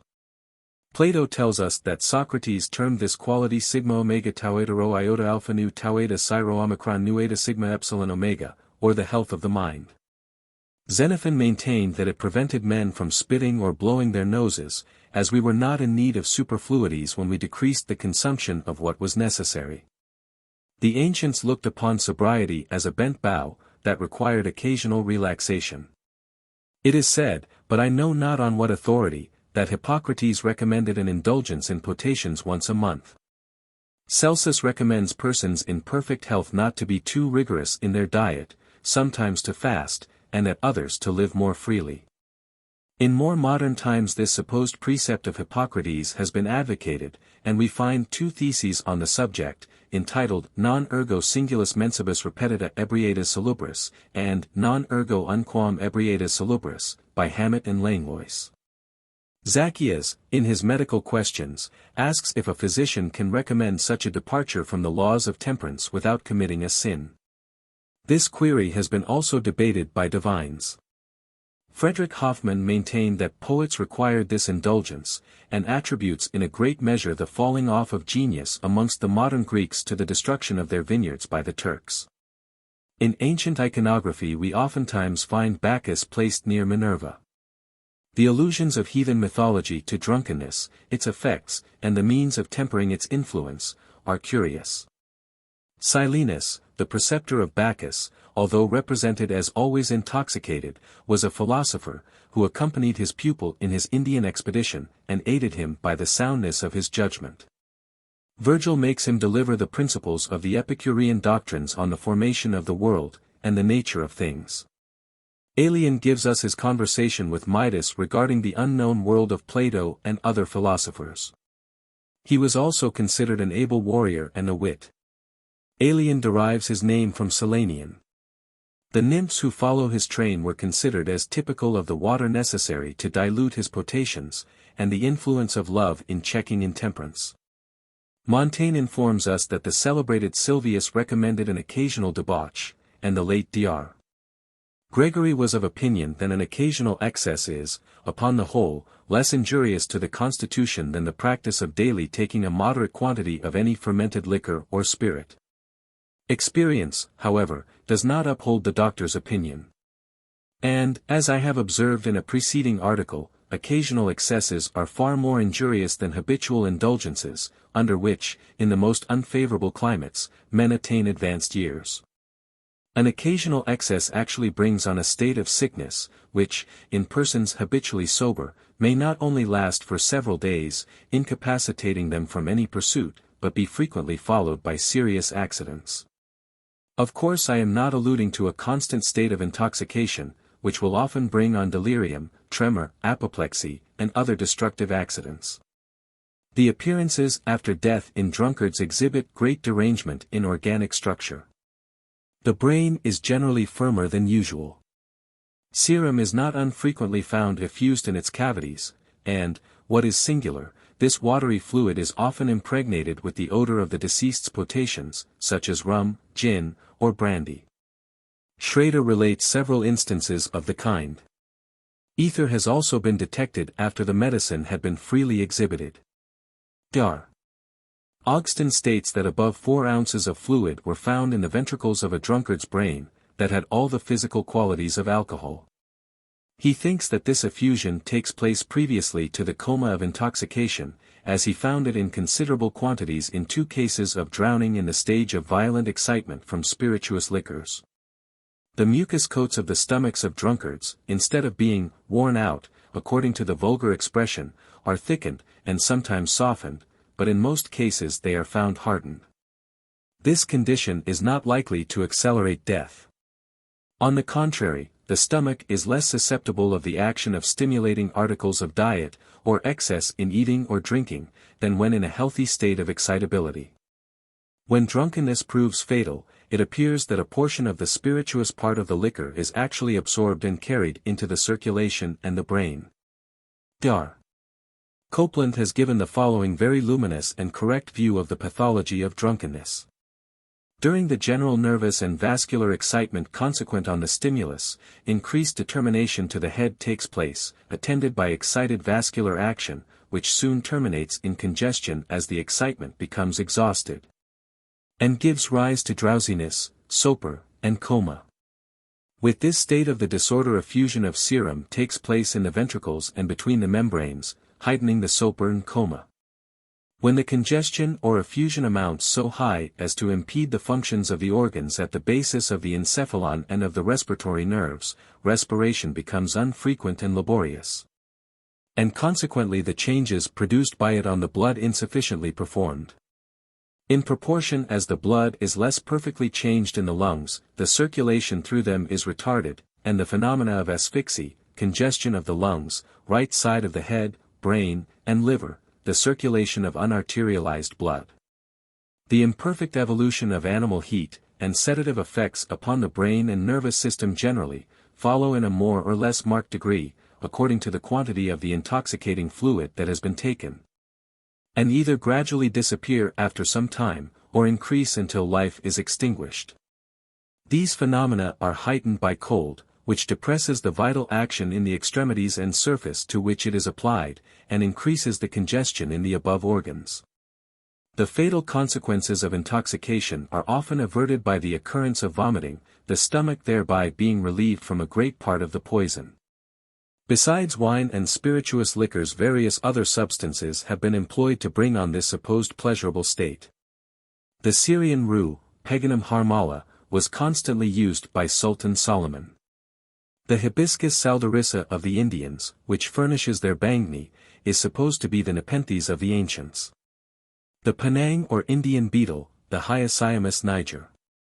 The belladonna, the Cocculus indicus, are drugs that have been resorted to by various nations. The last ingredient has made the fortune of many of our wealthy brewers, at the expense of public sobriety and health. In the accidents that follow intoxication, bleeding has frequently been resorted to. Nothing can be more hazardous than this practice, justly condemned by Darwin, Trotter, and most physicians, who have had frequent opportunities of witnessing the distressing train of symptoms that inebriety brings on. Coffee and green tea will be found the most efficacious antidotes, when no sickness prevails. Nausea is counteracted by effervescent and aromatic draughts, such as soda water, so highly appreciated by Byron, when accompanied by a sermon, after a night's conviviality, spruce beer, Sedlitz powders, and the ancients had recourse to various means to counteract the effects of wine, and amongst others we find olives and olive oil, wormwood, and saffron. The Greeks used a solution of salt, a common remedy among seafaring men to the present day. And the Romans surrounded their heads with wreaths of various refreshing plants. When Aristotle tells us that Dionysius of Syracuse remained in a state of intoxication for 80 days, we must suppose that he got drunk every morning. That the ancients were in the habit of diluting their wine with water, there cannot be a doubt. The Lacedaemonians accused those who drank it pure of acting like Scythians, an expression introduced ever since Cleomenes the Spartan had learned to drink freely amongst them. The Thracians were also accused of this practice, which clearly proves that it was not general. Philochorus reports that Amphictyon, king of Athens, learned to mix wine and water from Bacchus himself, on which account he dedicated an altar to the god. According to Athenaeus, this dilution was of various strength. Sometimes in the proportion of 1 to 2, at others of 1 to 5. The Lacedaemonians used to boil their wine till the 5th part was consumed, under the impression that they thus deprived it of its spirituous qualities. Sometimes this boiled wine was laid by for 4 years. To add to the intoxicating power of wine, various means were resorted to, and a mixture of myrrha was supposed to produce this effect. Such was the marina of the Romans, mentioned in St. Mark's Gospel, and which was given to malefactors before their execution. Notwithstanding the sobriety of the ancients, my fair readers may perhaps be glad to know that the ladies were allowed to indulge in an occasional stoup. And the Greek matrons and virgins were by no means restricted in a moderate use of the grape's delicious juice, as illustrated by Homer in Nausicaa and her companions. In the ancient entertainments the first libation was offered up to Vesta, as being, according to Cicero, rerum custos intimarum, or keeper of things most concealed. Or, according to Aristocratus, for the services rendered by this goddess to Jupiter in his war against the giants. However, without any erudite comments, it is very probable that even the poor Vestals were sometimes delighted when they could take a drop of wine to beguile their solitude. The phenomena of drunkenness have been so ably described by Macnish, that I most gladly transcribe the following passage from that author's excellent work, called the Anatomy of Drunkenness. First, an unusual serenity prevails over the mind, and the soul of the votary is filled with a placid satisfaction. By degrees he is sensible of a soft and not unmusical humming in the ears, at every pause of the conversation. He seems, to himself, to wear his head lighter than usual upon his shoulders. Then a species of obscurity, thinner than the finest mist, passes before his eyes, and makes him see objects rather indistinctly. The lights begin to dance and appear double, a gaiety and warmth are felt at the same time about the heart. The imagination is expanded, and filled with 1,000 delightful images. He becomes loquacious, and pours forth, in enthusiastic language, the thoughts, which are born, as it were, within him. Now comes a spirit of universal contentment with himself and all the world. He thinks no more of misery, it is dissolved in the bliss of the moment. This is the acme of the fit, the ecstasy is now perfect. As yet the sensorium is in tolerable order, it is only shaken, but the capability of thinking with accuracy still remains. About this time the drunkard pours out all the secrets of his soul. His qualities, good or bad, come forth without reserve. And now, if at any time, the human heart may be seen into. In a short period, he is seized with a most inordinate propensity to talk nonsense, though he is perfectly conscious of doing so. He also commits many foolish things, knowing them to be foolish. The power of volition, that faculty which keeps the will subordinate to the judgment, seems totally weakened. The most delightful time seems to be that immediately before becoming very talkative. When this takes place a man turns ridiculous, and his mirth, though more boisterous, is not so exquisite. At first the intoxication partakes of sentiment, but, latterly, it becomes merely animal.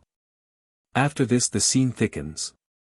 The drunkard's imagination gets disordered with the most grotesque conceptions.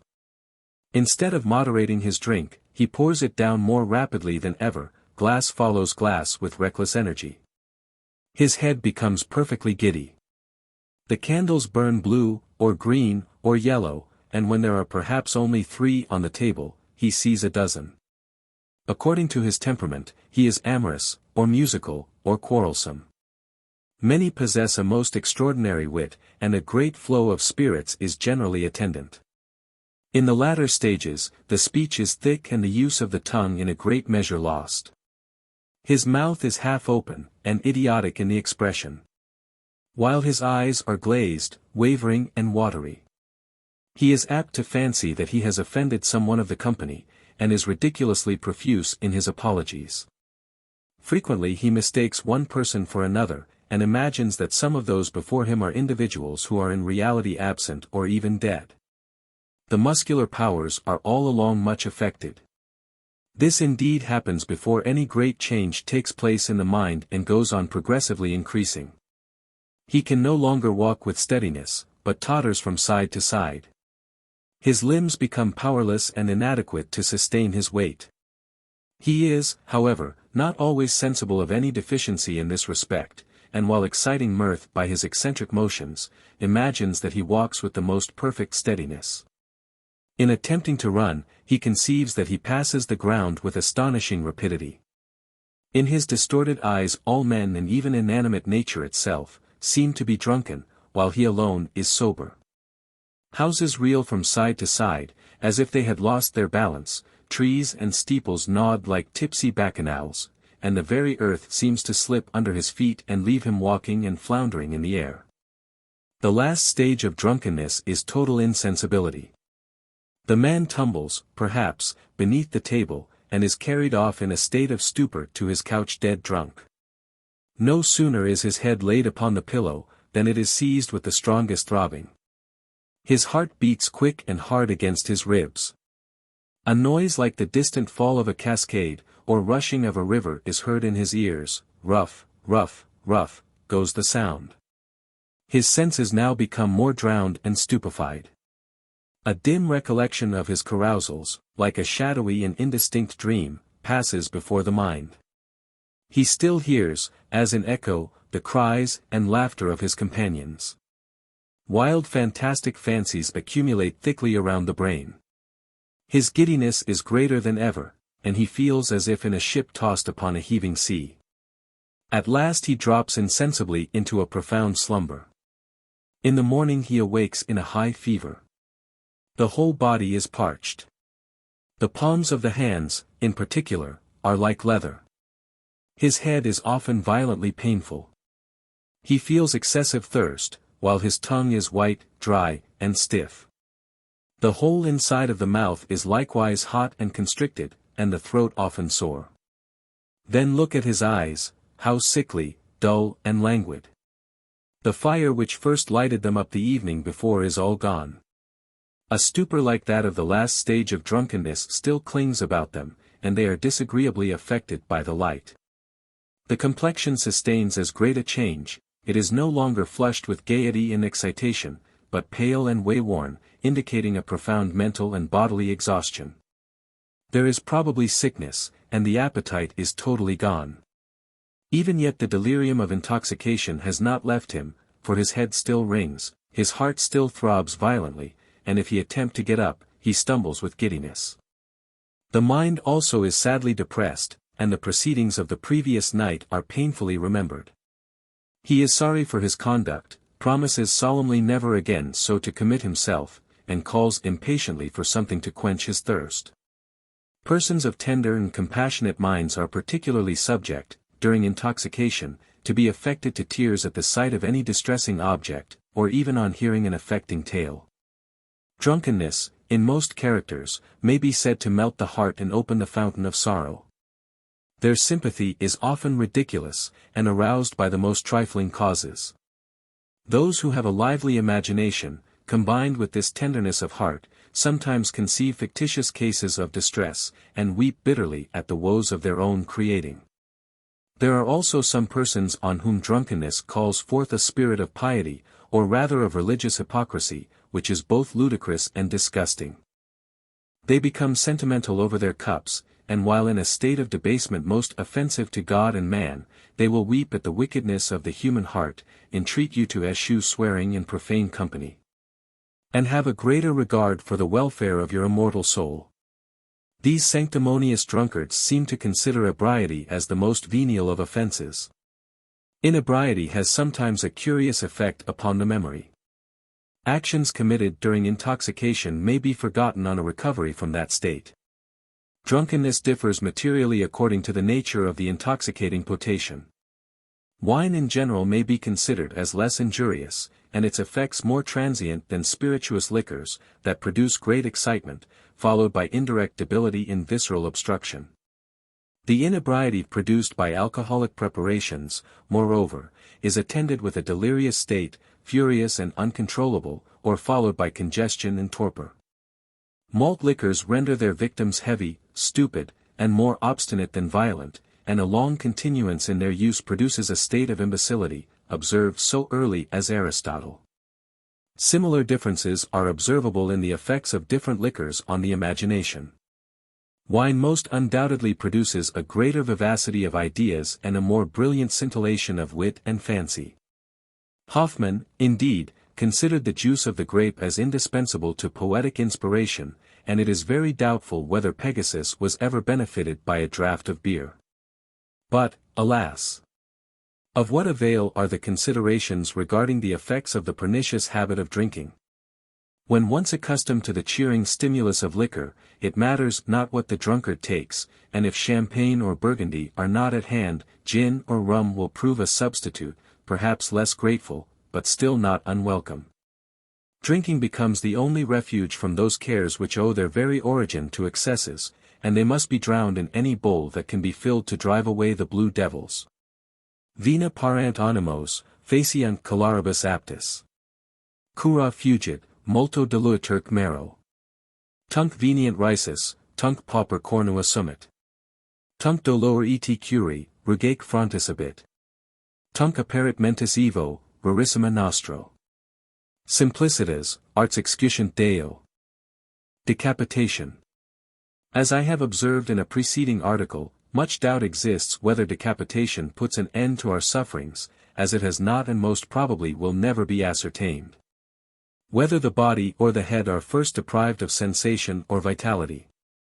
Galvanic experiments had been resorted to, but were warmly opposed by Professor Ferry on the plea of humanity, as he maintained that unless we were certain that sensation had ceased, we had no right to submit the unfortunate culprits who had been decapitated to this trial.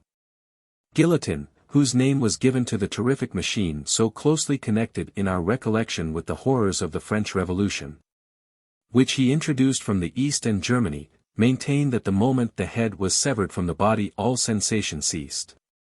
Cabanis and Petit were of a similar opinion. Sue, Aldini, Mogen, Weikard, Livling, Kastel, and other physiologists, founded their belief in a contrary doctrine, upon numerous experiments on various animals. Sue grounded his arguments upon two chief points: first, the sudden effect produced by decapitation upon the two most powerful regulators of the functions of life, the brain and the heart. And secondly, on the consideration that the section of the neck was often uneven and jagged, splinters of bones irritating the bruised nerves, vessels, and spinal marrow. According to this view of the matter, existence was not immediately destroyed by decollation. Kastel thought that this principle was extinguished in the head sooner than the body. Sue and Julia de Fontenelle were of a different opinion. Du Bois of Amiens endeavored to prove the non-existence of pain after decapitation, by showing that convulsive movements, epileptic and hysteric attacks, were not accompanied by any painful sensations. In decapitation, he thinks that the suddenness and violence of the blow must produce insensibility, for we cannot imagine that the section of the spinal marrow thus violently performed can occasion pain. And if any sensations were experienced in that awful moment, it is more than probable that the violent perturbation would render them obtuse. As to any feelings of the separated head, he does not think that any muscular convulsions observed in it can indicate the existence of pain. To these arguments of the Amiens physiologist, Julia de Fontenelle replied that it was never maintained that convulsive movements were expressive of pain. Although it was not impossible that epileptic and hysterical patients may have experienced painful sensations during their attacks that might be forgotten upon their recovery. As somnambulists bear no recollection of what passed during their disturbed slumbers. The convulsive affections alluded to by Du Bois were frequently expressive both of pleasure and of pain, or marked with a character of stupor or of indifference. Whereas the convulsive movement observed in the features of the decapitated invariably expressed anguish.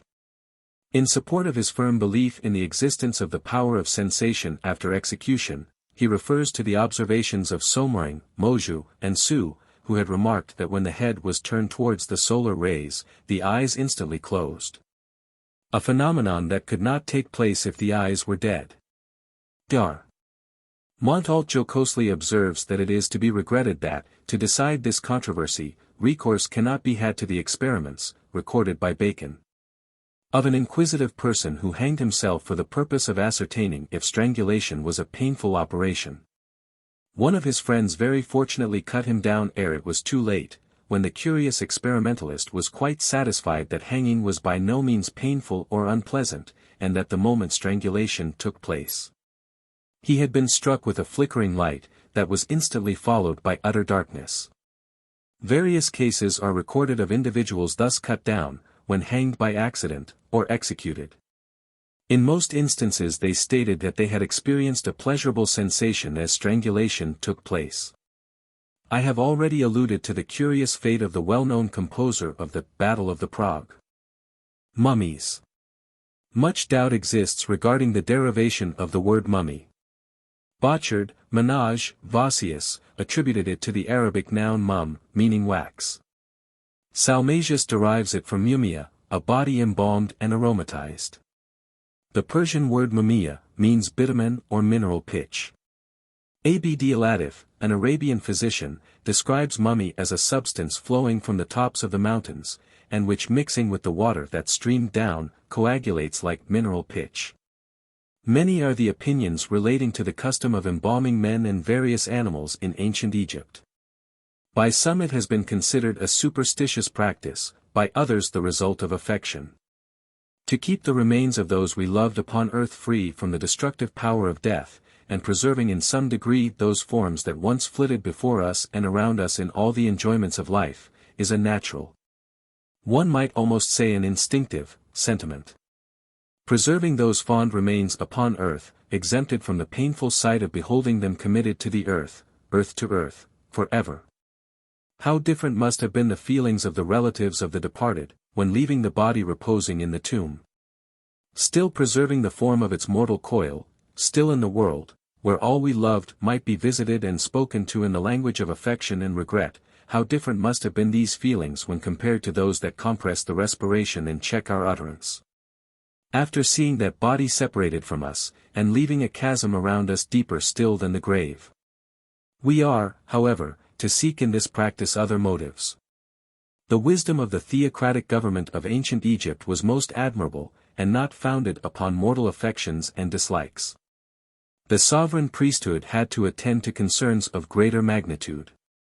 The first inhabitants of Egypt, migrating most probably from the upper regions of Ethiopia, had to colonize an unhealthy region, to struggle with swamps and marshes, and destroy myriads of animals, whose decomposition added to the dangers they had to encounter when settling in such an unhealthy land.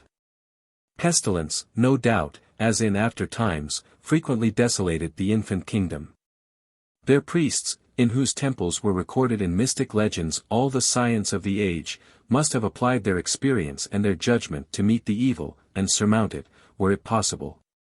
The ideas of corruption are closely connected with those of putrescency, and putrescency has ever been considered the chief source and focus of pestilential maladies. To avoid corruption and putrescence, then, became one of the most important hygienic studies, and, like Moses, who had received his early education in Egypt, its priesthood enforced salutary laws as the injunction of the Creator. Nor was the task as difficult as it might have proved in a more extensive and more diversified region. The population resided in a land of no very great extent, their climate did not vary according to prominent topographical circumstances. And the produce of the soil, as regarded alimentary substances, admitted of little variety. Thus it became easy to establish salutary institutions to regulate the mode of living of the obedient people, who looked upon the commands of their sainted legislators as dictates from the eternal throne. Impressed with the conviction of the immortality of the soul, the Egyptian priesthood imagined, or, at any rate, endeavored to persuade the multitude that the immortal part of our being was retained within its earthly house so long as the corporal form could be preserved entire. And if, which is most probable, they believed in the resurrection of the soul either in its human form or that of some other animal, this doctrine may be easily accounted for as founded upon reason, and grateful to the sensitive feelings. A belief in the transmigration of souls naturally led to the desire of retaining them as long as it was possible in their former abodes. And the lines of Virgil, animanque sepulchro condimus, would seem to warrant this belief amongst the ancients. Saint Augustine clearly tells us that the Egyptians did believe in a resurrection. Amongst other prophylactic means to resist epidemic diseases, the embalming of the dead must naturally have occurred to the sacred college as one of the most effectual means of checking or preventing contagion. Not only was man submitted to this process, but every animal, domestic or obnoxious, was equally preserved. It may be said, if destruction was rendered a prudent step, why were not these bodies consumed by fire? The reason appears to me obvious. It was necessary to check the consumption of animal food, therefore were various animals considered sacred, and not allowed to be immolated for the use of the multitude, other animals were considered noxious, and as such their use was forbidden. Religion thus stamped them with the irrevocable dye of holiness or corruption. Mystic characters were traced upon their remains. The sanctity of these animals sometimes varied in different districts, and the ibis was venerated where the serpent was disregarded.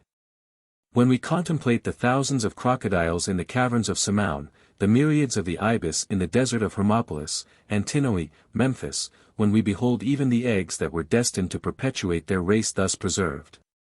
Had not these animals been thus respected, they would have become the food of the inhabitants, and, both from their abundance and their unwholesome qualities, have added to the frequent scourges that desolated the land. Here again we find that this anomaly was unavoidable. Those myriads of animals, from the nature of the climate and the soil, would have increased to such numbers as to overrun the land. What was to be done? Had they been considered edible, most unquestionably they would have been devoured as food, it therefore became necessary to destroy and embalm them. This destruction was no doubt inculcated as a religious duty. Otherwise, how should we find even to the present day, such numbers of these creatures, preserved through the lapse of ages, with their very eggs, another proof that even their incubation was checked. Placed between the desolate desert and the sea, numerous must have been the races of animals who sought refuge in this wondrous region.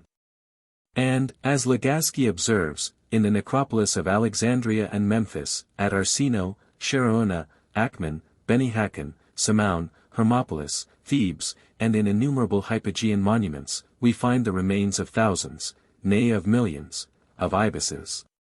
Crocodiles, cats, rats, dogs, jackals, wolves, monkeys, serpents, nay, fishes of various kinds. Passalaqua found at Thebes numbers of birds, rats, mice, toads, adders, beetles and flies, all embalmed together. Nay, Herodotus informs us that the animals considered sacred in one city, were held in abhorrence in others, a difference of opinion that not unfrequently occasioned bitter hostilities. Thus the Ombites fought with the Tentorides on account of the sparrowhawks, and the Cynopolitans waged war with the Oxyrhynchites from disputes about dogs and pikes. These schisms no doubt arose from priestly ambition, each temple claiming its especial shrine of adoration, for whatever might have been the original motive that led to those theological practices. There is no doubt but all these animals were to a certain degree typical of the good and evil propensities of the various deities, as manifested in their several habits. Whence they were selected in the symbols and attributes of the sovereign powers. Abbe Bainier endeavors to prove that the bull was the symbol of Osiris and Isis, and that these divinities were themselves symbolic of the sun and moon. Thus the worship of the bull, Nevis and Apis. The inhabitants of Mendes adored the god Pan, and worshipped him under the figure of a goat, and Mercury is represented with the head of a dog, the most intelligent of animals. Thus in time people lost sight of the origin of the worship, and transferred their adoration to the symbols, as many Roman Catholics transfer their worship of the saints to their wooden images. The priesthood of Egypt sought not their power in terror, but in affection and gratitude. They strove to convince the people that they were their true friends and real benefactors. Their sole study was their welfare, their greatest pride the nation's prosperity. Gratitude appears to be the sentiment they most sought to inculcate. The serpent was held in veneration, because it destroyed noxious vermin. The ibis was respected from the same motive, the crocodile for the protection it afforded their navigable waters. Yet, by one of those strange anomalies that we find in most mythological reveries, animals were held sacred, although they constantly destroyed other sacred creatures. And while the crocodile was worshipped, the ichneumons that destroyed its eggs were also entitled to respect. Such was the value of the remains of departed relatives and friends, that their embalmed bodies were often pledged for large sums. The more readily advanced, since their redemption was considered a sacred duty. Thus do we find worldly regulations, bearing the sanctity of a theologic seal. Then again how mighty must have been the hierarchy from whose doctrines emanated the pharaonic splendor of their stupendous monuments, works of art, that attracted the notice and the admiration of all the civilized part of the globe.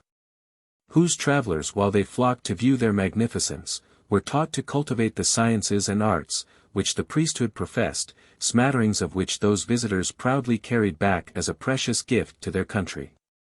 Moreover, what occupation must have been afforded to the people and to their numerous captives, whom they continually dreaded, from the apprehension that in their constant wars their prisoners might join their enemies, a circumstance fully proved in Holy Writ, where we find, in Exodus I:10, that the Hebrews were oppressed, lest when there falleth out any war, they join also unto our enemies and fight against us. This overwhelming power, most fortunately wise and humane, was maintained by every artifice that ingenuity could devise. Egypt has justly been denominated the alma mater of superstition, since we have every reason to suppose, that with much less wisdom and learning, every successive hierarchy has sought by similar means to retain an equal sway.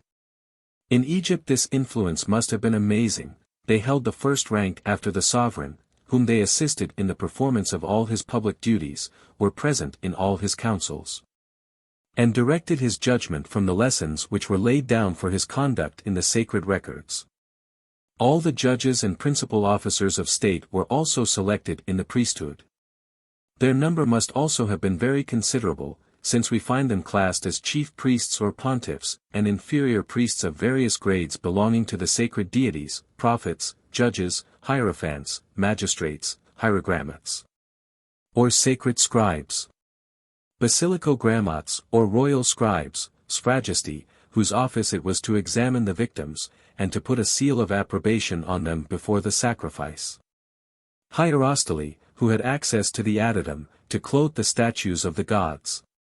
Doctors, embalmers, hierophori, or the bearers of sacred emblems, pterophori, or bearers of the fans carried before the gods, precones, or pastophori, bearers of the holy images, and keepers of the sacred animals.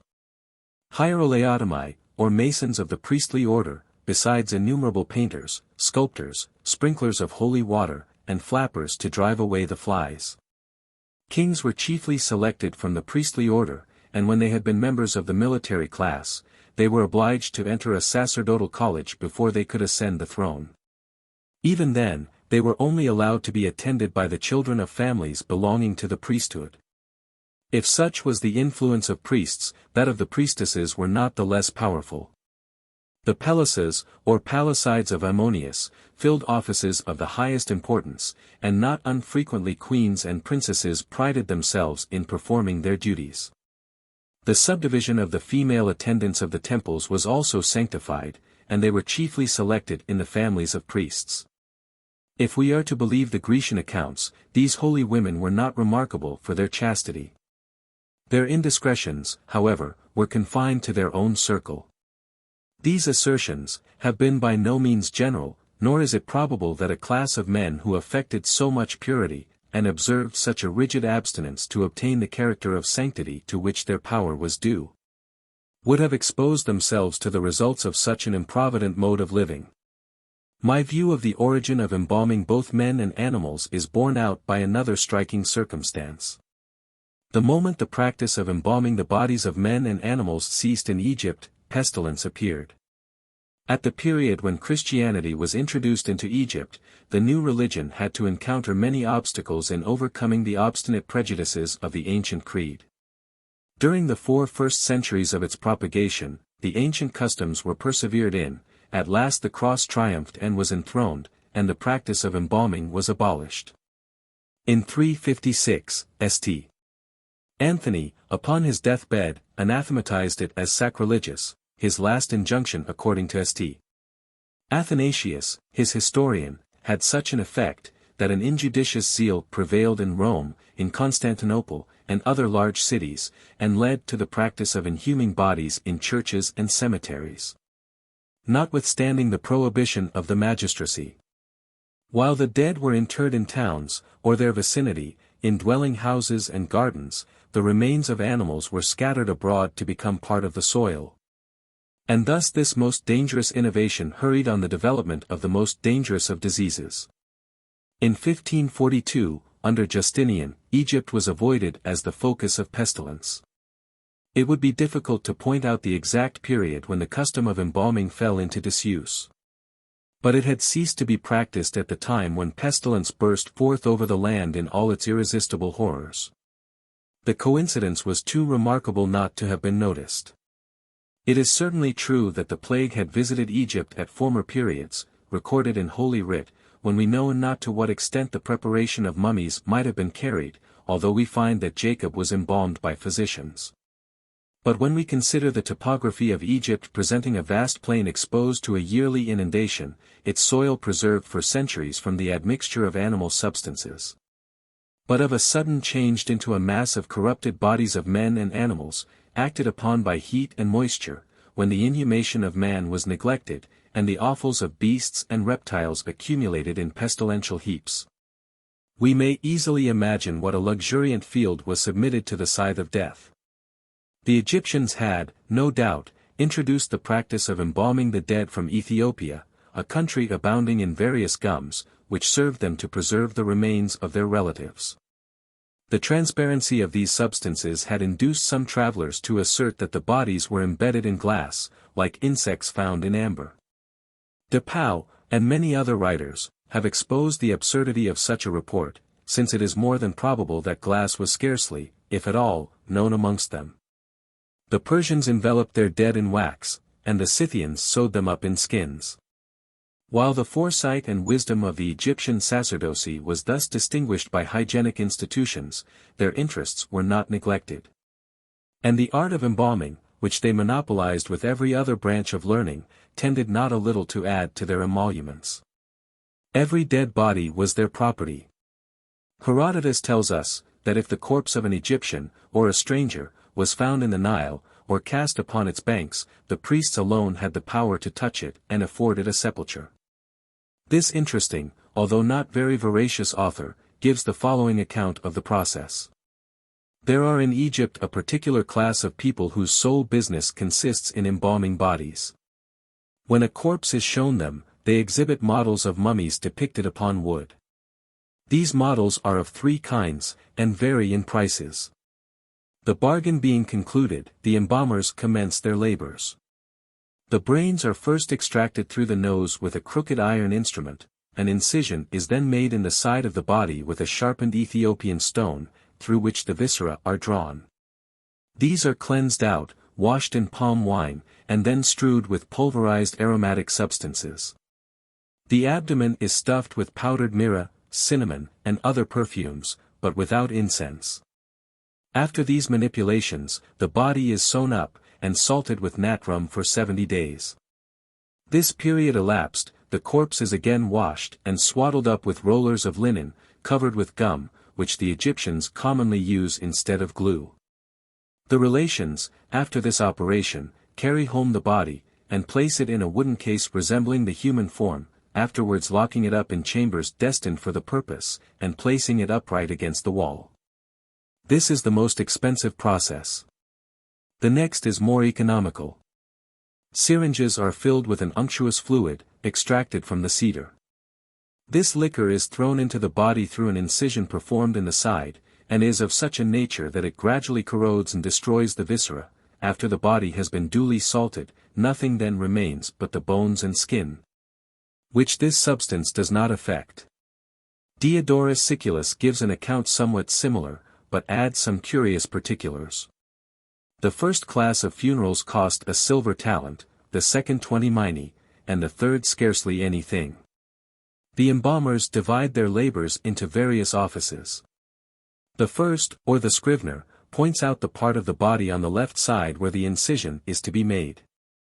The next operator is the incisor, who uses for the purpose a sharp Ethiopian pebble. The viscera are then drawn out, with the exception of the heart and kidneys, and the body is then washed with palm wine and aromatics.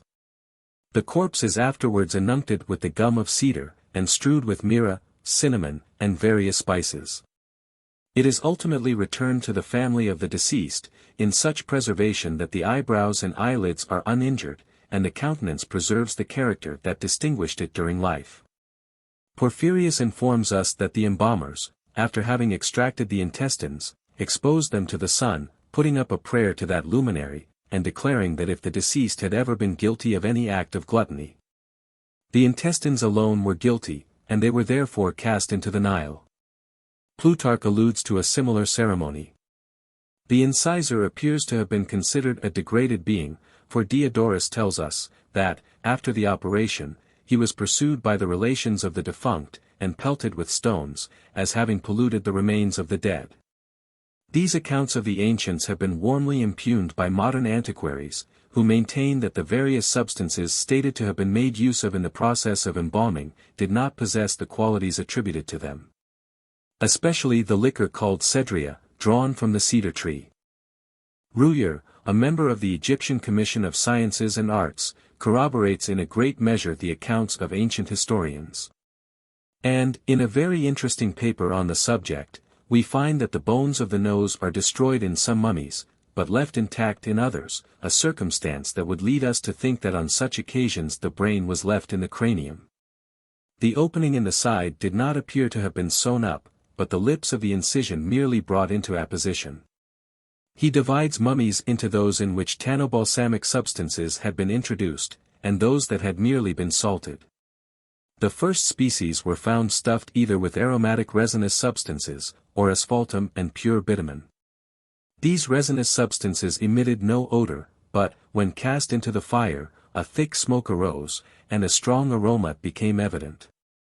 The mummies thus preserved were light, dry, and fragile, preserved their teeth, their hair, and eyebrows.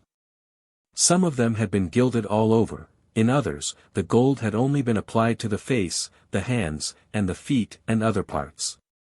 This practice of gilding was so general, that it does not warrant the belief that it was only the remains of the illustrious and wealthy that were thus ornamented. These mummies, so long as they were kept in a dry place, were unaltered. But were soon decomposed, and emitted an unpleasant effluvium, when exposed to atmospheric moisture. The mummies thus prepared were of an olive color, while those preserved with bituminous substances were of a reddish tinge. The integuments hard and shining, as if varnished. The features were not altered, and the cavities were filled with a black, hard, and inodorous resinous substance. The ingredients thus employed were similar to the bitumen of Judea. Most of them were gilded. Other mummies were found without any lateral incision, when, most probably, the intestines were drawn out through the rectum. These cavities were filled with the substance termed by historians pus asphaltos. In the mummies merely cured with salt, when this ingredient is abundant, the features are obliterated, the surface of the body having been smeared with bitumen. These mummies, which of course are the remains of the poorer classes, are the most common. They are heavy, hard, and black, and shed an unpleasant odor. They boast of no gilding. Only the palms of the hands, the soles of the feet, and the nails, had frequently been decorated with a red tinge, most probably by the application of the henny. These were the mummies which were sold by the Arabs in former times for medicinal purposes. For a further description of the mode of enveloping the bodies and the history of embalming, I must refer to the valuable labors of Mr. Pettigrew. 51. The process of embalming appears to have consisted simply in extracting the viscera, or destroying them by some corrosive injection, dissolving the mucus and fatty matter by the long application of natrum. And, finally, in desiccating the corpse by exposure to air or stoving. Mummies have been also found in the Canary Islands, where they were named by the Guanche Zaxos. They were light, dry, of a yellow color, shedding a slight aroma, and carefully enclosed in goatskins. The operation was also performed with a sharpened Ethiopian stone, called tabona. Humboldt found numerous mummies in Mexico, where desiccated bodies have not unfrequently been seen in the open air. Certain soils appear to possess a preservative quality, without any apparent preparation having been made use of. In the catacombs of Bordeaux and Toulouse, these dried bodies may be seen, the hair and eyebrows still intact. But they are dark and shriveled, and it does not appear that the contents of the cavities had been extracted or heated, the process of desiccation being general. The miraculous conservation of bodies recorded by Calmet in his History of Vampires was nothing more than instances of a similar preservation. Various experiments have proved that the progress of chemistry has been so great, that we might equal the Egyptians in the preparation of mummies, if ever such an absurd practice were introduced. In the 16th and 17th centuries mummies formed one of the ordinary drugs found in apothecaries' shops, and as considerable sums were expended in its purchase as had been laid out upon the besorts of various rare animals. It became a lucrative branch of trade to the Jews. The demand not being easily supplied from the vigilance of the Egyptian government, various frauds were introduced. So powerful were the supposed qualities of mummies, that Francis I. always carried a small parcel of it about him mixed with rhubarb. Lord Bacon tells us that mummy has great force in stanching of blood. Boyle assures us that it is one of the useful medicines commended and given for falls and bruises. The Arabs to this day make use of mummy powder mixed up with bitters. This preparation is called manti, and is esteemed a sovereign remedy for bruises. Hydrophobia. This term has been erroneously applied to the disease arising from the bite of a rabid animal, since many instances are recorded of mad dogs not only drinking freely of water and other fluids, but actually swimming across rivers. While, on the other hand, the horror of water has attended maladies totally unconnected with rabid injuries, Sauvages plainly expresses himself on this subject. Apud Gallo-Provencales, Experientia, canes lobosque rabidos bibis, mundicas, flumen transnas, ut ola merilogis et bis for Olivii observatum, adiac nec potum aversari. Dar. James relates the case of a mad dog that drank both milk and water, and swam through a pond. Similar cases are recorded of mankind. This disease was known to the ancients, and the Greek term for rabies was lyssa, referred to several times by Homer, when Hector is compared to a mad dog by Teucer and Ulysses. It was also known by the name of cynolysin, phobodipsin, and hygrophobia. According to Plutarch, the disease was first observed in the time of Asclepiades. Coelius Aurelianus is the most correct of the ancient writers on the subject. This disease, although it may appear in every climate, is far less common in hot regions than in those of a moderate temperature. In the West Indies it is unknown, nor has it been observed in South America. In Egypt and Syria it has never been seen. Mr. Barrow informs us that at the Cape of Good Hope, and amongst the Kaffirs, their dogs are exempt from the malady, although constantly fed upon putrid meat. Water dread has been observed in various rheumatic and inflammatory affections, and frequently arises in a spontaneous manner, while many cases are recorded of the alarming symptoms being witnessed when no rabid bite has been inflicted.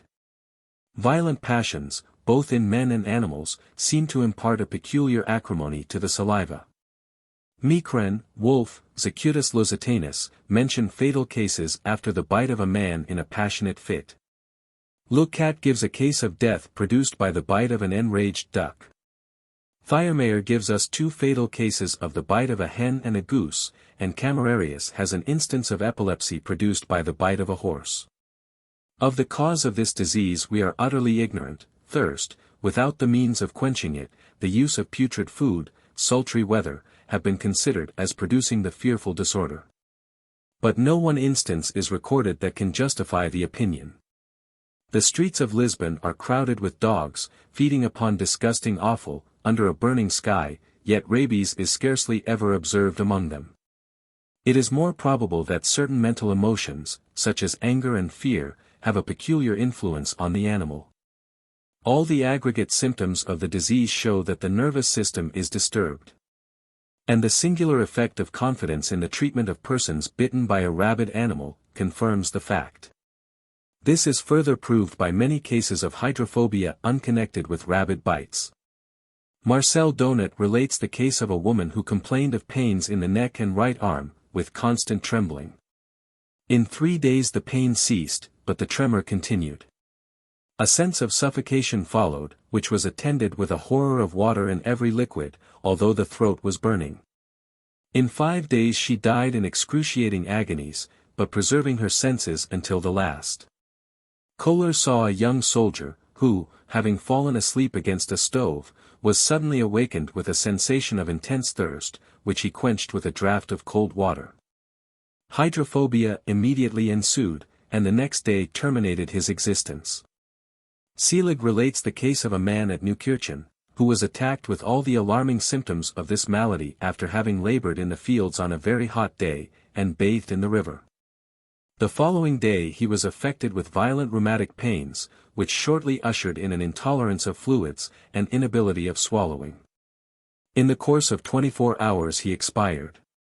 It appeared upon inquiry that a year before he had purchased from the hangman of the town some dog's grease, to rub himself to relieve some troublesome affection.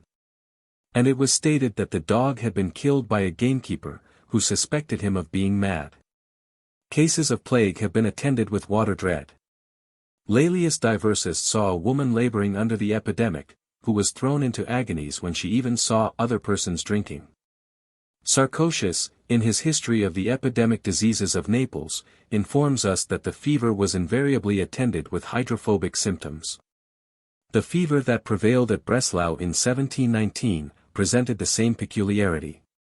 Various venine substances have also been known to give rise to this disease. Professor Brera, of Pavia, witnessed it after the use of stramonium. Rancid oils have caused similar accidents. In regard to the causes that produced madness in dogs, numerous experiments have been made, particularly in the veterinary school of Alford. One dog was fed with salted meat and totally restrained from drinking. Another was allowed nothing but water, and the third was not allowed food or drink of any kind. The first died on the 41st day, the second on the 33rd, and the third on the 25th. Not one of them evincing any symptoms of rabies. It appears that a peculiar predisposition renders some individuals more subject to the accidents that follow the bite of rabid animals than others. Mr. Hunter gives an instance in which, out of 20 persons who were bitten by the same dog, only one received the disease. It appears, however, that this virus is less volatile than most others, and is capable of remaining in a dormant state for a very long period. And if we are to give credence to many reports on the subject, it may linger in the system for several years. At other times, its destructive nature has proved immediately injurious. Heisler has given a case where a man was affected by merely putting into his mouth the cord by which the mad dog had been confined. Palmarius relates the case of a peasant, who, in the last stage of the disease, communicated it to his children by kissing them. It has, however, been clearly demonstrated, that inoculation of rabbit saliva does not propagate the distemper. Experiments were made both by Magendie and Brechet in 1813. In 1800, when a dresser in the Hôtel Dieu of Paris, I witnessed several experiments of the kind, and with similar results. At the same period, I had occasion to observe the effect of imagination in many cases. Several persons had been bitten by a rabid dog in the Faubourg Saint-Antoine, and 3 of them had died in our wards. A report, however, was prevalent that we kept a mixture that would effectually prevent these accidents. No less than 6 applicants were served with a draught of colored water, and in no one instance did any accident ensue. The period of the development of the accidents after the bite in animals is various. According to Meynal, the disease appears amongst dogs from 10 days to 8 months after the injury. In the hounds of Earl Fitzwilliam, who were bitten in June 1791, the intervals varied from 6 weeks to 6 months. Dr. James made a similar observation in Mr. Floyer's pack. No malady has been submitted to more curious and fearful modes of treatment than hydrophobia, and in many cases such has been the dread of the disease, that patients have been smothered or drowned. Dioscoride seared the wound with irons heated to whiteness. Other practitioners first excised the wounded part, and then applied fire or caustic. While fire was resorted to by some practitioners, water was recommended by others, and submersion in a river or a pond has frequently been urged as an effectual remedy. In the time of Celsus, the miserable sufferer was thrown without any warning into a fish pond, alternately plunging his head under water and raising it. When the poor wretch could swim, he was forcibly kept immersed until filled with water. After this experiment, which Celsus terms the unicum remedium, for fear that the patient might be attacked with convulsions, he was taken out of the pond, and soused in warm oil. Van Helmont recommended that the poor devil should be kept under water while the Psalm Miserere was sung, and most probably the terrified choristers were not expeditious in their performance. Morin relates the case of a young woman, 20 years old, who was plunged in a tub of water, with a bushel of salt dissolved in it, and dipped repeatedly, until she became insensible. However, much to the surprise of the bystanders, who thought her dead, she recovered, and could not only look upon water, but was able to drink it. Bleeding nearly to death, mercury, cantharides, and various medicines, have been also called into aid, but none have appeared to prove effectual in curing this dreadful disorder. One of the most singular modes of treatment was the introduction of rabid blood into the system of the patient, in fact, a homeopathic plan of Dr.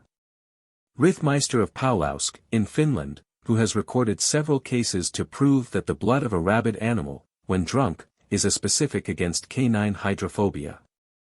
The doctor communicates a letter from Dr. Stockman, a Russian physician, stating this practice to be both common and effectual in White Russia. With a view of producing a fresh poisonous action that might neutralize the former one, it has also been proposed that a venomous serpent should be made to inflict a wound under the bite of the mad dog. I do not believe that this experiment has ever been tried, and, as Good observes, the claim of ingenuity is, most probably, the only one it will ever have to receive. This fatal disease is enveloped in so much darkness, both as regards its causes and its treatment, that it may well be considered one of the opprobriums of the profession. The experiments of my late friend Sir David Barry are, however, of great importance, and in many cases of poisonous wounds, the application of cupping glasses has been followed by evident favorable results. To ascertain the existence of rabies in animals, more especially in dogs, is a matter of great importance, as being frequently the source of moral depression or of sanguine hope, that may tend to increase or diminish the severity of the accidents. One may apprehend madness in a dog when we see the animal dull, and seeking solitude and darkness, his sleep disturbed, and when awakened refusing food or drink. Its head droops, the tail hangs between the legs. The animal soon quits the abode of his master, the mouth secreting a viscid foam, the tongue pendulous and dry, the eyes bright and sparkling. His gait soon becomes uncertain, now precipitate, then slow and undecided. Impatient and parched with a burning thirst, he cannot rest, and the sight of any fluid occasions an instinctive shudder. The rabid symptoms now become more violent, the animal will attack and bite other dogs, although much superior in strength. It is asserted that dogs avoid him with terror. On these occasions the fury of the animal is not to be controlled, all ties of attachment are dissolved, and his master is but too frequently the first victim of his indiscriminate rage. Hence the absurd popular notion that mad dogs inflict their first bite on those to whom they are attached. A circumstance that simply can be attributed to the natural endeavors of a master to check the violence of a domestic creature whom he generally can control. Mad dogs seldom bark, but express their angry uneasiness with a growl, which gradually becomes weaker, until the animal staggers, droops, and dies. Yet as there may exist many maladies amongst animals in which these symptoms are observed, to destroy them, as is usually the case, is a most absurd practice, since the individuals whom they may have bitten will sink into a fatal despondency. Whereas, by allowing them to live, if they recover, it is evident that the patient will be easily persuaded that the dog was not in a rabid state. The following cases, recorded by Dr. Perceval, are curious instances of the dormant state of this fearful virus, the effects of which are accidentally developed. A wine porter was laboring under a low fever. After a time appeared some symptoms of hydrophobia, and much inquiry elicited the recollection of his having been slightly bitten by a dog 6 weeks before.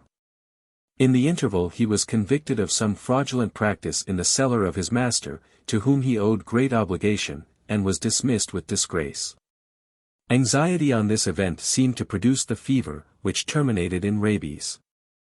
Lately an officer was bitten by a dog, whose madness being recognized, the bitten part was excised immediately. After an undisturbed interval of 2 months, he was advised to go to England to dissipate the recollection of the accident. There he exercised himself violently in hewing wood, felt pain in the hand which had been bitten, embarked for Ireland, had symptoms of hydrophobia on board the packet, and died soon after his arrival. From the varying period of attack, we might infer that the influence of occasional causes is very considerable. In the last patient, hydrophobia supervened exactly 5 weeks from the time of the bite. He lost 120 ounces of blood in 12 hours, which sunk him much, violent perspiration, and at length delirium, attended the water dread. During the last 24 hours he swallowed, and recovered his senses, and died slightly convulsed, whilst cutting an egg. These cases seem to point out agitation of mind and feverish excitation as powerful occasional causes. Hermann Strahl has recently related the following case of rabies in which the dog that had bitten the patient was not mad. In the month of January, 1833, an innkeeper was taken ill. The doctor found him dressed, and stretched upon his bed. He did not complain of any particular ailment, but loathed all food. He at last admitted that he experienced some difficulty in swallowing. And his mother having offered him a cup of tea, he refused it with a sense of horror, and his countenance immediately assumed a character of ferocity that terrified the bystanders. An apple having been given to him, he ate it without repugnance.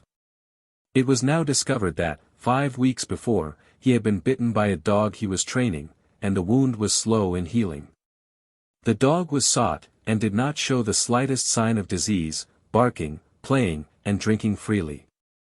In the evening the patient's case was aggravated, and it was with the utmost difficulty that he was made to swallow a spoonful of tisane. The next day he was seized with a violent attack of rabies. Seeing one of his sisters drinking, he fell into a furious rage, dashed a looking-glass to pieces, and entreated his relatives to withdraw, as he otherwise would inevitably bite them. This outrageous paroxysm lasted half an hour. At its expiration he fell into a tranquil sleep. But at night he was seized with another attack. And he began to howl and imitate the barking of a dog, and commenced breaking everything in the room of a shining appearance. His sisters fled in dismay. But he seized his mother, a woman of 65 years of age, cast her on the ground, and bit her in the cheek. After this desperate act, he seemed to be struck with a conviction of what he had done, and became more tranquil. But, half an hour after, on entering his chamber, he was found dead, his head under the bedclothes. His mother did not experience any accidents from the injury.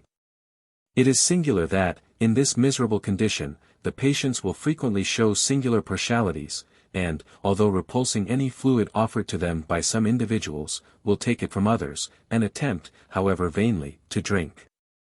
In the Hôtel Dieu of Paris, a young girl, affected with hydrophobia, would only take a cup of tisane from me, but with looks of inexpressible anxiety returned it to me, after having struggled to moisten her burning lips.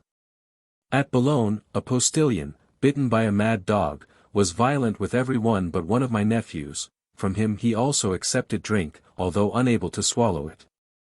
Before dying in excruciating agonies, he repeatedly asked for him, and begged that he might be sent for.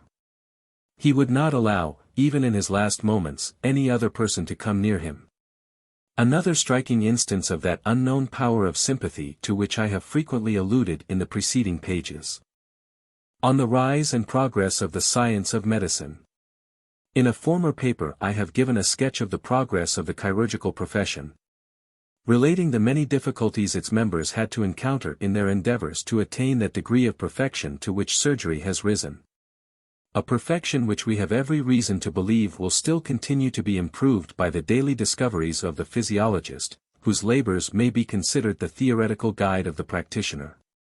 The history of medicine is equally fraught with much interest. Since its being a science more or less conjectural, it has opened a vast career to the speculative mind, and a wide field for the ambitious. Having been long considered a divine inspiration, priesthood in every age considered this science an attribute of their vocation, adding to their spiritual and temporal power.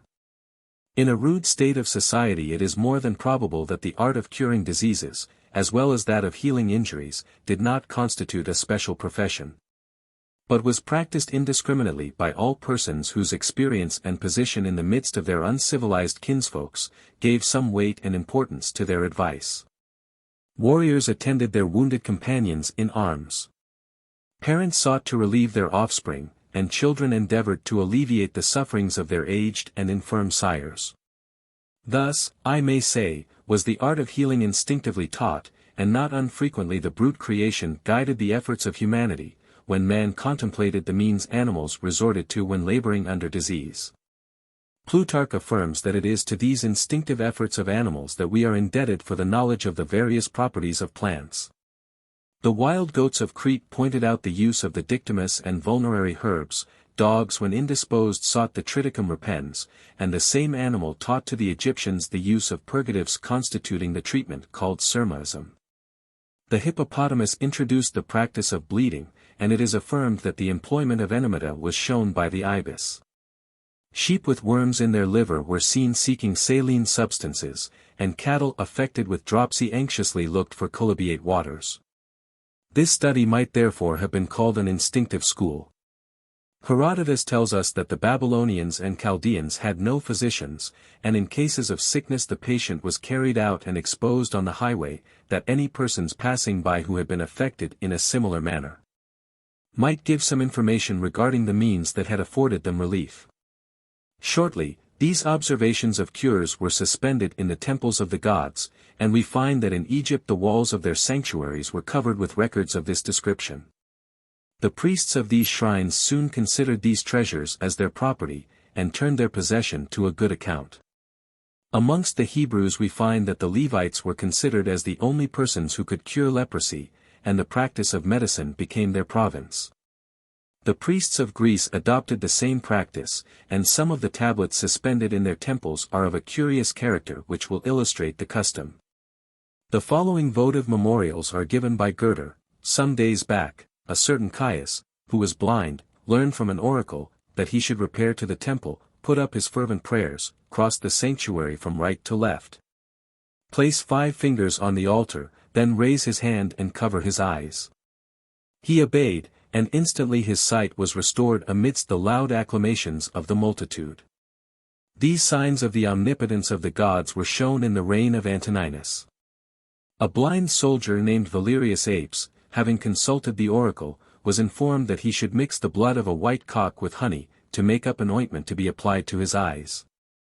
For 3 consecutive days, he received his sight and returned public thanks to the gods. Julian appeared lost beyond all hope, from a spitting of blood. The god ordered him to take from the altar some seeds of the pine, and to mix them with honey, of which mixture he was to eat for 3 days. He was saved, and came to thank the gods in presence of the people. The ex-volos of modern times suspended at the altars of saints in Catholic churches, are similar testimonials of superstitious credulity, and priestly fraud, and constitute a lucrative branch of business, more particularly to wax chandlers, who fabricate simulacra of every organ or member of the body that may be diseased. Such was the study and practice of medicine, until the days of Hippocrates, justly named the father of medicine. But even this great man in his study of the problematic science, attributed to divine influence all that could not be comprehended and explained, giving the appellation of sacred, to that which appeared prodigious and inexplicable. This divine influence which was considered as invincible, setting at naught all human speculation and mortal efforts, he denominated the tau theta epsilon omicron nu the divinum quid. He also fancied that the principle of fire was the source of all animation. For the which opinion, more modern writers pronounced him an atheist. Amongst other bigots, who thus accused him, we find Gundling and Drelincourt, and even Mosheim. While on the other hand, Will Schmidt, Fabricius, and Bellianense have sought to reconcile his doctrine with the Scriptures. And so far from this accusation being founded, it is well known that Hippocrates had such an implicit belief in the power of the gods, that he got himself initiated in the Eleusinian mysteries at Athens. We find in his Praenotum the following singular passage: "Nevertheless, there does exist in all diseases something of a divine nature, and the physician who is able to foresee their results, must be admired for his judgment." This divine something, has been the subject of much research and angry disputation. Galen considered it to reside in the atmosphere. Fernel considered it the principle of putrefaction and disorganization. Mercuriali placed it in sidereal influence, while Professor Martianus maintained that Hippocrates had a firm belief in demons and malevolent spirits. It would be endless to recount all the idle disquisitions on this matter, which have too frequently converted universities into pandemoniums. The earliest teachers of medicine were the philosophers, amongst whom we must remark Pythagoras, who founded the school of Crotona, where assuming the sanctity of the priesthood he obtained such an authority over his disciples, that it gave rise to the common expression of jurari in verba magistri. This truly wonderful man had learnt in Egypt the secret symbolic mode of writing of the priests, and he certainly did apply his extensive acquirements to the welfare of his country and the benefit of mankind. According at least to his views of the subject, which we have every reason to believe were conscientious. From his youth, when he bore away the prize in the Olympic Games, his lofty ambition, which scarcely knew any bounds, constantly urged him on in a career of perfection in every branch of learning, which ultimately placed him on the highest ground that ever philosopher attained. After Pythagoras, we find medicine taught by Anaxagoras, Democritus, Heraclitus. But Hippocrates was justly considered the father of medicine, and deserved the name of great. Every line of his immortal works breathes a deep knowledge of the phenomena of nature, and an ardent desire to release the most important of all human sciences from the degrading trammels of ignorance and imposture. Nothing can afford a more convincing proof of the purity of his motives, and the integrity of his principles than the formula of the oath which he exacted from his disciples, and which runs as follows. I swear by Apollo, by Aesculapius, by Hygeia, and all the gods, to fulfill religiously the solemn promise which I now do make. I will honor as my father, the master who shall teach me the art of healing, and convince him of my gratitude, by endeavoring to minister to all his necessities. I will consider his children as my own, and will gratuitously teach them my profession should they express a desire to follow it. I shall act in a similar manner to all my brethren who are bound by a similar engagement, but shall not admit any other to my lessons, my discourses, or the exercises of my profession. I shall prescribe to my patients such a course of regimen as I may consider best suited to their condition, according to the best of my judgment and capacity, seeking to preserve them from anything that might prove injurious. No inducement shall ever lead me to administer poison, nor shall I ever give a criminal advice, or contribute to an abortion. My sole end shall be to relieve and cure my patients, to render myself worthy of their confidence, and not to expose myself, even to the suspicion of having abused this influence, more especially when a woman is in the case. I shall seek to maintain religiously both the integrity of my conduct, and the honor of my art. I will not operate for the stone, but leave that operation to those who cultivate it. To whatever dwelling I may be called, I shall cross its threshold with the sole view of succoring the sick, abstaining from all injurious views and corruption, especially from any immodest action. If during my attendance, or even after a recovery, I happen to become acquainted with any circumstances of the patient's life which should not be revealed, I shall consider this knowledge a profound secret, and observe on the subject a religious silence. May I as a rigid observer of this my oath, reap the fruit of my labors, enjoy a happy life, and obtain general esteem, should I become a perjurer, may the reverse be my lot. At this period the physician who founded a school taught every branch of the science, and after examining his disciples, gave them a permission to practice the profession when properly qualified. Hippocrates was succeeded by his sons Thessalus and Draco. The school of Hippocrates was followed by that of Plato who founded the dogmatic sect, but his speculative views were succeeded by the more sound doctrines of Aristotle, who was one of the first philosophers who applied himself to practical anatomy in the frequent dissections of various animals.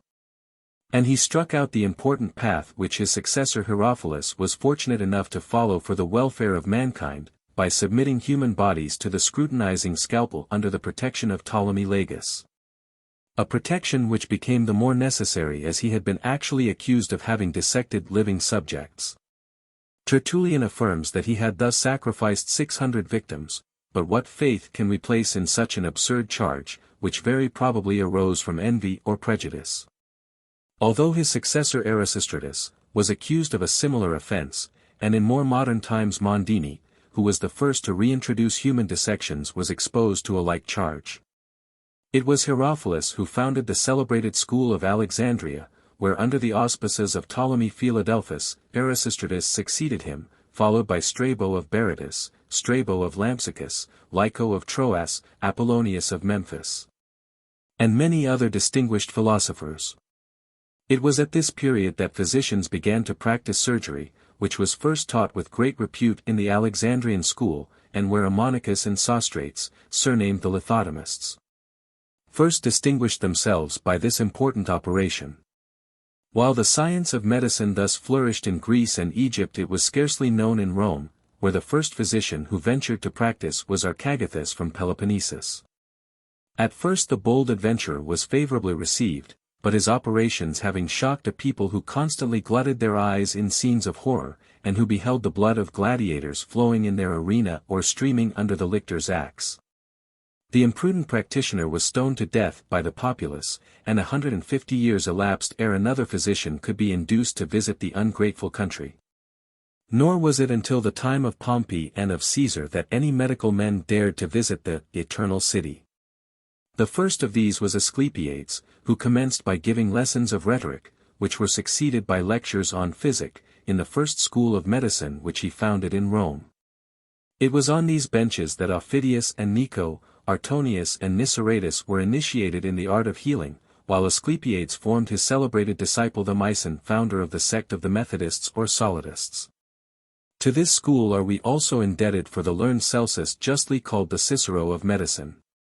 Under Trajan and Adrian the medical profession had attained great celebrity and splendor, and under M. Antoninus and Marcus Aurelius the world became indebted to the glorious labors of Galen, but the bright days of the healing art were sinking with the star of Rome in the dark horizon of barbarism.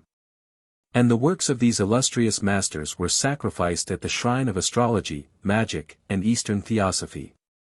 From this period we find Eastern superstitions mingled with the early practices and creed of Christianity, when, to use the words of Sprengel, an allegorical explanation of words and even of the Scriptures was carried so far by the Jews that it was considered the utmost perfection of human learning. The essence of every science, and the only method of obtaining, without laborious studies, and in a state of idle contemplation, a degree of wisdom beyond the reach of all other mortals. It is thus that during the 1st century of our era the science of Kabbalah arose, a tissue of all the chimeras of Zoroaster, Pythagoras, and the Jews, and which in time, to the shame of human intellect, invaded the domain of learning, and became closely connected with medicine. In the commencement of the 2nd century of the Church, Asibba published a work called Jezerac, and Simeon ben Iskai wrote his book entitled Sohun, in which their Kabbalistic labors sought to prove that there existed a supreme being from whom emanated 10 angels, who formed the first world, in which resided 3 personified abstractions, knowledge, intelligence, and wisdom. Besides this first or primitive world, there existed 3 others moving in concentric circles, the world created, the world formed, and the world constructed. So united, so constructed, that whatever might happen in the last of these worlds had already existed in imagination in the first. From this theory it was maintained that the practice of physic was to call into action all the powers of the superior worlds. A problem that could only be solved by a Kabbalistic physician, who by his piety and contemplation had succeeded in rendering himself worthy of a communication with celestial agency. Facts and observations recorded by long experience were now considered useless and contemptible data, and all terrestrial knowledge despised. Anatomy was deemed worse than useless, and the established doctrines of various schools a dead letter. Chaldean, Phoenician, Hebrew words with mystic significations were introduced as symbolic illustrations of science. No language that could be understood was deemed intelligible, and any system that could bear the test of reason was denounced as impious. Thus was the career open to the craft of priests boundless. It had been believed that the apostles were gifted with the power of healing by the mere apposition of their hands. And their self-named descendants pretended to possess the same divine attributes, and not only beatified monks cured with various oils and ointments, but their very mortal remains became precious in the hands of their monastic successors. When their moldering bones had been sold wholesale and retail as precious relics, their very sepulchres and their shadows brought hosts of pilgrims to herd round their shrines. The study of medicine, destroyed with the glories of Rome, was revived in Egypt, where Zeno of Cyprus delivered courses of lectures at Alexandria, a school which soon after dwindled into decay, sinking into obscurity with the once famed academies of Greece. The Roman Empire dismembered, Persia became an asylum for fugitive philosophy, and the Nestorians founded a medical school at Edessa in Mesopotamia, while other sectarians equally oppressed by ostensible orthodoxy sought a refuge in the city of Tskandi-Sabur, where numbers of Persian and Arabian students flocked to learn their doctrines, and thus we have the origin of the celebrated school of Baghdad under the protection of their caliphs. This regeneration of science was soon communicated to the shores of Europe, and the Caliph al-Hakam founded a school at Cordova possessing upwards of 300,000 volumes, and Seville, Toledo, Saragossa, and Coimbra followed the bright example. Thus was a science, banished from Europe by bigoted and misguided Christians, restored to its former seat by Mohammedans. The progress of the science of medicine under the Moorish government was so rapid in Spain, that we find 150 medical writers in the schools of Cordova, and 62 in Murcia. While the Moors thus encouraged these important studies, the priests in the western states kept the nations under their control in a state of dense ignorance, and the practice of medicine, such as it was confined within the cloisters of monasteries and nunneries. There does still exist a treatise of medicine written by Hildegard, abbess of a convent at Rupertsberg. Monks opened medical schools in several cathedrals, and we find Gregory I sending one of these medical propagators to Canterbury, where Theodore, one of its archbishops, practiced the healing art. While the study of medicine had become a privilege of ignorant friars, it was destined to assume a semblance of learning in Italy, where some intelligent Benedictines founded a school at Salerno. Here the works of the Greeks, and Romans, and Arabian physicians were once more brought to light, and in the 8th century we find Salerno crowded with students, pilgrims, and invalids. In the 11th century, this school had obtained a preeminence over every other medical institution. And at the period of the Crusades its fame was universal, not that the ignorant and barbarous crusaders were capable of shedding any light on the improvement of their several countries from what they might have learned in Holy Land. But many of them who had happily returned to Europe, and been landed in the kingdom of Naples, were cured of their wounds and infirmities by these Benedictine doctors, who themselves owed much of their erudition to an African of the name of Constantine, who had studied at the school of Baghdad, and translated for the monks, who had offered him an asylum, Greek, Latin, and Arabian works, which to them were sealed volumes. Amongst the celebrated adventurers of rank who had escaped from the holy wars, was Robert, son of William the Conqueror, who was cured at Salerno of a supposed incurable wound in the arm. In this manner was the fame of the Salernian school spread far and nigh, and soon Ferdinand II founded universities at Naples and Messina.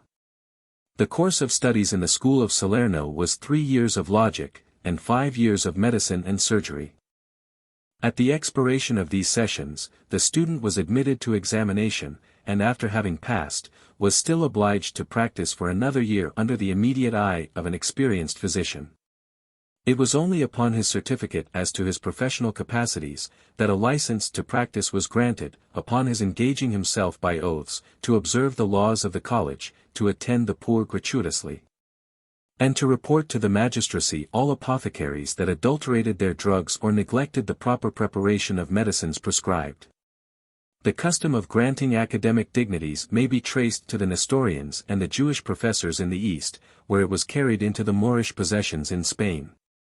The school of Salerno was the first collegiate body that adopted it in the Western Christian institutions. The degree they conferred was that of magister. Previous to the granting of this distinction 7 years' study were required, and the candidate was to be upwards of 21 years of age. He had to explain in a public meeting the Articella of Galen, a passage of the aphorisms of Hippocrates, and of the first book of Avicenna, after which he was examined in the works of Aristotle. He then received the degree of Magister Artium et Physics. It was only the professors who bore the title of doctors. In this manner did the science of medicine struggle for several centuries with obstacles that appeared insurmountable, in turn practiced and persecuted, anathematized by the clergy. And soon after becoming a lucrative privilege of the Church, prejudice, superstition, and ignorance had closed anatomical theaters, and from the days when flourished the school of Herophilus until the 14th century, the dissection of animals was alone permitted, and it was only by stealth that the student sought some knowledge of the human structure, from mouldering bones purloined from the cemetery. A brighter era arose in the year 1315, when Mondini de Luzzi, professor of anatomy at Bologna, ventured to dissect human bodies, a bold attempt, as 17 centuries had elapsed since this investigation of the Book of Nature. The only record where errors can be detected and truth sought for, had been prohibited. The example of Mondini, who had written a practical anatomical manual, was followed in various other schools, but a barber was the person charged with the opening of the subjects. And with no other instrument than his razor he endeavored to demonstrate the parts which Mondini's work described. From this period we may date the revival of medicine, although in the following century it made but little progress, still clogged by astrological absurdities and Arabic errors, and a Florentine physician, Marsilio Ficin, obtained a high repute by promulgating the doctrine that the vital spirits of man were similar to the ether which filled space and directed the planets.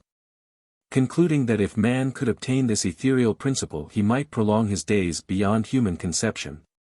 He recommended the use of preparations of gold to obtain longevity and even advised the aged to drink youthful blood to prolong their precarious life. These absurdities were refuted by Chancellor Gerson. And the faculty of Paris condemned the Florentines' visions as diabolical and perilous, but what could have been the facilities offered at that time for the study of anatomy when we find Professor Montagnana, of Padua, boasting of having examined 14 subjects. However, the 15th century was destined to witness a remarkable event in the annals of medical learning. Emmanuel Chrysalor, ambassador of Emmanuel Palaeologus, arrived in Italy to solicit means from the Christian powers against the inroads of the Turks. Chrysalor, during a protracted residence at Venice, employed the leisure which his diplomatic occupations left him to deliver lectures on various branches of science, and not only did he encourage the study of the Greek language, but corrected the many errors that teemed in the Arabic translation of classic works.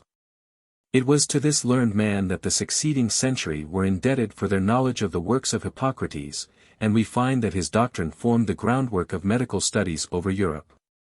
But the study of the phenomena of nature founded on experience and observation was not sufficiently visionary and mystic. And soon we see Kabbalistic calculation and judicial astrology again subverting all doctrines that might lead to sound conclusions.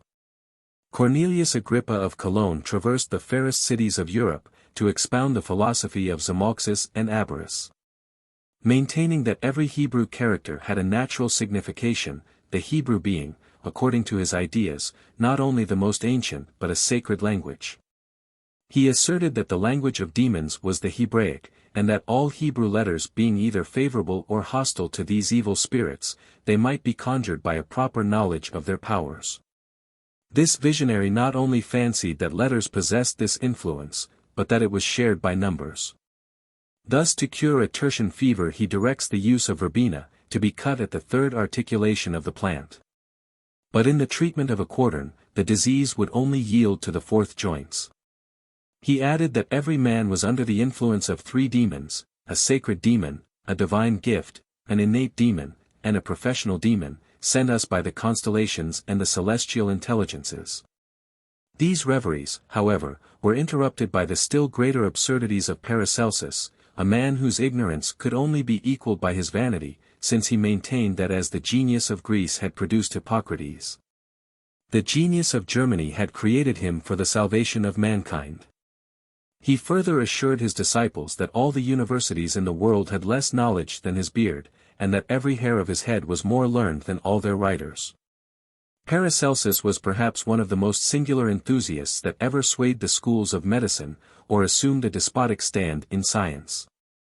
To superstition, credulity, and disreputable living, he certainly did add a certain degree of genius, but more particularly a tact which established such a reputation, that, without much presumption, he might have claimed the title which he assumed, of Prince of Medicine, to which he added the pompous appellation of Aurelius, Philippus, Paracelsus Theophrastus Bombastus of Hoppenheim. This strange personage was born in 1493, at Einsiedeln, a village near Zurich. He studied under Fugger Schwarz, a celebrated professor of what was then called the Spagyristic school, or Hermetic medicine, founded on a visionary doctrine that I shall shortly notice. He subsequently traveled over the greater part of Europe, chiefly courting a motley society of physicians, philosophers, old women, and barbers, culling all that he could from pretended science or unblushing ignorance.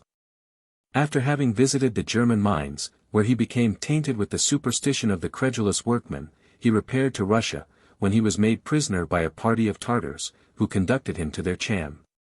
Taken into favor by their chief, he accompanied his son to Constantinople, where he pretended to have discovered the philosopher's stone. On his return to his native country, the magistrates of Bale appointed him to the chair of medicine. And in 1527 we find him delivering a course of lectures in the German tongue, being but an indifferent scholar. This sedentary life did not suit his roving habits. And being, moreover, likely to bring his ignorance into its proper light, he set out for Alsace with another enthusiast of the name of Operinus, with whom however he shortly quarrelled. He continued to wander from town to town, scarcely ever sleeping, or changing his linen, clad in the most slovenly manner, and generally in a state of intoxication. Until at Salzburg in 1541 he was taken ill at a miserable inn and died in the 48th year of his busy life. He no doubt had obtained during his adventurous career much experience, having for a long time followed armies and attended at sieges, and during epidemic maladies. But he sought to disguise his want of a proper education by the assumption of a supernatural influence. One of his wildest flights of fancy was, perhaps, his receipt to make a man without conjunction. His doctrines were founded upon judicial astrology, alchemy, cabal, and chemistry. Grossly ignorant in the last science, he pretended that all our diseases depended upon its combinations, the combustion of sulfur, the effervescence of saline particles, and the coagulation and stagnation of mercury in our humors, all under the influence of the ens astrorum, the ens deal, the ens spirituale, the ens veneni, and the ens naturale. Mercury was evacuated through the pores of the skin, sulfur emanated from the nostrils, deliquescent sulfur was discharged by the intestines, a watery solution of sulfur arose from the eyes, while arsenic oozed out of the ears.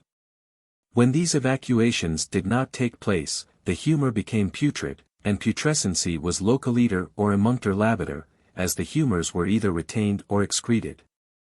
This humoral doctrine of Paracelsus, strange to say, obtained for upwards of a century, and many were the learned men who distracted their brains and that of their disciples to multiply his errors, since we find Sanctorius calculates 90,000 morbid alterations in these peccant humors. In another part of this work, I have related the absurdities of Van Helmont, another visionary of the 17th century. Endless would be the task of recording the many systems and doctrines that have in turn ruled the schools of medicine, and been supported both by professors and disciples with a degree of virulent hostility as implacable as religious controversies. And still, while we read with contempt the absurd doctrines of our forefathers, and smile at the folly of their visions, we ourselves are advocating systems which, after a lapse of some few years, will appear just as ridiculous and preposterous to our successors in the doubtful career.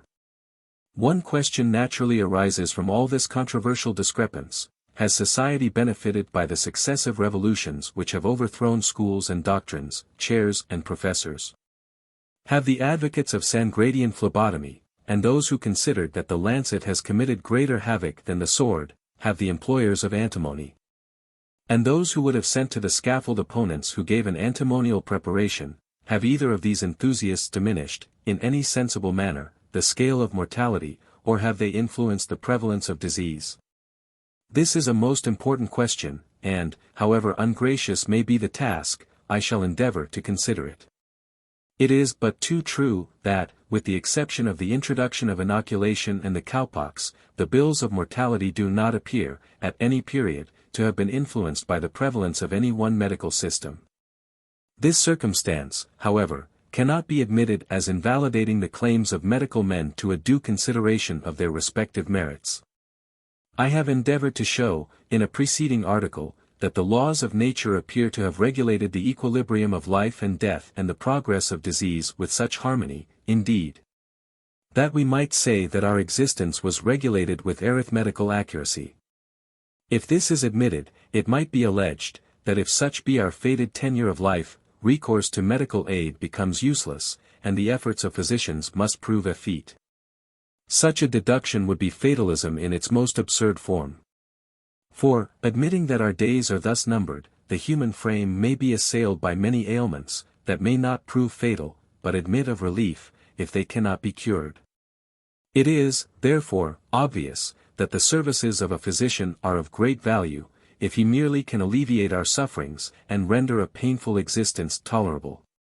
Daily facts corroborate this assertion, and the most cruel pangs are constantly relieved by professional aid, although it is not equally evident that the same skill can prolong the patient's life, if his hour is come. But, as we know not when that fatal moment may strike, we must clearly seek to wind up the marvelous machinery, and keep it going as long as we can.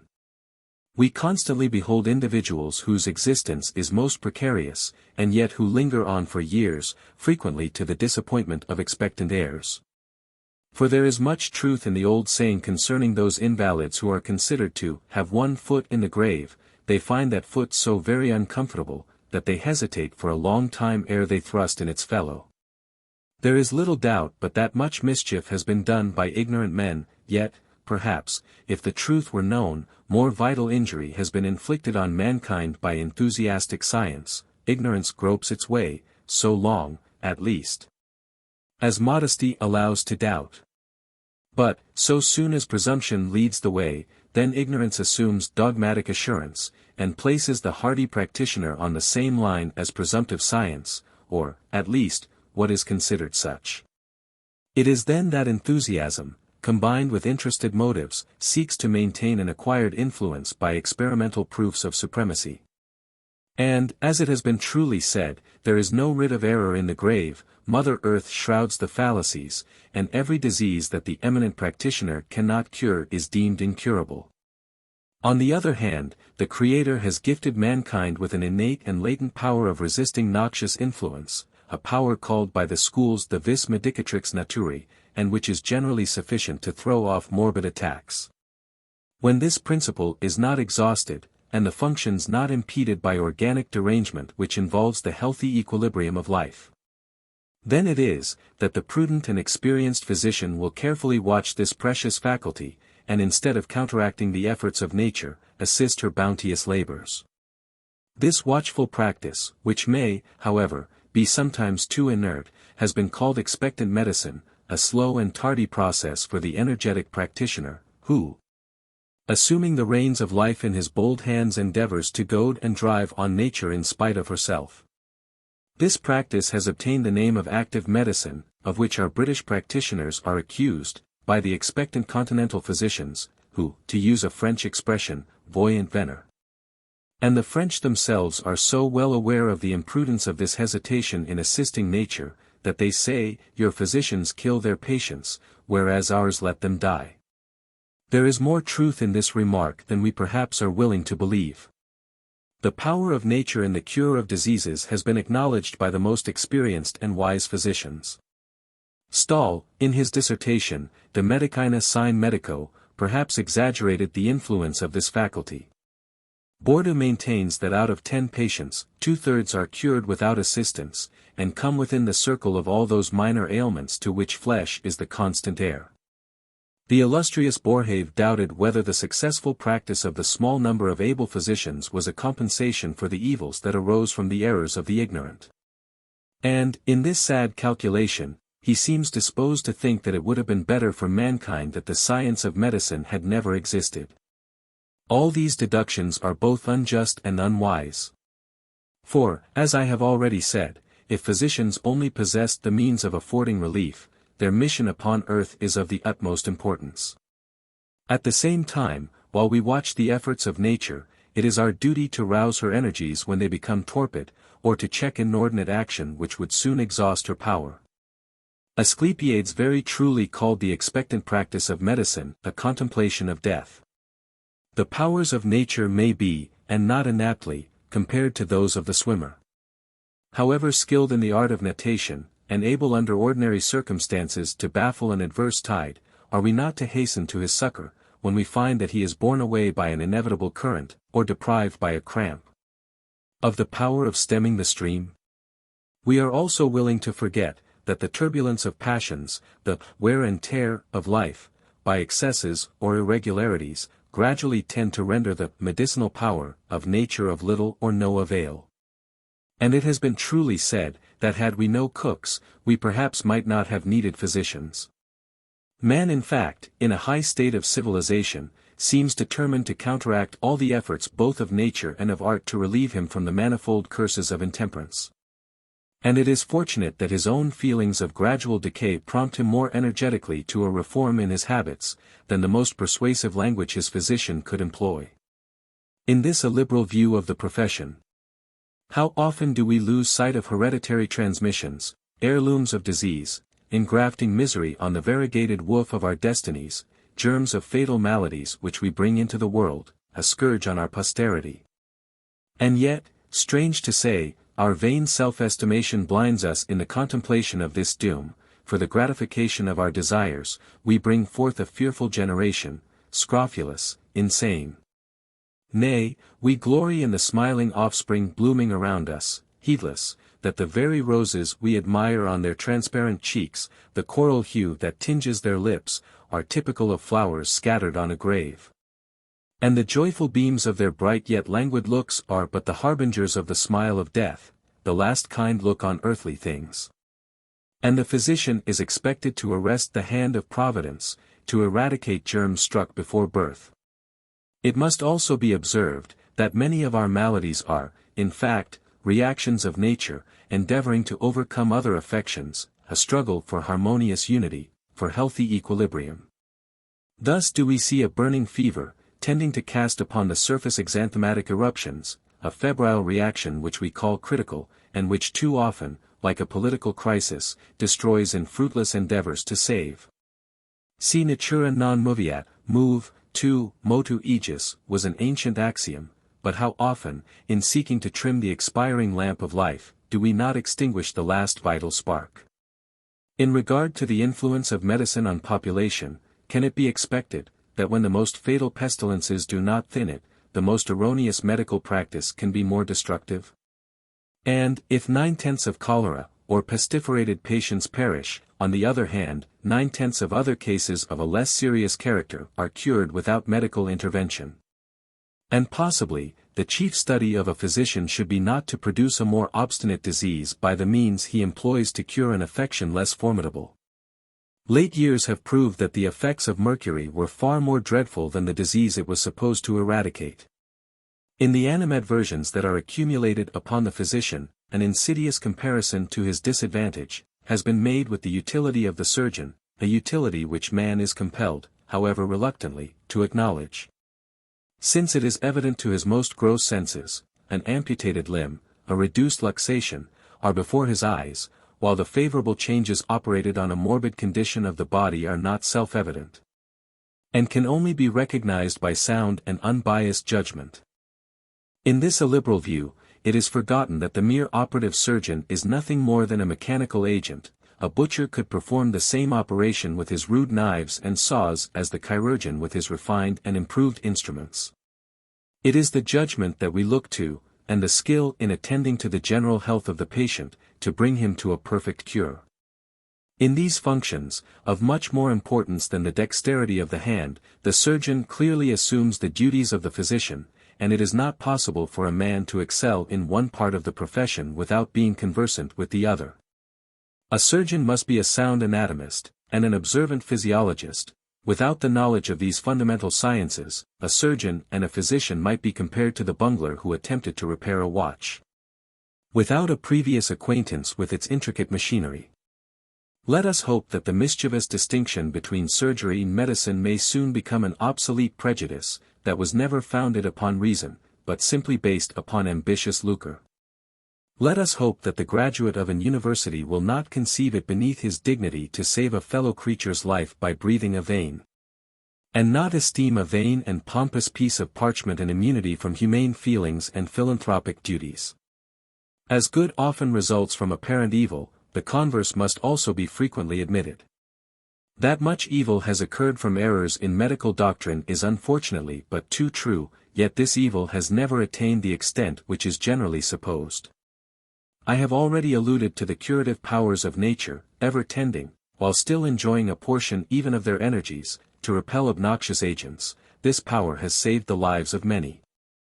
And indeed, when we daily witness the excesses committed by the sensualist and the drunkard with apparent impunity, although exposed to destructive agencies more powerful than the generality of medicinal substances, we must come to the conclusion that the kitchen and the cellar are, at least, as formidable as the officinal preparations of the pharmacopolist. That the physician, guided by experience and sound observation, is able, in very many cases to afford relief, must even be admitted by the most hostile depreciator of his science, who refuses to admit that he possesses the power of curing. This simple admission of daily facts, must entitle him to some degree of weight in our confidence, whatever may be our skeptical view of his doctrines. While the real merits of a physician are so frequently overlooked, we constantly see a blind confidence reposed in a quack. The cause is obvious. A man of real merit seldom extols his own good qualities, nor does he seek the fulsome adulation and praise of others. He rests upon his own deserts. But how seldom are they rewarded, when modesty places her light under a bushel, who will bring it into view? Duclos has explained in some measure this apparent anomaly. The desire, he says, to obtain a high stand in the estimation of society, has given rise to reputation, celebrity, and renown, the mainsprings of worldly action, arising from a similar principle, but showing different means and results.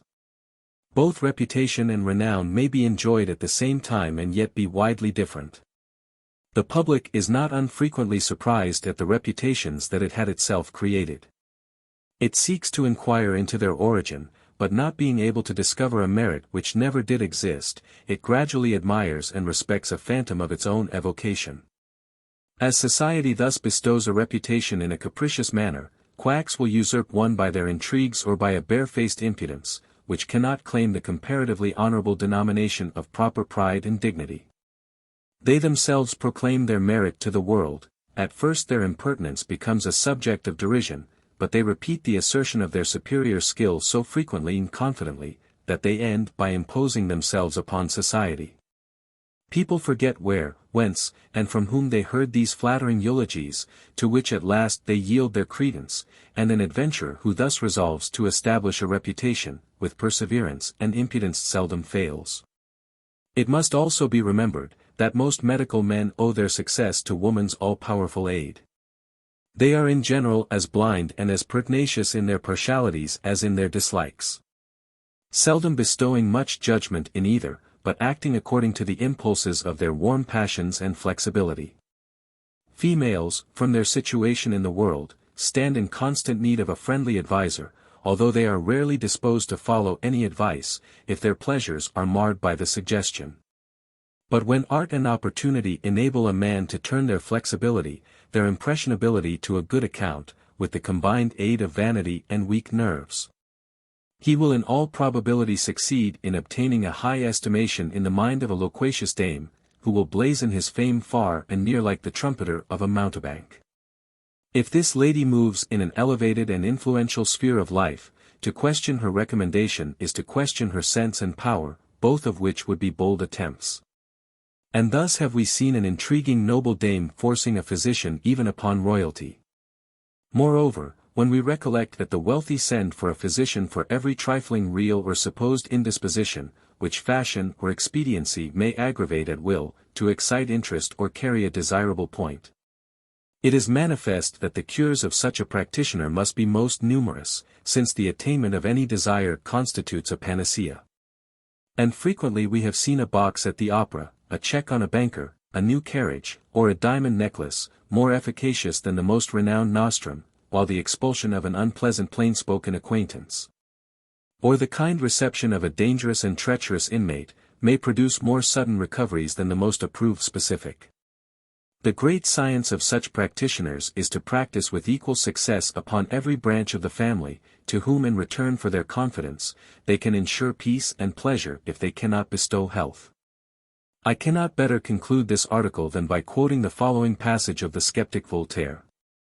It is true that regimen is preferable to physic.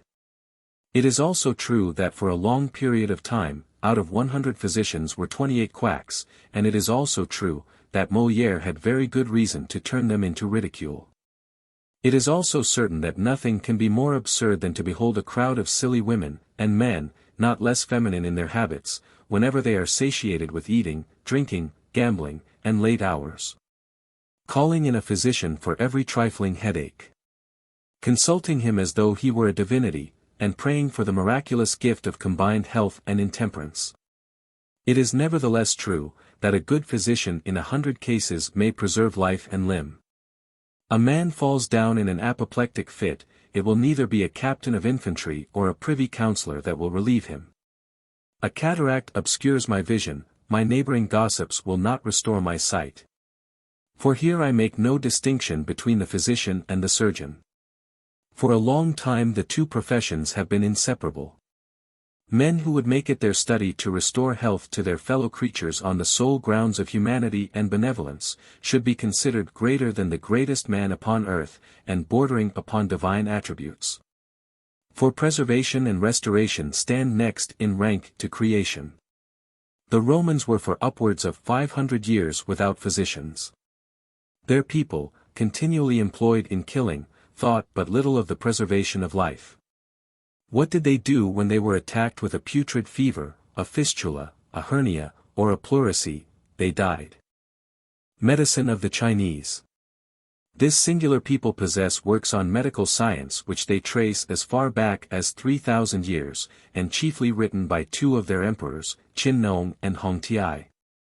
It has been asserted that they received the early elements of the science from the Egyptians, but it is more probable that they derived their information from their constant intercourse with the Bactrians, whose arts and sciences were flourishing at the period of Alexander's conquests, and the Chinese historians in support of this probability, state that several learned physicians came from Samarkand to establish themselves amongst them. Moreover, the doctrines of Erasistratus bear much resemblance to those of the Chinese. The superstitious regard shown to the bodies of the departed, must naturally have materially retarded the progress of anatomical pursuits, although this people assure us that 2,706 years before our era they possessed a work on this subject, entitled Nim Kin. Howbeit it seems probable, from their extreme ignorance of the structure of the human body, that this important branch of the science of medicine has remained stationary ever since the publication of the aforesaid treatise. The Chinese physicians divide the body into a right and left portion, and three regions. The upper one, comprising the head and the chest, a middle one, extending from the lower part of the thorax to the umbilicus, and an inferior region, comprising the hypogaster and lower extremities. They admit 12 viscera as the sources of life, but they do not appear to have any distinct notion of the division, uses and conformation of the muscles, nerves, vessels, and the various tissues of the human economy. Their ignorance equally extends to the construction of animals. They consider that man is influenced by two principles, heat and humidity, the harmony of which constitutes life, which ceases when their equilibrious state is destroyed. Vital moisture resides in the heart, lungs, liver, spleen, and kidneys, while vital heat pervades the intestines, the stomach, the pericardium, the gallbladder and the ureters.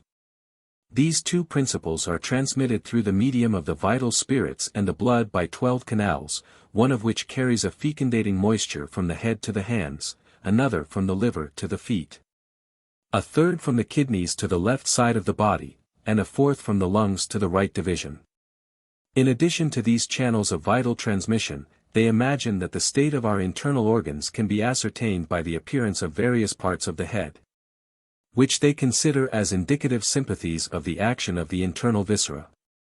For instance, the head corresponds with the tongue, the lungs with the nostrils, the spleen with the mouth, the kidneys influence the ear, the liver acts upon the eyes. And thus they consider that they can form a correct idea of the nature of internal maladies by the complexion, the state of the eyes, the sound of the voice, the taste, and the smell of the patient.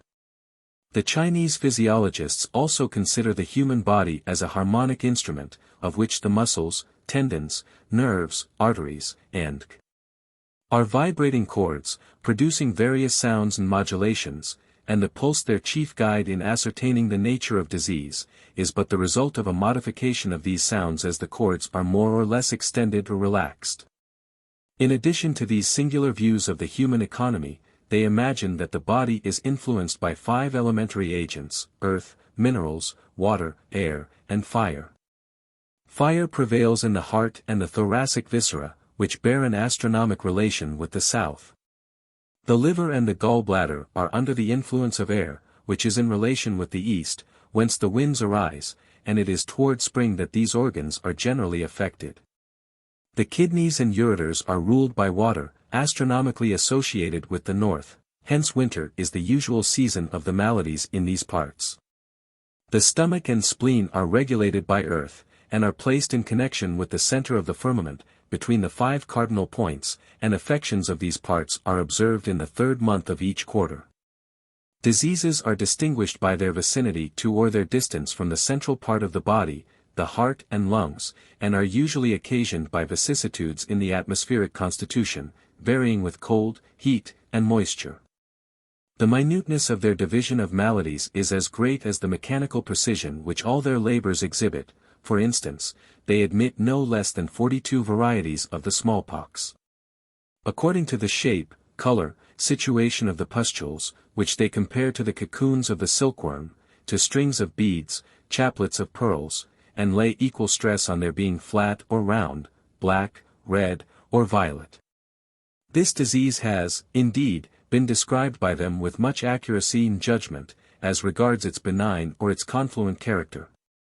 And there is no doubt that inoculation was practiced among them from time immemorial, as I have already shown in the article on that head.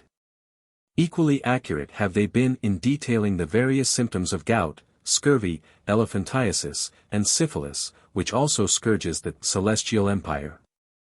The chief guide, however, in their diagnosis and prognosis, is the state of the pulse, and a very curious work, called The Secrets of the Pulse, and said to have been written 2 centuries before our era, by Oang Choho or Vam Xoho.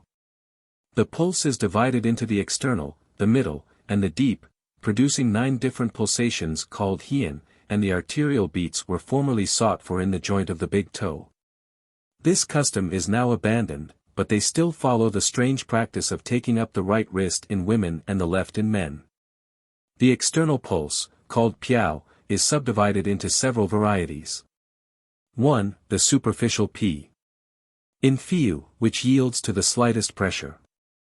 2. The hollow p, kong, which announces that the artery is empty when pressed upon. 3. The slippery p, hang, which slides under the fingers, like the beads of a necklace. 4. The full p. Ch, striking against the fingers with a full caliber of blood. 5. The tremulous p, hien, vibrating like the chord of a musical instrument. 6. The intermittent p, kin, vibrating by starts, like the instrument called kin. 7. The regurgitating p. Hong, the strong pulsation of a full and distended vessel. These 7 characters are considered much more favorable than the 8 which follow, and which, arising from a deeper action, require a more forcible pressure. 1. The deep p. Tihin, only discovered by a firm pressure. 2. The filiform p, ouei, a thread-like pulsation. 3. The moderate p, oan, slow and languid. 4. The sharp p, so, producing the sensation of a cutting or sawing instrument. 5. The slow p. Tehis, when the pulsations follow each other with languid intervals. 6. The sinking p, fo, when the pulse, although pressed hard, sinks under the finger.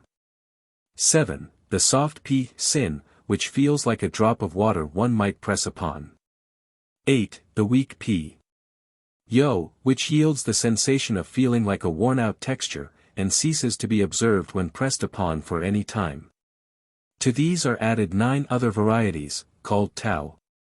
1. The long p, tiheng, full, smooth, feeling like a full tube. 2. The short p, tone, presenting a pointed surface, that seems indivisible. 3. The empty p, hin, insensible under moderate pressure. 4. The tight p, tsao, which the finger feels with difficulty. 5. The embarrassed p. Ki, languid and occasionally stopping. 6. The intermittent p, tai, when several pulsations appear to be missing. 7. The slender p, si, so slow and weak, that it feels like a hair. 8. The moving p. Tong, that one might compare to stones under water. 9. The tense p, k, feeling like a distended drum head. But as many Chinese doctors were not satisfied with this confusion in the classification of pulses, and, like practitioners in other countries, sought to render darkness still more visible, they sought to strike out a new career by increasing the multiplication, and introduced the following addenda. 1. The strong pulse, ta, filling the vessel, yet yielding to pressure. 2. The precipitate p, sun, in which the pulsation was rapid in succession. 3. The scattered p, san, soft, slow, and non-resisting. 4. The stray p. Li-king, strong, not pulsating 3 times in each inspiration. 5. The firm p, tun, consistent and resisting. 6. The lively p, ki, pulsation rapid in succession. 7. The skipping p, teng, pulsation unequal, sudden, and frequent. In this minute attention to the many variations of the pulses, the Chinese aided their study, by attending to age, sex, stature, constitution, the seasons, the passions, and the comparative state of health and disease. In a person of high stature, the pulse was full, concentrated in diminished individuals, deep and embarrassed in fat subjects, long and superficial in the meager, soft in the phlegmatic temperament, tremulous in the lively and the active, slower in man than in woman. Excepting when threatened with disease, full and firm in the adult, slow and feeble in old age, soft and vivacious in infancy. The rhythm of the pulse was affected by the passions, though chiefly in a transient manner, moderately slow, in joy, short, in grief, deep, under the impression of fear, precipitate and regurgitating, in anger. In the spring, they maintained that the pulsation was tremulous, replete, in summer, spare and superficial, in autumn, dry and deep, in winter. Much mysterious ceremony was observed by the Chinese physicians in this investigation. They felt the pulse with 4 fingers, which they alternately raised or dropped on the vessel, as if playing on a musical instrument. In this profound study, they attributed to every disease a peculiar state of the pulse by which it could be recognized and ascertained, and at the same time it enabled them to form a favorable or unfavorable prognostic. Some of these rules are curious. If the pulses stop before 50 pulsations have been counted, disease is at hand. When an interruption in the course of the circulation takes place after 40 pulsations, the patient has not more than 4 years to live. When an interruption takes place after the 3rd pulsation, 3 or 4 days are the probable term of existence, but the patient may linger on for 6 or 7 days more, when the interruption only succeeds the 4th pulsation. Idle as these speculations may appear, it is to be feared that while the Chinese paid such minute attention to the state of the circulation, more distinguished and learned schools do not consider this powerful indication of the strength or weakness of the vital functions with sufficient care and discrimination, and perhaps a translation of the works of Oang Choho might not be altogether useless in the present enlightened age. I have no hesitation in saying that this important investigation is sadly neglected in medical education, so much so indeed, that the different appellations given to the varied state of the pulse, are neither well defined nor generally understood. The French physician Bourdieu has given much valuable information on this subject, which occupied the ancients as much as it seems to have fixed the attention of the Chinese. We find that the Indians, in the time of Alexander, accurately studied this important point. Notwithstanding the assertion of Sprengel, Hippocrates was a most attentive observer of the state of the pulse. Thus we find him giving the name of sigma phi upsilon gamma mu omicron to that violent and spasmodic beating of the artery, which was not only sensible to the touch, but evident to the bystander's eye. In more than 40 passages of his immortal works do we find important references to the pulse, which he also declared could enable us to detect the secret workings of the passions. Many were the ancient physicians who have minutely entered into these investigations. Amongst them we may name Herophilus, Erasistratus, Zeno, Alexander Philolaethes, Heraclides of Erythrae, Heraclides of Tarentum, Aristoxenes. Several of the doctrines founded on these observations were most absurd, attributing the various conditions of the circulation to the pneuma of the heart and arteries. Such were the doctrines of Asclepiades, Agathonus, Galen, and many others. And amongst the Arabians we find the Beth Ibn Ibrahim asserting that by the state of the pulse he could ascertain what articles of food had been taken. In more modern times Baillou, Wierns, Boerhaave, Hoffmann have sedulously applied themselves to this most essential study, and Schelhamann asserts that the pulse never once deceived him. The effect of our passions on the circulation is much more powerful than is generally believed, and they are a more fertile source of our maladies than is commonly apprehended. We can readily conceive why the Spartan Chilo died through excess of joy whilst embracing his victorious son. 52. In the treatment of disease, the Chinese, so fond of classification, divide the medicinal substances they employ into heating, cooling, refreshing, and temperate. Their materia medica is contained in the work called the Pensayakang Mao in 52 large volumes, with an atlas of plates. Most of our medicines are known to them and prescribed. The mineral waters, with which their country abounds, are also much resorted to, and their emperor, Kong Hai, has given an accurate account of several thermal springs. Fire is a great agent, and the moxa recommended in almost every ailment, while acupuncture is in general use both in China and Japan. Bathing and shampooing are also frequently recommended, but bloodletting is seldom resorted to. China has also her animal magnetizers, practicing the Kug Fo, a mysterious manipulation taught by the bonzes, in which the adepts produce violent convulsions. The Chinese divide their prescriptions into 7 categories. 1. The Great Prescription. 2. The Little Prescription. 3. The Slow Prescription. 4. The Prompt Prescription. 5. The Odd Prescription. 6. The Even Prescription. 7. The Double Prescription. Each of these receipts being applied to particular cases, and the ingredients that compose them being weighed with the most scrupulous accuracy.